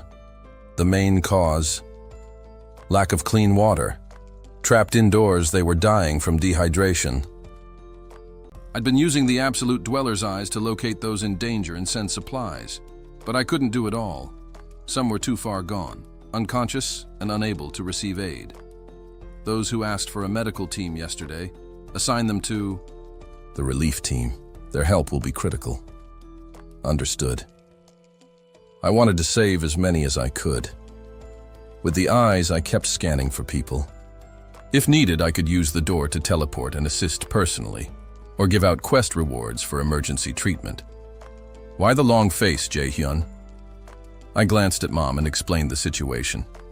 If that's how it is, she said, then I think I can help. You can? Of course. Some of the people she brought had abilities similar to Kim Da-jung, powers like heal or care, ideal for treating dehydration or unconsciousness. I want to meet those medical volunteers. 2.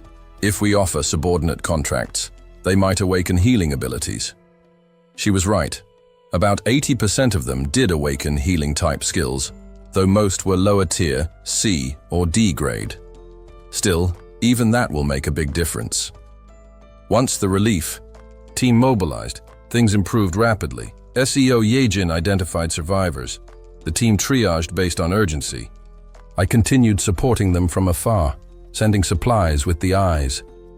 3 sleepless days passed. By the end, we'd checked every building.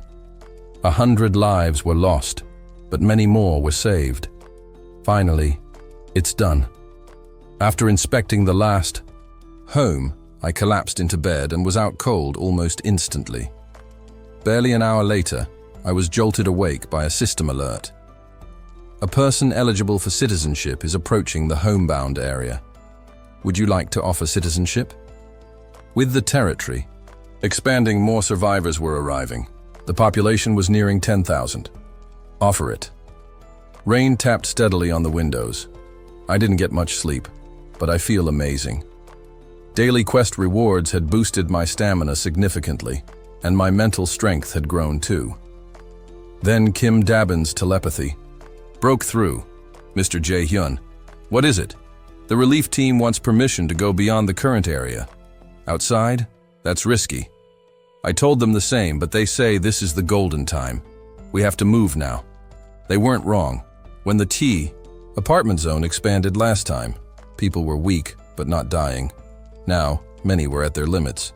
Dehydration and illness were claiming lives by the hour. If we didn't act now, we'd miss our window. Better to save one more than regret not trying. But outside the boundary, things had changed. Sea creatures had started migrating inland. Flying marlins hovered overhead. Land sharks prowled the streets. Crabs the size of small cars crept between collapsed buildings. Even experienced hunters were avoiding the area, and yet the rescue teams volunteered. Are they former firefighters? It made sense. Their instinct to save others, even at the cost of their own lives, was admirable. Tell them to hold for now. I'll assign hunting teams as protection. There were only 2 groups capable of handling what was out there. Lee Jun-hyuk's team and Dad's. Both could handle level 30 monsters, especially giant crustaceans. Jun-hyuk's water bombs shattered armored hides with ease. Dad was similarly powerful, just then. You have hunted a giant crab, Levin 33. Experience gained. Is Dad out there hunting in this weather? Since there was no loot, it had to be one of my kin. After awakening his strength, Dad had taken to hunting. I'd been worried at first, even had Seo Ye-jin attach a mouse to keep tabs on him. But after seeing him punch through crab armor, my fears disappeared. Suddenly, you have hunted a hammerhead shark, Levin 25. You have hunted a sawfish, Levin 22. You have hunted a blue crab, Levin 28. Rapid messages poured in. Too fast for Dad. Only one person could hunt at that speed. Grandpa. I activated the absolute dweller's eyes. Rain pounded the earth and lightning split the sky. What's happening? Ha Dongjian's voice came through. A monster wave. Wasarandi. 3rd one this week. Monsters swarmed, thicker than ever. At this rate, Sea creatures will keep moving inland. Survival will only get harder. Up ahead, the world tree's roots surged again.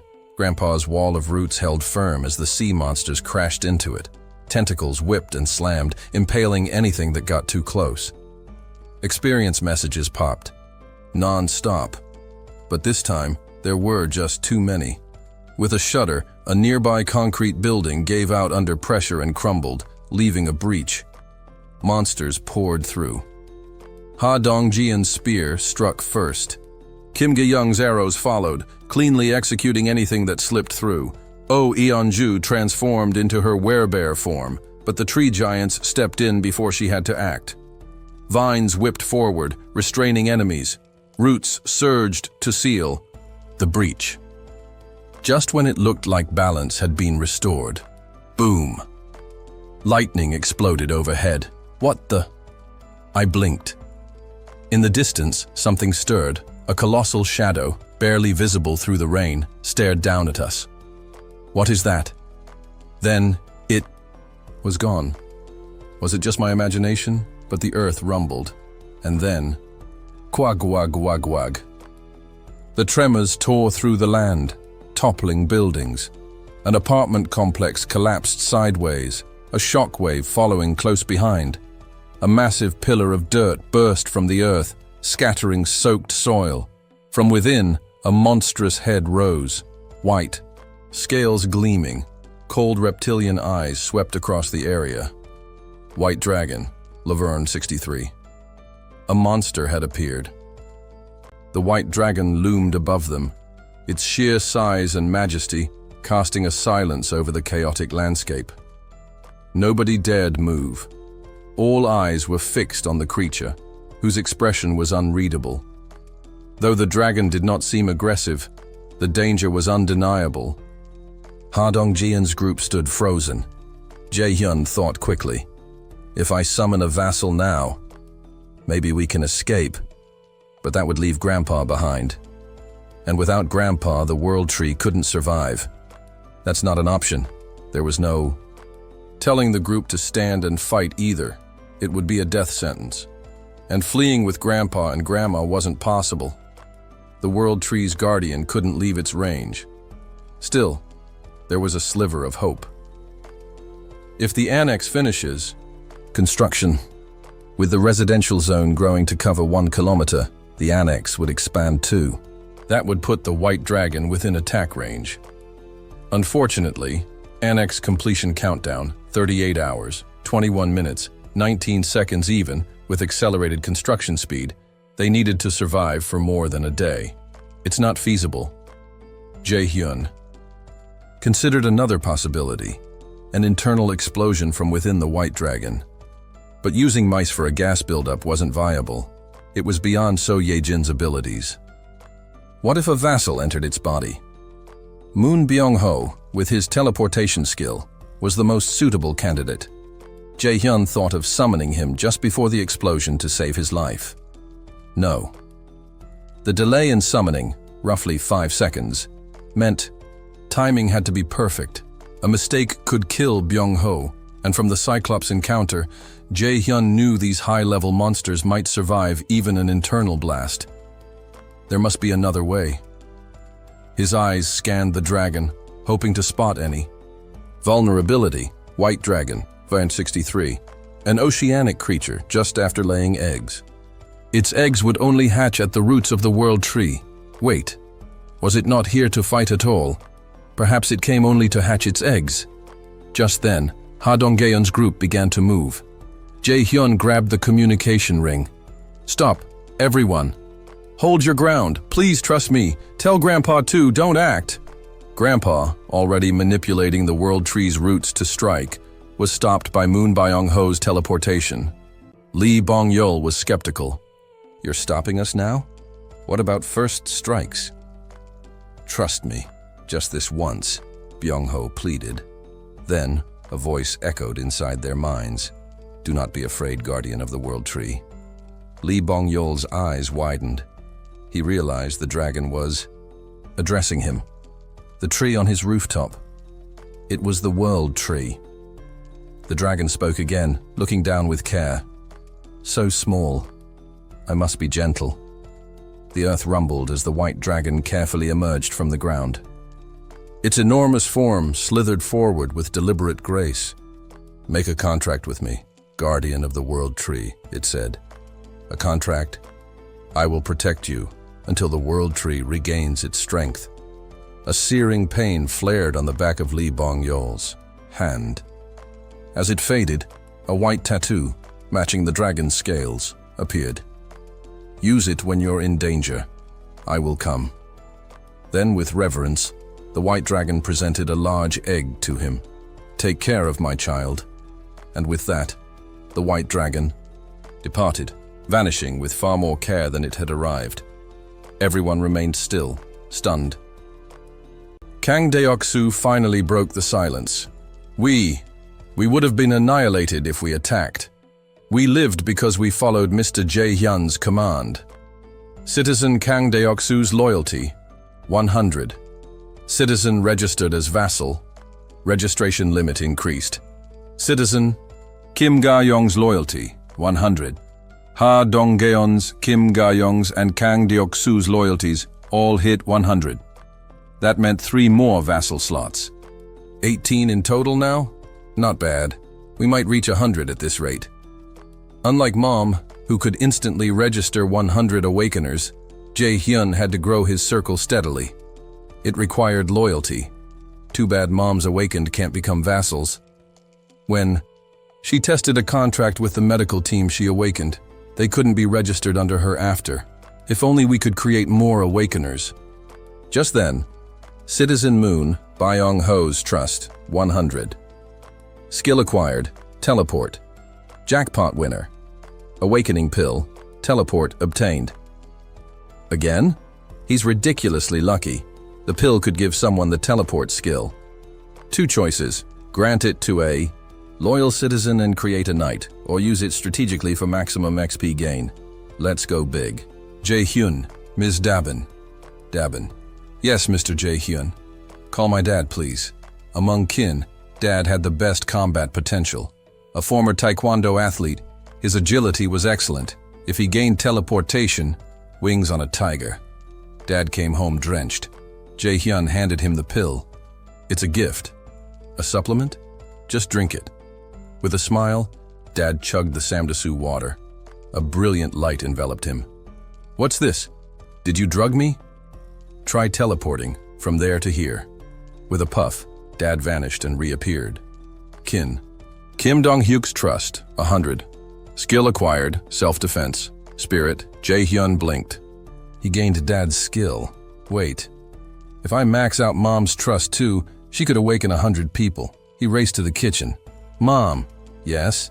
Her trust was at 97. Just 3 points more. Want anything to eat? Maybe tteokbokki? He set out to make it happen. Meanwhile, Dad hugged him tightly, but Jae-hyun shooed him toward the shower. Then head to Dabin's place on 21st. Got it.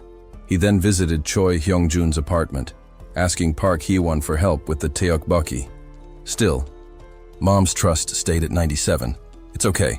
I've got 1 more card to play. Annex completed. Hostile entities detected. Eliminating.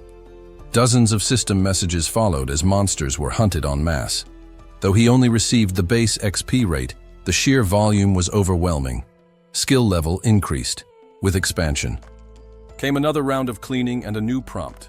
A being eligible for citizenship has been found. Grant citizenship. Thousands were in the new area. He approved. Citizen count, 10,000. Job system unlocked. Job Research Institute available for construction. Notifications flew in, but Jae-hyun had 1 goal now. He grabbed Mom. Let's visit Grandpa and Grandma. Dad was out rescuing others. Jae-hyun took Mom to the annex and opened the Absolute Dweller's door. Grandpa, I'm here! The old man looked up from beside Grandma. Jae-hyun, it's me. Then, Dad! Mom ran forward and embraced her father. Lee Ji-suk's trust, 100. Skill acquired, subordinate contract. Bingo. After a short conversation, Grandpa excused himself, saying he had to get back to work, and made his way to the rooftop. Upstairs, The rooftop was a small sanctuary, a lush haven of greenery carefully tended over time. What caught the eye immediately was the massive trunk of the world tree, encircling the entire house like a protective barrier. Despite its towering presence, sunlight still filtered in effortlessly, casting a warm glow over the plants. "How are you all doing up here?" Grandpa asked softly, as though speaking to the plants themselves. A low hum, almost inaudible, vibrated through the air. "I've been well," he murmured in response to the invisible reply, his voice full of quiet affection. Spreading his arms, Grandpa released a pulse of vibrant green energy, sending life to the plants. Without a working water system, it seemed this was how he'd been sustaining them, through pure vitality. Watching him work, I spoke up. "Grandpa, want to see something cool?" He looked over curiously. I pointed at one of the small garden beds he'd made. A hose was coiled beside it, once used to water the vegetables, now dry and useless. But as I raised my hand, a stream of water suddenly surged from the hose, sprinkling over the plants like nothing had changed. "Well, what do you think?" Grandpa frowned slightly, puzzled. "Are you drawing from the water tank?" "Jae-hyun, we barely have enough left for basic needs." The old rooftop water tank, a relic of our aging home, had nearly run dry. Even the LPG gas we used instead of natural gas was depleted. I shook my head. "No, Grandpa, I'm making it myself." I held out my palm. Droplets condensed in the air, slowly gathering into a shimmering sphere of clean water. He leaned closer, inspecting it with narrowed eyes. "You're serious?" "Yeah." I filled the water tank and the gas reserves. Electricity, too. He looked stunned. "This is all part of your ability?" I nodded. "From now on, we can live like normal again. No monsters, no shortages." Grandpa's eyes searched mine for a moment. "What do you mean, no monsters?" I explained my abilities to him, everything that had awakened in me. I even transferred over authority so he could act as chief over the people staying with him. If you increase their trust, their loyalty rises. Once it reaches 30, you can do something called vassal registration. You can register up to 3 people. It was clear he was confused. I couldn't blame him. Grandpa never played games. He was still getting used to smartphones. Okay, I'll take it step by step." He returned to tending the plants without saying much more. I watched as he gently picked persimmons and harvested lettuce. "I'll head back downstairs," I said. "All right." I could have used the stairs, but instead, I activated a newly unlocked skill. Absolute Dweller's Eyes. Focusing on the living room, I whispered, "Teleport." A gentle breeze brushed past me, and suddenly, I was standing in front of Mom and Grandma. There was a slight sense of vertigo, but nothing serious. "So it works like this." I grinned. The teleportation feature was more flexible than the Absolute Dweller's door, which needed a literal door. This only required mental strength, which I had in spades. "Mom, Jae-hyun, weren't you upstairs with Grandpa? Is everything okay?" "He's still up there." "How's Grandma?" "She seems fine, just sleeping deeply. Her vitals look good, and she seems stable." Mom had worked in a nursing facility for years. She would know if something was wrong. With Grandpa supplying regular vitality, Grandma's condition had stabilized. Thank goodness. I looked at Mom again, full of quiet admiration. She had always been the steady one, taking care of everyone even when everything was falling apart. And now, I've inherited her ability, subordinate contracts. Once her trust reached 100, her skill activated, allowing me to awaken up to 100. Individuals, names and faces immediately came to mind, those who had shown loyalty, courage, and capability. Some were already actively hunting, showing potential. Awakened vassals with higher base stats usually gain stronger abilities. As I reviewed the skill window, one particular entry caught my eye. Summon Familiar, 110. What's this? When I selected it, a message appeared. Summon Familiar, 10,000,000,001. Activated. The button was glowing, and without hesitation, I activated the summon. I've already seen what the three-legged crow can do. This is worth it. Summon Familiar will consume 10,000,000,001. A deep hum pulsed through the room as green light erupted outward, weaving a complex magical circle beneath my feet. With a soft burst of light, an egg emerged, cradled in leaves, as the leaves unfurled, a small figure was revealed. It looked like a fairy, wrapped in flower bud-like pink garments with tiny wings. Fairy, Levia 1. It hovered midair with a joyful expression, scattering glitter with every flutter. After a few clumsy attempts, it managed to fly, circling me before perching on my shoulder and hugging my face. Adorable. Just then, Grandpa had come down, having finished his rooftop work. He walked straight over to Grandma. He raised his hand and released a pulse of green energy across her body. In an instant, the fairy zipped over and absorbed the vitality like a sponge. Huh? What is this thing? Fairy's level has increased. Natural recovery in the area, boosted by 100%. Before Grandpa could get angry, shalala, the fairy gently danced above Grandma, releasing a shimmering shower of golden powder. And then, Grandma's eyes slowly fluttered open. She looked over at Grandpa's dirt-streaked hands and murmured, "How many times have I told you to wash up after gardening?" A sleepy yawn escaped her, and she slipped back into slumber. "Sweetheart, dear, hey, wake up!" Grandpa called out, shaking her gently, but she simply breathed steadily, peacefully. He turned to the fairy, eyes wide.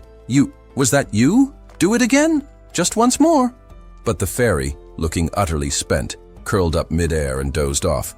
"Just once more." "Grandpa." He turned toward me. "Please calm down. If you keep supplying vitality to the fairy, its level will rise. That means Grandma will start waking up for longer periods." His eyes brimmed with emotion, and I chose not to comment on the tears gathering there. It was clear now, this fairy wasn't randomly summoned. It was deeply tied to the world tree, and maybe the other summons would be too. Citizen Shim Kyung Taik has died. More death messages appeared. Likely from the nearby annex, the relief teams had limited reach. People here were dying from injuries, monsters, even starvation. Why did this happen? That question had haunted me from the start. Why did the monsters come? Why were we given these powers? The world remained silent. But I had achieved my first goal, saving my family. Thanks to the fact that they were all awakened, we'd survived. If Grandma fully recovered, it would feel complete. Now the second goal. Why was I given such overwhelming power, far greater than others? Even compared to top-tier awakened individuals like Ha Dong-geon, Oh Eon-ju, and Seo Ye-jin, I stood far beyond. Only Grandpa came close, and even then, I surpassed him. It might not just be because they're my family, but if not, then why? No. Answer came, but I'd have to keep searching. There's a saying, with great power comes great responsibility. That old line from a superhero movie stuck with me. It still meant something. My second goal, it's embarrassing to say, but I want to save this country. I don't know about the whole world, but if I keep leveling up and building outposts, maybe I can save South Korea, one step at a time. Right now, I can grant citizenship to 220,000 people. So far, only 10,000 slots have been filled, and with that milestone reached, wasn't there a message about jobs unlocking at 10,000? I checked the citizen management window. Nothing new yet. Do I need to build the Job Research Institute first? Opening the construction menu, I found it. Job Research Institute, W2 500,000. A facility that unlocks job acquisition for citizens. Currently, researchable job. Hunter. Collects byproducts from prey. It needed a large, open space. Luckily, the area torn apart by the Cyclops was now cleared. I visualized the institute there. Constructing Job Research Institute. Requires 30 citizens for 7 days. Daily wage, W200,000 per person. Proceed with construction? Yes. No, I'd need to. Talk to Kim Dabin soon and gather a crew. It was time to build a future from the ruins. Cultivate oneself, manage the household, govern the nation, and bring peace to the world. Fortunately, the idiom came with its Chinese characters. Thank goodness for that. The path to saving the world, or at least the country, began at home. You had to be willing to risk everything for your family first. That was why our immediate goal was simple in theory, but crucial. We need to track down the vassals' families. It might seem absurd to prioritize family reunions in a crisis like this, but gathering the loved ones of key people wasn't just emotional, it was strategic. Our territory had to expand through leveling up, and no one contributed more to that than the vassals.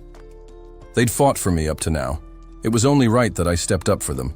Absolute dweller's eyes. Currently, Ha Donggeon's team was stationed close to Jigalchi Station. The annex's borders had grown, stopping just short of Vain Tsu. It was too far to teleport outright, so I used the absolute dweller's door to leap to the edge of our domain and called for them. Can you return for a bit? The group had come this far to locate Kim Gayong's mother in Daesin Dong. That would be our first mission. Rescue her family near Jigalchi, then continue on to others. Despite 5 days of progress, carving out a safe path to Daesin Dong had proven grueling. The monster waves were relentless, and we'd barely covered 1 kilometer. When I appeared, Moon Byung-ho looked stunned. You're here, Mr. Jae-hyun. How? Ha Donggeon, always quick, caught on fast. Was it your power that wiped out the monsters earlier? You could say that, I replied. If this place is under your control now, we've got a much better shot at succeeding. Yes, but that's not the only reason I called you. The party wasn't here solely to help push construction forward. The route to Daesin Dong was far too dangerous, swarming with more monsters than usual. Taking the subway would be our best bet, but even reaching the station safely was an ordeal. Once the annex was complete, though, everything changed. We had expanded enough to step directly into Jigalchi Station. We can reach Kim Gayong's family today. Gayong looked unsure. Even if we've created a safe zone, is that really possible? I've got a method. Trust me. With Seo Yejin's help, we could employ the mice and their poison mist again to clear the tunnels. There's something I'd like to propose to everyone. Seo Yejin had been sending out her mice to recon the underground routes. Jigalchi, Toseong, Dongdaesin, and Seodaesin. If you'd let those things roam unchecked, it would have been a nightmare. Underground, the situation was worse than predicted.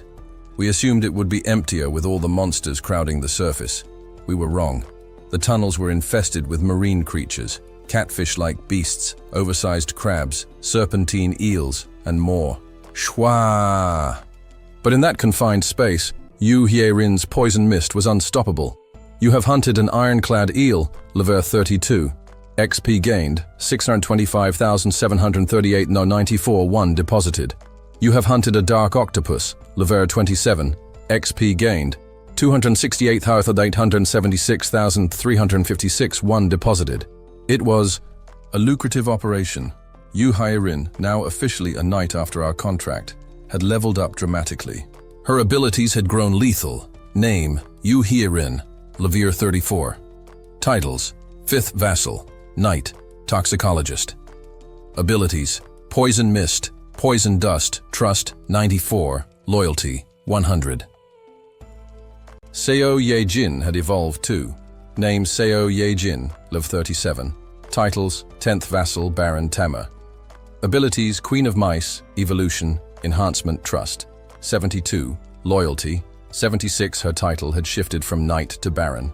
With it came new strength, including a passive that scaled all abilities based on loyalty, and a new skill, Enhancement, which boosted her mice's speed and survival rate. And she wasn't alone. Ha Dong-geon, Kim Da-jong, and Oh Eon-ju had all received similar promotions. Oh Eon-ju, in fact, had ascended to Viscount. Name: Oh Eon-ju, Louvier 45. Titles: 9th Vassal Viscount, Warrior Abilities, Werebear, Primordial Vitality, Berserk Trust, 100, Loyalty, 100. Bonus: increased vassal capacity by 3. Thanks to that, I could now manage 21 vassals. Once the mist had dissipated, I gave the signal. Time to move out. Kang Deoksu led the charge. Name: Kang Deoksu, Laverne 32. Titles: 3rd Vassal, Knight, Commander Ability, Steel Knight's Order. He summoned not only his armor, but golems clad in steel. His summoned knights stormed forward, absorbing attacks and clearing a path. They weren't just strong, they were practically unstoppable. Soon, we'd reached Exit 2 of Jagalchi Station. The route to Seodisen is open. Move out. It was about 3 kilometers. At full speed, we covered it in under 5 minutes. We really made it in a day. Citizen Kim Ga-young's trust has increased. She stepped out and pointed toward the apartment complex. Out through Exit 2, it's right there. A pack of goblins was scavenging in the green patch near the road, catching sky marlins stuck in the trees. The fact that goblins were around meant marine monsters hadn't overrun the area. Disindong was naturally protected by small mountains. The terrain likely kept the worst at bay. We dashed past the goblins without confrontation and reached the apartment where Kim Ga-young's family lived. The entrance was barricaded with wood, a good sign. Ha Dong-geon smashed through it. You and I will head up. The rest, hold the ground. Got it. Rise. Kang Deoksu summoned his knights again, and they held the entrance. Without an elevator, we sprinted up the stairs, 19 flights in no time. Thump, thump, thump. Mom, it's me. Click. Nuna? Myunghwan, where's Mom? She's inside. Brother-in-law's here too. Ga-young. Citizen Kim. Ga-young's trust has reached 100. You have obtained Light Arrow. Tears fell as she embraced her mother. Mom, Ga-young, my baby. The reunion was deeply moving until grief bubbled up. Dad, he didn't make it. The words didn't come easily, but her tears said everything. Silence, then sorrow. The mother, the brother, and the daughter wept as one for the father who was no longer there. Even in moments of joy, there was heartache. A reunion gained, and a loss that would never be undone, the Fae. World wasn't fair. Some were born into cruelty, others into privilege. Some never had a chance. Others, like me, awakened with powers that bent reality. There was no explanation. No fairness, no logic. All we could do was move forward, grateful for survival, cherishing reunions, mourning those we'd lost. And now, the journey continued. Next up, the families of Ha Dong-geon, Kang Deoksu, and Kim Ga-yeon. Our next stop was Jangjeon-dong. A cramped apartment in Bujeon-dong Baek-so-ra lay motionless on the bed, the room barely large enough to contain it. I'm starving. Her stomach twisted with hunger pains. The last of the food had long since disappeared. And the convenience store? That was no longer an option, not since the streets had become a hunting ground for land-bound sharks. Water. She reached for a half-empty plastic bottle, tipping it to her mouth while still lying down, desperate for the last few drops. The bottle slipped from her fingers and rolled under the bed, still holding a trace of water. Is this really how it ends? Bitter thought crossed her mind. She couldn't even lie to herself and say she'd had a decent life, miserable from beginning to end. She reflected on her past. Her father, an alcoholic, left bruises and emotional scars. The world around her demanded more than she had: rent, bills, daily survival. Every moment was a grind. Just when she thought she might have caught her breath, the world fell apart. Why me? Why was she born into this life, into this family? Maybe it would have been better if she hadn't been born at all. A quiet sob escaped. Her lips. She had once dreamed of an ordinary life, a warm meal 3 times a day, friends, maybe even love, things others took for granted. To her, it was pure fantasy. Then, thump, thump, thump. The noise came from downstairs. The vibrations passed through the wall like distant drum beats. Her despair was instantly replaced with dread. A monster? Occasionally, goblins wandered into the building, but they'd leave if the doors stayed shut. She curled up tighter, praying whatever it was would just move on. Even now, she still wanted to live. A voice shattered the silence. "This is the rescue team. Are there any survivors?" At first, she thought she was hallucinating. Hunger and isolation were getting to her. Thump, thump, thump. Again, louder now. "This is the rescue team.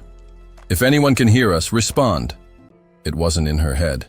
It was a real voice, human, full of urgency. "Rescue?" Her pulse quickened. Slowly, unsteadily, she pulled herself off the bed and staggered toward the front door. "I'm here," she croaked, her voice raspy from thirst. Just as her hand touched the doorknob, she froze. What if it's a trick? She'd seen it in movies. Monsters. Mimicking human voices to lure prey. Panicking, she called out through the door, "Are you really with the rescue team?" "Yes, you're safe now." The sincerity in the voice steadied her. Carefully, she opened the door. A man stood there wearing an orange uniform with 119 emblazoned across the back. He was handing a bottle of samdasu to a haggard-looking man nearby. Tears filled by Exora's eyes. Me too." The rescuer turned and smiled gently, passing her a bottle of water. "Hello. We're here on orders from Kim Jae-hyun." "Huh?" "Rescue efforts are coordinated under Mr. Kim Jae-hyun's guidance." "What?" It was an odd way to introduce a rescue team, almost like they were following a leader more powerful than the government. Some even called them cultists in jest. But it worked. "From now on, we'll escort you into Mr. Kim Jae-hyun's protected zone. You'll be safe there." Mentioning his name seemed to bring people back from the brink. Those on the verge of death found the strength to rise again. "Everyone who can walk, please follow us." One rescuer led the survivors out of the building. "Stretchers over here! Move fast!" Baek So-ra followed behind the group, her steps shaky but determined. Then, bam! She bounced off an invisible wall as she approached a street littered with wrecked vehicles. Letters materialized in the air. Entry not permitted. What now? Before she could fully process it, a new prompt appeared. "Would you like to acquire citizenship?" "Yes, no," a rescuer nearby explained. "You need citizenship to enter." She hesitated, then selected yes ding. "You have acquired citizenship." Immediately, energy coursed through her, clear and revitalizing, like a burst of spring. Water in her veins. What was that? It wasn't just physical. It felt like something awakened inside her. Kim Jae-hyun. Is this his power? What kind of person could create something like this? Soon she arrived with the others at a hospital on the 3rd floor of a nearby building, which buzzed with activity. "Please line up," a worker instructed. People in critical condition were ushered to a separate area. The rest, like Baek So-ra, waited their turn. When her turn came, a doctor glanced at her. "Any discomfort?" "No." "All right. Please head downstairs and board the shuttle." Bus?" The doctor didn't elaborate. "Too busy." Next. Person. Downstairs, there really was a bus waiting. Some windows cracked, but it still ran. "We're departing." The vehicle rolled forward. Outside, the streets began to transform. The destruction faded. Clean roads emerged. The smell of fresh bread wafted into the bus. Bread? Baek So-ra wasn't the only one whose stomach growled. Everyone's eyes locked on the same sight. A functioning bakery, a calm crowd, a cafe nearby. People waited in line like it was any other day. Where are the monsters? The goblins, they were gone, completely. As the bus rolled into the apartment complex, she saw people walking dogs, kids on bikes, joggers. Is this even the same world? Tears welled up in her eyes. Was this a miracle? Had someone really saved them? I adjusted the communication ring on my wrist and listened to Kim Da-bin's report. So the facilities are over capacity? Yes. Can we expand them? I thought for a moment. Send those with nearby homes back. We'll extend our infrastructure outside the apartment zone. Will that work? I'll build new outposts, community centers, neighborhood offices. I'll install convenience stores too.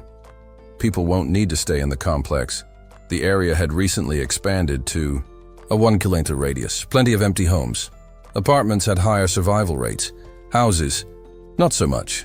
Using my absolute dweller's eyes, I scanned for good spots to register shops and services. Outskirt homes will be perfect for hunting teams. We'll set up stores nearby and hire locals to manage them. Population growth brought more manpower. No issue with staffing, Ms. Da-bin. Yes, Mr. Jae-hyun. I need you to select personnel for the new base operations. Understood. I activated construction mode, placing stores and utilities, water, gas, electricity. The medical team, thankfully, had all they needed. Supplies were abundant, equipment worked. If only I could include a university hospital in the zone, the E. Thought lingered as I checked on the front line. How far have they gotten? Ha Dong-geon's team was charging toward Jangjong-dong, using poison gas to break through to Gyode Station. From there, the line became an above-ground railway. The gas wouldn't be as effective. The rest of the path, pure monster territory. Luckily, their strength had grown. Come and go! A massive crow tore through the sky, shredding monsters. Hunted Sky Marlin, Levar 17. 95, 571, 1 deposited. Carmen had leveled up dramatically. Gunshots echoed, unseen but deadly. Moon Byung-ho, now invisible, picked off threats with ease. On the ground, Steel Knights summoned by Kang Deok-soo carved out a path. The team advanced efficiently. Then, stop. The railway bridge ahead had collapsed. The road forward was gone. Ha Dong-geon gazed down from above, his voice calm as he spoke. Let's head down. Although they were standing roughly 3 stories high, the group was more than capable of handling the descent, with their levels comfortably in the mid-30s range. The state of the bridge below didn't concern them much. The real issue, however, was something else entirely. Who was behind this? Ha Dong-geon pondered silently. How many creatures could be capable of breaking through a concrete bridge? It wasn't the Cyclops, no signs of giant footprints. The surrounding buildings were mostly intact, unlike areas that had been ravaged by the Cyclops. This meant the destruction had to have been caused by a different type of monster, which meant something powerful enough to destroy concrete bridges was nearby. Stay alert, everyone. The group landed near Dongnae Station. To reach their destination, in Jangjong-dong, they still had to pass through several areas: Myeongnyeon, Oncheonjang, Busan National University, and Jangjeon Station. They had about 4 kilometers to cover. As they descended from the elevated railway, monsters began to appear in greater numbers, but Ha Dong-geon's group dealt with them efficiently, advancing steadily. The most notable support came from Kang Deok-soo, who summoned armored golems to serve as shields for the group. At this pace, we should be able to reach our destination safely. With their combined strength, there was little concern. They mentioned an apartment complex of the same type. From past experience, apartment complexes tended to offer the highest survival rate. They were difficult for the most common monsters like goblins to infiltrate. Plus, the higher population density made it easier for survivors to band together. Let's hope they're safe. Just as he was reflecting, something caught his attention, A sudden ring of the doorbell interrupted his thoughts, prompting him to enhance his field of vision to observe the hallway. There, standing in front of the door, were 6 middle-aged men and women. What's going on here? Such occurrences were not uncommon in the past. People had come to him for various reasons before. Some begged for help, others argued, some even tried to strike deals. It's been a while since things got this busy, though. I've mostly left things to Kim Dabin by now. Considering it was about time for their regular check-ins, Ha Dongjeon approached the entrance with a light heart, expecting a routine interaction. Click. He opened the door with a simple wave of his invisible hand. As he faced them, he saw that the individuals standing there had red eyes. Citizen Jang Sung-jun's trust has increased. Citizen Hong Kyung-taek's trust has increased. Citizen Lim Kyung-hoon's trust has increased. The moment he saw them, their trust in him spiked rapidly. Is it their first time meeting me? They were likely newcomers to his territory, as it was common for thousands of new faces to arrive frequently. With so many new arrivals, it's only natural. Originally, Ha Dongjeon planned to direct them straight to Kim Dabin, but one of them spoke up, piquing his curiosity. Please, can you lend us a gun? The request was made by the group, which appeared to be led by Jang Sung-jun. A gun? Ha Dongjeon asked, raising an eyebrow. Yes, a gun, Jang Sung-jun confirmed, his tone firm. I'm afraid I can't just hand out firearms to anyone, Ha Dongjeon replied. Even in a world overrun by monsters, there was a reason to keep a tight grip on weapons, because we don't need firearms in my domain. His territory was a safe haven, fully protected from monsters. Only those with citizenship and approved animals were allowed in. The area was impenetrable. No creature could enter without Ha Dongjeon's permission, and any monsters hostile to him would be eliminated as soon as the area expanded. A perfectly safe zone. Why would anyone need a gun here? He thought to himself. Jang Sung-jun's face hardened as he answered, We need to go outside the area. Out beyond the protection of the safe zone, monsters roamed freely. For those who needed to venture into these dangerous spaces, firearms were essential. It's always beneficial to have more citizens hunting monsters, Ha Dongjeon mused. Currently, there was a shortage of monster hunters, as the increasingly powerful creatures were becoming more difficult to deal with. So, you're heading out to hunt monsters? Ha Dongjeon inquired, his tone neutral. He briefly considered the possibility that they might want to utilize the safe zone for hunting, but soon realized the real reason was more urgent. Jang Sung-jun shook his head. No, we're not hunting monsters. What do you mean? Ha Dongjeon asked, raising an eyebrow. We're going out to find our families. Ha Dongjeon froze. He knew all too well the pain of separation, the agony of not knowing whether loved ones were alive or dead. Monsters had torn families apart, not just for Ha Dongjeon and his companions, but for everyone. Some had given up hope, resigned to the possibility that their families were lost forever. Others, like Jang Sung-jun's group, had risked everything to reunite with their loved ones. People's responses were varied. Some prayed for their families' safety, others despaired, and some took a different approach, daring to venture into the chaos to find them. It was a dangerous pursuit, often leading to death. Citizen Seo Jong-ah has died. With the growing population, Ha Dongjeon had received countless death notifications, many stemming from citizens who ventured out seeking their families, only to be killed by monsters. They're just like me, Ha Dongjeon thought. He had stayed up countless nights, torn between his desire to help everyone and the reality that he couldn't. Yet, at the very least, he could offer some aid to those who sought it. How many of you are going together? Ha Dongjeon asked, his voice softening. There are 6 of us, Jang Sung-jun replied. Sing. Ha Dongjeon immediately conjured 6 pistols along with ammunition, preparing to give them even more powerful weapons if necessary. Would you be interested in signing a contract with me? He asked. Though he had yet to officially form a contract with a hunting team, this group seemed deserving of a chance. Thank you. We'll do anything to save our families, one of them exclaimed. The terms of the subordinate contract were strict, but Ha Dongjeon felt it was worth offering. "Kneel," he instructed. Jang Sung-jun blinked in surprise, but obediently knelt before him. I'm kneeling," he stammered. Even with his power, Ha Donggeon's mother had yet to fill all 100 vassal slots for a reason. He approached Jang Sung-jun and placed a hand on his head. "Swear to obey me from now on." "I swear." As soon as Jang Sung-jun pledged his loyalty, a blinding light shot out from Ha Donggeon's body, enveloping Jang Sung-jun for a moment before vanishing. Jang Sung-jun's system interface flickered. Name Jang Sung-jun, Vio. 30. Trust.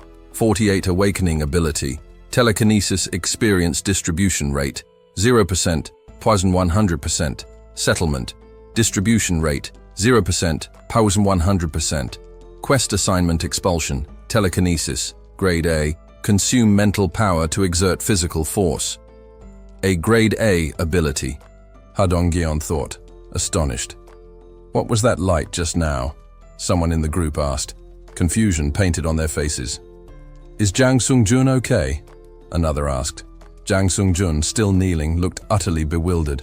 Ha Donggeon smiled inwardly and casually summoned a quest. "Shop open. Buy 1 tangerine." Zing. He handed the tangerine to Jang Sung-jun, who stared at it in surprise. The quest appeared. Quest assignment objective. Use telekinesis to lift the tangerine. Time limit. 10 minutes. Reward. Mental power enhancement failure. Penalty. None. "Whoa," Jang Sung-jun murmured, trying to wrap his head around the sudden quest. With a focused gaze, he concentrated on the tangerine. And then, "Huh?" He gasped in astonishment as the tangerine slowly levitated. The others watched in awe as the tangerine hovered mid-air. "Is Jang Sung-jun doing this?" The tangerine soared higher and higher, but just as it reached its peak, bam, the tangerine exploded, caught in the force of Jang Sung-jun's telekinetic push. "I'm sorry," Jang Sung-jun apologized frantically, looking horrified. "It's okay," Ha Donggeon said, raising an invisible shield that stopped the tangerine juice from splattering onto him. Citizen Jang Sung-jun's trust has reached 50. Loyalty unlocked. Citizen Jang Sung-jun's loyalty has surpassed 30. Citizen Jang Sung-jun has fulfilled the conditions for vassal registration. Vassal registration. Jang Sung-jun. This was a huge gain for Ha Donggeon.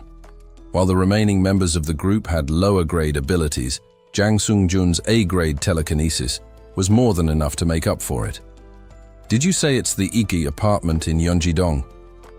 Ha Donggeon asked as he prepared to send them off. "Yes, that's the one," Jang Sung-jun confirmed.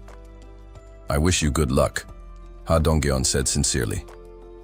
"Thank you," Jang Sung-jun replied, gratitude in his voice. As Jang Sung-jun's group departed, Ha Donggeon's party neared Myeongyun Station, where another danger awaited them. Grah! A terrifying roar echoed from the path ahead. A massive creature stood in their way. A twin-headed ogre.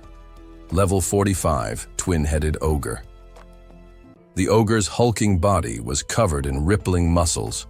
It raised both fists as it charged toward them with a massive swing. It sent a shockwave through the ground. The battle had begun. After the usual onslaught of beasts within the domain, their defeat translated into experience points, and with it, the people gained citizenship. The level up resulted in the domain's dome expanding outward. Naturally, the annex grew alongside.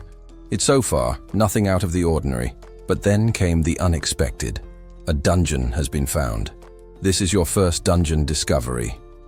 Reward, 100 crystals. A dungeon had emerged in the newly added area. Receiving crystals as a reward must mean this dungeon has something to do with them. The location?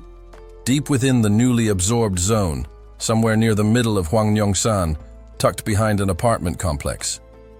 I'll dispatch Lee Jun-hyuk's team for this one. Now that they were all bound by subordinate contracts, they had more than enough strength to handle the mission. With the newly enlarged domain, the relief team's operational perimeter had been fully absorbed, eliminating the need for further hunting parties.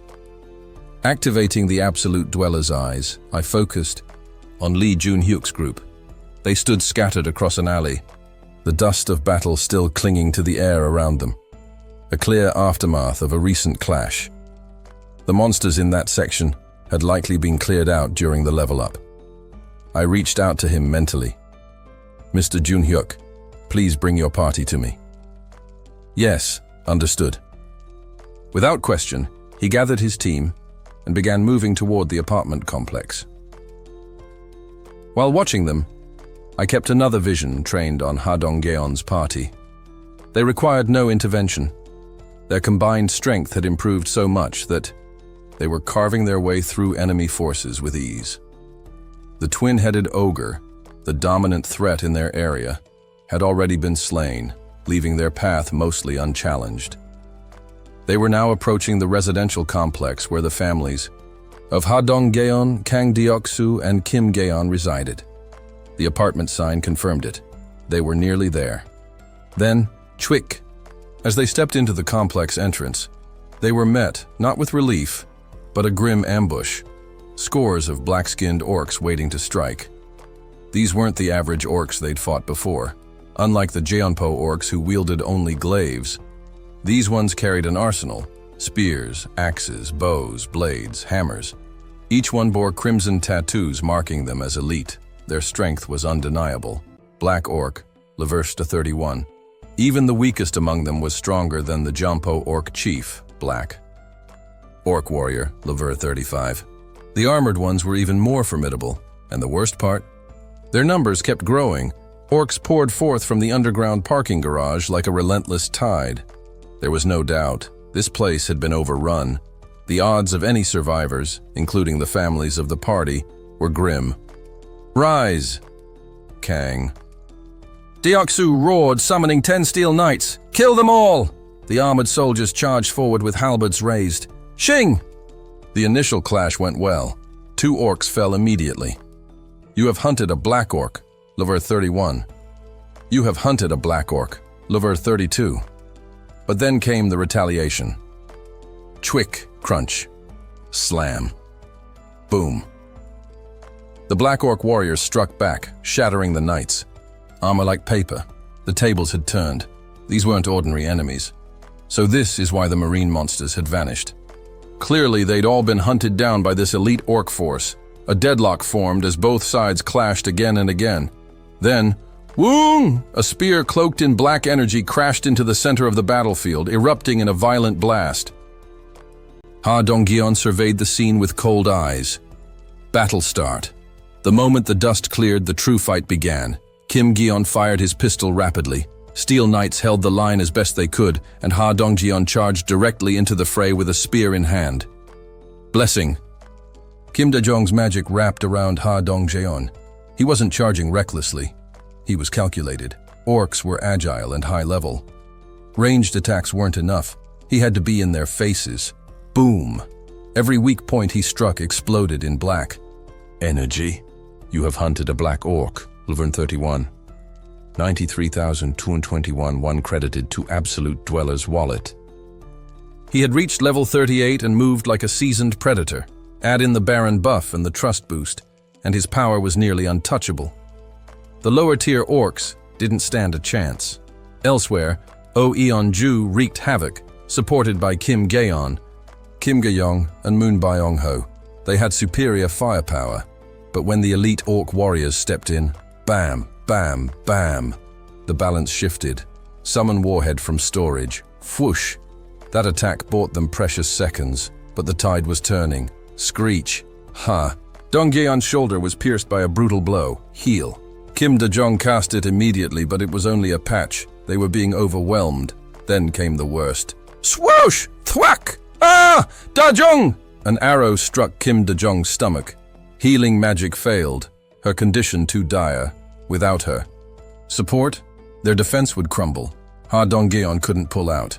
But if he didn't, they'd fall. So I did what I had to. Ha Dong-geon, level 38 to 40. Cost, 2 billion won. Then, Kim Gaeon and Kang Deok-soo to 40. Another 10 billion spent. Rise. Instantly, Kang Deok-soo's knights surged from 10 to 30, now faster and tougher. Slash! Chwick!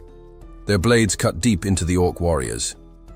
You have hunted a black orc warrior, level 35, 23, 322,000, 54, 1 deposited. Kim Gyeon's summoned crows became lethal, attacking orc archers with ruthless precision. Whoosh! Kim Ga-yong's arrow found its mark, one orc archer down. Meanwhile, Kim Da-jong struggled. Assign quest. Reward, full recovery. Quest complete. Cost, 100,000,001. She stood up, healed, and ready. Level up, Kim Ga-yong, Moon Byung-ho, Kim Da-jong. Now all level 40. Bang. Moon Byung-ho obliterated another orc archer. 43 to 34, 460. 1 earned. No more holding back. Raise Ha Donggeon, Oh Eonju, and Kang Deoksu to 45. Another 15 billion gone, but the results? Ha Donggeon became a force of nature. The twin-headed. Ogre had nothing on them now. Grah! The orcs, pushed to the brink, glowed red with desperation, their tattoos ignited, muscles swelling. Black Orc Warrior, Levered 37. Didn't matter. Boom! Ha Donggeon's spear struck, a burst of black energy tearing through an orc's head. Sound 23, 546 down, 574, 1 deposited. The Steel Knights decapitated the rest with military precision. Oh Eonju, fueled by sheer physicality, ripped through armor and bone. There was no hesitation, no mercy. And finally, silence. Only Ha Donggeon's party remained standing, victorious. Although the battle had ended in their favor, the atmosphere was heavy, devoid of any victory cheers. Ha Donggeon and his group moved in silence, quietly tidying the surroundings before heading into the apartment complex. Inside, devastation awaited them. The lower levels were particularly grim, with shattered windows and wreckage strewn across rooms. Broken glass, overturned furniture, and dried blood whispered of the horrors that had taken place. What stood out was the complete absence of intact balcony windows. Did they smash their way up, floor by floor? The front doors, reinforced and seemingly secure, were not the entry points. The orcs, larger and more capable than goblins, had scaled the walls, breaching the building through balconies. Ha Donggeon stared at the wreckage in silence. The first drops of rain began to fall. Dark clouds gave way to a steady downpour. Not a word was exchanged. The group simply followed him into Building 106. The sound of broken glass crunching beneath their feet echoed in the ruined lobby. The orcs had left destruction in their wake. Many doors had been completely ripped away. It was easy to imagine the terror those inside had faced. Without hesitation, Ha Donggeon ascended the emergency staircase. He stopped on the 10th floor, pausing before room 101. Its door handle was twisted, barely hanging on. With a gentle tug, the door creaked open. There was no need to speculate what had happened. The terror and resistance were evident. Donggeon. Kim Ga-yong caught his wrist. He pulled away gently and stepped inside. Crimson footprints littered the floor. They belonged to the black-skinned orcs. The room was in chaos. A bloodied knife lay alone in the living room, a final act of defiance. Blood pooled in a corner, a mute witness to what had occurred. Expressionless, Ha Donggeon followed the trail into the bedroom, the spare room, and the bathroom, moving without pause. "Let's go," he said. It was clear this had once been his home. Though no bodies remained, the evidence was overwhelming. Still, Ha Donggeon's expression didn't change. "Donggeon, I'm fine." His composure broke something in Kim Ga-yong. She sobbed. "Just cry already." I had a feeling this would be the case. He held her quietly and added, "Let's go." Elsewhere, Kang Deoksu and Kim Ga-yeon found similar scenes at their homes. The front doors were wide open. The only solace, no bloodstains. It gave them a sliver of hope. Kim Ga-yeon finally spoke. This is reality, isn't it?" Ha Donggeon remained unreadable, while the others looked defeated.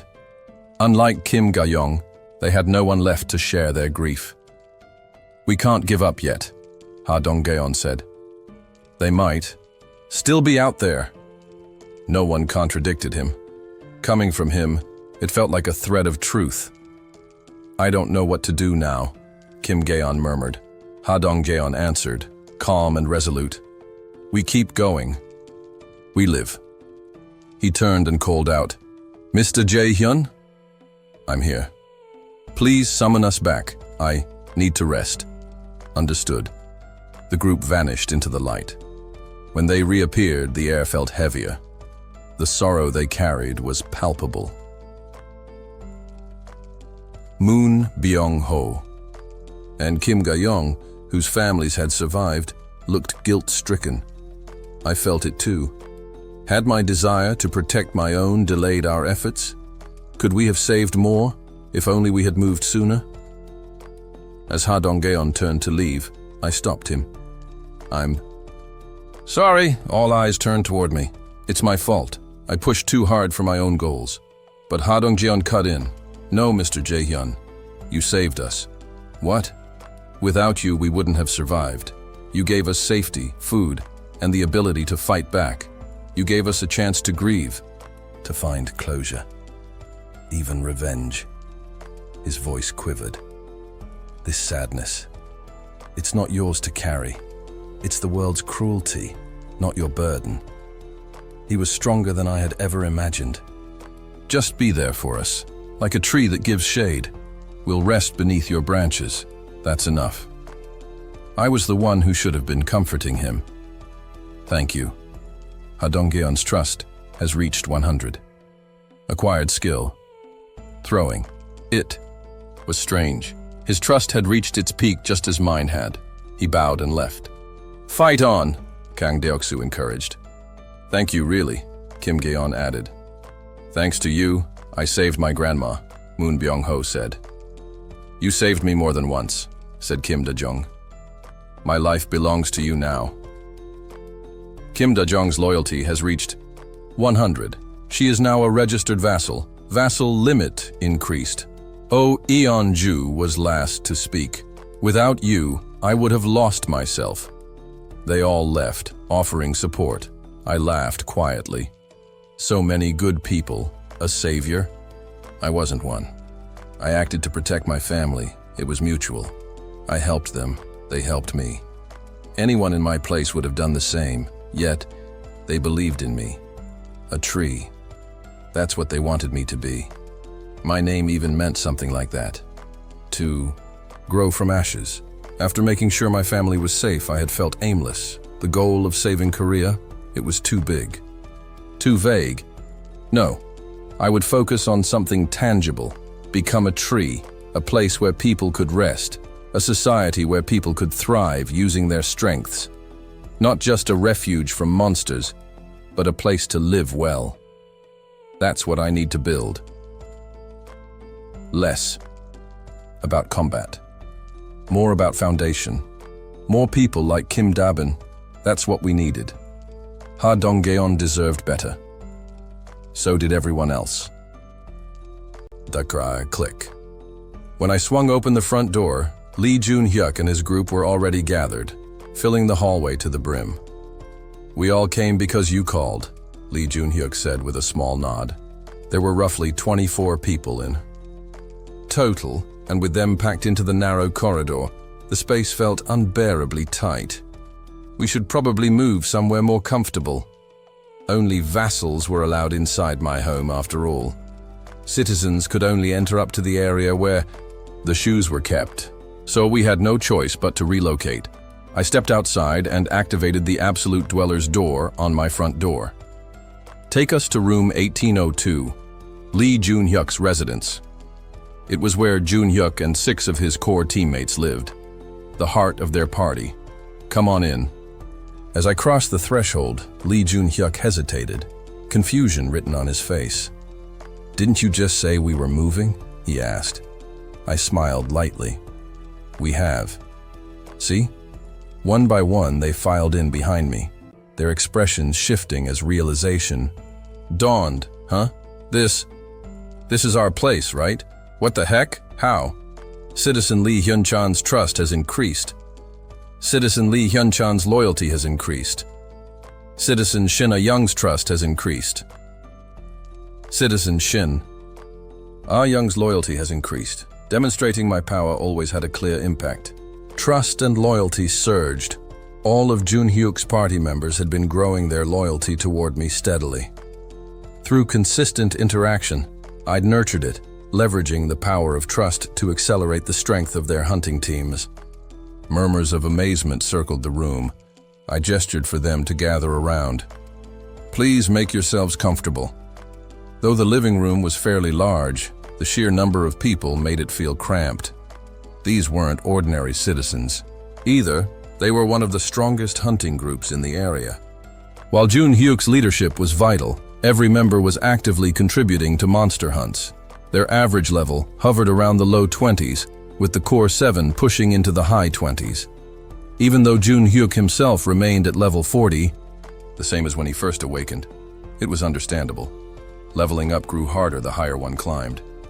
Most monsters they fought were between levels 18 and 25. Still, their progress had been nothing short of explosive. You've all been growing rapidly, I said, glancing around. I have a proposal for you.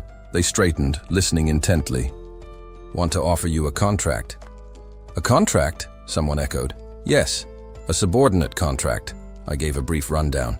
If they pledged their loyalty to me, they'd receive awakening powers. At once, the room erupted. Awakening? We can be like Junhyuk? Is this real? Excitement flooded the group, shouts overlapping. I'm in! Me too! I already consider you my lord, so why not? Their eagerness was no surprise. They'd seen Junhyuk's overwhelming power up close, but I raised a hand, calming them. Don't rush your decision. Awakening doesn't guarantee a powerful ability. Choose wisely. Then, Lee Junhyuk stepped forward.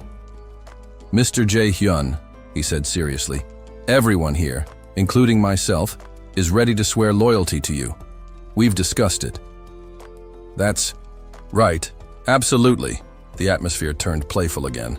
Grinning, Junhyuk dropped to one knee, bowing his head solemnly. Please accept my loyalty first. Laughter and teasing filled the room. Kneeling? Isn't that a bit much? I'll kneel too. It's no big deal. Soon, many others followed Junhyuk's lead, dropping to one knee. What, we're all doing this? Then it's fine. Feels like we're in some historical drama. Amused, I placed my hand gently on Junhyuk's head. I accept your oath. Pat! A dazzling light burst forth, engulfing Lee Junhyuk. His title shifted, from knight to marquis, much like O Eonju. Before him. Along with the title came a boost to his abilities, even if the skills themselves stayed the same. Cheers erupted. Whoa! Did you see that light?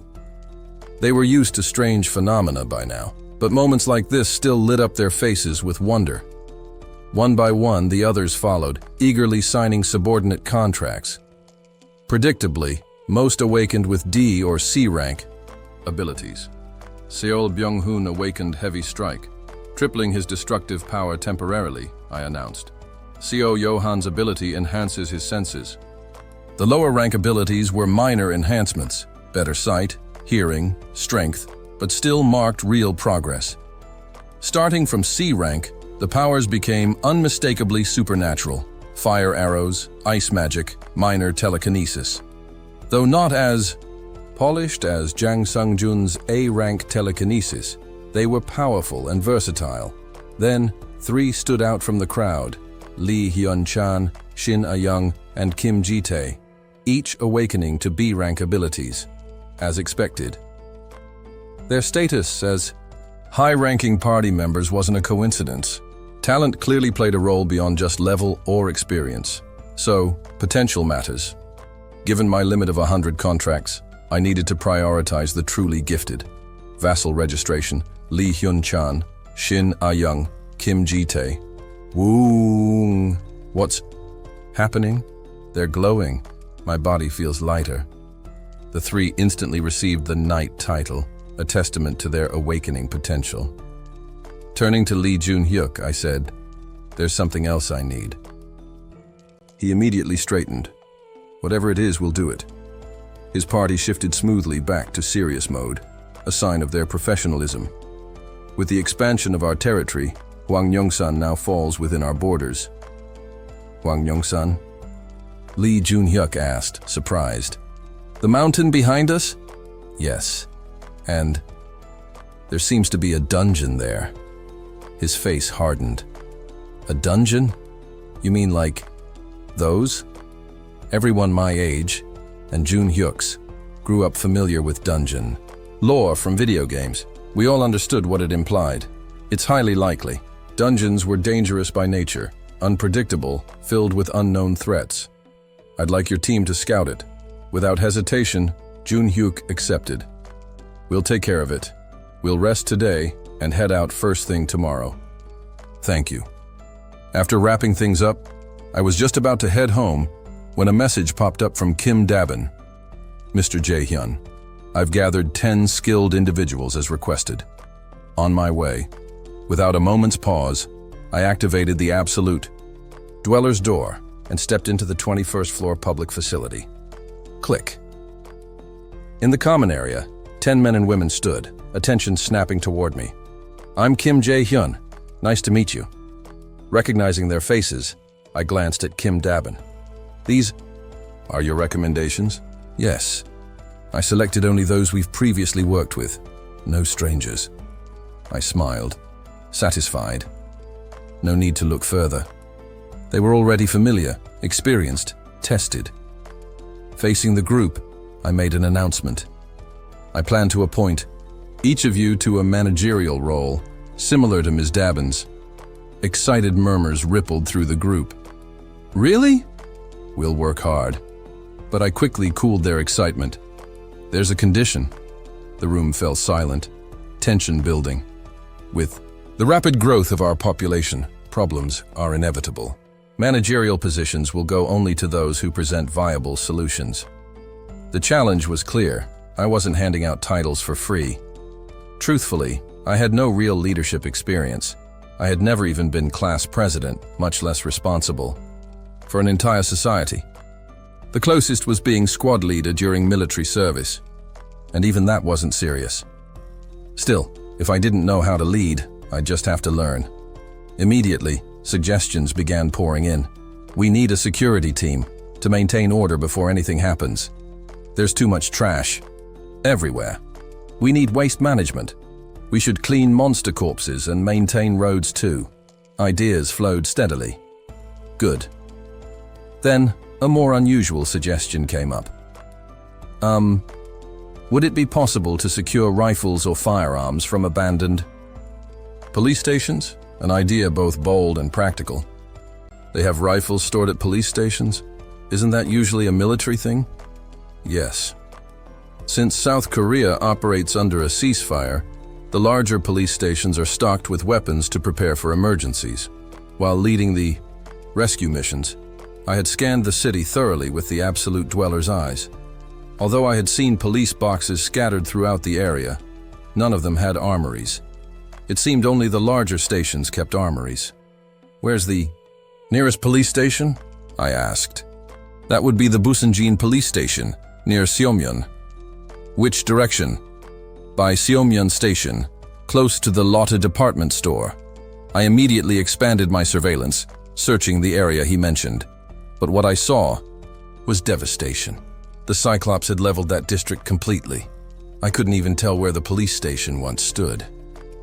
Crumbled buildings buried everything. Turning to the man who had suggested the idea, I said, "Yang Ji-ho, gather a team and move out immediately." "Me?" he asked, surprised. "Yes. The area should now be part of our expanded territory. But if the station's outside the boundary, don't push it." Yang Ji-ho quickly nodded. "What about team members?" "I'll authorize whoever you choose. Pick them yourself." "Thank you," he said with a determined face. If the station lay outside our range, we could use Seo Yejin's mice to scout and secure supplies later. For now, head out. "Yes, sir." Once Yang Ji-ho departed, I addressed the remaining group. "Who brought up forming a security force?" "I did." one of them replied. How do you plan to recruit officers? My thought is to prioritize former police officers. They'd have the training and mindset we need. It was a solid plan. Anyone who had passed the police academy's physical and character tests was bound to have the basics needed. Despite public opinion being harsh toward various professions online, many professionals had entered their fields out of a real sense of duty. People like Professor Lee Sung-min, who now led our medical team, were prime examples. He had a deep conviction for saving lives. Most former police officers likely had that same spirit. Society had run smoothly thanks to countless unsung people who quietly did their jobs with integrity. Good. We'll start with a trial. How many do you think? A team of 10 should be manageable. Fine, form the team yourself. If you need more later, let me know. Yes. Someone else raised their hand. Our team's project is progressing. You may remember, we've been operating a cafe, bakery, and ice cream shop with your permission. We'd like to expand. I had heard bits and pieces about it from Kim Dabin. It hadn't been difficult to supply them with gas and electricity, and apparently the cafe in particular had been a huge morale booster. I'll support you fully. Keep up the good work. Thank you. Thus, responsibilities were gradually distributed among the managers, taking the weight off Kim Dabin's shoulders. Well, let's get moving right away. Yes, that day was packed with assigning new duties and organizing teams. Meanwhile, Yang Ji-ho's team reached the site of the Busanjin police station, or rather, the ruins of it. From above, through the absolute dweller's eyes, I could see them standing amidst the wreckage looking disheartened. One of his team members sighed. Team leader, wasn't there supposed to be an armory underground? There was, Yang Ji-ho replied. But we can't even get inside. The building had been obliterated, crushed under the Cyclops' rampage. Should we at least check the area? Yeah, maybe we'll find something scattered. Carefully, they began combing through the debris. Focusing my gaze underground, I scanned the remains of what might have once been the armory. A dim, collapsed basement came into view. But being part of my territory now, darkness wasn't a problem for me. The bad news? It was empty. Every crate that should have held weapons or ammunition had been cleaned out. Someone had looted the armory before the Cyclops' destruction. I couldn't tell if they were former officers or civilians who knew about the weapons cache. But one thing was obvious. A group had taken enough guns to arm hundreds. With that firepower, goblins and orcs would barely pose a threat. Where did they go? It wasn't a case of random scavengers. The looting was too thorough. Dangerous. Until now I had granted citizenship to everyone who entered our borders. Young, old, strong, weak. No discrimination. Population growth brought many benefits. But firearms changed the equation. Unlike monsters, people with guns could undermine everything from within. Moreover, there were still thousands outside my direct control, hiding in buildings and ruins. What if armed people are among the newly accepted? I immediately swept the nearby area with absolute dweller's eyes. Sure enough, I spotted a rifle inside a villa not far from the ruins. 3 family members sat huddled together sharing instant noodles. Dad, is this the last pack? Yes. Don't worry, I'll find more. But Dad, you don't have any bullets left, his daughter said quietly. He picked up his rifle from the couch with a bitter smile. I'll figure something out. You can't just hit monsters with that, she protested. Moved by their plight, I sent over supplies. Water, ramen, even a gas burner. They froze, bewildered by the sudden appearance of aid. They'll survive a little longer now. I turned my focus back to the search, finally locating another rifle still loaded with bullets, held by a man crushed under debris. He was long dead. I gently retrieved his rifle and respectfully cremated his remains with a burst of flame. Rest in peace. Even after searching extensively, I only found a few dozen rifles, not nearly enough to account for the entire missing armory. A larger, heavily armed group must still be out there. For now, I decided to distribute the rifles I had. Switching focus, I found Jang Sung-jun and his party out on a mission to find their families. They were armed only with pistols, and even those were old revolvers, unreliable in combat. Opening a communication line, I spoke to him, Mr. Jang Sung-jun. Yes? Taking these. With a soft flash, new rifle sets materialized in front of them. Their faces lit up instantly. This is amazing. Just then, a group of orcs noticed them from afar. Sung-jun! They spotted us! Jang Sung-jun responded swiftly. Kyung-taek, Sora, Yun-byol, cover fire. Everyone else grab your rifles and load up. Suppressive fire rang out, keeping the orcs cautious, even though they were still out of effective range. The booming sound of gunfire stirred an instinctive fear among the monsters. Within moments, the trained members finished loading and began precision shooting. Bang, bang, one. Orc's head exploded. Two others staggered, clutching their bleeding chests. You have hunted an orc. Lavender 18. You have gained experience. T on 1005. One deposited into the Absolute Dweller's wallet. The remaining orcs panicked, realizing they were badly outmatched. Chwick, chwick. They squealed, fleeing in terror. Jang Sung-jun's group watched them retreat, eyes wide with hope. We can do this. Their boldness skyrocketed. No longer the timid civilians they once were, they began dispatching stray sea monsters with ease. The power of rifles, I thought. Any citizen soldier unit armed like this could replicate their success. At the same time, another thought solidified in my mind. The South Korean military must be strong. Unless faced with overwhelming monsters like the Cyclops, the military would surely be holding their ground, with tanks, jets, mines, and superior firepower. Then, why haven't they come to rescue us? There had to be a reason I didn't know yet. Hwangyongsan Mountain, standing at just 427 meters tall, wasn't an insurmountable height. However, locating a dungeon hidden somewhere in the rugged mountain terrain was no easy feat. While there were some well-maintained hiking trails, the vast majority of the area was devoid of paths. The uncharted regions, filled with steep slopes and treacherous terrain, made exploration difficult and dangerous. And so, Seo Ye-jin was called upon. "Found it!" she exclaimed, her voice brimming with satisfaction. With hundreds of mice scattered across the mountain, results were reported in less than an hour. "Please guide Lee Jun-hyuk's party," Seo Ye-jin instructed. "Yes, ma'am." As expected, the dungeon was concealed in one of the more remote, unkempt areas of the mountain. The entrance shimmered with a faint blue light beneath the dense canopy of trees.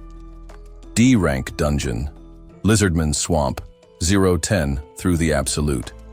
Dweller's eyes, Lee Jun-hyuk saw numbers on the display. What do these numbers represent? He wondered. At first, he assumed it was a limit on the number of people allowed inside, but quickly dismissed that theory. "Let's enter," Lee Jun-hyuk declared. One by one, the 24 members of his party, including Lee Jun-hyuk, crossed the threshold of the dungeon. Lee Jun-hyuk's party has entered the dungeon for the first time. Experience and settlement money obtained will be doubled. Inside the dungeon, a dense fog hung low, and water covered the ground, transforming the terrain into an unwelcoming swamp. Trees rose from the flooded area like skeletal hands reaching for the sky. The water reached up to their hips, making it hard to move with ease. Shin Ah-young grimaced, clearly uneasy. "Jun-hyuk oppa, it won't be easy to fight like this." She was right. The situation was far from ideal. Moving cautiously, the group couldn't even gauge how deep the water was, making every step potentially hazardous. "We might need to find a boat or something to navigate," she suggested. However, there was no real concern about leaving the dungeon. The entrance remained open, allowing the party to exit at will. Lee Jun-hyuk shook his head, his tone firm. No need for that. He demonstrated his resolve through action rather than words. Raising both hands, He spread them apart. Shwa! With a mighty surge, the swamp parted down the middle. His mastery over water, now expanded, allowed him to manipulate it freely. No longer limited to only the water he created, Lee Jun-hyuk's power had reached new heights as his level increased. The water receded, leaving behind muddy earth, and the party stood between two towering walls of water. "Let's go, Lee," Jun-hyuk commanded. The group followed, staring in awe at the walls of water that loomed more than 2 meters high on either side of them, an almost magical sight. "It feels like we're in an aquarium." "I thought so too. It's like we're walking through a tunnel." Before long, Lee Hyun-chan's voice rang out, sharp and alert. "Enemy sighted. 11 o'clock, 3 lizardmen, moving fast." Lee Hyun-chan's ability, the mini-map, allowed him to sense the terrain within a 100-meter radius, distinguishing between allies and enemies. As long as his ability was active, surprise attacks were impossible. Shwa! With a wave of Lee Jun-hyuk's hand, the water split, revealing, "The lizardmen! Fire!" he ordered. "Do-do-do-do-do!" The 3 lizardmen, caught off guard, were cut down in an instant. "You have hunted a lizardman," verse 21. "You have hunted a lizardman," verse 22. "You have hunted a lizardman," verse 21. In this environment, the lizardmen would typically have the upper hand. The water would give them an immense advantage in maneuverability, while the party would be hindered by the murky, waist-high swamp. But with Lee Jun-hyuk's powers, their advantage was neutralized. For at 3 o'clock, another set of lizardmen appeared, and once again, Lee Jun-hyuk manipulated the water with ease. Shwa. Do-do-do-do-do. "You have hunted a lizardman," verse 22. "You have hunted a lizardman," verse 23. "You have hunted a lizardman," verse 21. "You have hunted a lizardman," verse 21. With Lee Jun-hyuk's abilities, the party breezed through the dungeon, taking down enemies effortlessly. "We'll rest here," he announced. They paused in a suitable area, quickly recovering before continuing their advance. Every so often they would encounter and eliminate several more lizardmen. "There's no need for anyone else to help," Lee Jun-hyuk thought to himself. In truth, it seemed that just a few of them, with Lee Jun-hyuk leading and providing firepower, could easily conquer this dungeon. But then, Jun-hyuk, "What is it?" he asked, turning toward his party member. "Something's coming.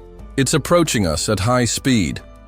Before Lee Hyun-chan could finish his sentence, a loud roar echoed, and the leader of the dungeon appeared. The creature emerged from the water, towering above them with a fierce, intimidating presence. Lizardman Chieftain, Laverna 30. The chieftain, massive and covered in hardened muscles, stared down at the group, its yellow eyes gleaming with malice. "Fire!" Lee Jun-hyuk shouted.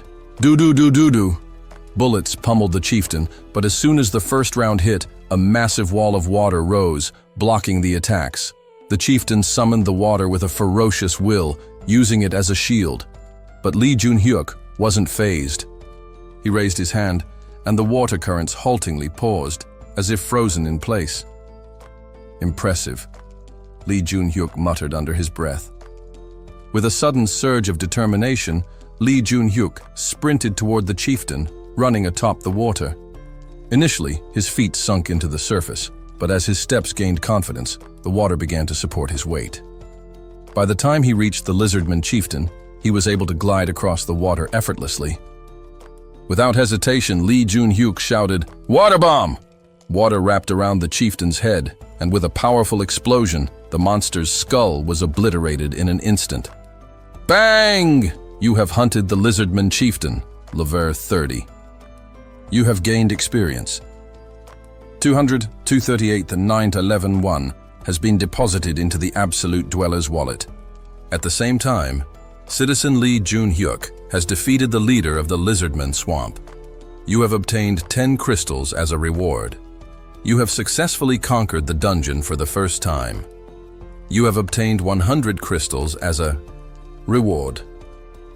The conquest was over faster than anyone expected. As the party left, the dungeon's description updated. D-rank dungeon, Lizardman Swamp, 1 to 10. The number indicating the remaining conquest attempts was now displayed. 9 more conquests remained. 9 more to go, Lee Junhyuk thought. With each boss defeat granting 10 crystals, they would soon accumulate 300 crystals, enough to acquire something like the communication ring. Mr. Junhyuk, how are you feeling? I'm fine, just a little tired. After conquering the dungeon, it was normal to feel drained, both mentally and physically. Is it possible to do 1 conquest per day? Yes, no problem. Then I'll leave it to you. Meanwhile, Kim Minho greeted his companion, Sorrento, who he hadn't seen in a while. The car, tucked away in a corner, had been used by goblins as a makeshift den. Despite this, the vehicle was in surprisingly good condition. The engine roared to life without issue. Oh wow, what a nice car, Moon Hae-ri marveled. Feel free to hop in, Kim Minho replied, offering a smile. Kim Minho's team, now with 2 additional members, consisted of the married couple Nam Ji-ho and Moon Hae-ri, alongside Kang Sung-cheol and Ha Seo-jun. Vroom. The car rumbled to life as the team boarded. The roads around the apartment complex had been mostly cleared of obstacles, though a few remnants of destruction remained from the Cyclops rampage.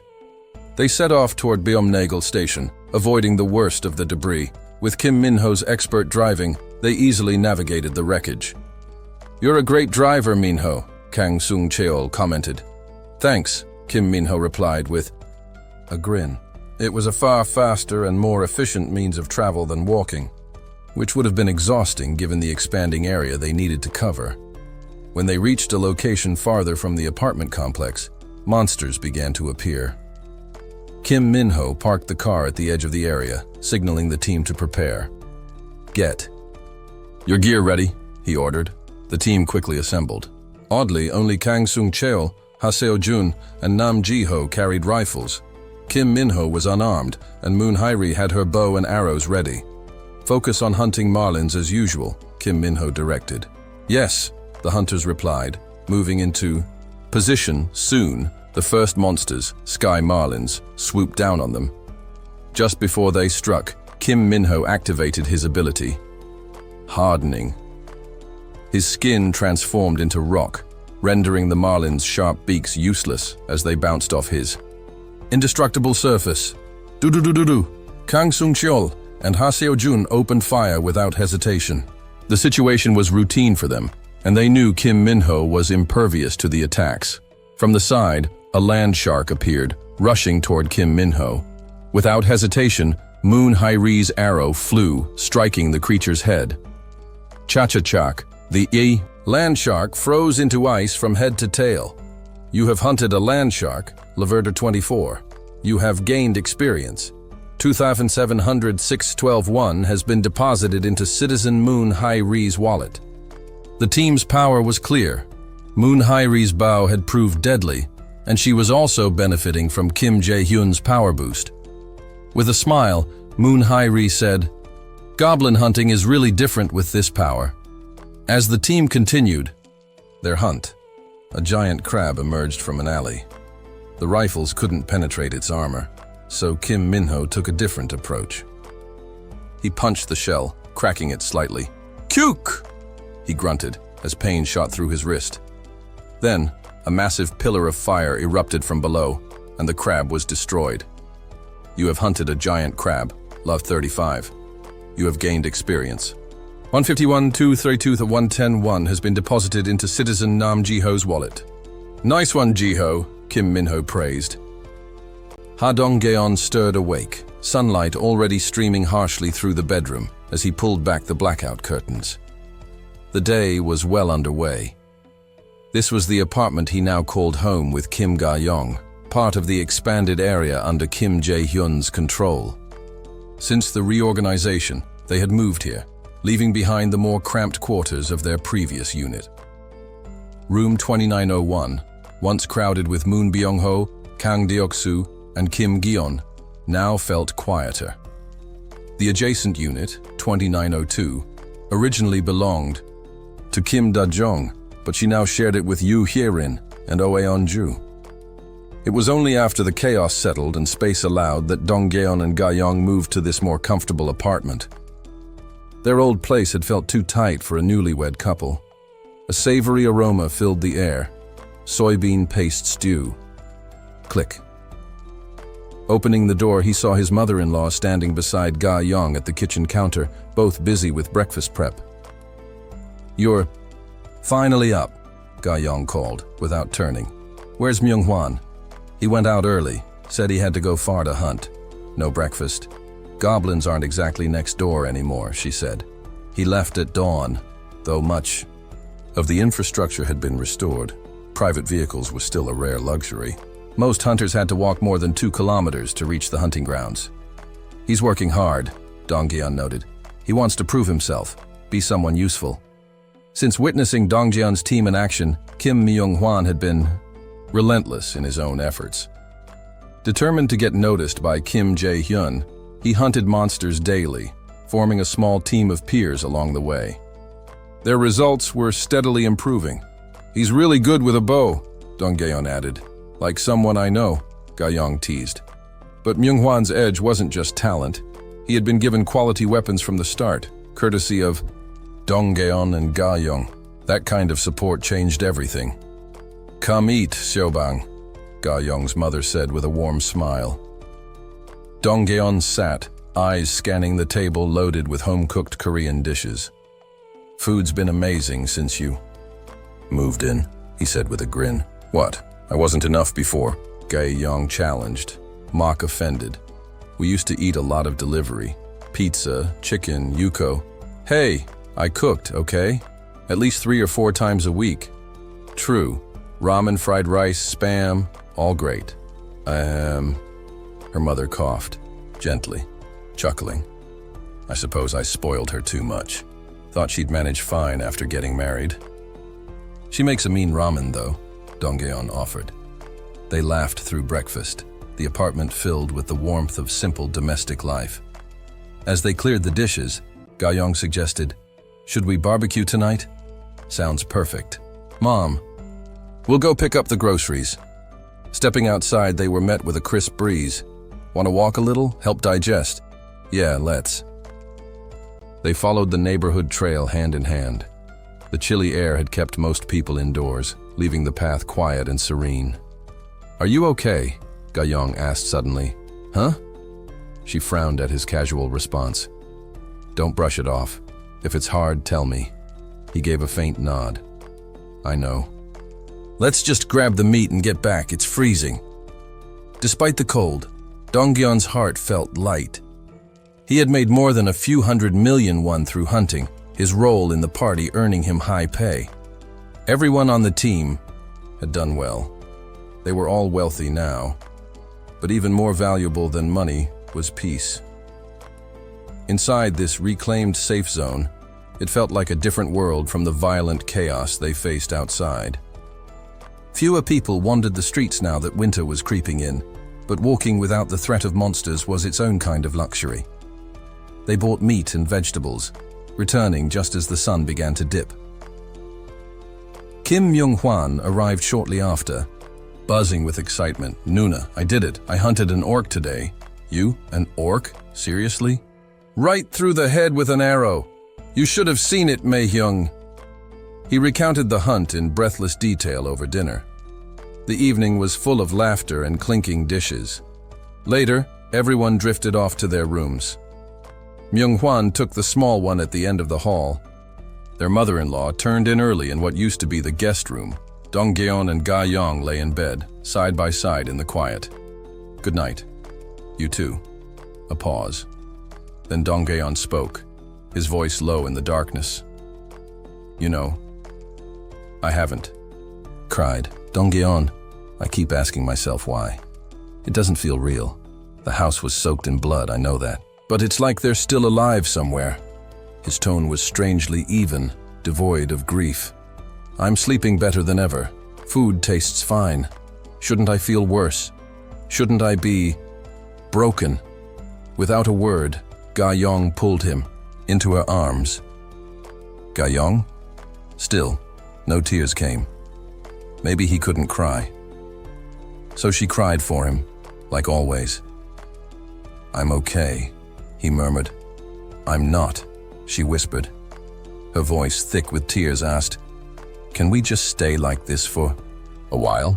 He wanted to reach out, to wipe away her tears, but he couldn't lift his hand. So tired. His mind felt heavy, fogged. He was sleeping more these days, but it never felt like enough. The sun was always high when he woke. Time slipped away. Too quickly. It was strange, this lethargy. He'd never lived so passively, but doing anything more felt impossible. He would just keep breathing through another day. "I'm sorry," Ga-young murmured, her broken voice wrapped around him like a lullaby. His eyelids drooped again. "Don't cry." He meant to say it, to comfort her, but he didn't have the strength. "It'll be okay. Soon." Her warmth cradled him into sleep. 10 days passed. The city buzzed with life as survivors banded together to rebuild. Skilled laborers, especially those with experience in construction, became vital. Cranes, trucks, and machines roared to life as ruins gave way to repaired roads and functioning buildings. "Mr. Kim, over here. Let's start clearing this side." It was a collective effort, but not without complications. The workforce was growing rapidly, but jobs were limited. Only 2 real options remained: sign up for paid labor or hunt monsters. The supply of jobs couldn't meet demand. Temporary relief came through quests, but that wasn't sustainable, especially for students. With little experience or specialization, they were often left out, even from jobs like sanitation. Monster hunting became their last resort, but monsters were no longer low-level. Goblins were the only viable targets for beginners, and even that came with risk. Worse, goblins only appeared in one area now, beyond Hwangyongsan Mountain. Veteran. Hunters had already claimed that zone.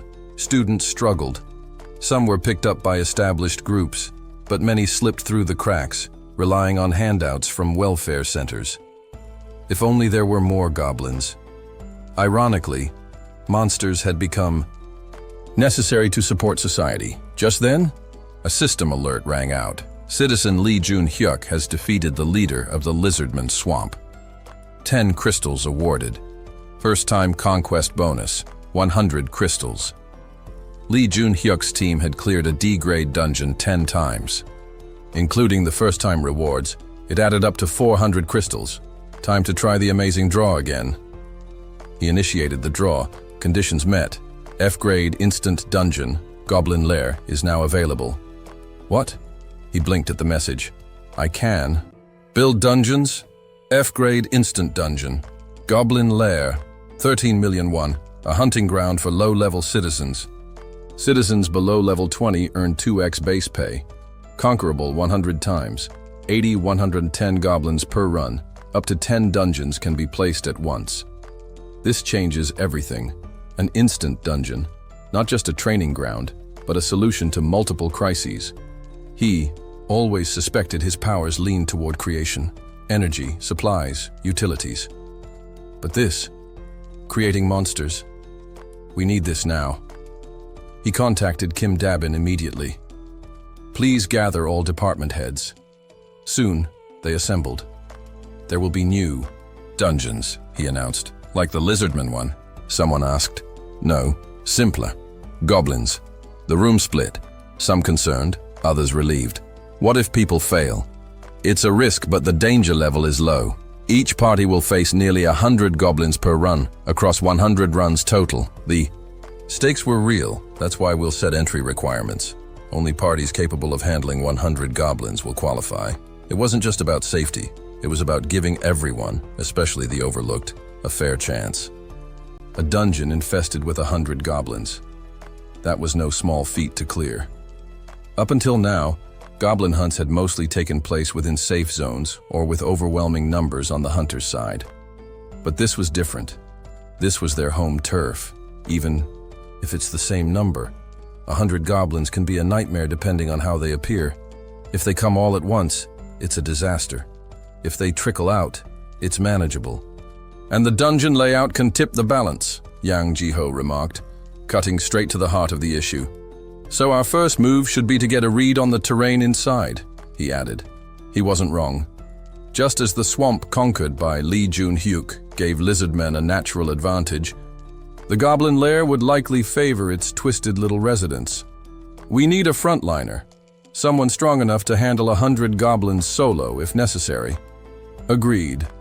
Several capable parties came to mind instantly, veterans who had faced monsters far more dangerous than goblins. Lee Jun-hyuk's crew was among them, but assigning them to this task felt like a waste.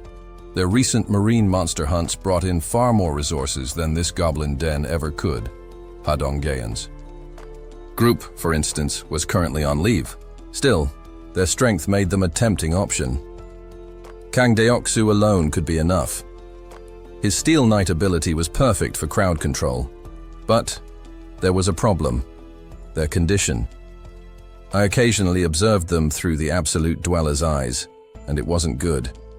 Ha Donggeon, Kang Deoksu, and Kim Gaeon were in rough mental shape. Ha Donggeon, thanks to his partner Kim Ga-yong, was at least anchored by some emotional stability. He showed signs of weariness, but with her support, he'd recover. Kang Deoksu and Kim Gaeon were worse. They spent their nights drinking and their days unconscious. Their hard-earned money was vanishing into liquor stores. Maybe it's time to push them back into action. Just as I was debating what to do with them, Kang Han-gyeol spoke up during a meeting. What if we temporarily issued firearms to aid with dungeon raids? He had previously campaigned for a policing force, so this wasn't surprising. With basic firearm training, 5 people could take down 100 goblins with minimal effort as soon as they enter. He wasn't wrong.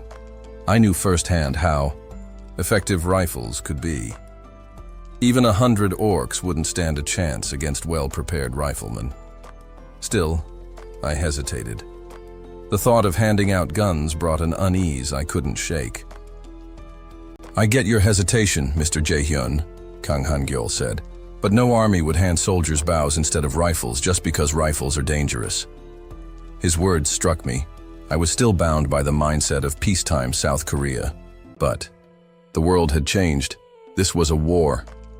And in war, soldiers need proper weapons.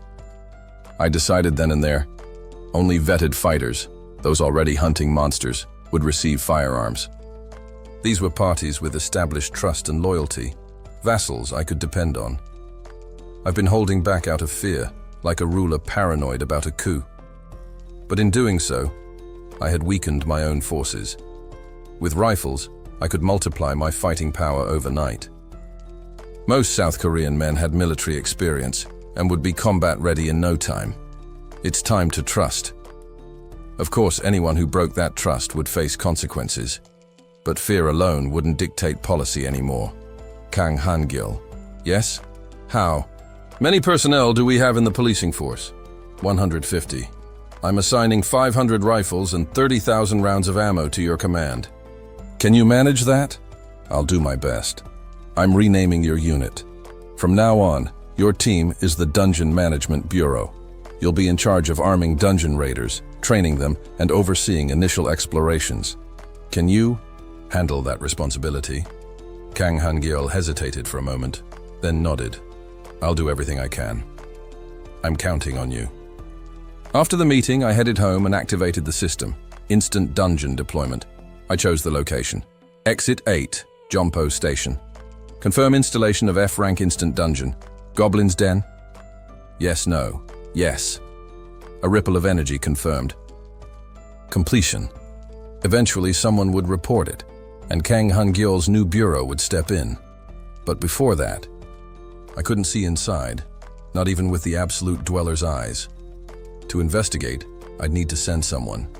I had a perfect candidate in mind. I opened room 2901. The smell hit me before I stepped inside. Liquor, stale snacks, and neglect. Kang Deoksu was sprawled across the couch, snoring amid the wreckage of bottles and junk food wrappers. Mr. Kang Deoksu, wake up. No response. I shook his shoulder gently. Mr. Deoksu, please wake up. His eyelids fluttered. Mr. Jae-hyun?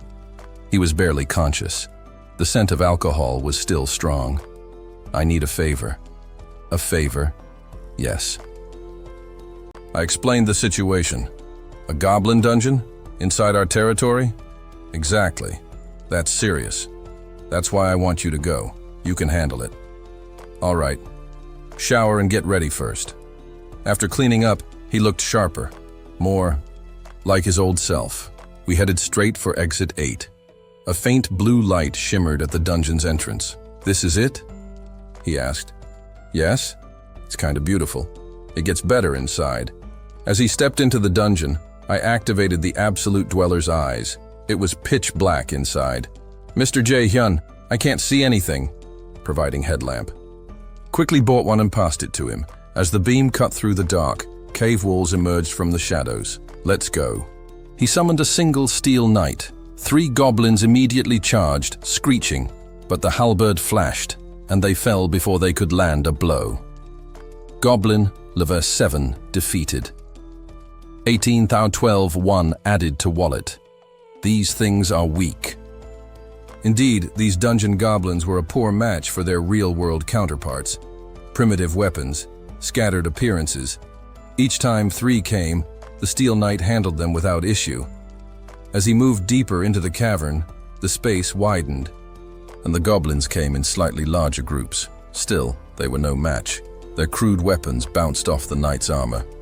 The halberd, precise and merciless, dispatched them all. After 94 kills, Citizen Kang Deoksu has cleared Goblin Lair. No crystals appeared.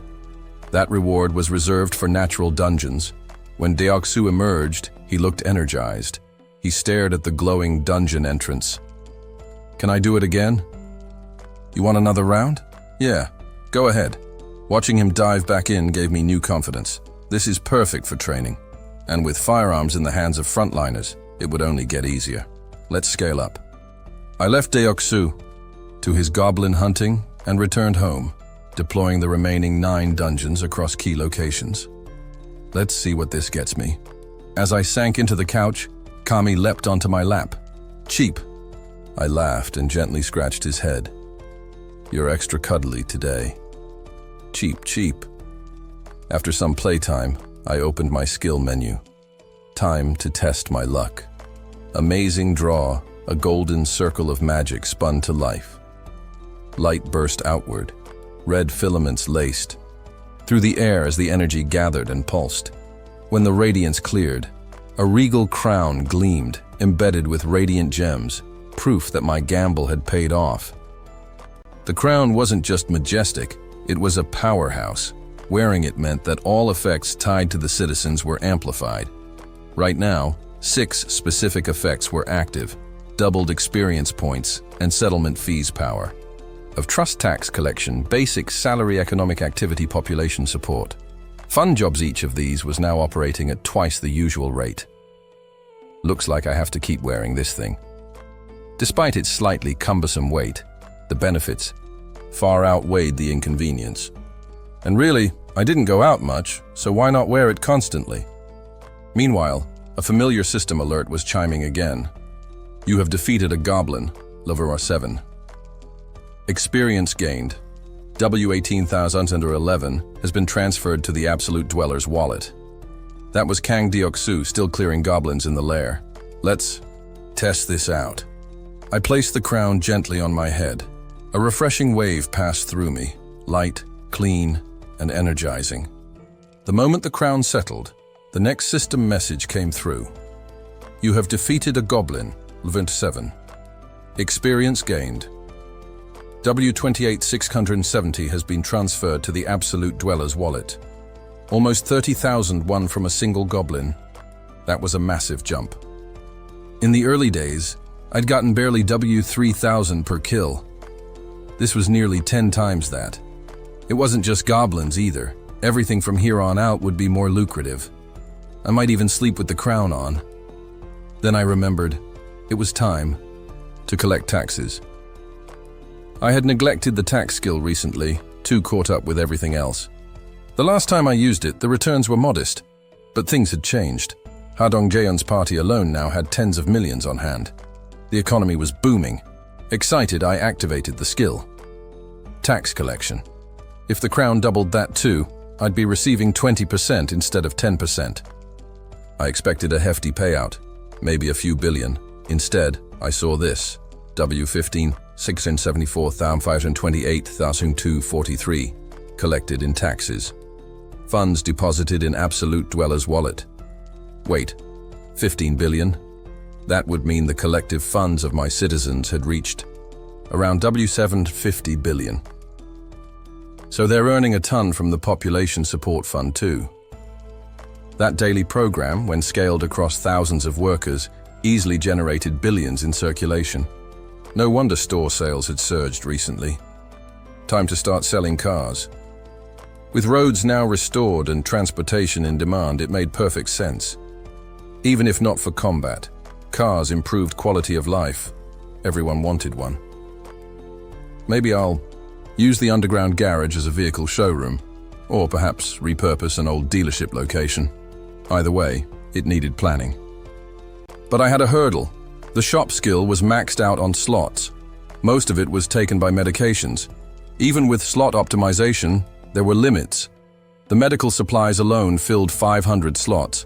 That left no room for new products like vehicles. If I want to sell cars, I need to hit level 25 and expand the shop. Fortunately, I was almost there. Steady leveling and territory expansion had brought me close, and now, with the crown boosting experience, I'd hit level 25 in no time.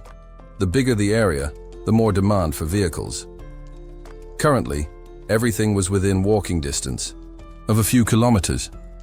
Only elite hunting teams could afford cars, but that would change. More wealth meant more tax returns. That alone made the crown worth it. Even basic salary is doubled now. That meant anyone relying on hunting for a living was now earning more. Most people still had a 0% settlement rate, meaning their gains were untouched, and now those gains were bigger. Citizens were leveling up faster and making more money. Life was improving. Talk about perfect timing. This crown dropped just as instant dungeons rolled out. Even casual goblin hunters could now make a decent living. The economic activity population had also doubled, not the fund itself, but the cap. That meant I could now accommodate many more workers without running into system limits. Fantastic. Before, too many people were without assigned positions, so I had to improvise with quests. But that was no longer necessary. Just as I was reviewing all the benefits one by one, the doorbell rang. Absolute dweller's eyes. I checked the monitor. Standing outside was Jang Sung-jun, who had previously asked for firearms to rescue his family. One look at his expression told me everything. Click. I opened the door, and there he stood, with a relieved smile, a bundle of weapons in hand. "Hello, Mr. Jae-hyun. I've come to return the gear you lent us." I returned the smile. "Congratulations. I take it your family is safe." "Yes. It's all thanks to you. If you hadn't given us those guns, we might never have seen them again. I just gave you a tool. You're the ones who fought to save them." He bowed deeply in gratitude. "We were desperate, and you gave us hope. You've looked after us from the start, offering support, resources, and trust." When their party reached the Yeonji-dong apartment complex, residents were locked in a hopeless battle with orcs. Ordinary citizens didn't stand a chance. But Sung-jun's team arrived fully armed and swiftly neutralized the threat. They didn't stop there. Distributing supplies I'd provided, they rallied hundreds of survivors and led them back here. Thankfully, Sung-jun's family was among them. This just proves firearms still hold the edge against monsters. Of course, my ability to supply ammo indefinitely made all the difference. Thanks to your support, we found the courage to act. I'll never forget it. I briefly considered letting them keep the weapons, but I had already passed all firearm control over to Kang Han-gyeol, and I've recalled all weapons from other hunting teams as well. even the best teams now had. To request firearms through the proper channels, warehouse storage. A flick of my hand, and the gear disappeared into inventory. I turned to Sungjun. Are your family and companions in the common rooms? Yes. I have a proposal. All of them had signed subordinate contracts, meaning they were awakened. But they hadn't tapped into those abilities, relying instead on guns. I wanted that to change. Form a new hunting team with your comrades. A team? Yes. With one condition. You fight using your awakening powers only. I planned to assign them an exclusive goblin lair to train. No rifles? He asked, unsure. Correct. I saw great potential in Sungjun. He had grade A telekinesis. If nurtured, he could rival Ha Dongjian or O Eonju. If you agree, I'll give you 3 apartment units, plus private housing for all the survivors who came with you. That sealed it. I'll do it. He said, eyes gleaming. Citizen Jang Sungjun's trust has increased. Citizen Jang Sungjun's loyalty has increased. Shouldn't you ask the others first? I asked. If they hear your offer, they'll say yes without hesitation. Don't worry too much. You'll start with goblins. It'll be tough without guns, but you'll adjust. I understand. And Sungjun, practice your telekinesis. It may be frustrating at first, but once you master it, it'll surpass any rifle. I'll give it everything I've got. He had already reached the low 20s during the rescue mission. Goblins would be no problem. Once the team adapted, I could assign them tougher hunts. As he left with renewed purpose, Citizen Jang Dai-il has died. Citizen Kim Namgi has died. Citizen Lee Se-hyun has died. Citizen Seo Go-yun has died. What? Multiple death notifications flooded in at once. 10 citizens, gone in seconds. That had never happened before. A disaster. A building. Collapse. Then another alert appeared. You have defeated a lesser vampire. Lander for 18. Experience gained. Bitu 223,988 has been transferred to the Absolute Dweller's wallet. Vampire. Please, help. Chump. Her desperate plea was drowned out by the sound of fangs piercing her neck. Gah. Cough. The woman had no strength left to resist. Her vacant gaze stared upward, fading fast. Her body was growing numb, the blood being siphoned out with ruthless efficiency. Coldness overtook her limbs. Meanwhile, the vampire feeding on her grew visibly stronger, empowered by the life essence draining from her veins. In moments, her life flickered out entirely. Thud. Ha. Jigal Shongyu, a lesser vampire, wiped the blood from his mouth and let out a breath of satisfaction. This was his biggest kill yet. More than 10 humans in one hunt. He felt invincible. Eat your fill, he muttered, watching his underlings feast on the bodies strewn across the floor. This place is a treasure trove. He had stumbled into this safe zone by accident, gaining citizenship through some automated process. At first, the invisible wall kept him out. But then, a prompt had appeared, offering him citizenship. He accepted without hesitation, and what he discovered inside left him stunned. So many humans. Everywhere. Human blood was the foundation of vampire strength. And here there were plenty. Stronger, more potent than any he'd fed on outside. He'd grown rapidly. Strong enough now to evolve beyond the pathetic creature he once was. Soon, I'll be intermediate, like him. The one who cast him aside. Called him worthless. But being his equal wasn't enough. He wanted more. He wanted revenge, to surpass the one who made him feel small. To do that, he needed more blood, more power, and his group needed to evolve too. One died? He noted absently. At his level, he could control up to 5 of the lowest tier vampires. One had perished in the chaos of the hunt, but that was trivial. Creating more wasn't difficult. The humans here are spread out, easy pickings. When he advanced, so would his minions. They would become lower vampires like him. and spawn more of their own, a growing swarm. And when that time came, he'd crush the one who discarded him. This place was the opposite of the wasteland he'd come from, where humans were rare and life was hard. Here, prey was plentiful. While his former master stagnated, he would flourish. I'll consume them all. He licked a streak of red from his fingers, eyes gleaming. Then, click. The door creaked open. A man stood at the threshold. Clueless fool, it seemed. A poor soul walking into his own death. The lesser vampires stirred at once, reacting to the fresh scent of blood. Ka! Gra! They pounced. Boom! Their heads exploded in unison. Silence. Stunned, Jagal Xiongyu stared at the man, unable to comprehend what had just happened. No battle. No warning. Just death. What? What was that? He tried to deny it, but the scene replayed clearly in his mind. The moment his underlings turned aggressive, they were obliterated, like insects under divine judgment. Panic took hold. No, this can't be. He could sense it now. The man before him wasn't someone he could understand. Let alone fight.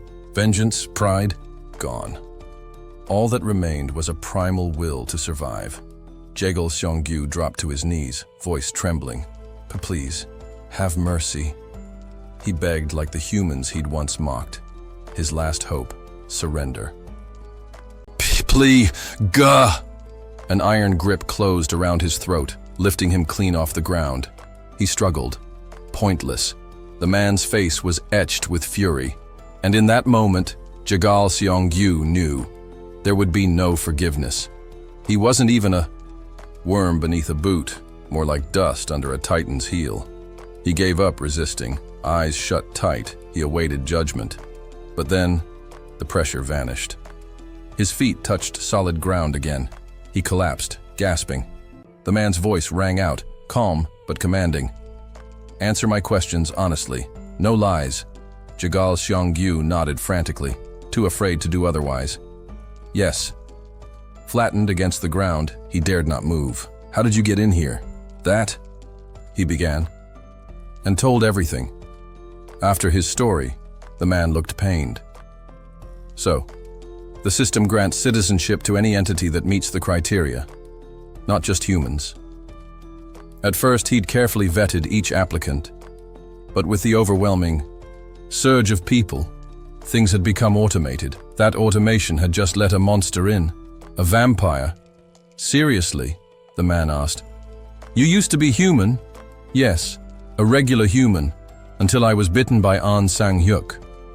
So this creature had once been human. That explained the system's leniency. Still, it was a loophole that had to be fixed immediately. After the transformation, you fed on humans to evolve. Jagal Xiongyu nodded. Lesser vampires are mostly instinct-driven. I didn't regain proper thought until I reached lower rank. And the one who bit you, An Sang-hyuk, is stronger? Yes, far above me. His level was 28. That meant Sang-hyuk was likely well beyond that, which implied there were higher vampires above even that. How many more are there? The others follow Sang-hyuk. His base is in an apartment complex in Daeyeon-dong, Jagal. Xiongyu prostrated himself. I can lead you to him. Please punish him. He's the real villain. A notification chimed. Citizen Jagal Xionggyu's loyalty has increased. The desperation was almost laughable. The loyalty of a monster who feasts on people, ugh! The man turned cold. If revenge means so much, do it yourself. He had no interest in mercy. Jagal Xiongyu might have been human once, but now he was a predator. He activated the system. Quest generated objective. Eliminate An Sang-hyuk. Time limit, 24 hours. Reward, small XP bonus. Failure, death, you'll A. Go alone. Kill him yourself! Jagal Xionggyu's face drained of color. No, wait! If I drink more blood, I can evolve. I'll match him. If you harm a single human, your head explodes on the spot. The vampire flinched and bowed deeply. The man decided to give him a fighting chance, but with limits. Open shop. Purchase M16. Zing, an assault rifle and 100 bullets materialized. Jagal Seong-gyu stared, astonished. With this, yes. Might just do it! Kill only vampires! I will! I swear! Step out! Yes! He rushed out of the building, past the corpses of the people he and his minions had butchered. The man paused, hand over the flame spell he was about to cast. These people had families. I should at least let someone claim them. Instead of cremating the bodies, he activated the communication ring. Ms. Seo Yejin, I need you to track someone with your mice. There were 3 reasons. 1. To locate the vampire's den. 2. To ensure the rifle wasn't handed over to the enemy. 3. If Jagal Seong-gyu betrayed him, burn him alive. It's time to put together a vampire extermination team. Monsters that wore human faces couldn't be allowed to roam freely, not near the citizens. Keeping Jagal Seong-gyu in sight through the eyes of a mouse, I surveyed the aftermath with care. These were people who had recently been granted citizenship when the territory expanded. Those from the outskirts, on the fringes of society. They hadn't yet received proper aid. Though now citizens within the boundary I controlled, many didn't even realize they had entered a safe zone. What am I supposed to do with all these people? Most seemed to be on their own. Still, I hadn't cremated their bodies. I hoped that somewhere, someone might be searching for them. But how was I supposed to find their families now? And if I did, how could I show them their loved ones in this state? Others who had made contact with the relief team had been informed. How to earn money by hunting monsters, how to use the shops. These people hadn't been so lucky. They had simply endured, and they had done so without realizing they were already within reach of safety. Although, can I even call it a safe zone anymore? With monsters freely moving in and out, devouring humans, the term hardly applied. If only they'd been hostile, hostility, at least, could be dealt with. Like the lesser vampires whose heads burst the moment they challenged me, Jagal Seong-gyu had acted differently. Even when I handed him a gun, he didn't show aggression. Perhaps he surrendered mentally under the effect of my dignity maintenance skill. Typically, monsters disappear as the territory expands. But Jagal Seong-gyu wasn't a monster. Like the lesser vampires, he met the conditions to be recognized as a citizen, so maybe the system was offering me a choice, removing only the monsters actively hostile to me. Maybe some non-human entities like vampires weren't threats by nature, like Oyeonju. Though she resembled a monster in her transformed state, she had proven to be an ally. The Tree Guardian's reaction to her proves she walked the line between human and beast. Perhaps I'm meant to choose, accept, or eliminate. If I had simply rejected all vampires from the beginning, this tragedy might have been prevented, and that made the weight of responsibility mine to bear. Ms. Dabin. Yes, Mr. Jae-hyun? I explained the situation to Kim Dabin and asked what could be done to locate any surviving family members. Unfortunately, there's no method available. Identity systems are down, and we have no live communications. I see. Besides, most people would have reunited with their families as soon as the territory expanded, if they had any left. It's likely that these individuals were alone. It rang true. Still, is there no possible way? After thinking it over, she offered something. We might find clues in their belongings. Any documentation, residency cards, personal notes could help track down nearby addresses. If their home was nearby, their family might be too. Thanks. I appreciate your insight. Don't lose heart. I began sifting through the remnants of lives, clinging to any shred of information. Absolute dweller's eyes. Rather than search each body by hand, I activated my ability, scanning the space in an instant. Very few carried IDs. But the reason they had gathered here was immediately apparent. Food was stored in one wing, and signs of habitation were everywhere. They hadn't been hiding. They had been surviving. That's when I noticed them. In the corner of a back room, small figures trembled in fear. Children. A tight, sinking feeling settled in my chest. Their presence made it clear. The adults had protected them to the very end. Should I tell them? Was it better to reveal the truth of what happened, or to lie? Should I say nothing and burn the evidence? Some were too young to understand death. Would showing them help, or only scar them further? After a long pause, I made up my mind. I knelt beside the fallen. Rather than use the invisible hand for efficiency, I chose to move each body myself, closing wide-open eyes, arranging limbs that had collapsed in chaos. They look peaceful now. Faces once frozen in pain now appeared, as if simply asleep.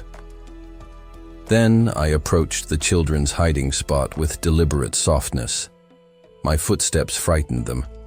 I saw it through the absolute dweller's eyes. So I slowed down further, then knocked. Could you please open the door? I Felt like the villain in a fairy tale, like a wolf asking to come inside. I'm going to come in now. The door was old-fashioned, but with my ability I opened it as if it had never been locked. Screams erupted the moment the door creaked open. Hello? My name is Kim Jae-hyun, I said, not crossing the threshold. Staying where I was seemed to ease their fear, if only a little. Notifications blinked in my vision. Citizen Yang Ha-yoon's trust has increased. Citizen Yang Ha-yul's trust has increased. Citizen Seo Min-woo's trust has increased. Citizen Lee Seo-jun's trust has increased. Citizen Han Ye-jung's trust has increased. The oldest girl, Yang Ha-yoon, stepped forward hesitantly. Who are you, mister? She was young, no more than elementary school age. Rescue team? I offered, after a brief hesitation. Rescue team? Her eyes brightened. Sister, what's a rescue team? One younger child asked. It means they've come to help us. The moment felt too pure. Their hope struck me like a knife. Let's go together. As I walked ahead, their small feet shuffled behind me. I hesitated again. Was this really the right path? Then a child ran ahead. Mom, wait. But the child was already standing at the doorway. Mom? They didn't step into the room, just looked, confused and still. Why is she sleeping like that? The blood, the disarray, it all told a story, even if the child didn't understand it. Yang Ha-yoon, seeing my silence, pushed past me. She took one look at the neatly placed body of a woman, dropped to her knees and wailed, "Wah!"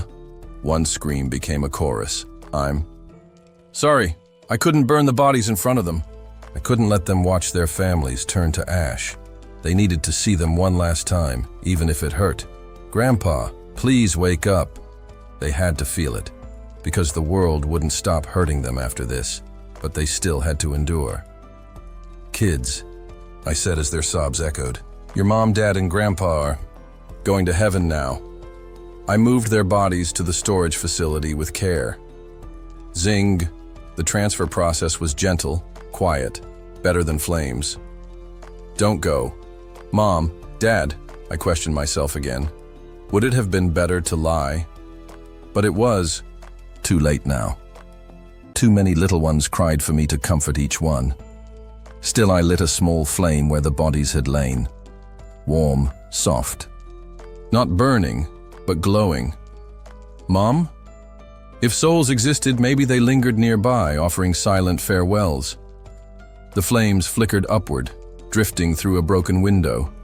The children ran to it, watching them fade into the sky. The crying stopped. Your parents are always watching, I said gently. From heaven. Maybe that wasn't a lie. So let's be strong for them. The smallest of the 5 wiped their eyes and stood tall. I'm sorry. I had forced them to grow up in an instant. But they were standing. That was enough for now. I'll make them pay. I swear it. In a distant view, through the mouse's eyes, Jagal. Seong-gyu stood with a rifle at the edge of an apartment complex. There, he had reached the vampire's den.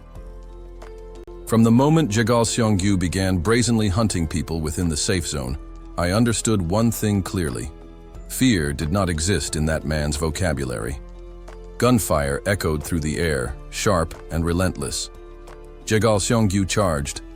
Into the heart of the apartment complex, gun raised high, firing at any vampire he caught sight of. Despite only being issued around 100 rounds, he squeezed that trigger like he had a fully automatic weapon in his hands. Is this guy insane? I wondered, watching in disbelief. They say lower vampires recover some measure of human intelligence, but what I was witnessing cast serious doubt on that claim. Shrill screeches rang out as bullets found their targets. With ruthless precision, Jagal tore through the lesser vampires stationed at the front. He moved with the confidence of someone who either knew no fear or had nothing left to lose. Fewer than expected, I briefly thought, but I was wrong. As he entered the corridor on the first floor, the vampires came for him in a wave of snarling fangs and flailing claws. Gunfire erupted again, deafening in the enclosed space. Die!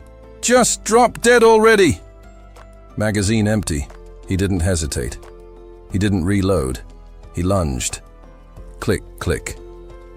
Empty chamber. You bastard!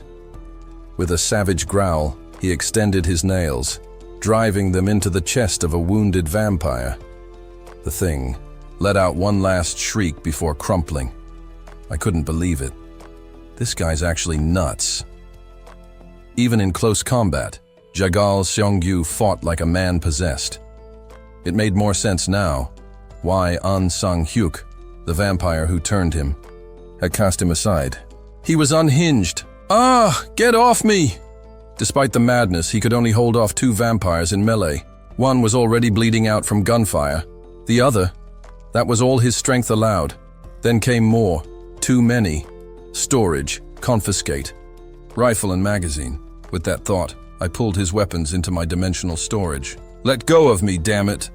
A woman strode up as he was overwhelmed, her tone casual despite the chaos. I heard gunshots and came to check it out. And of course it's you, Seong-gyu Oppa. Jagal barked in fury. Damn right it's me, you witch! She sighed heavily, speaking to him like a disappointed elder sister. You know why you were abandoned, Appa? It's because you're an idiot. Look at you. Can't even handle weaklings. You're just a waste of resources. His scream was pure rage. She winced, plugging her ears dramatically. Ugh, so loud. But you did have a gun, didn't you? Where is it now? She scanned him thoroughly, but the weapon and ammunition were already gone, safely tucked into my warehouse. Curious, she inspected one of the wounded vampires. You got shot? Yeah, the vampire groaned, nodding. She turned her sharp gaze back to Jagal Seong-gyu. So where is it? The gun. In reply, Jagal spat directly into her face. She flinched, face hardening. Kill him! The vampires didn't hesitate. Teeth sank into his flesh. Jagal Seong-gyu screamed his last. Citizen Jagal Seong-gyu has died. Then, something unexpected. One of the vampires feeding on Jagal suddenly began convulsing violently, foaming, his body twitching. The woman raised an eyebrow. Huh? Nutritional value was higher than I expected. Looks like we've got an evolution. Steam hissed from the vampire's body as it expanded, mutating on the spot. Search this area, the woman ordered coldly. Find whatever gun he brought. But just then, she sniffed. What is that smell? I sent a message through the communication ring. Ms. Ye-jin, prepare to sever the connection. The hallway erupted in flame as the gas ignited. Boom! The explosion ripped through the building, incinerating every vampire in range, even the mouse. Hiding in the shadows. You have hunted a lesser vampire, Laverne 18. You have hunted a lesser vampire, Laverne 18. You have hunted a lower vampire, level 28. The notifications rang like victory bells. That was too close. If I'd expanded my territory just a bit more without knowing, I might have granted citizenship to those monsters. Jagal Xiongyu, for all your recklessness I owe you. Had he not acted, I might have welcomed vampires into our community, blind to their true nature. Now that I knew their location, it was time to wipe them out. No delays. No mercy. Seo Yejin, you herein, come to my house. I rose from my seat, ready to act. Choi Hyung-jun glanced at me from across the room. Heading out? Yes. Please watch over the children. You can count on me. The rescued kids. We're staying temporarily with Choi's family. His wife, Park Hye-won, was busy washing them in the bathroom. On my way out, I ran into Yang Ha-yoon, freshly bathed and still timid. Mister, where are you going? Her voice was soft, laced with fear. She didn't want to be left alone again. I grinned like a street performer, holding out both hands. Open shop. Purchase, chocolate. Like magic, a chocolate bar appeared in my hand. I'm off to work. She accepted the candy, looking up at me with big eyes. Right. You're a rescuer. You're going to help people again. Yeah. I ruffled her hair gently. I'll be back soon. Just then, another voice chimed in. Uni! I'm Choi Nayeon. What's your name? Yang Ha-yoon blinked, then replied, Oh, I'm Yang Ha-yoon. I want chocolate too. Choi Seo-yeon shouted from the side. As the younger girls swarmed Yang Ha-yoon like ducklings, I asked, Can you look after your little sisters? She smiled brightly. Yes, I'm counting on you. With that, I left the children in safe hands and returned home. While waiting for Seo Ye-jin and Yoo Hye-rin, I combed through the citizen records, scrutinizing every detail. If there were more hidden monsters, I had to find them. Seo Ye-jin arrived first. Excuse me, she said politely, stepping inside. Taking a seat on the sofa, she eyed me curiously. Mr. Jae-hyun, is something wrong? Since we had time before. Yoo Hye-rin arrived. I shared what I'd discovered. I was reviewing citizen data. Did you see anything unusual? Yes. Who were those people? They didn't seem normal. They weren't. They were monsters. Monsters? But that man was a citizen, wasn't he? I nodded. Turns out vampires can gain citizenship. SEO. Ye-jin looked horrified. Then, what about ghouls? Zombies? Possibly. I'm not sure yet, she thought back. Wasn't that man human before? He was. Which may be why he qualified for citizenship. He was human when the system marked him. She frowned. Then, that means the zombies from Nampodong might qualify too. Exactly. Which meant I had to stop the auto-citizenship system, the threat of hidden monsters, blending in. It was real. Too real. Even managing the population was becoming overwhelming. 1,000 people now. Names alone weren't enough to spot threats. CEO Ye-jin had an idea. What about teleporting them in, like you did for me? It's not that easy anymore, I replied. Teleportation costs 30 million per person now, 1,000 people, 30 billion. I'd rather use that to improve their living conditions. Quests, mass briefings, relief teams, those were better solutions. But manpower shortages were a constant hurdle. And then, there was the issue of control. I could penalize citizens through the system, even kill them, but who would trust a leader with that kind of power? I needed to tread carefully. Just then, the system chimed. A being satisfying the conditions to be recognized as a citizen has been found. Would you like to offer citizenship? I had just disabled the automatic system. Already. I sighed and checked the profile. Everything looked fine. Grant citizenship. And then, the number of citizens has reached 30,000. The achievement system has been unlocked. A new system, just in time. Achievement system. The interface was straightforward. Trigger an achievement, and a title with a randomized effect could be applied. But its simplicity belied its potential. Create achievement. Please input achievement conditions. Killing a citizen. Achievement. Condition registered. Now enter the title and its effect. Name it Murderer. For the effect. Murder wasn't something to be taken lightly. Punishment had to be severe, death repaid in kind, but circumstances always needed to be considered. Reduce. All stats by 80%. Seal both hands. Brand the forehead with a murderer's mark. I specifically sealed the hands. Someone with a weapon like a gun couldn't be allowed to act freely. The system processed the input. Achievement creation cost, 40,000,001. Title. Application cost, 4,000,001. Proceed. Can I revoke the title if needed? Yes, it is possible. Good. That meant if someone was wrongly accused, I could personally evaluate and reverse the decision. Confirm, ding, achievement registered. That resolved one concern. With this, violent crimes, murder, assault, rape, could be visibly punished.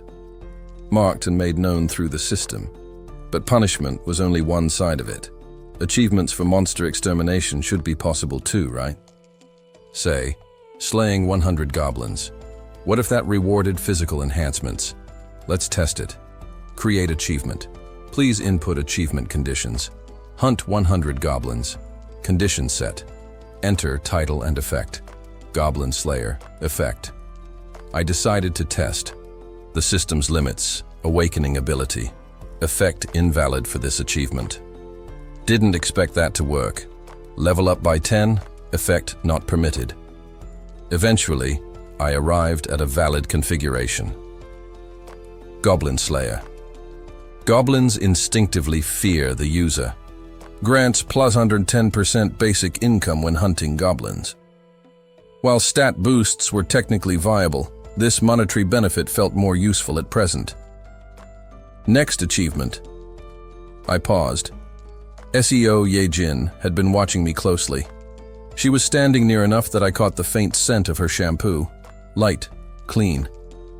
Her long black hair framed her tracksuit, the same one I'd added to the store not long ago. She pulls it off well. I looked at her.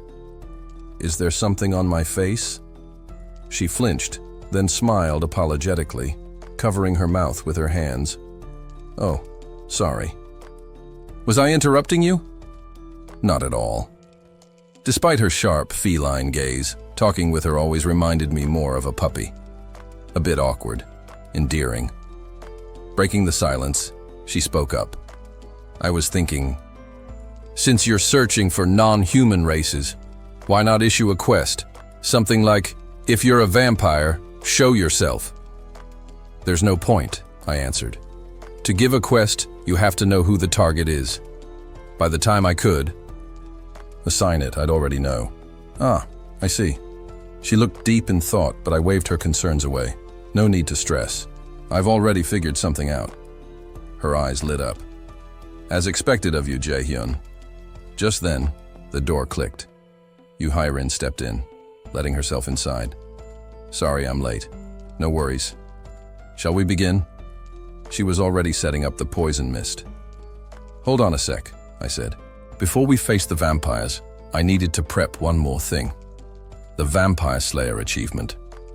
Inside the apartment community's meeting room, intermediate vampire An Sang-hyuk had summoned his hunting party. Vampires who'd recently been preying on nearby humans returned to base, taking their seats as tension thickened the air. An addressed them coldly. Shin Se-ram is dead. Shock rippled through the room. You mean the scorch marks on the first floor? How? She's really gone. Once the muttering died down, An continued. There were gunshots. Then an explosion wiped out the first floor corridor. Nearby corpses had bullet wounds. Lesser. Vampires shredded, one of the males cursed loudly. It was the damn cops, wasn't it? An nodded. Those bastards. They think they're untouchable just because they carry guns. Who the hell do they think they are, striking first? Shim Hyung-sik, the most aggressive among them, slammed his fist on the table. Can't let this slide. Let's storm in and steal their weapons. Several others rallied behind him, but not everyone. Let's not be rash. They have firearms. This isn't something to treat lightly.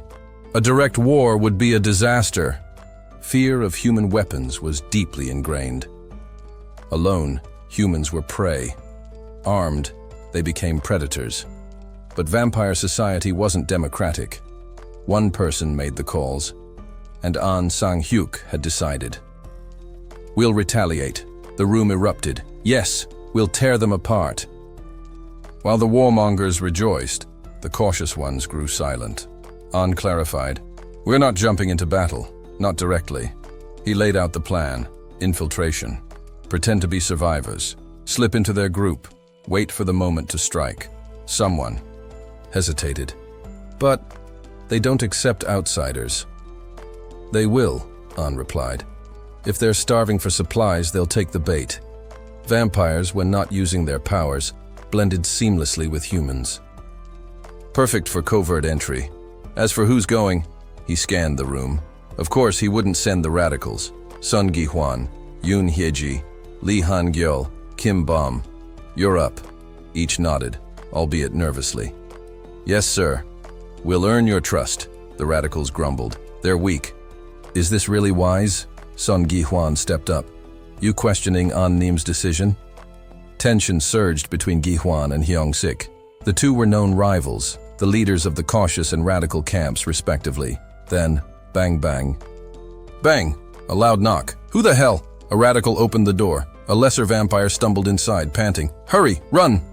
Before he could finish, squeak squeak, a mouse darted in. Then, whoosh! Purple mist erupted behind it, flooding the room. "What the? Don't breathe! Break the windows! Crash!" Glass shattered as vampires scrambled in chaos. You have defeated a lesser vampire, level 18. You have defeated a lower vampire, level 22. You have defeated a lower vampire, level 23. There were more vampires here than I'd assumed. Apparently, they'd devoured all the tenants to power up. Over. A dozen lower vampires? That's insane. Thinking back, how had Jigal Seong-gyu dared to assault this place solo, armed with just a single rifle? Guy was crazy, but kind of a legend too.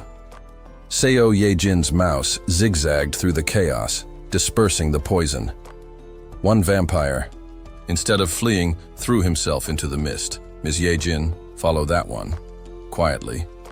I paused the gas in the warehouse, letting her track him. He led her to another room, clearly where the leaders were hiding. Several vampires were visible inside. Lower vampire, level 28. Lower vampire, level 29. Lower vampire, level 28. 3 intermediates stood among them. But only one stood out.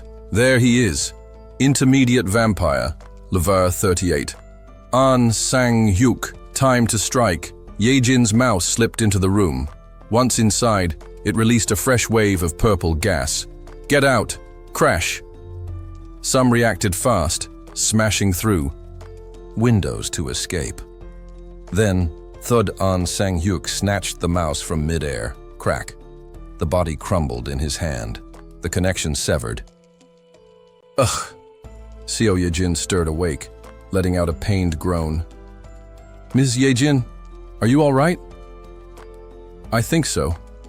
I paused, waiting for any system notifications, anything to indicate the intermediate vampires had been taken down. But none came. That left us with 2 options. Either the vampire caught in the poison mist had perished outside of any shared sensory range, meaning the kill didn't register. Or it survived. Then came the updates. You have defeated a lower vampire, level 28. You have defeated a lower vampire, level 29. They were still being counted. That confirmed one thing. The poison mist was still affecting monsters within the influence of the homebound area. Even without civilian witnesses or shared senses, the kills were acknowledged. They weren't far outside the boundary after all. But if only lower vampires had fallen, it meant the intermediate ones were still alive. 3 of them, and I didn't get a single one. Only the stragglers had walked into the mist. The more agile or aware ones had probably avoided it. A shame. It would have been ideal to finish this before they even knew we were here. Now they understood. They'd have realized that the mist was deadly, and that it came from the mice. They'll probably retreat somewhere secure now. They'd likely be wary of any mouse that got too close. They might even relocate entirely. Turning to Seo Yejin, who looked pale and drenched in sweat, I asked, "Ms. Yejin, can you track their movement? See if they're shifting base?" She gave a small nod. "I'll try. Just give me a second. Don't push yourself too hard." Got it. At least Yu Hyarin's poison mist had taken out a fair number of them. The ones remaining were holed up in that meeting room, and they were all powerful. There's only one team who can handle them now. Ha Dongyeon's party. Without them, we'd take heavy losses trying to clear the rest. I could send more mice in, but that would put a huge strain on Seo Yejin. They'd encountered the tactic once already. If they spotted another mouse, they might attack immediately, and each death took a toll on her mentally. Not a cost I could justify. While she continued her surveillance, I checked in on Ha Dongyeon's party. Absolute dweller's eyes. First up, Ha Dongyeon himself. He was in the gym, breath slightly labored, training hard. Beside him stood Kim Ga-young, dressed for a workout. Since the Jangjeondong incident, he'd been a recluse. Seeing him here, moving, focused, it was a positive shift. He's doing better. He still wore a blank expression, but the heaviness in his gaze had faded. I suspected Kim Ga-young's presence had something to do with that. Thank goodness. I observed them quietly.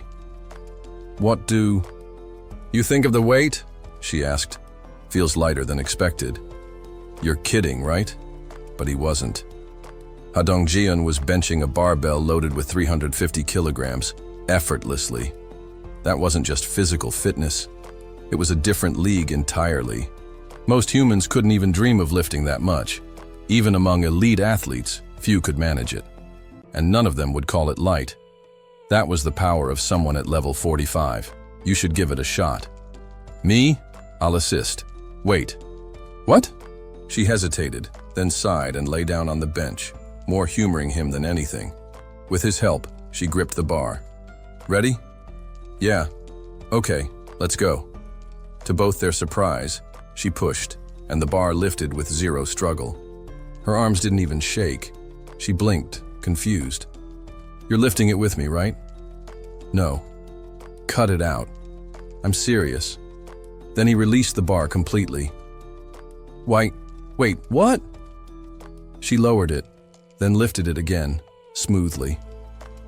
"This is real." I was surprised too. While she wasn't as strong as Ha Dongyeon, Kim Ga-young was a powerhouse herself. At level 40, even with stats focused more on agility and perception, she outclassed any ordinary person by miles. Now you get why I said it was light? Yeah, I do. Just then someone approached. "What the hell are you two? Huh?" A man stood nearby, stunned. He wasn't alone. Everyone in the gym was now watching them. "This has to be fake, right?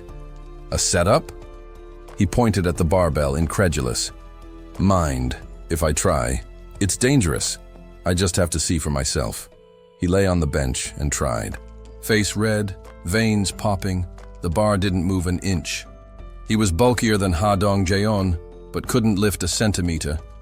Eventually he gave up, shoulders slumped. "Sorry for doubting you." Ha Dongjeon smiled. "No problem." I watched, satisfied. "He's ready!" Then I shifted my focus to the other members. Kang Deoksu and Kim Gaeon were out of their slump, hunting goblins together. 6 rushed them at once. "Rise!" Kang Deoksu summoned his steel knights, armored constructs wielding halberds. In one swift motion, a knight decapitated a goblin. The others struck from behind, skewering their targets cleanly. Keek! Their movements were fluid, precise. He had improved, and so had Kim Gi-yeon. A massive crow dove into the fray, eliminating goblins without effort. They're fine. Better than fine. Dragging them to the goblin den had paid off. Even Kim Gi-yeon, once lost in grief and alcohol, had returned to form. While the goblins were well below their level, the hunt seemed to reignite their spirit. Kang Deok-soo looked over. Not bad, huh? It's okay. Feel good being out again? Walking through goblin nests. Your hobbies suck, Sunbae. Ha! You love it. Kim Gi-yeon laughed as Kamen crushed another goblin's neck. It's not bad. First time in a while, I've enjoyed a hunt. The simplicity of it seemed to be what they needed. Then, Kim Gi-yeon turned, eyes gleaming. Hey, want to go on a real hunt? Kang Deok-soo blinked. Aren't we already hunting? Not this low-level stuff. I've been working on something. He Taihyo whistled. Kamen responded instantly, soaring toward him. Fast, too fast. It looked like it was attacking him. Gaeon ah. But Kim Gaeon didn't flinch. Relax, Sunbae. In that moment, everything changed. You what? Not just Kang Deok-soo. Even I was shocked. Kim Gi-yeon now had wings. He stood calmly, arms spread wide. No, wings spread wide. We've merged, he said. This is possible now. Kaman and Kim Gi-yeon were one. Let's take this outside. We're too cramped in here. A new skill had awakened. I quickly pulled up his info. Crow Bond. It used to be Crow Command. Now, with a bond level of 100, it had evolved into something else entirely. Unbelievable. Skills evolving like this through emotional synergy. It was rare, but not impossible. And now he could fly, which meant scouting became vastly more efficient. No need to use crows to carry Yejin's mice anymore. We've got mobility. Fantastic. It seemed both of them were ready. Now I turned my gaze to the last team, Moon Byung-ho, Oh Aeon-ju, and Kim Da-jung. They were on the road, returning from a distant hunt. Oh Aeon-ju drove, likely the one who cleared the path, while Moon Byung-ho leaned back with a sigh. Deok-soo and Gaeon are probably still drowning in drinks. They'll bounce back, Oh Aeon-ju replied. Give them time? You really think so? They're strong. Let them grieve. They'll find their own way out. I wanted to heed her advice, to give them the time they needed. But no other group could face the vampire threat now. Only one team had the strength and coordination to deal with them. Ha Dong-gaeon, Kim Ga-young, Kang Deok-soo, Kim Gaeon, Moon Byung-ho, Oh Aeon-ju, Kim Da-jung, the elite, the ace party. I activated the communication ring. It's been a while, everyone. Are you all well rested? A pension overlooked the moonlit waters of Gwangali Beach in Busan. Inside, a different vampire faction had taken root. Unlike An Sang-hyuk's tightly controlled clan, this group operated under a fractured system. A council of 5 mid-tier vampires, each with their own following, loosely bound together by necessity rather than loyalty. The humans around here are tapped out. We can't turn anyone else. If this keeps up, we'll all starve. Their situation was stagnating. The local survivor groups had been wiped out or converted.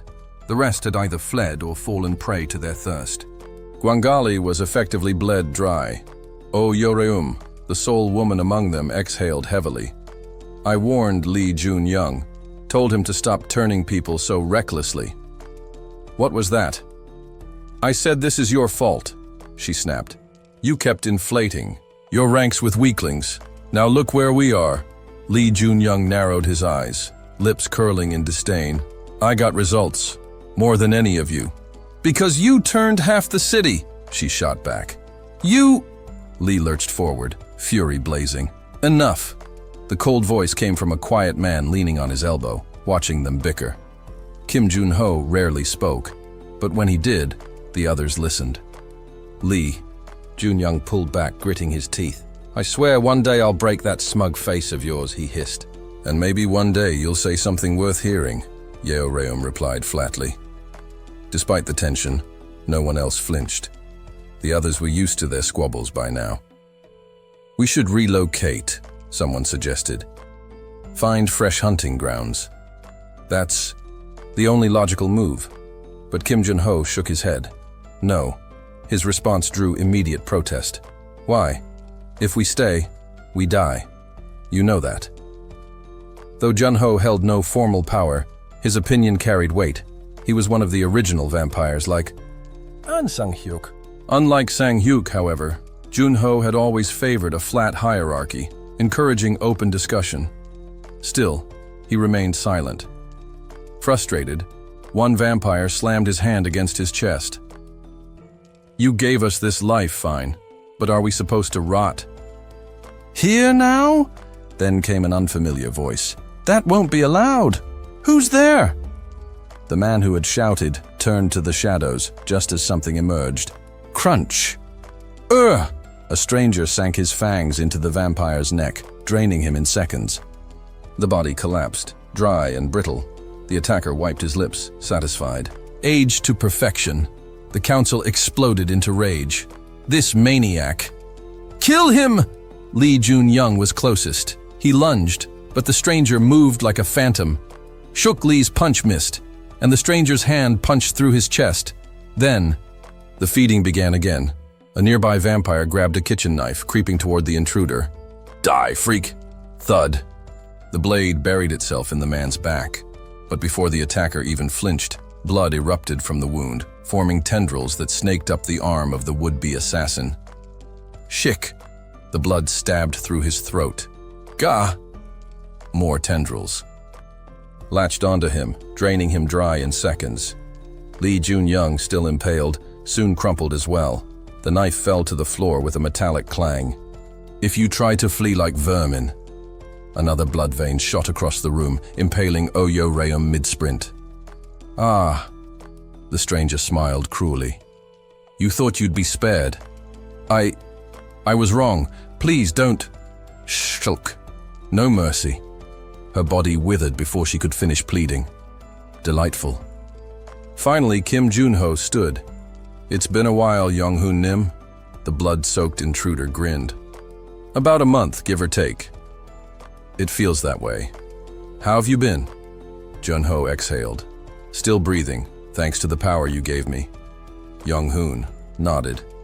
"Then it's time, isn't it?" Jun-ho nodded once. "So this was your reason for keeping me here?" It was. A pause. Then Jun-ho dropped his gaze and said quietly, "Spare me." Young-hoon laughed. "You still don't get it?" "I do," Jun-ho answered. "Human blood is inefficient. But mid-tier vampires? Their concentrated blood serves you far better." "Exactly." A thin needle of blood pricked Jun-ho's cheek. The drop it drew was pulled into Young-hoon's body. "You're clever, but you must know, begging won't save you, if you really wanted. To live, you should have attacked. I don't fight losing battles." Young-hoon chuckled. Jun-ho spoke again, calmly. "This group still has a vast number of lesser vampires. They're more nourishing than humans, yes, but hardly worth your time to harvest personally. If you let me live, I'll cultivate 3 more intermediates by the time you return." "But with no humans left, how?" Jun-ho gave a faint smile. "The vampires are still here. Lee Jun-young's followers are numerous. I'll label him a traitor and hand him over. Once they taste the blood of their own kind, they'll understand the efficiency. They'll hunt each other. Evolve." Young-hoon stared, then laughed loudly. "A self-sustaining farm. Fascinating." Jun-ho pressed on. "Let me prove my worth. If I do, you can expand your operation elsewhere. I'll become your golden goose." Young-hoon eventually nodded, still chuckling. "Fair warning, though. Don't waste time dreaming of becoming like me. I know. Higher vampires aren't made. They're chosen. That's right. I was born this way. You weren't. I'll remember." The blood tendrils withdrew. Young-hoon grinned. "Looking forward to it, farmer." He vanished into the shadows. Jun-ho stood there for a long time, motionless. Then his chair scraped as he stood.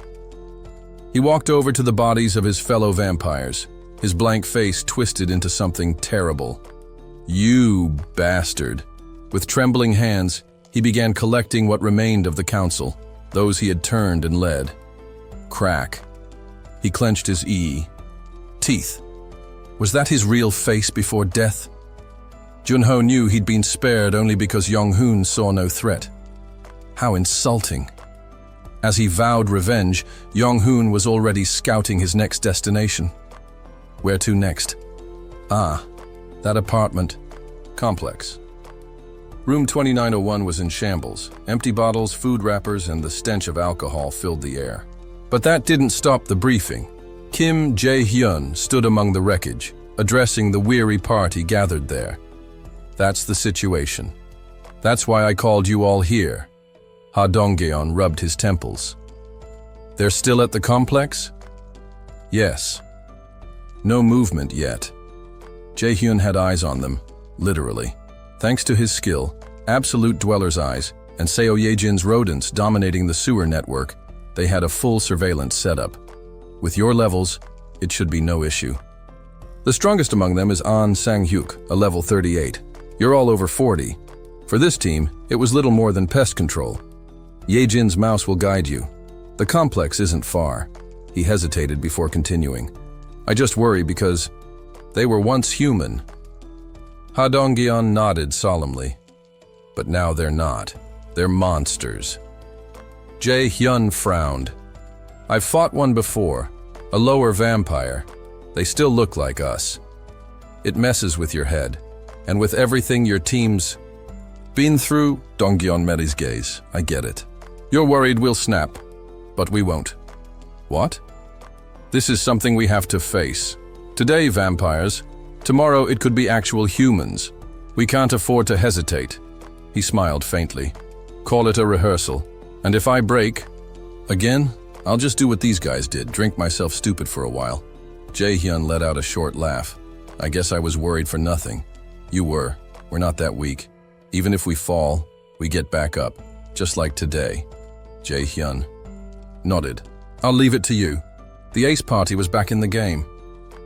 An Sang-hyuk gazed into the empty air, his expression carved from stone. Around him, the senior vampires, those who held power like warlords at court, argued loudly. We strike now! Make them pay with blood! One shouted. No! We move! If we stay here, we die here. The next attack could wipe us all out, said another. Despite the looming threat, Shim Hyung-sik and Son Gi-hwan clashed like fire and ice. You think there's another haven waiting for us? There's only this place, Shim barked. The enemy poisoned half the room with a single mouse. We've been compromised. It's suicide to stay, Sun replied coldly. That's why we should be the ones attacking first. Sun grimaced. You don't even know who they are, do you? That gave Shim pause. He frowned, uncertain. Who else would it be, huh? You know exactly who. It's those lunatics with guns. No, came a calm voice that silenced the room. All eyes turned to An Sang-hyuk. You know who they are? Shim asked, his tone suddenly more cautious. An shook his head. No, but none of the usual suspects have powers like this. And he hesitated. There was something more unsettling than the poison gas. The bodies. They vanished. He had watched a lower vampire die, collapsing under the gas, only for the corpse to dissolve into nothing. Just like before, during the explosion. Not a trace left behind. It had to be the same group. Different methods, same results. This wasn't the police. It was someone else entirely, and that meant something worse. Someone they didn't understand, couldn't predict, and didn't even know existed. We need to relocate immediately, Son Gi-hwan pressed. Take whoever's left and go. His logic was sound. Staying meant death by inches. But An Sang-hyuk hesitated. He remembered the one who turned him, the one who gave him this cursed strength. That man had left him a mission: stay, feed, grow, and wait. He had made a promise. He clenched his fists. I can't leave. Not yet. Double the patrols. Kill any mice you see, that's all. Sang-hyuk-nim, both Shim and Sun protested. But he didn't waver. That's an order. They exchanged glances, then reluctantly bowed. A sudden crash shattered the tense atmosphere. A lower vampire burst through the doors, panting hard. Enemy! His warning was cut off by a flash of silver. A spear impaled him, pinning him to the wall. His body disintegrated seconds later. Sang-hyuk's eyes narrowed. So they were here. Footsteps echoed in the hallway. Just one set. Then a man appeared. He yanked the spear from the wall with ease, eyes scanning the room as if choosing who to kill next. "You bastard!" Shim lunged with a furious cry, claws outstretched. But he never even got close. The man's spear flashed through the air and severed Shim's throat. He disappeared without a sound. An Sang-hyuk's thoughts ran cold. We're finished. He had waited for salvation. Instead, death came knocking. Son. Gi-hwan. Yes, hold him off. Without another word, Sang-hyuk sprinted toward the shattered window. "You coward." Sun screamed, giving chase in the opposite direction. A moment later, Sun's dying cry echoed behind him. An twisted in midair just in time to dodge. A spear whooshed past his head and sailed out into the night. He landed hard, only to be met by figures clad head to toe in medieval plate armor. What the hell? Before he could react, light flared in front of him. No, damn it! An arrow of radiant energy punched through his chest. He collapsed, screaming as pain tore through every inch of him. Then came the halberds. Blades rained down from the steel knights, chopping his body into pieces. You have hunted an intermediate vampire, level 38. You have gained a huge amount of experience points. 823, 3,273 one has been deposited into the Absolute Dweller's wallet. And just like that, it was over. The slaughter had been swift and decisive. Ha Dong-geon and Oh Eon-ju swept the building clean. Any vampires who escaped outside were met by Kang Deok-su's steel knights. If they found a gap, Kim Ga-yong's holy arrows were waiting.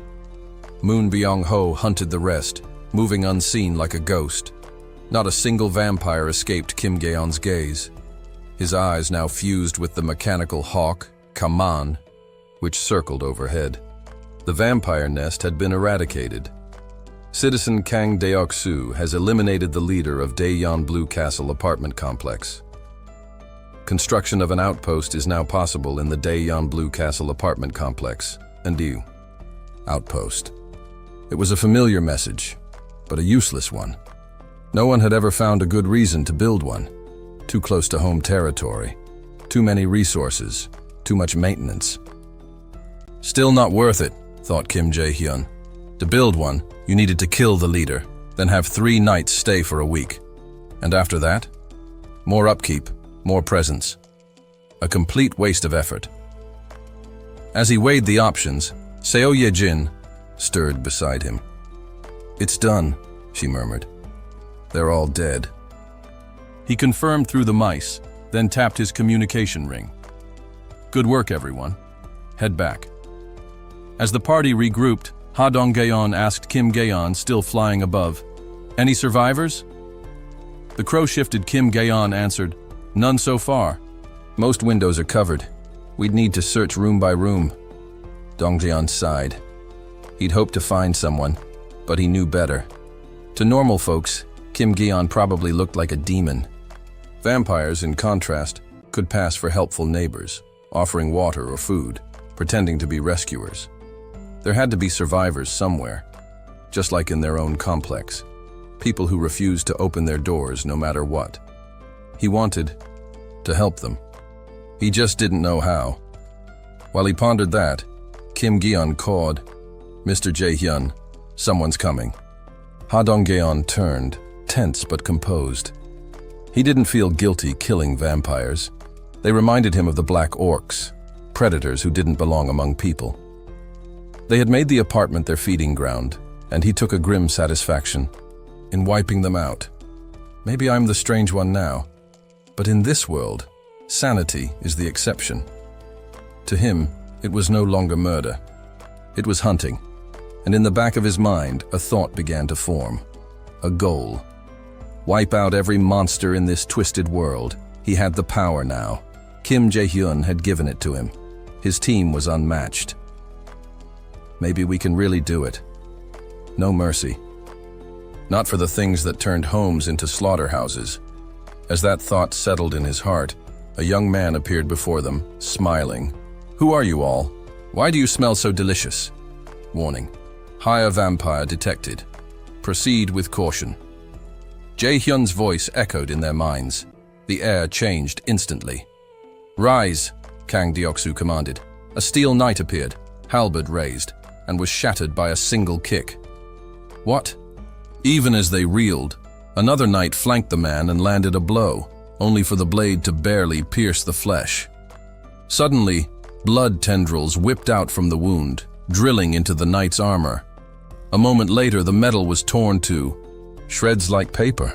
The man grinned wider, eyes gleaming. This is getting interesting. Kim Da-jong felt something shift. The air grew tense, unnatural. Trusting her instincts, she acted swiftly. Blessing. Radiance burst forth, enveloping Ha Dong-jeon and Oh Eon-ju, who had taken positions on either side of the higher vampire. At that precise moment, "Rise." Kang Deoksu's voice rang out, summoning the steel knights with impeccable timing. From beneath the vampire, spectral torsos of armored warriors emerged, thrusting halberds upward. Shunk. Blades pierced flesh, but the vampire barely reacted, unbothered by the wounds. Then, rat-a-tat-tat-tat. Gunfire erupted from behind, peppering the vampire's skull with bullets. Casings fell like rain as the vampire slowly turned his head. His expression darkened. The presence he'd sensed had disappeared without a trace. Confused, he turned his body slightly, just as the embedded halberds crumbled. With a growl, he surged forward. Ha! Ha Dong-geon and Oh Eon-ju launched their attacks at once. Claws and spears slashing through the air, their strikes met resistance, but the vampire barreled forward undeterred. A brief glance passed between the two fighters. Oh Eon-ju darted left. Ha Dong-geon twisted right, drawing his spear back. Whoosh! Dark flames erupted from the weapon's blade as it hurtled forward. Blood tentacles flared from the vampires. Sides to defend, but they disintegrated instantly. The vampire turned again, sensing danger. Too late. Thwack. Kim Ga-young's arrow of light struck him dead on. Boom! Exploding shards of light ripped through him just as the flaming spear struck again. He snarled and lashed out. Crash! The flaming weapon was knocked aside, but his hand, the one that made contact, was engulfed in black fire. What is this? His fingers trembled, scorched by something his regeneration couldn't erase. He ignored the glowing wounds from the light fragments, which sealed as quickly as they formed.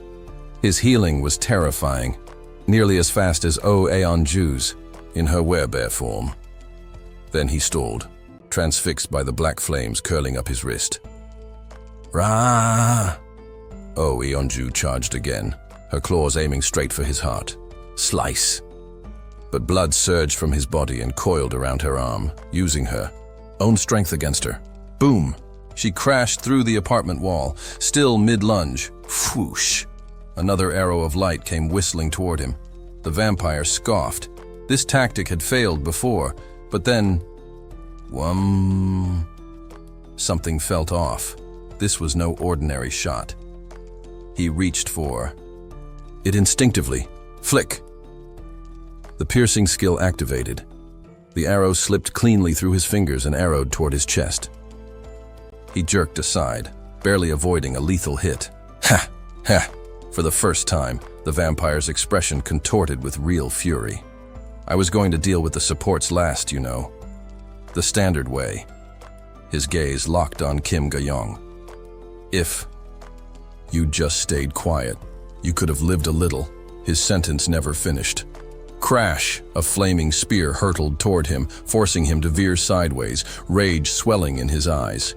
You insects! With a roar, his limbs bulged with muscle. Blood vessels pulsed like cables. Boom! The ground cracked as he launched himself toward Kim Ga-young. Whip! Ribbons of blood lashed from his hands. arcing at her, but whoosh, she vanished. Moon Byung-ho had teleported her just in time. Smash! The blood tendrils struck only earth. Shh! A pale mist wafted from the vampire's nostrils. He inhaled without realizing. Bang! Choking, he staggered from the poisoned air. Hirin's venom doing its work. Cough! Cough! His face twisted in agony as blood burst from his eyes. Veins along his neck bulged grotesquely, blinking through. The haze, he spotted Ha Dong-jeon and Oh Eon-ju advancing. Kim Ga-young and Kim Da-jong had retreated to a safe distance, now guarded by steel knights. Keh! The vampire let out a hoarse laugh.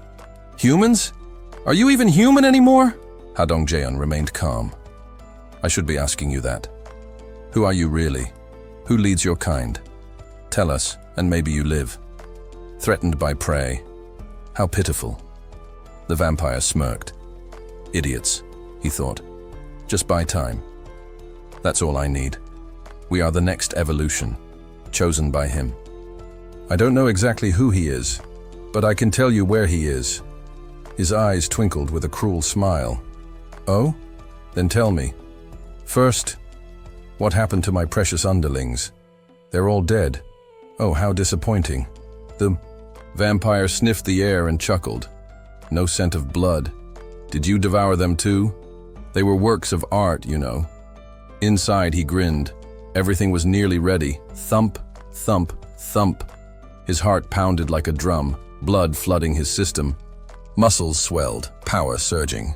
Soon it would be unstoppable. You were stalling, Ha Dong-jeon observed coolly. Too late to realize that now. The vampire barked. But then, you think you were the only one playing for time? What? Zing! Something appeared in front of his face. A standard 20-kilo weight plate. He barely registered it before. Smash! The plate, gravity-enhanced and hurled at impossible speed, obliterated his skull. From a distance, I issued a command through the communication ring. Target the heart, the head. Doesn't matter. Despite losing his head, the vampire still lived. No system message yet. Phoom. Ha Dong-jeon's spear blazed black and plunged into the vampire's chest.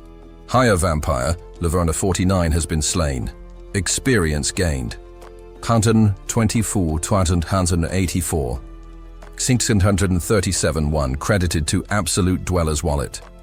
The rewards poured in, amplified by the Absolute Dweller's crown. Your skill has leveled up.